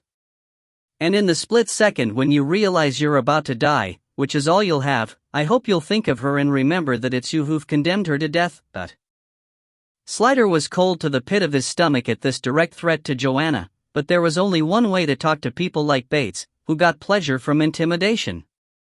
"Oh, sod off," he said, and put the phone down. What had made him change, he wondered, as he sat staring at the telephone, squatting on his desk like a malevolent toad. Something had put the wind up Bates. Was it his visit to Solder Jack? Had Bates had him followed, seen him go in, guessed what it was about? He was intelligent enough to put two and two together, and if that was it, it rather confirmed Jack's diagnosis, that it was Bates who made the device for the door at Valency House. If Tyler was behind the murder, it would be natural for him to consult his electronics expert friend. Was Bates afraid that Slider was closing in on him? He did so hope that Bates was afraid. Maybe it was Bates himself who had followed him. Bates on the motorbike, who had twice tried to kill him.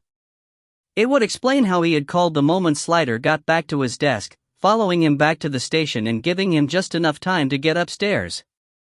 He felt a sort of perverse relief at the thought, because if Bates was actively following him, he couldn't also be following Joanna. He checked the time. She'd have finished her rehearsal by now. He rang her mobile number. It rang too long before she answered it. "You had me worried," he said. "Sorry, I'm driving. I had to pull to the side of the road in the approved manner before I could pick you up. Trouble with dating a cop. I'll have to get you a hands-free set. They'll be banning those, too, soon. Talking is distracting. What's the matter? How do you know something's the matter? I can tell from the quality of your silence. I just had another comedy phone call from the Needle." "Oh. The usual? Don't be alarmed, be very afraid? That sort of thing. Any further along with catching him?" she asked in a studiously calm voice. "I wish I could say yes. He must have a safe house somewhere local, but where? I'm glad you're going to a safe house tonight, anyway." "Ditto. You've got a hotel room?" "Yes, and Sue's staying on with me, which is noble because she'd sooner go straight home. Like all of us. Offer to pay for her, and I'll give you the money. It's not costing her anything." "You pay for the room in these places," Joanna pointed out. "But I will stand her a meal, if she'll let me." "Good. Well, be careful. I don't think anyone's watching you, but keep an eye out. And I'll see you tomorrow." "Yes, thank goodness." We miss you. Little Derek keeps asking after you. How? In Morse code. With his feet. Come to the station tomorrow when you get back. Don't go to the house. Are we ever going to be able to go home? She asked, and sounded upset. Of course we are. As Mr. Porson says, it's a long road that has no turnstile, and every dog has his Daimler. I wish I'd thought of that. I can't think of it now. Slider left his car in the yard and let Atherton drive him home, with Emily following in her hire car. He was dog-tired, and the headache that had been hovering like a thunderstorm over the hills all day seemed to be settling in for the night. He needed an early one. Do you mind if we don't talk about the case tonight? Slider said, breaking the silence as Atherton pulled into his road and started looking for a parking space. I need a break from thinking. Good idea. The unbent bow, and all that sort of thing. You look pretty terrible, as matter of fact. I couldn't look terribler than I feel. I think we should have a large drink followed by a superb meal and listen to a bit of soothing music. Luckily, I nipped out and bought some stuff this afternoon. He pulled up parallel to the car in front of a parking space, and before he could change gear, Emily nipped into it forwards. Slider saw in the wing mirror on his side her grin through the windshield. Atherton made a threatening gesture in his rear view and drove on. It's good to see her show a bit of spirit. I keep worrying that she's going to have a relapse and sink into gloom and guilt. It will probably happen when the case is closed, Slider said. Then it'll all come home to her. And then what will happen to me? Atherton said. She might hate me. There's always that, Slider said. Atherton glanced at him. A comforting reassurance would have been nice. You could always go back to Sue. No, once the trust has gone out of a relationship, it's no fun lying to them. Ah, here's a space. And not even in the next county. Atherton's arms being full of groceries, he gave Emily the key and she opened the door and went in first, to receive 2 half-grown cats full in the chest. They pronged their way up onto her shoulders, purring like JCBs. They've really taken to you, Slider observed, easing in behind her. I'm a good twiddler, she said. Slider was too tired to ask what she meant, and let that one go. Atherton kicked the door closed behind him. Can you make us all a drink while I unload this lot? He asked her. Of course. Get thee to thy kitchen, scullion. Bill, is it all right if I call you Bill? Why don't you sit down, because you look as if you're about to fall down, Blessedly soon he was in the fireside chair, a large gin and tonic in his hand, and one of the cats, he had no idea which one, on his lap. Emily put on a Brahms serenade, one of Slider's favorite pieces, and sat down on the floor, as Joanna had liked to do before she got too big, with a cat on her shoulder, to talk to him. Her interview skills were soon apparent, as she got him talking about himself, despite his tiredness and his natural reticence, and at the very moment when he noticed he was talking about himself, she changed the subject with graceful ease to architecture, which he must have mentioned in passing was an interest of his. When you say architecture, I suppose you mean ancient rather than modern? She invited. Most modern architecture seems to me to be a mixture of ambition, distraction, uglification and derision, he said. But there are honorable exceptions. I think the gherkin is a wonderful design, for instance.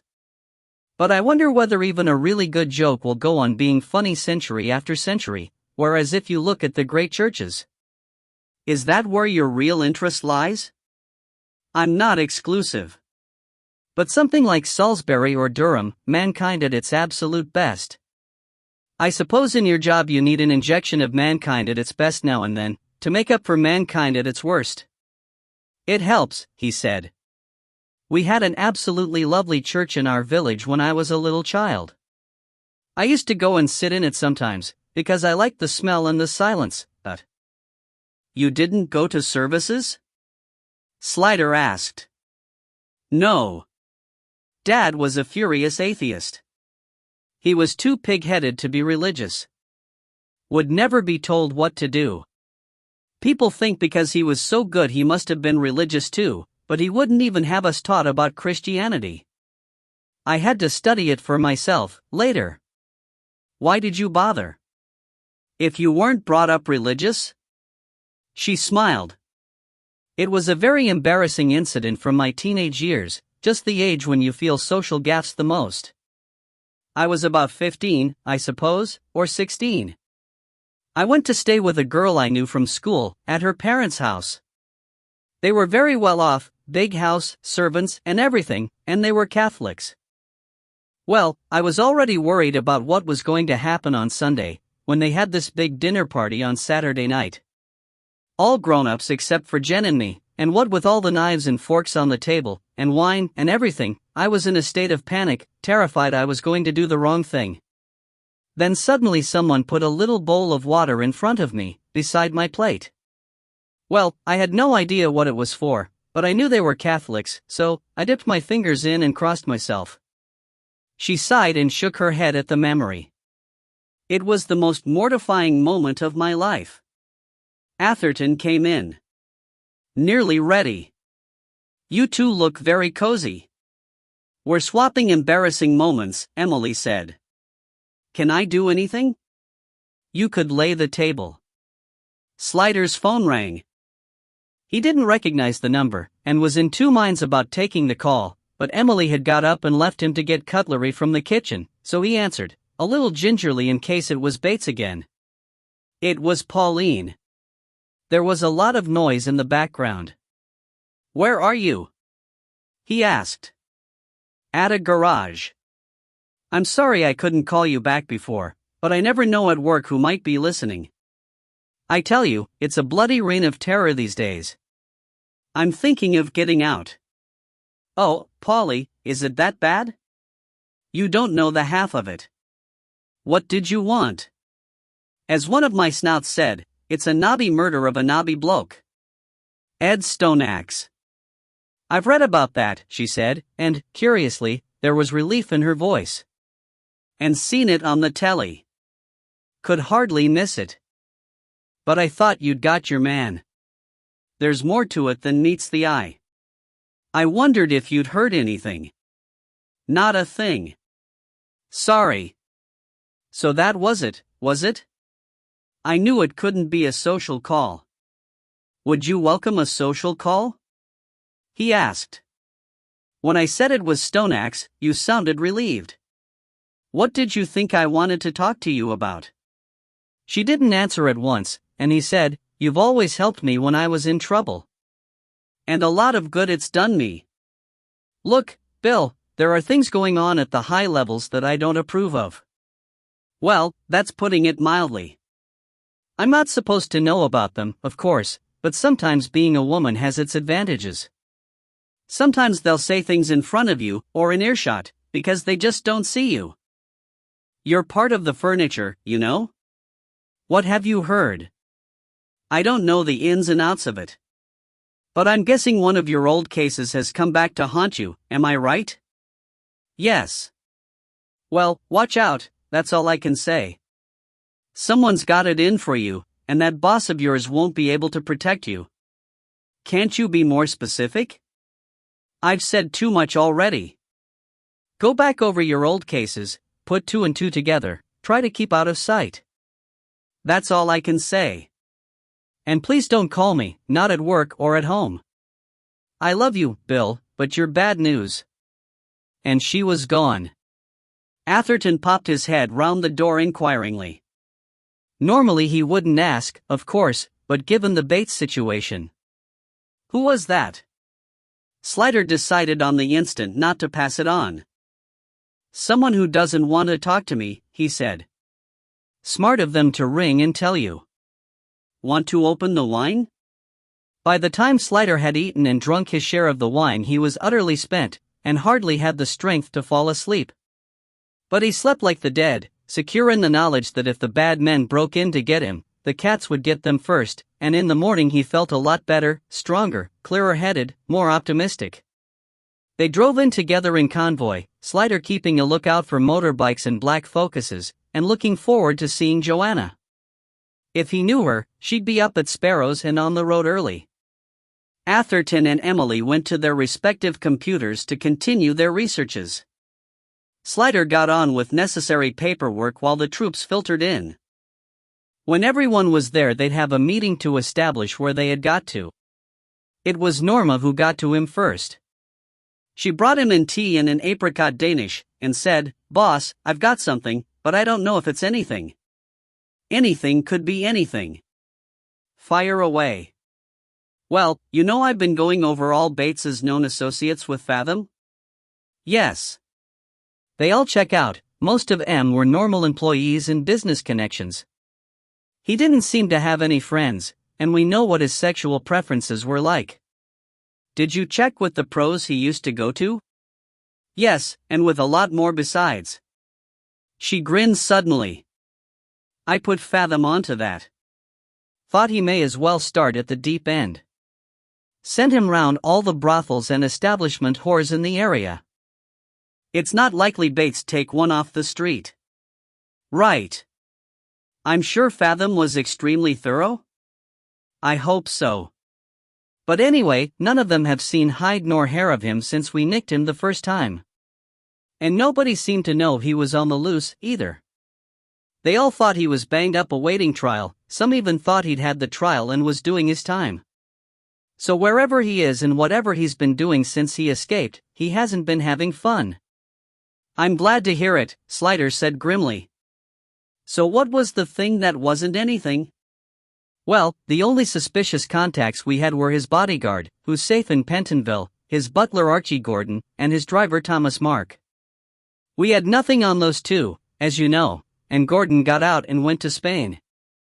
His mum and dad have retired there, near Barcelona, and he's living with them, and the local police say he's not been in any trouble." "And that leaves Mark, who disappeared as soon as Bates was arrested and hasn't been seen since."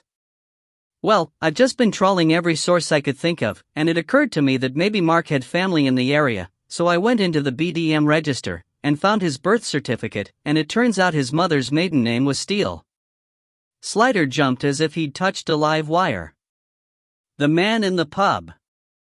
Don't tell me his father's name was Patrick?" "Well, no," Norma said, reluctant to deny him anything, "it was John. But it's possible, isn't it, that when he had to give a false name to old Dave Borthwick in the pub, that was all he could think of?" "It's certainly possible. We've got a photograph of Mark, haven't we?" "Yes, boss. Not a very good one, he's in the background of a picture of Bates. We never had a mugshot of him, because he was never arrested. But you can see who it is. Get a printout and get Fathom to take it down to the cells, see if Borthwick recognizes him." Hart appeared behind Norma at the door, wondering what the excitement was about. "Gov? Something up?" "Thomas Mark's mother's maiden name was Steele," Norma said as she pushed past her. Hart's eyes widened. "Wait a minute!" she exclaimed, and dashed off to her desk. The word spread from person to person and the room buzzed with renewed vigor. A breakthrough made everyone feel better. Fathom came back, his fleshy face pink with exertion, to say, he thinks it's the same bloke. He's not sure. He says it's hard to tell from a photograph. God, the useless tunk! Swilly exclaimed. But he thinks it's him, Fathom said eagerly. And in a lineup, in the flesh. Yeah, we've got to get hold of him in the flesh first, haven't we? Crop it and get some copies made, Slider said, and take them to the people who were in the Sally that night. Start with the staff and then try the customers. Gov? Hart looked up from her desk as she put the receiver down. I was just on to Mrs. Macedar. Asked her if the inspector who took away Danny's things might have been Steele instead of Strong, and she jumped at it. Said yes, that was the name all right. Slider's blood sang. When Fathom's got the photo ready, send it over to the local police, ask them nicely to take it round to her, see if she can identify him. So, boss, Swilly interjected, are we saying that Bates and Mark are connected with the Stoneaxe murder? That the two cases are linked after all? I think we are saying just that, Slider said. It's not a coincidence that Bates has turned up here and now. He told them about his visit to Solder Jack, without mentioning his name, and Jack's immediate fingering of Bates as the possible manufacturer. So Bates makes the device to open the door, and Mark persuades old dipstick Borthwick to let him install it, he concluded. I wonder, could Bates have been the man in the van that Borthwick never saw? The one Mark said was going to do the actual fitting? Bates would be careful not to be seen, Norma said. That would be why he'd put Mark up as the front man in the pub, make him do the public work. But who did the actual murder? Mark? I can't see Bates getting his hands dirty. He's killed before, with his own hands, Hart said. Susie Mabbitt, the prostitute. By accident, said Swilly, or at least in hot blood. The other deaths we think are down to him he may have had someone do for him. You don't get to be a master criminal by doing your own dirty work, If Thomas Mark is mixed up with the Masseter death, said Hollis, maybe he was the one that did both of them. Slider interrupted. But even if Bates and Mark were implicated in Stoneaxe, or Stoneaxe and Masseter, we still don't know why. What the hell was it all about? There's got to be a reason, and it's got to be a bloody good one, if I know my Bates. And we still don't know where he is, or they are. Norma, does Mrs. Steele still live in the area? She's dead, sir. Both the parents are.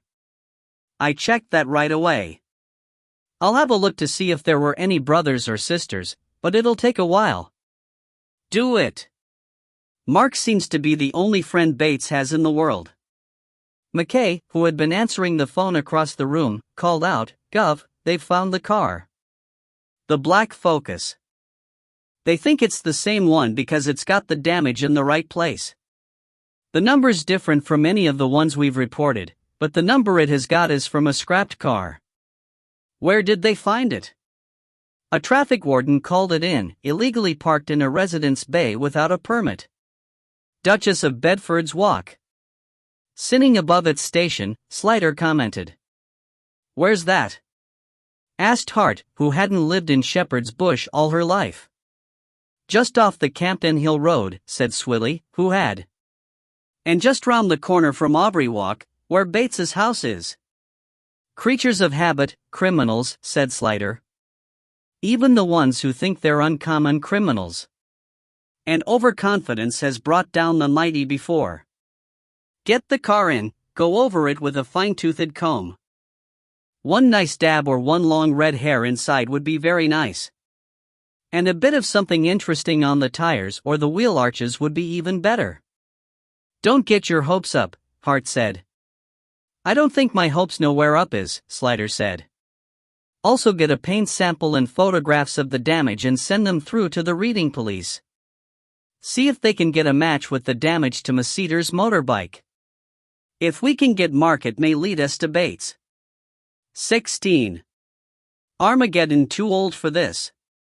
Joanna arrived early, in buoyant mood, and bearing gifts, bacon rolls for herself, and donuts for everyone else. I left so early I didn't get breakfast before I left, she said. God, it's good to be back, . Everyone clustered round for the goodies, including Emily, whose presence by now caused no surprise or comment. I've found some things out about Bates's company. Should I tell you now? She addressed the comment to Slider, but obviously with the rest of the team in mind. Go ahead, he said. It would save repeating it all later. Well, you know he had this electronics firm called Orotech? His own baby, built up from nothing over many years, so he was virtually the sole owner. Virtually? 10% was owned by someone else, the shares registered to a holding company. I thought it was interesting that he would give up any part of his company, because from all I can find out he was pretty much of a control freak, but when I looked at the date of the transfer, it was within 6 weeks of his being awarded the government IT contract. So I wondered, you see, whether it was a quid pro quo. You give me the contract, I give you a hand in the profits? Said Atherton. Sounds feasible. Obviously it must be Tyler. Don't jump to conclusions, Slider said. If it was, Emily would have told us. What's this holding company? He asked her. It's called Volman Zabrinsky. It's a sort of offshore wrapper, if you like, but I can't get in to check individual holdings, and obviously they won't answer my questions. It would have to be a police inquiry. She looked from Slider to Atherton and back. I'll ask Mr. Porson, Slider said. Might have to go through Interpol, though, which will take time. Anything else? Oh, yes, Emily said. 2 years ago Orotech split off its property division, Key Developments. And shortly afterwards it did a merger with British Electronics Systems, or Breezy's, and the two became Brytech. Atherton clapped his hands together in satisfaction. Which then tried to merge with Anderson Miller and was snubbed, until Sid Andrew came up with his brilliant idea. I wonder, though, Slider said, whether it really was his idea. He didn't seem all that bright to me. Maybe it was Richard Tyler's invention, and he just let Sid do the fronting, and Sid got ideas above his station. He did say Tyler got the credit, while he got the sack. Whoever thought of it, it does mean then Bates was in on the whole Waverly Bee business, Atherton said, and we've got even more connections between him and Tyler. I wonder if Mr. Stoneaxe, Swilly corrected herself with a blush. Emily made a negating gesture with her hand. I wonder if he knew about the Bates-Tyler connection. Or if he didn't before, maybe that was what he was working on after he left the DTI, Joanna suggested. Did he never mention any of this to you? She asked Emily. Not a thing. Which now I think of it was a telling point, because he used to like talking to me about his campaigns and investigations. But this one he played really close to his chest, so I ought to have known it was something serious. She sighed. But if he didn't want to tell, he wouldn't have. You couldn't force my dad to do anything he didn't want. The same thing occurred to everyone simultaneously, that he had been forced, by a threat to Emily, but no one said it. She obviously thought it too, because she looked unhappy and lowered her eyes for a moment. Swilly spoke, mostly to break the awkward silence. So what's become of the Waverly Bee shipyard in all this? Sid Andrews said AM Brytech were selling it, Slider said. That's not strictly true, Emily said. They closed the yard as soon as their merger went through, which was pretty cynical, but I suppose that's business for you. The gates closed at the end of May last year. And the election was in April, Atherton said. That's pretty cynical too. And now it's going to be developed. I've seen the plans on the internet. It's in a fabulous position, you see, on a sort of promontory sticking out into the Clyde, so it has water on 3 sides. It's close to Glasgow, City of Culture, isn't that what they call it now? Which is bursting at the seams with young money looking for somewhere to spend itself. It has good transport links. And there's even an old railway line they're talking about reviving. That was hinted at on the website, and it would mean a public money injection. Infrastructure investment is what they call it these days. And what's it going to be? Joanna asked. A mixture of leisure, retail and residential, Atherton said. Shops, galleries, hotels, restaurants, small retail units, craft workshops and the like, and some swanky flats with river views. Like Salford Keys, Joanna said. I was just going to say that, said Hollis. Have you been there? We went out there when we did a concert in Manchester last year, Joanna said. We had some time to kill between seating rehearsal and concert, so we thought we'd go out there for a meal. It was quite impressive, but a bit sad, I thought. Hollis nodded. Like when they turned the great old mills into yuppie flats. He had been born in Oldham, where now there was nary a mill. Still, said Joanna, a generation breathes easier. Slider looked at Atherton. That name rings a bell. Didn't you report that Freddie Bell said Mr. Stoneaxe asked him about Salford Keys? Atherton nodded. He asked what sort of money there was in a development like that, and Bell told him it depended on how much you had to pay for the land. You're building up to something, Joanna said. I know that look. The Waverly B development, or the new Clyde View Center as they're going to call it. What else? Said Joanna. The development is being done by Key Developments, Bates's company, which he took care didn't get taken over in the takeover. And since he's also a large shareholder in AM Bretech, I dare say the price charged for the land won't be too heartbreaking. There was a silence as these facts were absorbed. Then Swilly said, so is that it? Is that the whole conspiracy? That Bates and Tyler were doing some fancy financial footwork together to make a profit out of the old shipyard? Isn't it enough? Atherton asked. Their old resentments seemed to prickle the air for a moment. Swilly frowned. I don't see how that makes a case for killing Stoneaxe, sorry. Please, you don't have to mind me, Emily said. I know he's dead. That's why I'm here, to try to help find out why.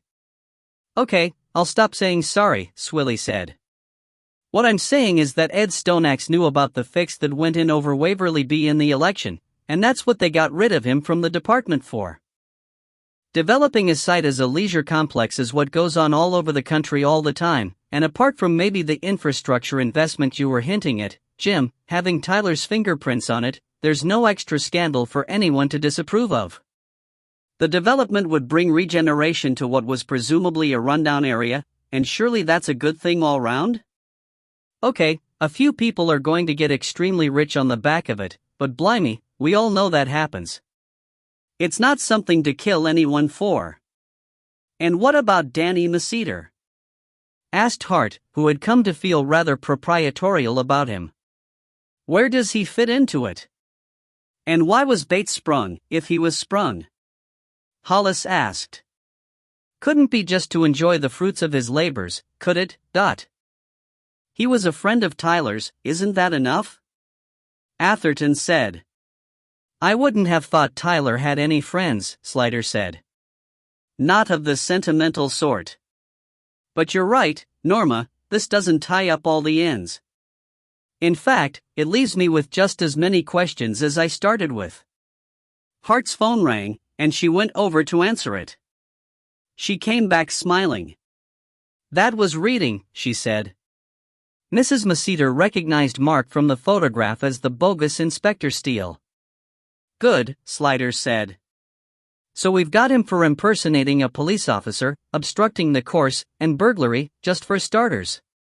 Get his description and photograph out to all units. He's to be arrested on sight. And if the car damage matches the motorbike, Hart said happily, we can have him for murder. But you've got to link him with the car first, McKay reminded her. We'll do it. Poor old Danny, she said. By Grabthar's hammer, I will avenge you. By what? Slider said. Best not to ask, said Joanna, who had seen the film. I'm sorry to have to tell you this, Joanna said when she and Slider were alone, but I have to have some more clothes. I didn't pack all that much because it was only 2 days. I have to go back to the flat. Not on your own, Slider said.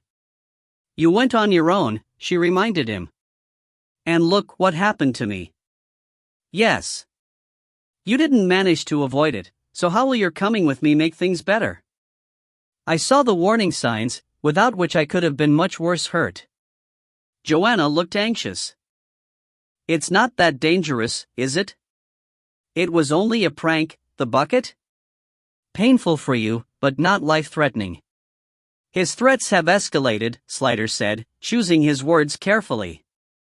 I don't know, I've never known, how seriously he means them, but I can't take chances, especially not with you. If you tell me what you want, I'll go and get it. Not on your own, to quote somebody I know and love, Joanna said. You'd never find half what I want, and you'd get the wrong things.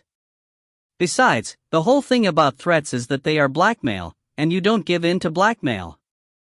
It's my flat and I won't be kept out of it by some creep of a criminal. Bravely spoken, Slider said, but he didn't smile. All right, we'll both go, but you're to do exactly as I say, if anything happens. Okay, Joanna said, making certain mental reservations.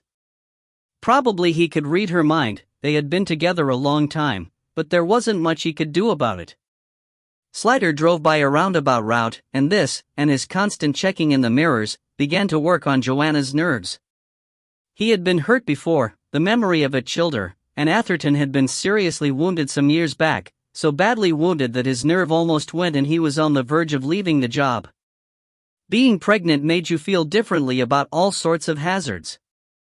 She had never given a thought to the hazards of falling over until the baby started to show. Now being at the top of a flight of stairs gave her pause. She didn't let it stop her using stairs, but she thought about it. She wondered suddenly if, once the baby arrived, she would ever feel the same again about ponds, electrical sockets, bleach bottles, large dogs, and any number of other pieces of previously ignorable life furniture. She had given a hostage to fortune in loving Bill, but it was the baby that had made her realize all the ways in which the ransom could be levied. But you can't give in to it, she thought, otherwise there was no point in being alive at all. She wondered, though, how often Bill had been afraid for her, how often he was afraid for his other children. He never spoke of it, but that would be Bill anyway. Men's courage was different from women's. What they had decided to put up with come what may, they didn't see the need to talk about. She reached across and laid a hand on his thigh as a huge gust of love went through her. He took his hand briefly from the wheel and laid it on hers in acknowledgement. There was a parking space right in front of the house, for once in a blue moon, and for a moment he wondered if that was ominous. Then he told himself not to be a fool, and not to appear one, either, by driving past it and parking further away, which was what he would have done had he been alone. But after all, if they were following him, they knew by now where he was going, would have known it as soon as he turned into the road. He parked, told Joanna not to get out until he opened the door, checked all the mirrors minutely, then got out and went round to her side. The day-empty street mocked his precautions. A car went past and he tensed, but it was a silver Peugeot with a young woman driving it. Okay, he said, letting Joanna out. He helped her to her feet, and as her face reached a level with his, he saw that she was nervous now. This is silly, he said. I'll buy you some new clothes. You will not, she said. That would be silly. He walked up the path with Joanna behind him, scanning the house for any signs of change, scanning the path for any hint that anyone else had been there. He got the key out, inspected the lock in the door, turned it cautiously, and let himself in. The door opened without resistance, and a tiny alarm bell rang in his head before he realized what it was. There should have been a heap of junk mail impeding it, but there was no mail at all lying there. How many days in the year was there nothing in the post? He couldn't remember a single one, except for bank holidays. He had stepped in as he thought this. The windowless hall passage was always dark, and Joanna, stepping in behind him, reached automatically for the light switch, just at the instant that his nose and brain, working separately, suddenly joined forces in a flash of horror.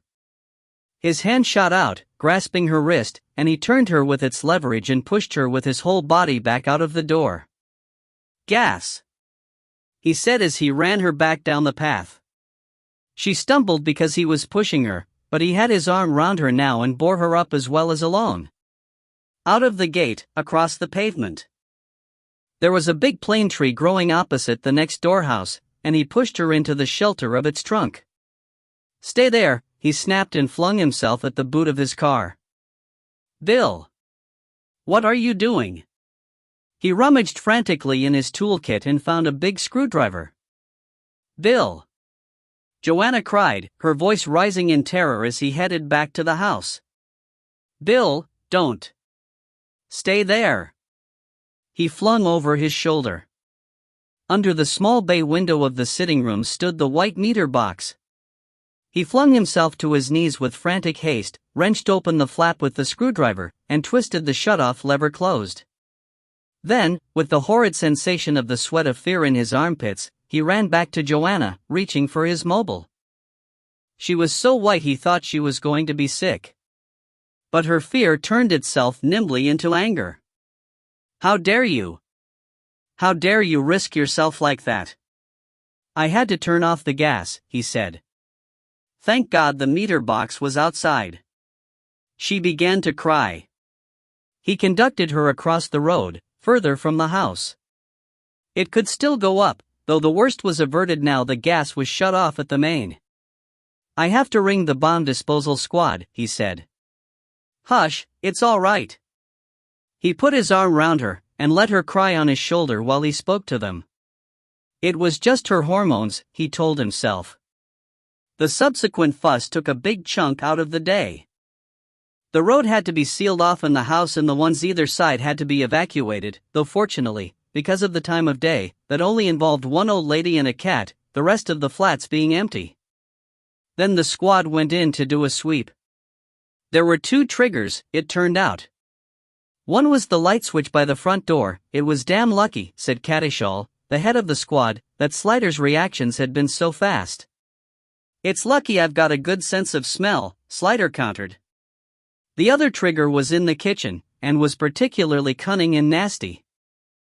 It was a friction device fixed in the runner of the sash window, so that if Slider had smelled the gas and come in without using the light, as soon as he pushed up the window, the natural first action, it would have acted like a match striking a matchbox. All the gas taps had been left fully open and there was a considerable volume of gas inside the house. Makes you nostalgic for the old shilling in the meter days, Catishall said. It would have run out before too much harm was done. Once everything had been made safe, Slider and Joanna both went in to pack up everything they thought they might need to take with them, before the flat was boarded up completely. Packing a suitcase, Joanna was calm, but unhappy. I hate this. I'm sick of it. How can people be allowed to ruin your life like this? It's my home. I hate that blasted Bates. You're not meant to like him. Oh, Bill, she said tragically, when will it all be over? When we catch him, Slider said. 17. No turn unstand. The landlord of the Sally identified Thomas Mark from his photograph a little doubtfully, but one of his bar staff said much more definitely that she had served him. She had noticed him because he was talking to Dave Borthwick, who was a regular, and he looked so far out of old Dave's class that the anomaly had amused her. Not that she said anomaly, of course. She asked Jerry Fathom, who had been doing the asking, what was happening with old Dave. I never would have thought he had the balls to do something like that. He just used to come in here and sit with his couple of pints. He seemed like an ordinary bloke. She gave herself a pleasurable shiver. To think all the time I was serving a murderer. Anyway, what's this bloke got to do with it?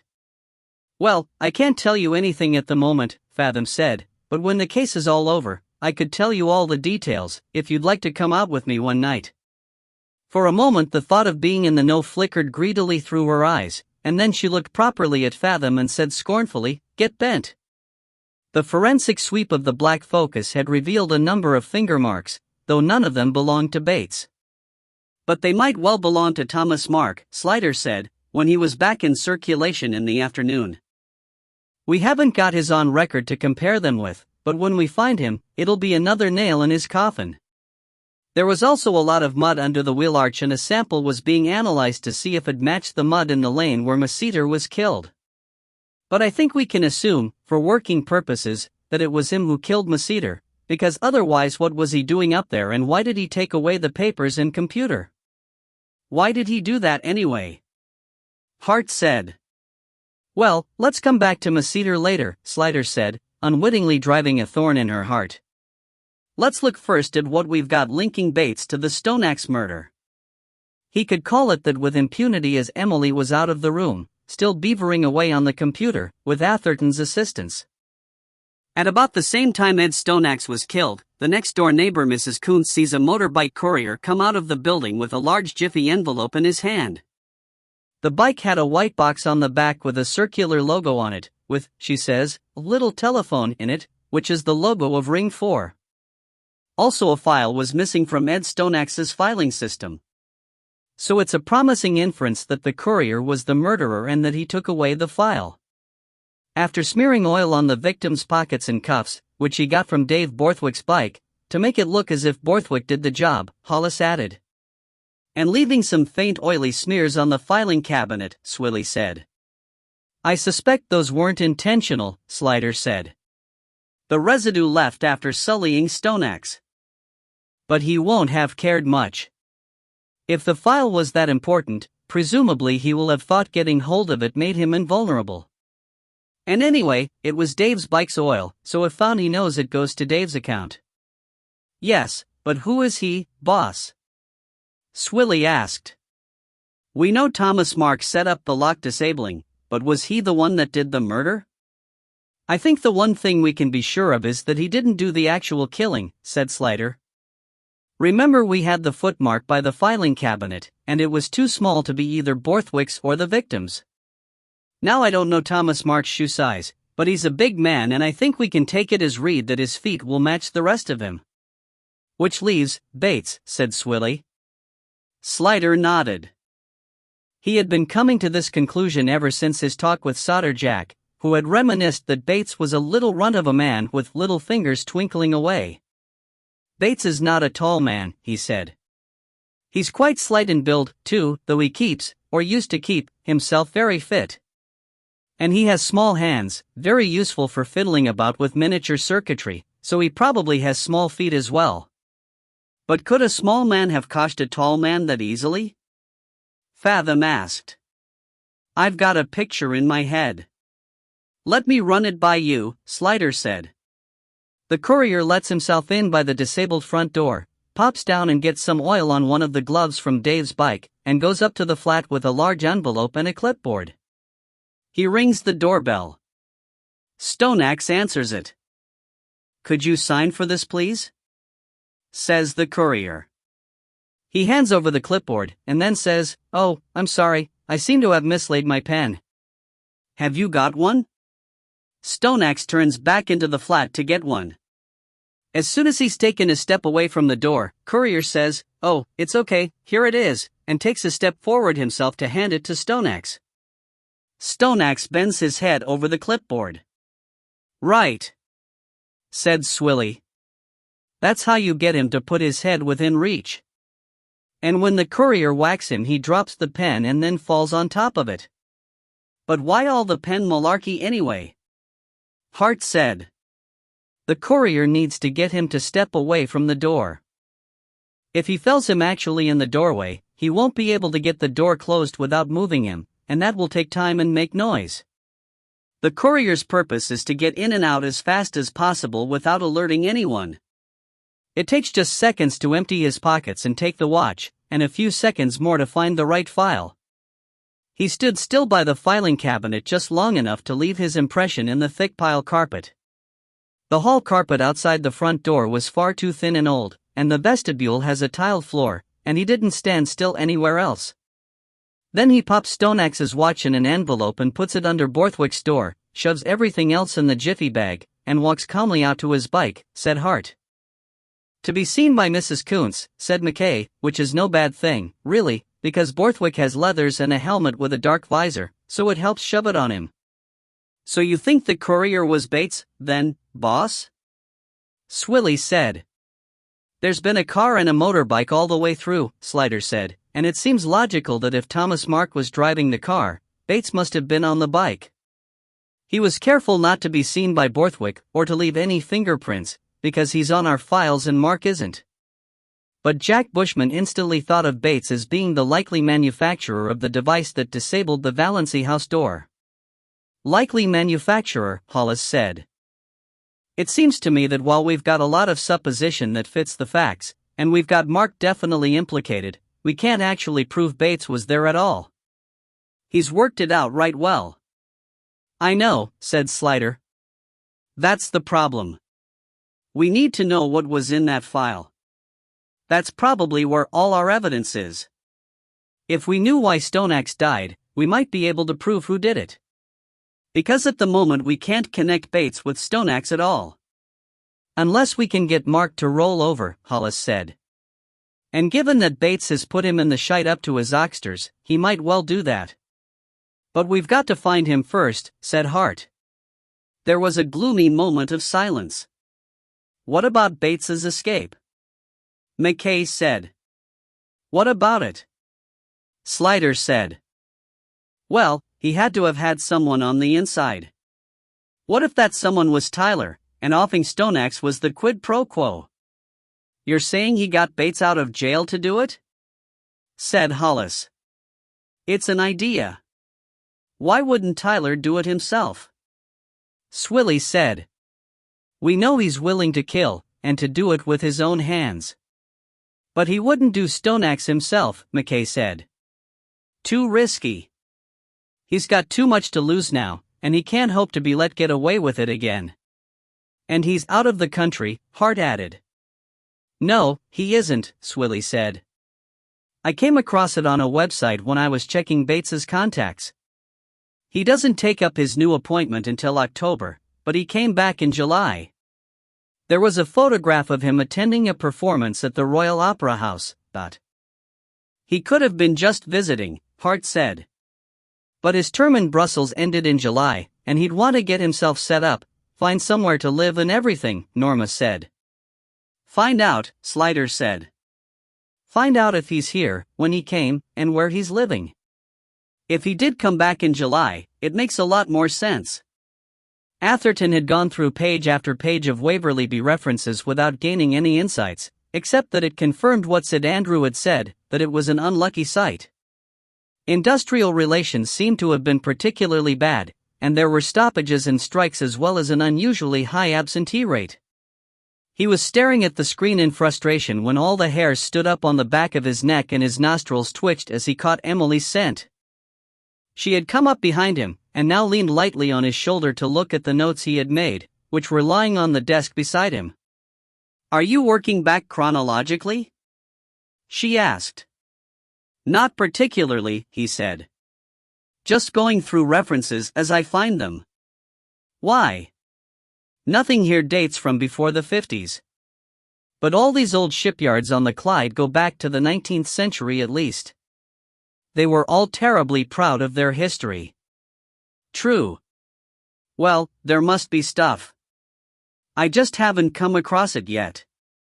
Or maybe it changed its name, she said, and the history is under the old name. He made that an excuse to look at her. Come to think of it, Waverley is a bit of an Edinburgh name for a shipyard on the Glasgow side. Yes, it does seem rather tactless. They should have called it Street Enoch at least. She looked down his notes again. I wonder if they're calling the new leisure center by the old name? That would be a smart move if you wanted to endear it to Glaswegians. Clyde View?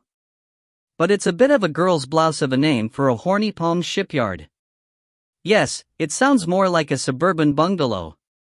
Wait a minute, though, Atherton said, sitting up straight so suddenly he almost knocked her out. What about Clydebury? The first word on Danny Maceter's list. It was underlined, she said, as though it was a heading. Wait here, he said, and dashed off to get it. When he got back, Emily was sitting in his place at the keyboard, so he dragged up another chair, more than happy to work with her. She had already put in Clydebury and had got a number of references to Clydebury Street, Govan. There was a map, showing a road that ran up to a small promontory on the Clyde and stopped there. There seemed to be nothing on it, but it was named in very small letters, Clydebury. Emily's fingers flew, found a better map, scrolled across and found the Waverley Bee shipyard next door to the promontory, sticking out much further into the water. Why would they build a road to nowhere? She said. An estuary is like the seaside, Atherton said. The water is an object in itself. It's never nowhere. She was looking at the other Clydebury Street references. There were photographs on one. It's terribly derelict. Looks as if it hasn't been lived in for years. Derelict tenement blocks, a few breeze-blocked houses, and you can see there must have been houses here, or it's all flat. They've been knocked down. I wonder when. There were big slum clearance projects in Glasgow in the 50s and 60s. People moved out to new estates. Or maybe it's part of the leisure center development? But now, look here. She had gone into another reference. You're right. They wanted to redevelop it in 1962. Here's a plan of a new council estate. I wonder why it never came off. She scrolled on. The Scottish Ornithological Union notes that there are now no more red-throated divers or Forster's terns at Clydebury. I'm devastated. The Clydebury ferry closed in 1959. It used to carry people across to Partick, where the thistles come from. Atherton looked up. It doesn't say that? Of course it doesn't. He looked down again at the list. It looks as if he was interested in history, anyway. Scottish War Museum. Clyde Maritime and Shipping Museum. Public records. Maybe he'd found what you found, that he couldn't get further back than the 50s. What's this meeky book? If he was going to look for it at the university, it must be something rare. She put in Meeky and started working through the results, which were startlingly unhelpful and nothing to do with shipping. Did you know that a Meeky is a person with an abnormally large head? She said. Patiently she scrolled on. Hager Lock, Atherton said, looking at the next heading. I never heard of a Hager Lock. You carry on, I'm going to get the atlas. He brought it back with him to be companionable, and there was silence, except for her clicking. There is no lock called Hager. I thought not. Maybe it's not in Scotland.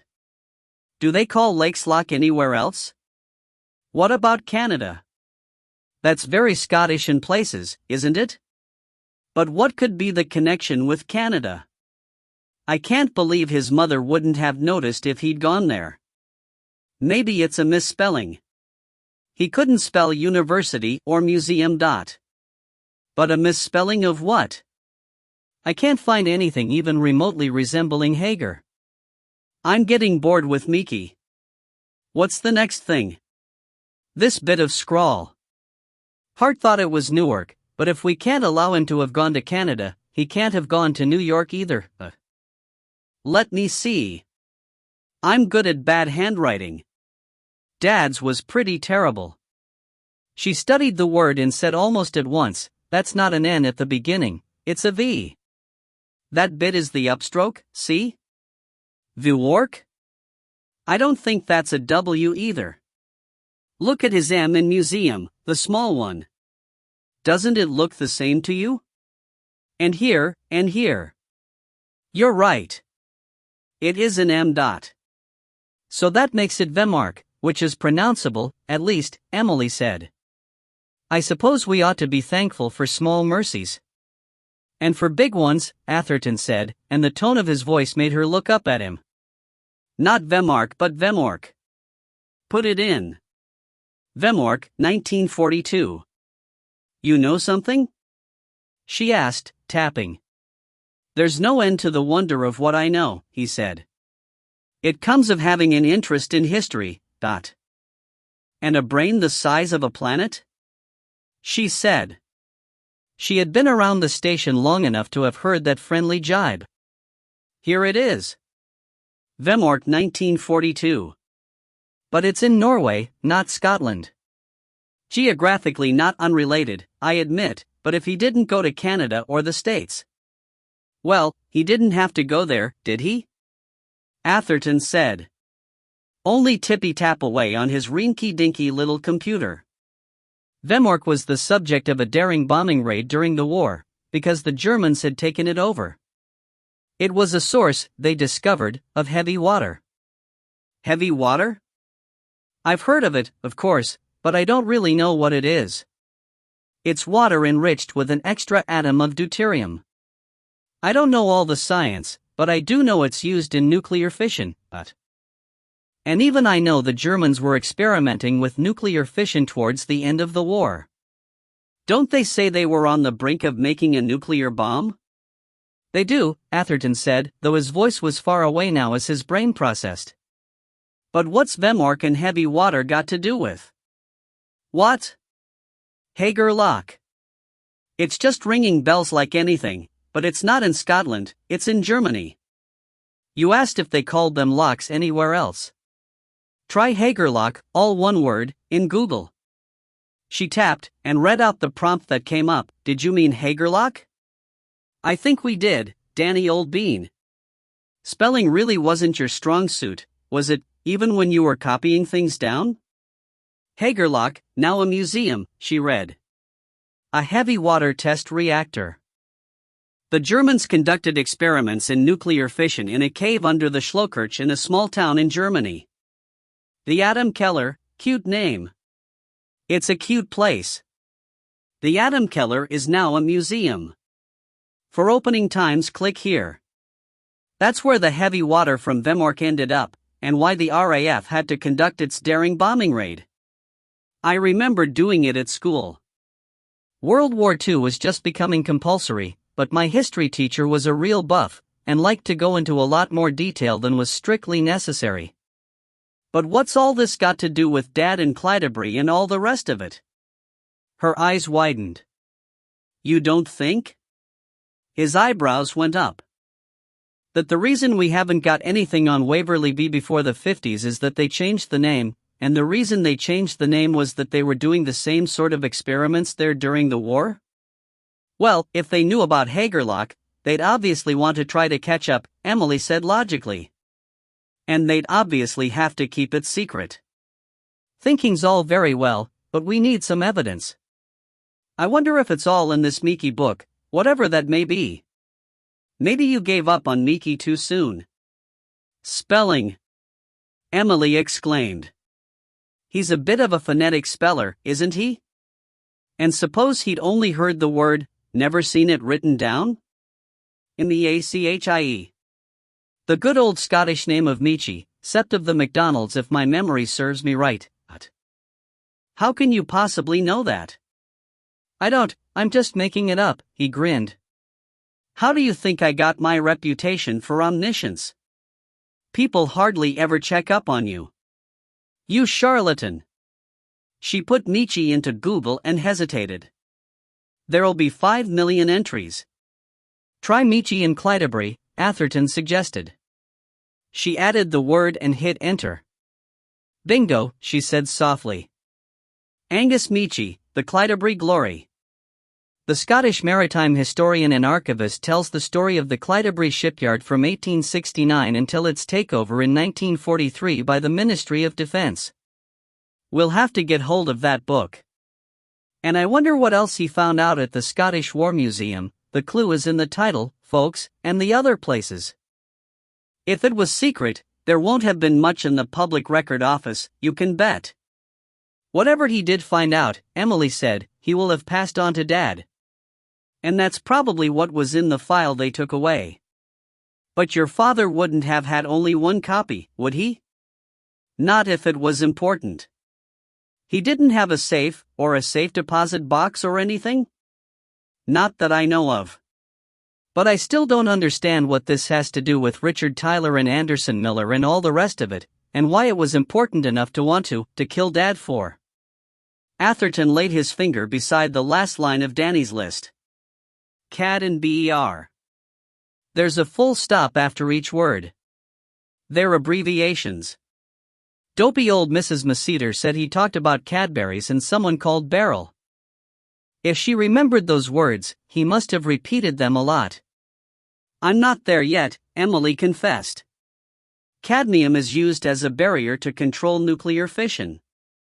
And beryllium is an isotope moderator. How do you know these things? I read a lot. But the thing you need to know about cadmium and beryllium is that they're both extremely toxic, particularly beryllium. She looked stricken. The Scottish Ornithological Union notes there are no more red-throated divers at Clydebury, she said quietly. Or Forster's terns. Or much of anything else, I imagine. We'd better go and see the Gov. 18. The ego has landed. It all makes sense, Atherton said to the assembled desk squatters. Clydebury was a shipbuilding yard until 1943, when the government takes it over. They used the site for secret nuclear experiments, trying to catch up with the Germans. After the war they handed back for shipbuilding, but change the name in case Clydebury has any associations for anyone. But the land is contaminated with cadmium and beryllium. Nobody realizes this, but the yard is known as an unlucky one with a high absentee rate. Not the workers being naturally bullshit, but falling sick rather too often, and not feeling terribly well when they are at work. And there are no seabirds anymore on the nearby beach that used to be a bird-watching site. I wondered why there was a road to nowhere, Emily added. Finally Dansk, the latest in a series of owners, decides it can't make a go of it, and decides to sell. And then the government gets involved, because there's an election coming up and the loss of 2,000 jobs could just swing the seat in favor of the Nats. Anderson Miller buy it, but they don't really want to run a shipyard there where everyone else has failed. They want to sell it for development. Like Salford Keys, Joanna said quietly, from Slider's shadow. Atherton nodded towards her. Freddie Bell said the profit of a development like that depended on what you had to pay for the land. But if the land was toxic and had to be decontaminated, it would add millions to the cost. Could be $1 billion or more, Atherton said. And it would ruin the cachet. The what? Said Hart derisively. Who would want to visit, let alone live and work in, a development they knew had been built on contaminated land? He translated for her. Even if they were told it had been cleaned up. It could never be a prestigious, luxury venue for the movers and shakers with that reputation. On the other hand, if you don't tell anyone. Nobody could be that cynical, Joanna said, shocked. You're talking about risking people's lives. Slider said, 2 of the players, at least, have no particular reverence for life. If they knew about it, she said. Somebody knew about it, Emily said. There was a big housing development project supposed to happen right next door after the war. But it didn't go ahead. They cleared the land and demolished most of the houses, but they never built on it. Why, when they were so short of housing? I think somebody back then knew the truth and the project was just quietly dropped. It would be something to know the history of that, Slider said, and who owns the land now? If it was bought for council housing it must be the council, Atherton said. And they've just left it empty. Maybe that was one of the things Danny was looking into. Hart came in. All Danny's protests were environmental things. He tried to get the Hartlepool ship recycling thing stopped. And he'd borrowed that book from the library about breaking up nuclear submarines. So he'd know about the toxic chemicals that came with it. She clapped a hand to her mouth. Blimey, I forgot to ring reading library, to get them off Mama Cedar's back, What does it matter? They can buy another copy, can't they? Fathom said, wanting to get back to the exciting bit. It's not like the new Dan Brown, she told him severely. It costs 250 quid a copy. Yeah, and it's rubbish, Hollis said. You could never make a film out of it. Gov, it occurs to me that Richard Tyler was junior minister in the Department of the Environment. So any questions about cleaning up a toxic site would come to him, if anyone. And he was supposed to be tight with Sir Henry Paxton, the boss of Anderson Miller. Suppose Paxton had found out about the contamination, and went to Tyler quietly, saying, "What are we going to do?" We know Tyler was in to make a lot of money out of the development, through his shares in key developments, but... Do we? Atherton said. I thought that was only a supposition until we got an answer from Volman Zabrinsky. Alright, we assume Tyler had the shares, and who knows what other bungs and percentages he might have through his mate Bates. So he says to Paxton, I won't tell if you don't tell. And the plans get pushed through. Until Danny Macedar finds out something, and goes to Stoneaxe because he's known as an eco-warrior, McKay said. And maybe his interest in the place is known about in eco-circles. And maybe also because he knows he's been in Dutch with the government, said Swilly. Sorry, Emily, but Danny wouldn't want to take it to an establishment figure, and he might well think your dad had a grudge and would be more willing to listen to him because of it, but... You don't have to apologize, Emily said patiently. And it just so happens, Atherton continued, that he hit on the person who already knew more than he wanted to about dear old Waverly B.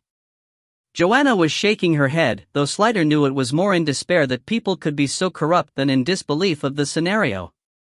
He knew it was a far cry from working things out to proving them, but it all felt right, and it covered all the aspects. And it was no chicken feed they were talking about. A development like that, he said to her quietly, could be worth several billion. Well worth fighting for. But if the contamination story got out, it was all over. But then why didn't Ed Stoneaxe go public with it? Because he didn't have all the information, Emily said. Or the proof.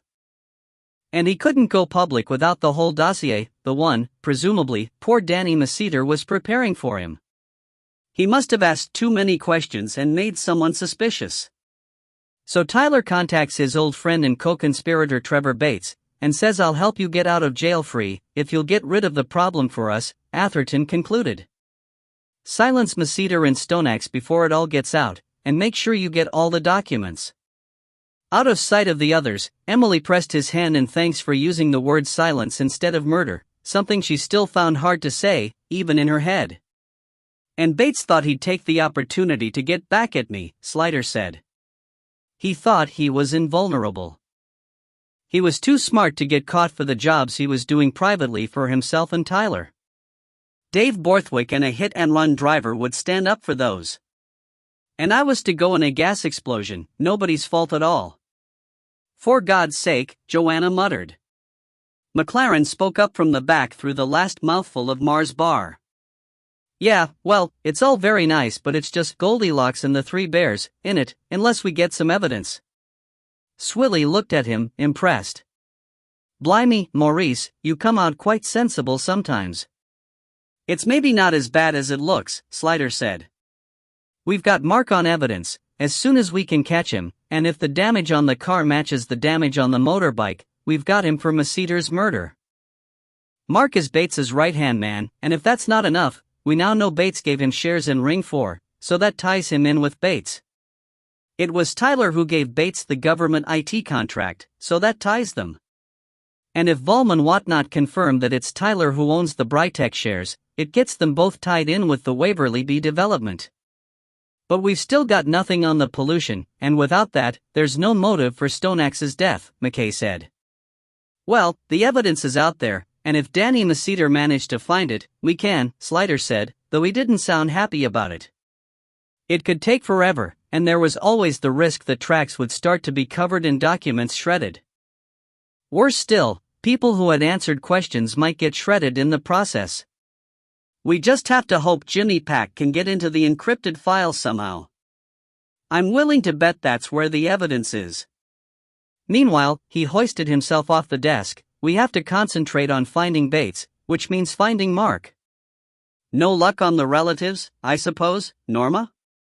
No, sir. I can't find any at all, never mind in the area. Could be he was an only child. So Bates is the only friend he has. And Tyler's the only friend Bates has, Slider said.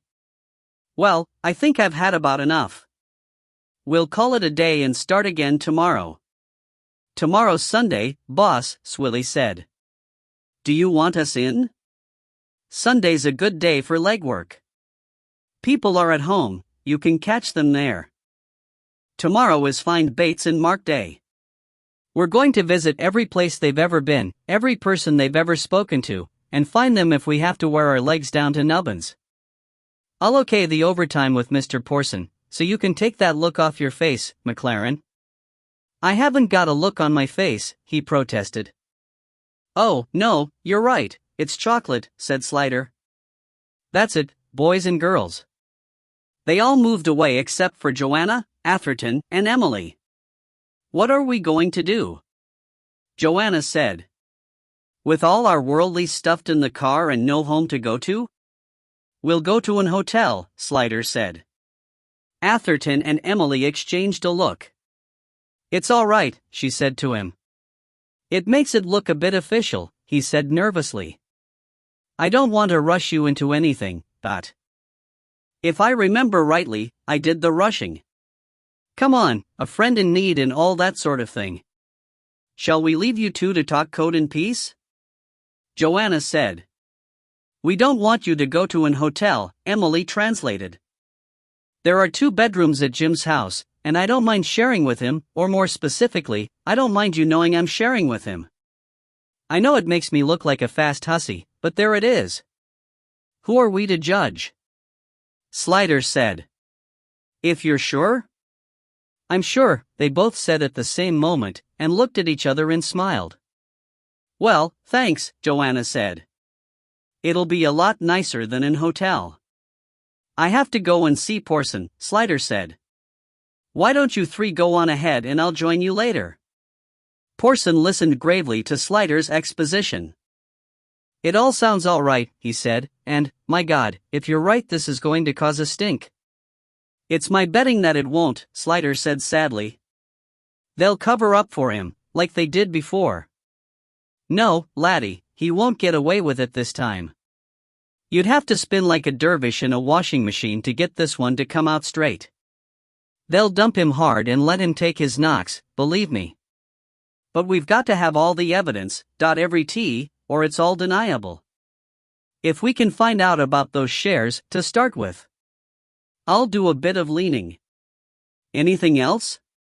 Reading police, matching Mark's car with the motorbike damage? More leaning. Leave it to me. Tower of Pisa job. I suppose Pac's not come up with anything? Not yet. Well, he's a good lad. He won't stop until he does. For now, why don't you go home? You look played out. Yes, I'm going now. Hang on, you haven't got a home to go to, have you? Porson said, and he seemed to hesitate on the brink of something. I'm staying with Atherton, sir, Slider said. He has a spare room. Oh, well that's all right, Porson said briskly, and turned away. Off you go, then. Slider went, wondering uncomfortably whether the old boy had been about to offer him his spare room, and whether he would have welcomed Slider's company. Atherton did an enormous stir-fry for quickness' sake, and the 4 of them sat around the table companionably, as if they had known each other for years, with the cats teetering on the backs of armchairs, trying to see over people's shoulders, and purring like food mixers. Joanna hoped so much that Atherton and Emily could survive the end of the case and the realizations that were bound to come over her then, because they seemed so right together, as right as Joanna felt with Bill. It was inevitable they should talk about the case, and a lot of it was rehashing the supposed Waverly B plot, guessing how much money the whole thing was worth, and wondering despairingly how people could be so fixated on money. Because they've got nothing else in their lives, Slider said. That's all very well, but Tyler, at least, did have other things in his life, before he destroyed them by his own hand, said Atherton. We've got to find documentary evidence, Slider said. I can't believe Bates got hold of the only copies. Where would your father keep something that important? He asked Emily. In his computer, she said with a shrug. He wouldn't give a copy to anyone? He didn't send you anything, like a data disk or a memory stick? I'd have said so if he did, she said patiently. What about a friend? Candida Scott Chatton, for instance? No. He wouldn't implicate her when it was something as dangerous as this. And she'd have told you, surely, if he gave her something and told her to guard it with her life. Atherton looked at her sharply. She was holding the locket, warming it in her hand as she so often did. He did send you something. She met his eyes. My birthday present? Why did he send it to you if he knew you were coming over? He could have given it to you in person. He wanted me to have it on the day, she said. Which was a week ago. And Masseter was killed 2 weeks ago. Allowing for the post. You think he sent Emily the locket when he heard Masseter was dead? Joanna said. But why? You couldn't get a data disk in that. I'd have noticed, Emily agreed, with quiet humor. But he did tell you it was very valuable and warned you not to let it out of your sight, Atherton persisted. No, he warned me not to lose it. I was the one who decided to wear it all the time. I like it. And it reminds me of him. Her eyes filled abruptly with tears. I'm sorry, she said. Slider passed her across his handkerchief, and she accepted it and blotted her eyes, biting her lips to regain control. Atherton said, I can't help thinking that he may have sent you a clue of some sort with it. Did it come in a box? Yes, a jeweler's box, in a jiffy bag. But there was nothing else in it. I don't suppose you have the box with you? Yes, it's in my case. But honestly, there's nothing else in it except the card that came with it, and unless you're suggesting there's a microdot. Well, you never know, Atherton said. I do. Where would he get access to the technology to compress all his files into a microdot? But I'd like to have a look at it, if you don't mind, Atherton said, and she shrugged and went upstairs, returning with an ordinary jeweler's box about 4 inches square, in red leatherette. Inside was the usual black velvet bracer, with slits where the chain would have been secured to hold the locket in place, and a square, stiff card with some handwriting on it. You're right, your dad's handwriting is terrible, Atherton said. What does it say? Emily took it back. It says happy birthday, darling. I hope you like it. It's valuable, so be sure not to lose it. It will be something to remember me by, even if you're glad to see the back of me. That's an odd thing to say, isn't it? Atherton said, frowning. Why would you be glad to see the back of him? Oh, it's a sort of old joke, she said. He didn't like it when I went to live in the States, because he was going to miss me, and he said it must be because I didn't like having him hanging around me, spoiling my pitch. A joke about me being a better journalist than him, which wasn't true. He was the best there was. Atherton held out his hand. Would you let me look at it? There's nothing in it except a picture of him, she said, but she undid the clasp anyway, and handed it across. Atherton took it, warm from her hand, smooth and pleasant to the touch. It didn't look old, that was his judgment. There's a look to old, second-hand gold. This looked quite new. And it didn't look valuable to him either, not enough to warrant a warning. It was worth maybe a couple of £100, not more. He prized it open with a thumbnail, and inside was a photograph of Stoneaxe, smiling and looking rather windblown with that shock of dark hair. The photograph was held in place by a thin oval bezel. He thumbnailed that off, as well, and lifted out the photograph, which he saw had been cut with scissors to fit the oval shape. There was nothing behind it but the back of the locket. He turned the photograph over. On the back was some very small, neat writing. BZ 793A58. He handed it to Slider. 8 randomly assorted numbers and letters, he said. When Slider came back to the table from the telephone, he said, Jimmy Pack says there's an absolute mass of information there, notes, scanned documents, letters, cuttings from newspapers, you name it. It looks like the goods all right. Joanna reached over and kissed Atherton on the cheek. Genius, she said. Old planet brain, the boy wonder. Fluke, said Atherton. It was Ed Stoneaxe who was the clever one, thinking of hiding it that way. I don't know why I didn't think of it, Emily said. I'm embarrassed. Don't be. How were you to know? But he said he had something important to tell me. I suppose when I got here he was going to tell me everything, show me the documents. I'm not quite there, Joanna said. He copied everything into the computer and encrypted the files, The Arbuthnets heard him tapping away day and night, Slider said. Then why did he keep the original stuff, assuming that was what was in the file that was stolen? Insurance, Atherton said, in case of a break-in. The way I see it, he wouldn't leave everything in the file, but enough to look convincing, so that if they broke in they'd think they'd got the lot and, A, not tear the place apart and, B, feel confident they'd covered themselves. He knew they were ruthless, he must at least have suspected Danny's accident was helped along. But probably he didn't realize just how ruthless they were. He can't have thought that they'd actually kill him, only cut him off at the pass like they did the first time. If he'd known, Emily said quietly, it wouldn't have stopped him. But he might have gone about it a different way, Slider said. So if he had all Danny's stuff, Joanna said, what was he waiting for? Why didn't he go public right away? Hard to say, until we see what there actually is in the encrypted files, Slider said. It might be that there was something else he still needed. Or he might have been working it up into a final report. Or he may have had someone else involved and was waiting for them to act. But no one else has come forward to say they were working with him. True. Well, I don't know the answer to that. Of course, there wasn't any particular hurry, Atherton said. It wasn't as if the leisure park was going to be built in one day, starting tomorrow. He may just have been considering what course his action should take. He had plenty of time. Except that he didn't, Emily said. There was an uncomfortable silence, which in the end she broke. So is this enough to get them, now?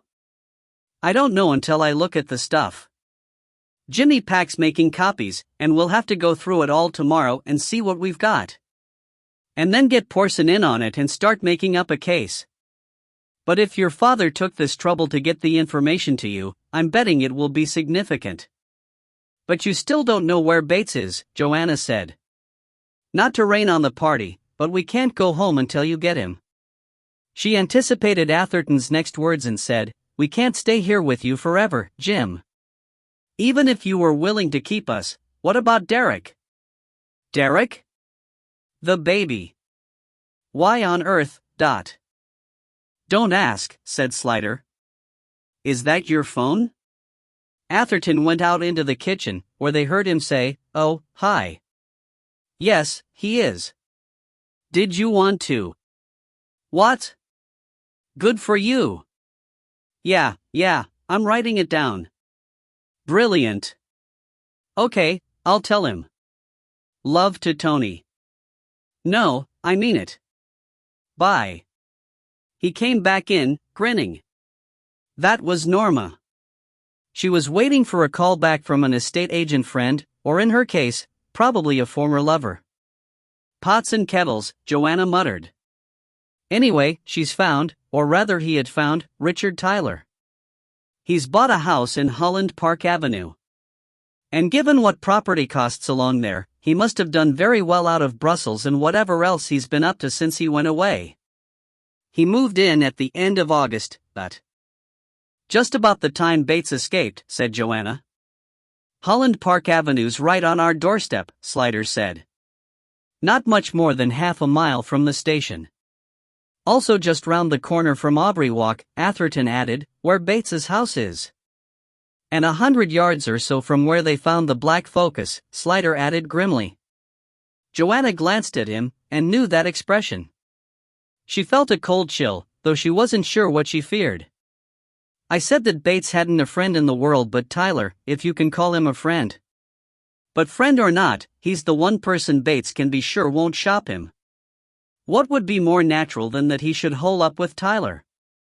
On his old stamping ground, which criminals always like, being creatures of habit. And handy for his old house if he needs a bit of equipment. I'm sure Tyler could arrange that. Tyler came back to England at the end of July, and Bates was sprung at the end of August. And all the king's horses and all the king's men couldn't find him, Atherton said. Well, of course they couldn't if he was under the wing of a former minister and EU commissioner. Joanna was still looking at Slider and reading his mind. Bill, no. You're not to. Just a look, he said. I promise I'm not going to do anything, but I just want to have a look. Atherton looked at him too. What, now? Why not? I'm coming with you, then. Slider said to Joanna. Just a look. And I'll feel better about leaving you because you won't be alone, with Emily. Better let them get it out of their system, Emily said to her. You know what boys are like. She was easy about letting Atherton go, Joanna thought, because their love was so new, and she couldn't yet imagine anything bad happening to him. Perhaps it was another thing to lay at pregnancy's door. But she had never tried to stop him doing what he felt he had to. It was just that the longer she knew him and the more she loved him, the harder it was to let him go. 19. Down and out. They drove to the station in Atherton's car and left it there, to take an unmarked car out of the pool instead. It was possible, Slider thought, that they knew the number of Atherton's car as well as his, and he didn't want them to look out of the window and see it, and know they were being watched. Atherton thought he was being unnecessarily cautious. But since you are, hadn't we better tell someone upstairs where we're going? They went up to the department, where McKay was on night duty. He was at his desk having a bunny with Fathom, who was sitting on the other side of it, evidently waylaid on his way home, since he was wearing his street clothes, a bomber jacket and a pair of lamentable cutaway leather driving gloves. "Hello, Gov. Something up?" McKay said. Slider explained, and McKay whistled. "Very nice. Very cozy, and handy for everything. No wonder Bates could follow you around so easy, Gov. What are you going to do?" "Just go and have a gander at the house," Slider said. "Tyler's not going anywhere, we know that, but I'd like to see if there's any sign that Bates is there. Tomorrow we can get Mr. Porson to stump up a search warrant and we can go in and take the place apart." "Gov, let me come," Fathom said. He looked excited. "Please. Just in case. You might need another hand. I was just going home. I've got nothing else to do." It would have been like kicking a puppy. He looked at Atherton, who shrugged minutely. "It's not going to be exciting," he warned. "Just sitting in a car looking at a house." "But I need the experience," Fathom said cunningly. "I have to learn." "All right, you can come. But you do exactly as you're told at all times, and keep your mouth shut," Slider said. "Deal," said Fathom. There was just an outside chance, Slider thought, that something might happen. And Fathom was a big lad. In a pinch, one might overlook the dorky gloves. The Holland Park house was large, beautiful, elegant, white stucco, with a portico and steps up to the door. The tall windows of the drawing room were lit behind drawn curtains, the upper floors were in darkness. There were also lights on in the semi-basement, which had blinds on the windows. In the original arrangement of these houses, that was where the servants had hung out. Nowadays the semi-basement was often a separate flat. Slider wondered if Thomas Mark was down there. From what he knew of both Tyler and Bates, they would have been too grand to let the minions bunk in with them. As to whether Bates was in there at all, Slider quietly drew his companion's attention to a new-looking and very powerful radio mast on the roof. "Now what would Richard Tyler want with a mast that powerful?" he said. "It's the only way to get Jazz FM?" said Atherton. "There's a satellite dish, too," Fathom noted. "A big one. Maybe he likes Sky Sports." "Not the right sort of dish." There was a car parked on the graveled forecourt, a black Lexus, and a motorcycle, a powerful-looking Triumph. "And there's the bike," Slider said. "There's more than one Triumph in the world," Atherton said, though it sounded a bit messianic. "Can you see Richard Tyler on a bike?" "No, I feel it in my bones, Bates is in there." Fathom leaned forward from the back seat. "Shall we go in and get him?" he asked eagerly. He was already reaching for the door handle in his excitement. "Steady, lad, or I'll have to put the child lock on. We can't go prancing in there on a whim. We've got no authority to search the place, and all that would happen is that Tyler would refuse us entry and be put on his guard. By the time we got back with the right papers, Bates would be dust on the horizon and any evidence we might hope to pick up would be destroyed." "So you really did only want to look," Fathom said, disappointed. "What did you think?" "I'm not going to shout go, go, go. Just so you can get to kick the door in with your size 12s. On the other hand," Atherton said, "we'll have to watch the place now we know there's a chance Bates is in there. Hadn't we better call it in and make it official?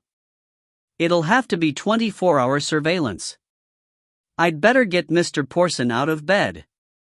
Can you radio the station and see who they can get here by way of temporary backup, out of uniform, of course? Porson seemed rather glad than otherwise to be called out. Slider wondered if he had trouble sleeping. He said he would come straight in and sort out the paperwork for a surveillance request. At the station, they said they'd get someone over for surveillance as soon as they got them into their civvies, about half an hour, if they could hang on. Atherton said they could, and they settled down, with Fathom's tangible disappointment like a fourth person in the back seat, to watch the quiet house and wait for support to arrive. But only minutes later there was a movement across the road. "Someone's coming out," Fathom said. A dark figure was coming up the steps from the semi-basement. "Is it Mark?" It was a man in all-over motorcycle leathers and a dark-visored helmet. Little runt of a man. "Not big enough for Mark," Slider said, hearing his own voice cool and far away, while his blood tingled with adrenaline. "I'd say it was probably Bates." "Where the hell's he going?" Atherton complained. "Escaping." "It's my fault," Slider said.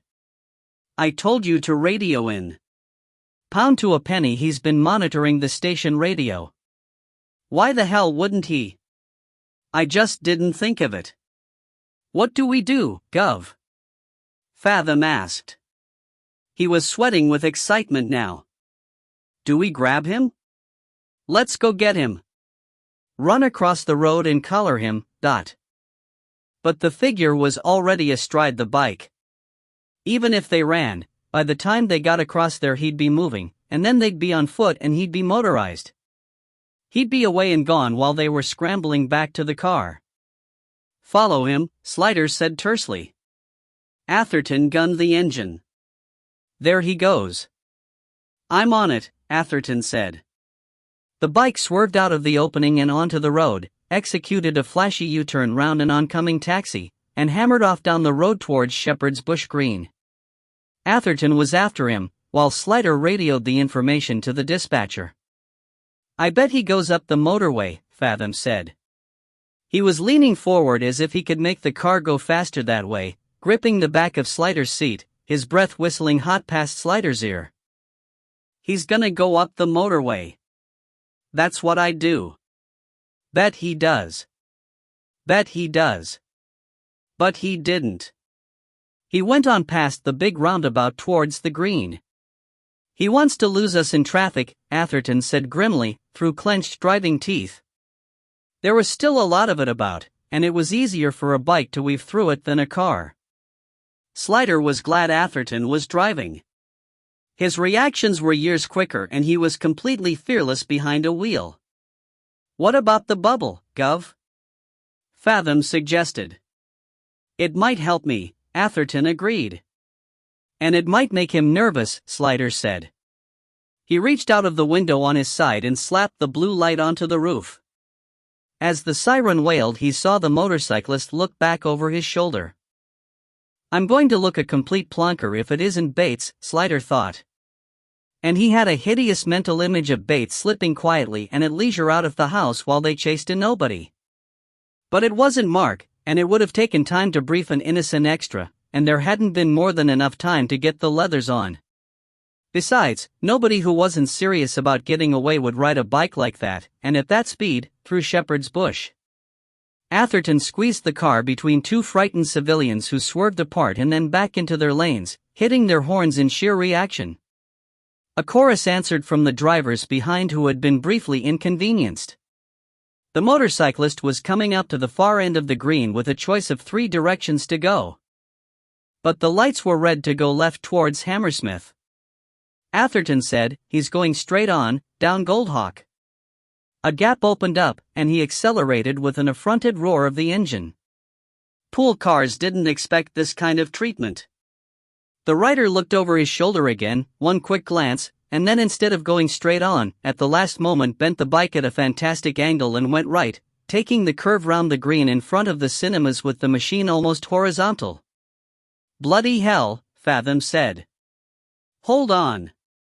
Tires screamed as Atherton swung the wheel hard right, and behind them there was a screech of brakes, a blast of horn, and a crunch and tinkle as someone was forced to veer and didn't quite miss someone else. The wheels raced and then gripped again, and as the car lurched forward, Fathom knocked the back of Slider's head. Ow! Shit! Sorry, Gov. The rider looked again to see if they had followed. It was a mistake. He had gone over at so steep an angle that the glance back was just too much. His balance went. The rear wheel went out sideways, the bike slewed left across the road and slid in a shower of sparks, hit the curb and threw the driver off. There was a chorus of horns and brakes, and piercingly, heard even over the traffic, someone screamed. The rider rolled over and over at incredible speed, like a small black log hurtling down a mountainside. A truck, coming briskly round the corner from Goldhawk Road, had no chance to brake and nowhere to swerve to. Slider felt his scalp go cold, heard Fathom swear, and saw the bike go under the wheels with a hideous series of sounds. But the speed the rider had rolled had saved him, taking him just clear as the truck lurched to a stop, scattering a tinkling of small glass and metal from the mangled thing under the wheels. As the traffic came to a standstill, Leatherman staggered to his feet, pushing himself against the lorry's snout to make his balance. Slider caught a glimpse of the lorry driver, white and rigid behind the wheel, eyes and mouth three shocked O's, as Atherton swerved across to the curb and stopped at the diagonal in front of all the mess. They were all out in a second, but Leatherman was already on the move. He ran, limping stiffly the first few steps, glanced round, found some adrenaline reserve, and went like the clappers, limp forgotten. They pounded after him. "Bloody Mel Gibson," Atherton said tersely. There were pedestrians scattered about, halting and looking round, uncertain what was happening. "Police," Slider shouted. "Stop that man." But no one did. One man put out a feeble foot, but Leatherman easily avoided it. "What's he done?" Slider heard someone shout. His whole burning attention was fixed on the fleeing black figure. The accident must have hurt him. It would tell against him. Must do, when the adrenaline was used up. Leatherman's hands went up to the helmet, dragged it off and dropped it. It bounced like a hand grenade, plastic splintering. Slider's heart sang as the long red hair fell loose and flew out behind the runner like a flag. No doubt then, it was Bates. The helmet business had slowed him for a second, and Atherton, pulling ahead of Slider, was almost within reach. Bates showed a white eye and dodged, round a bollard and across the road, thumping past the stopped cars of the first two lanes, dodging the crawling, gawping outer lanes. Atherton was ahead in the pursuit, and the heavy, less nimble Fathom was falling behind Slider. Strung out in a line, they pounded after the black stick figure with the flying red mane. Atherton almost had him and he dodged again, jinked left and right and then left again, damn it, back into the traffic and across the road. Slider jerked round to throw a diagonal course and cut him off, and Fathom ran into him from behind. Slider shouted something, he didn't know what, and was off again. Why didn't someone try and stop him? Bloody useless civilians. Whatever happened to civic pride? Bates was doubling back towards the cinemas now. Slider's cut across had made up a few yards. Bates looked round and for an instant their eyes locked, and Bates grinned, but he might have been gasping for breath. Always kept himself fit, Slider remembered, his own breath catching at him now. No, he was grinning. Bastard! Somehow, Slider accelerated. And at last some concerned citizens were acting. Out of the corner of his eye Slider saw a knot gathered about the stalled lorry, and ahead a group of men had formed a nervous-looking but moderately determined line across the pavement. Slider shouted again, to encourage them. Police! Stop him! Two in the middle of the row linked arms. And there were a lot of people behind them, the usual rubberneckers gathering for a gape, beginning to solidify into a crowd. Bates must have seen there would be no way through, for he dodged right, down the alley between the two cinemas. Got Tim! He heard Atherton shout. The alley was a dead end. Slider allowed himself to slow just a fraction, so he could catch his breath. He could hear Fathom thundering up behind. Bates ran, still lightly, damn him, down the alley before them. The larger cinema, on the right, presented a smooth wall with nothing but 3 sets of fire doors, the sort that can only be opened from the inside. At the end was a high, blank wall, and a clutch of overflowing wheelie bins. The smaller cinema, on the left, had a fire escape down the wall at the far end, and with a sense of inevitability he saw that Bates was making for it. Why didn't he just give up? Atherton evidently thought the same, because he yelled, "You can't get away. You're trapped." Bates didn't even look back. He leapt up the fire escape like a salmon, and Slider cursed inside his head, he hadn't the breath to do it aloud. It was an old-fashioned, black-painted iron staircase, the short flights zigzagging between small landings. Slider started up behind Atherton, smelling the metal and a sourness of garbage on the air, feeling the handrail clammy under his hand. It had started drizzling very lightly. Atherton's nimbleness was matched now against Bates's fitness, but the accident was telling and Bates was limping again. The two made the turn simultaneously like dancers, one short flight apart. Slider was another flight behind. His breathing went through an agony point and he tasted metal in the back of his throat, and then his second wind kicked in. He reached the roof almost on Atherton's heels. Over the parapet and onto the flat concrete. There were ventilation outlets, steaming slightly in the drizzle, a light har which became visible like a gauze veil as a security light was triggered. It was mounted over the square brick protrusion that housed the fire door back into the cinema. Bates ran to it and tried the door, briefly and hopelessly. It would only open from the inside. Slider stopped, turned back to where Fathom was just reaching the top of the fire escape. "Stay there!" he shouted. He didn't want Bates dodging them all in a Dick Van Dyke chase round the chimneys and nipping back down. Atherton had stopped too, facing Bates, who backed now, slowly, away from the fire door, his eyes darting round to assess the situation. The har was standing on his red hair like jewels. Slider could see his chest rising and falling under the close black leather. The fox was cornered and spent. Slider walked forward towards him. "Give it up," he said. "There's nowhere else to go. Come on, you know you've had it now. Come quietly, is that it?" Bates said. His teeth were bared as he caught his breath, and his voice was higher and harsher than Slider remembered. "I don't think so, Mr. Plod. Not for you, that's for damn sure. If you want me, you'll have to take me." Slider felt a weariness that was nothing to do with his trembling legs come over him. "Oh, don't be so bloody silly," he said impatiently. "You're cornered, you're nabbed, and there's nobody watching you but us, so you can drop the phony heroics. This is real life, not a film." "You don't know the meaning of real life," Bates said, backing all the while towards the parapet. "You pathetic second-rater, do you really think you can get the better of me? You can't touch me, Dot." "You have friends in high places, I know," Slider said. "Don't think they're going to bail you out this time. You're going down." Bates reached the parapet, a low wall topped with flat stone slabs. He glanced quickly over to see if there was any escape that way, and began to inch along beside it. Atherton and Slider advanced steadily, adjusting to his direction. He reached the corner and glanced over the second side. Slider suddenly wondered if there was another fire escape. Bloody Nora, if he had to start running again. "For God's sake, give it up," he said. Atherton exchanged a glance with him. His look said it all. Why didn't they just grab him? Slider opened his mouth to answer that look when he saw that Fathom, disobeying orders, was creeping up from the right, the direction in which Bates was sidling. Bates glanced in that direction, scowled horribly, mouthed one short word of anger. He jumped up on the parapet, looking left and right for escape, staring at the next building, far too far away to jump, even for an egotistical athlete. As one man, Slider and Atherton stepped forward. Bates dodged left, running along the parapet. As if he could read his mind, Slider knew he was going to make for the fire escape.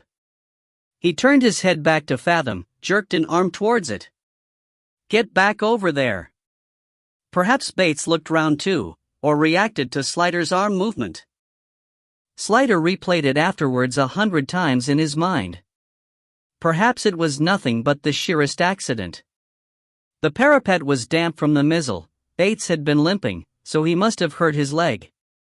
Whatever it was, his foot slipped and he rocked off balance. His arms flailed, and his eyes met Slider's in one awful locked instant of mutual knowledge. Slider and Atherton both leapt forward, arms out, hands reaching. But Bates was gone, and there was only rough concrete under their grasping hands as they leaned over, looking down into the alley. Someone said, "Christ." And he never knew who it was, Atherton or Fathom. Maybe even himself. And a sound came up to them, a ghastly thud of a sort that Slider hoped he would never have to hear again. 20. Time wounds all heals. After that, Slider felt as if his feet didn't touch the ground for weeks. There was so much to do, and so much trouble to get through. The proverbial shitstorm wasn't in it. If it hadn't been for Porson standing firm at his side, Slider could never have survived it. And by the time he and Porson were both called before Commander Weatherspoon, their superior at Hammersmith, and he said, "This is a dog's breakfast of a case. I can't make head or tail of it," Slider would almost have been grateful to say, "Oh, well, don't let's bother then." But Porson, magnificent as the old man of Hoy, talked and talked at Weatherspoon, and pointed out with grave indignity so many matters of simple honesty, justice, and pride in the job that Slider wanted to cheer, and Weatherspoon, who wouldn't have got where he was today without being something of a trimmer, was won over onto their side and in the end even said, "I'm not having politicians telling me how to do my job, thank you very much." And he went in to bat for them. So then it was the head of SOCA, and Ormerod, the head of the Organized Crime Government Liaison Team, who was higher yet, and so on to the Commissioner of the Met, and the Home Secretary himself. There was grave internal trouble because Bates's escape could not have been managed without some complicity high up in the Met. Slider supposed that was what Pauline had been trying to warn him about. In the end there were 2 quite senior suspensions and an arrest of a political appointee in the Home Office just on the Bates escape alone. While Slider's heart ached that any policeman had been able to be bought like that, he had to admit that, given the size of the price Tyler and Bates were going after, they had been in a position to make the price very attractive indeed, even to a senior yard officer. Through all this Tyler didn't run, didn't move a muscle, was so certain he was invulnerable and untouchable that he stayed put in his glamorous house and laughed at them. Thomas Mark ran, but without either Bates or Tyler to protect him he didn't get far, and when they nabbed him, he didn't take much persuading to roll over. They had his fingerprints from the black Focus, the paint match from the car to the damaged bike, mud under the wheel arches matching that of the lane, and Mrs. Maceter's identification. He was banged to rights for murder and perverting the course, and in the end he was glad to have the murder dropped to manslaughter and failing to report an accident in return for fingering Bates and Tyler, which he wasn't unwilling to do anyway. They were going to make millions out of Clydeview, and what was I going to get? He said resentfully. I wanted a percentage, but they laughed at me. A flat fee, that's what they offered me. And who was doing all the dirty work? Slider, of his own interest, asked about Bates's plans for him. Oh, he was going to kill you, Mark said indifferently. That was one of the things Tyler said when he got him out of jail. Kill Stoneaxe for me and I'll let you kill Slider while you're at it. Of course, Tyler wanted you dead, too. He looked at Slider with mild interest. You don't half piss a lot of people off. So why didn't he kill me straight away, when he had the chance? Slider asked. I suppose he liked tormenting you, Mark said indifferently. He was like that. Anyway, Tyler said he hadn't to kill you before you'd nicked Dave Borthwick and charged him for doing Stoneaxe. But you didn't charge him. We knew it wasn't him, you see, Slider said. Mark stared at him. I reckon you're not as stupid as Trevor thought you were, he said. But he reckoned everyone was stupid, compared to him. And he was right, most of the time. It was an epitaph, of sorts, Slider thought. It took an immense amount of time to assemble all the evidence against Tyler, and to squeeze out of Volman Zabrinski the admission that the Brightech shares were held in Tyler's name. When they were able at last to take Tyler's house apart, they found a mass of equipment that he had arranged to get out of Bates's house and installed for Bates's use. He claimed he had taken it out of Bates's house for safekeeping, and since he had all the proper paperwork, he at least had a workable defense for it, although a lawyer might argue that there had been no need for him to hook it all up. One of the interesting things that emerged was that both Stonax's flat and his phone had been bugged. So they had known from his conversations that Danny Masseter was coming to see him, and probably that he had received a parcel from him too. Slider considered that it might have been the imminent arrival of Stonax's daughter that had moved his elimination up the agenda. He did not air that thought to Emily or Atherton, or even Joanna. It also emerged that Stonax had been trying for several days to get an appointment to see the Prime Minister privately and alone, and had not succeeded, largely because he would not tell anyone what he wanted to talk about. That was reason enough to offer Emily for his murder. What interested Slider most about that piece of information was that Stonax had apparently chosen the political rather than the legal route to right the wrongs of Waverly B. He supposed it was simply old habit. Politicians and journalists alike tend to think that the solution to everything is political. So then there were the political ramifications to get past, and they were immense. There was no way for them at the bottom to know how far anyone else in the government was implicated, even if it was only by turning a blind eye, but hints filtered down from time to time, relayed at the last link by Porson to Slider, that it had gone all the way to the very top, both on the political and the police side. Porson hinted that this made it unlikely any action would be taken, and Tyler all along remained supremely confident that knowing where an immense number of bodies were buried would make him untouchable. If he had to leave the country again, a high commissionership in some agreeable country was the least he was ready to settle for. Slider himself wondered how it would be possible to put Tyler on trial, when all he had to do was threaten to finger the PM. And would the CPS even consider making the attempt if the PM was able to say that Commissioner of the Met was implicated? Slider and Atherton agreed, unhappily, that it looked as though it was another of those cases that would be buried deep in the whereabouts of the grave forgotten, which, as Atherton pointed out, made it look bad for them. They would be bound to secrecy under the Official Secrets Act, and be under surveillance for the rest of their careers, if any, to make sure they didn't spill the beans to anyone. But in the end it was pressure from the bottom that changed things. Porson kept agitating to Weatherspoon, and Weatherspoon, marvelously shaken out of his usual servile complacency, kept poking those above him. In the end the assistant commissioner, who quite fancied his boss's job, leaned on the Home Secretary by reminding him that after the war the government had handed back the contaminated land to be run as a shipbuilding yard again, and who knew how many people had got sick and even died as a result? Even if they hadn't known the site was contaminated, the potential for compensation suits was beyond computation. There was a hopeful passage of play at the breakdown when the Home Secretary suggested the late Trevor Bates might conveniently be blamed for everything, and the Assistant Commissioner suggested to Weatherspoon that it might be best to go that way. But Weatherspoon countered by pointing out that by now far too many people at the bottom knew too much and would not be satisfied with that, and the Assistant Commissioner told the Home Secretary that since it was impossible to get the brown sauce back in the bottle, it must be Tyler's head on a platter, or the whole Waverly B story to come out, with politically disastrous results. The Home Secretary peddled hard on the PM's paranoia. The PM persuaded the Commissioner to take early retirement in return for a full pension and a seat in the Lords, and Tyler's fate was sealed. Slider was dog-weary, and sick to his stomach with the game playing, by the time it was resolved, and it was small comfort to him that they let him be in on the final arrest of Richard Tyler. Deputy Commissioner Ormerod, who had used Slider to arrest Bates the first time, insisted on it, and even laid a huge, meaty arm across his shoulders and said, "You've deserved this. You deserve a medal, but I'm not in charge of that. But I can see to it that you're in at the kill." And what happens afterwards? Slider was driven to ask. He still didn't see how they'd ever allow him to be put on trial. Ormerod did not pretend not to understand. "There'll be a deal of some kind," he admitted. "No mention of Waverly B in return for a lighter sentence. Something like that. But we've got to be realistic. He's going down, let's be glad of that, at least. The words reminded Slider of what he had said to Bates, moments before he went over the top.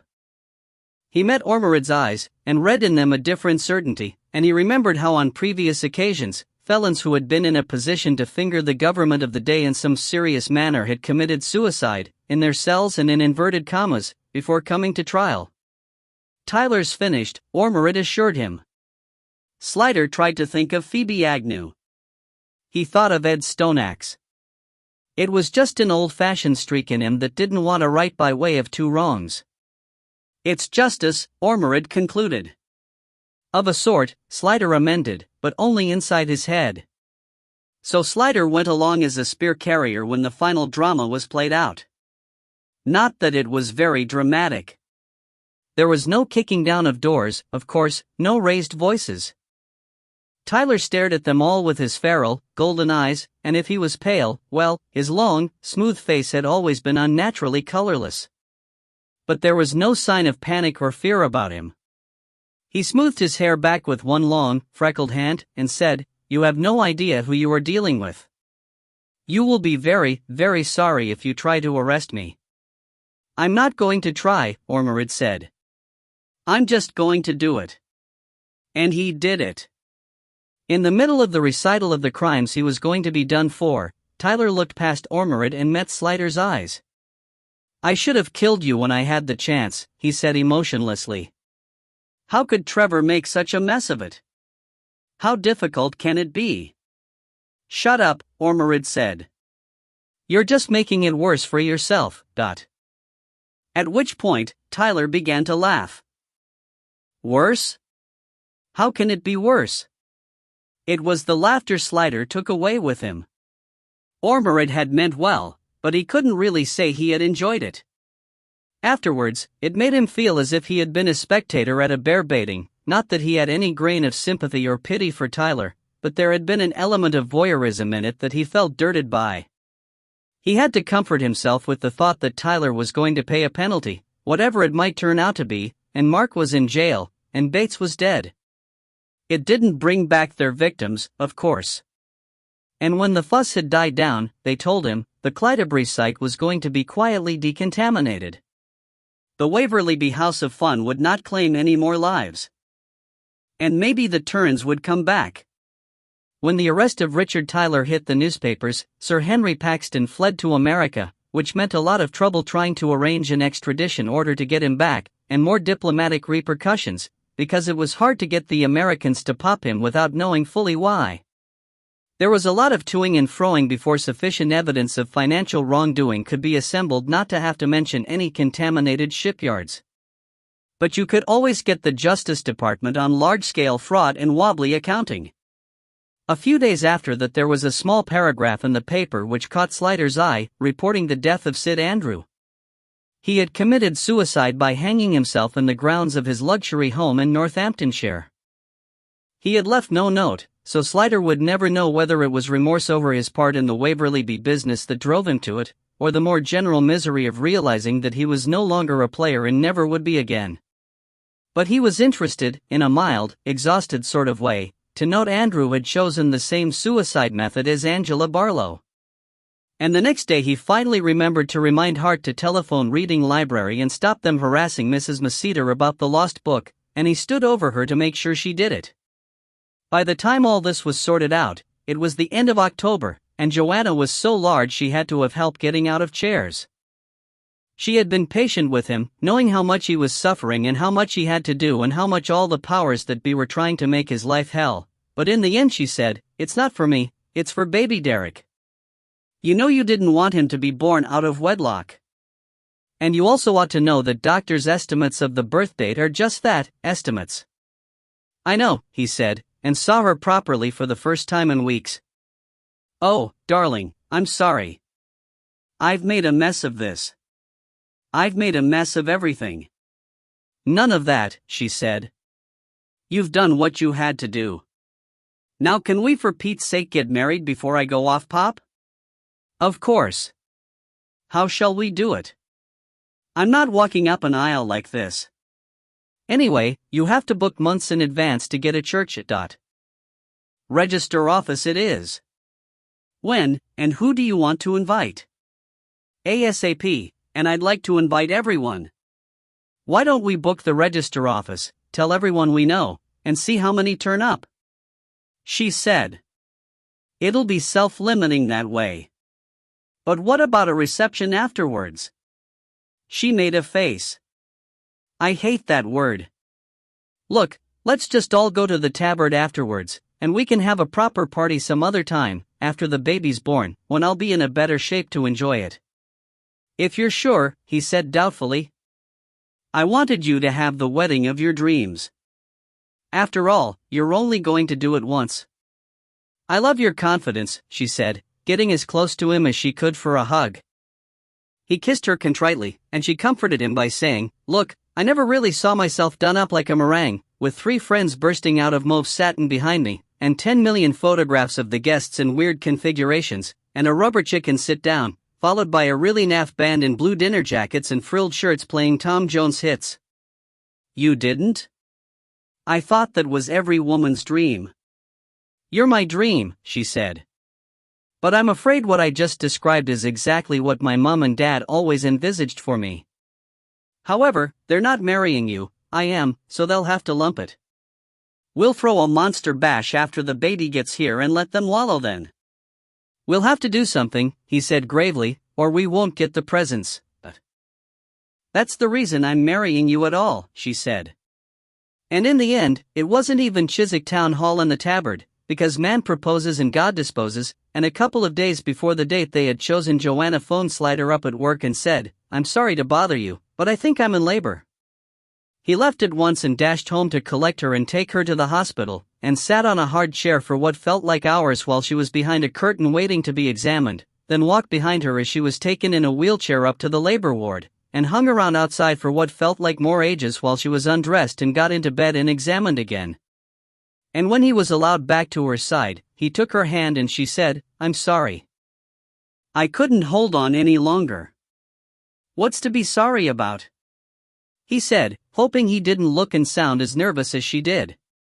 You didn't want Derek to be a bastard. No child of ours is going to grow up to be a bastard, he said. Yes, but he's going to begin that way, poor little perisher. How long have we got? He asked.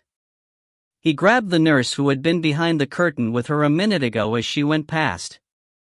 How long have we got? Before baby gets here? The nurse said. Oh, a couple of hours yet, I should think. First babies always take a long time. He dropped Joanna's hand. Wait here, he said as he headed for the door. Where the hell do you think I'm going? She replied. She was beginning to feel resentful and abandoned when Atherton and Emily arrived. All alone? Emily said. He had to go and do something, Joanna said, having no idea where the baby's father had disappeared to. She grimaced as another pain came. Emily came to the bedside and held her hand until it passed. I'll stay with you, she said. Jim might have to go back to work if it's a long time. Thanks, Joanna said. Did I ever tell you how glad I am you and Jim got together? Oh, a few times, Emily said. There had been some tough days to get through, after the case was solved and the reaction kicked in, and Emily had to come to terms not just with her father's death but her father's murder. But in her grief and turmoil she always turned towards Atherton for comfort, not away from him, and through it all their relationship strengthened. And what with that, and the rounding up of her father's estate to complete, and the hundreds of requests for interviews, and the memorial service to arrange, and the book she had decided to write about him to start researching, she had decided she was not going to go back to New York. There was too much now to keep her in England. Atherton's relief had been mute but profound. Emily's hands, Joanna noticed, were covered with scratches from playing with the cats. Greater love, she thought. At last Slider came back, followed by a very young man in gray flannels and a tweed jacket, with a black shirt and dog collar underneath. The hospital chaplain. Joanna started to laugh. Really? Not really? Why not? He said, grinning sheepishly. Father Bennett doesn't mind. But is it legal? Atherton said. Sorry, Father, no offense meant. It's perfectly legal, he said. It's part of my duties to carry out priestly functions for patients in extremis. He blushed as this struck everyone simultaneously as an unfortunate phrase, and he lurched in a different direction. But you don't have to call me Father, you know. Richard is all right. I'll stick with Father, if you don't mind, Slider said.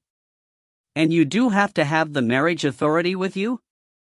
I've been carrying it around in my wallet for ages. Is it still all right?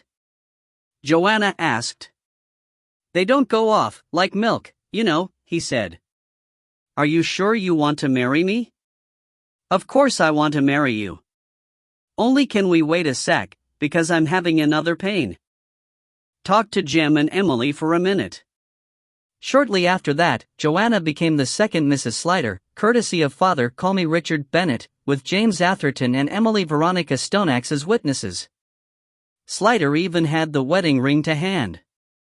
He had bought that ages ago, too, and had snatched it up from the bedside cabinet drawer when he collected her to bring her to the hospital, not with Father Bennett in mind, but in a sort of desperation, thinking that at least he could give it to her to comfort her for his failure to get organized in time. And shortly after Father Bennett pronounced them man and wife, Joanna's waters broke and she was wheeled away to the delivery room. Just got in under the wire, Atherton remarked.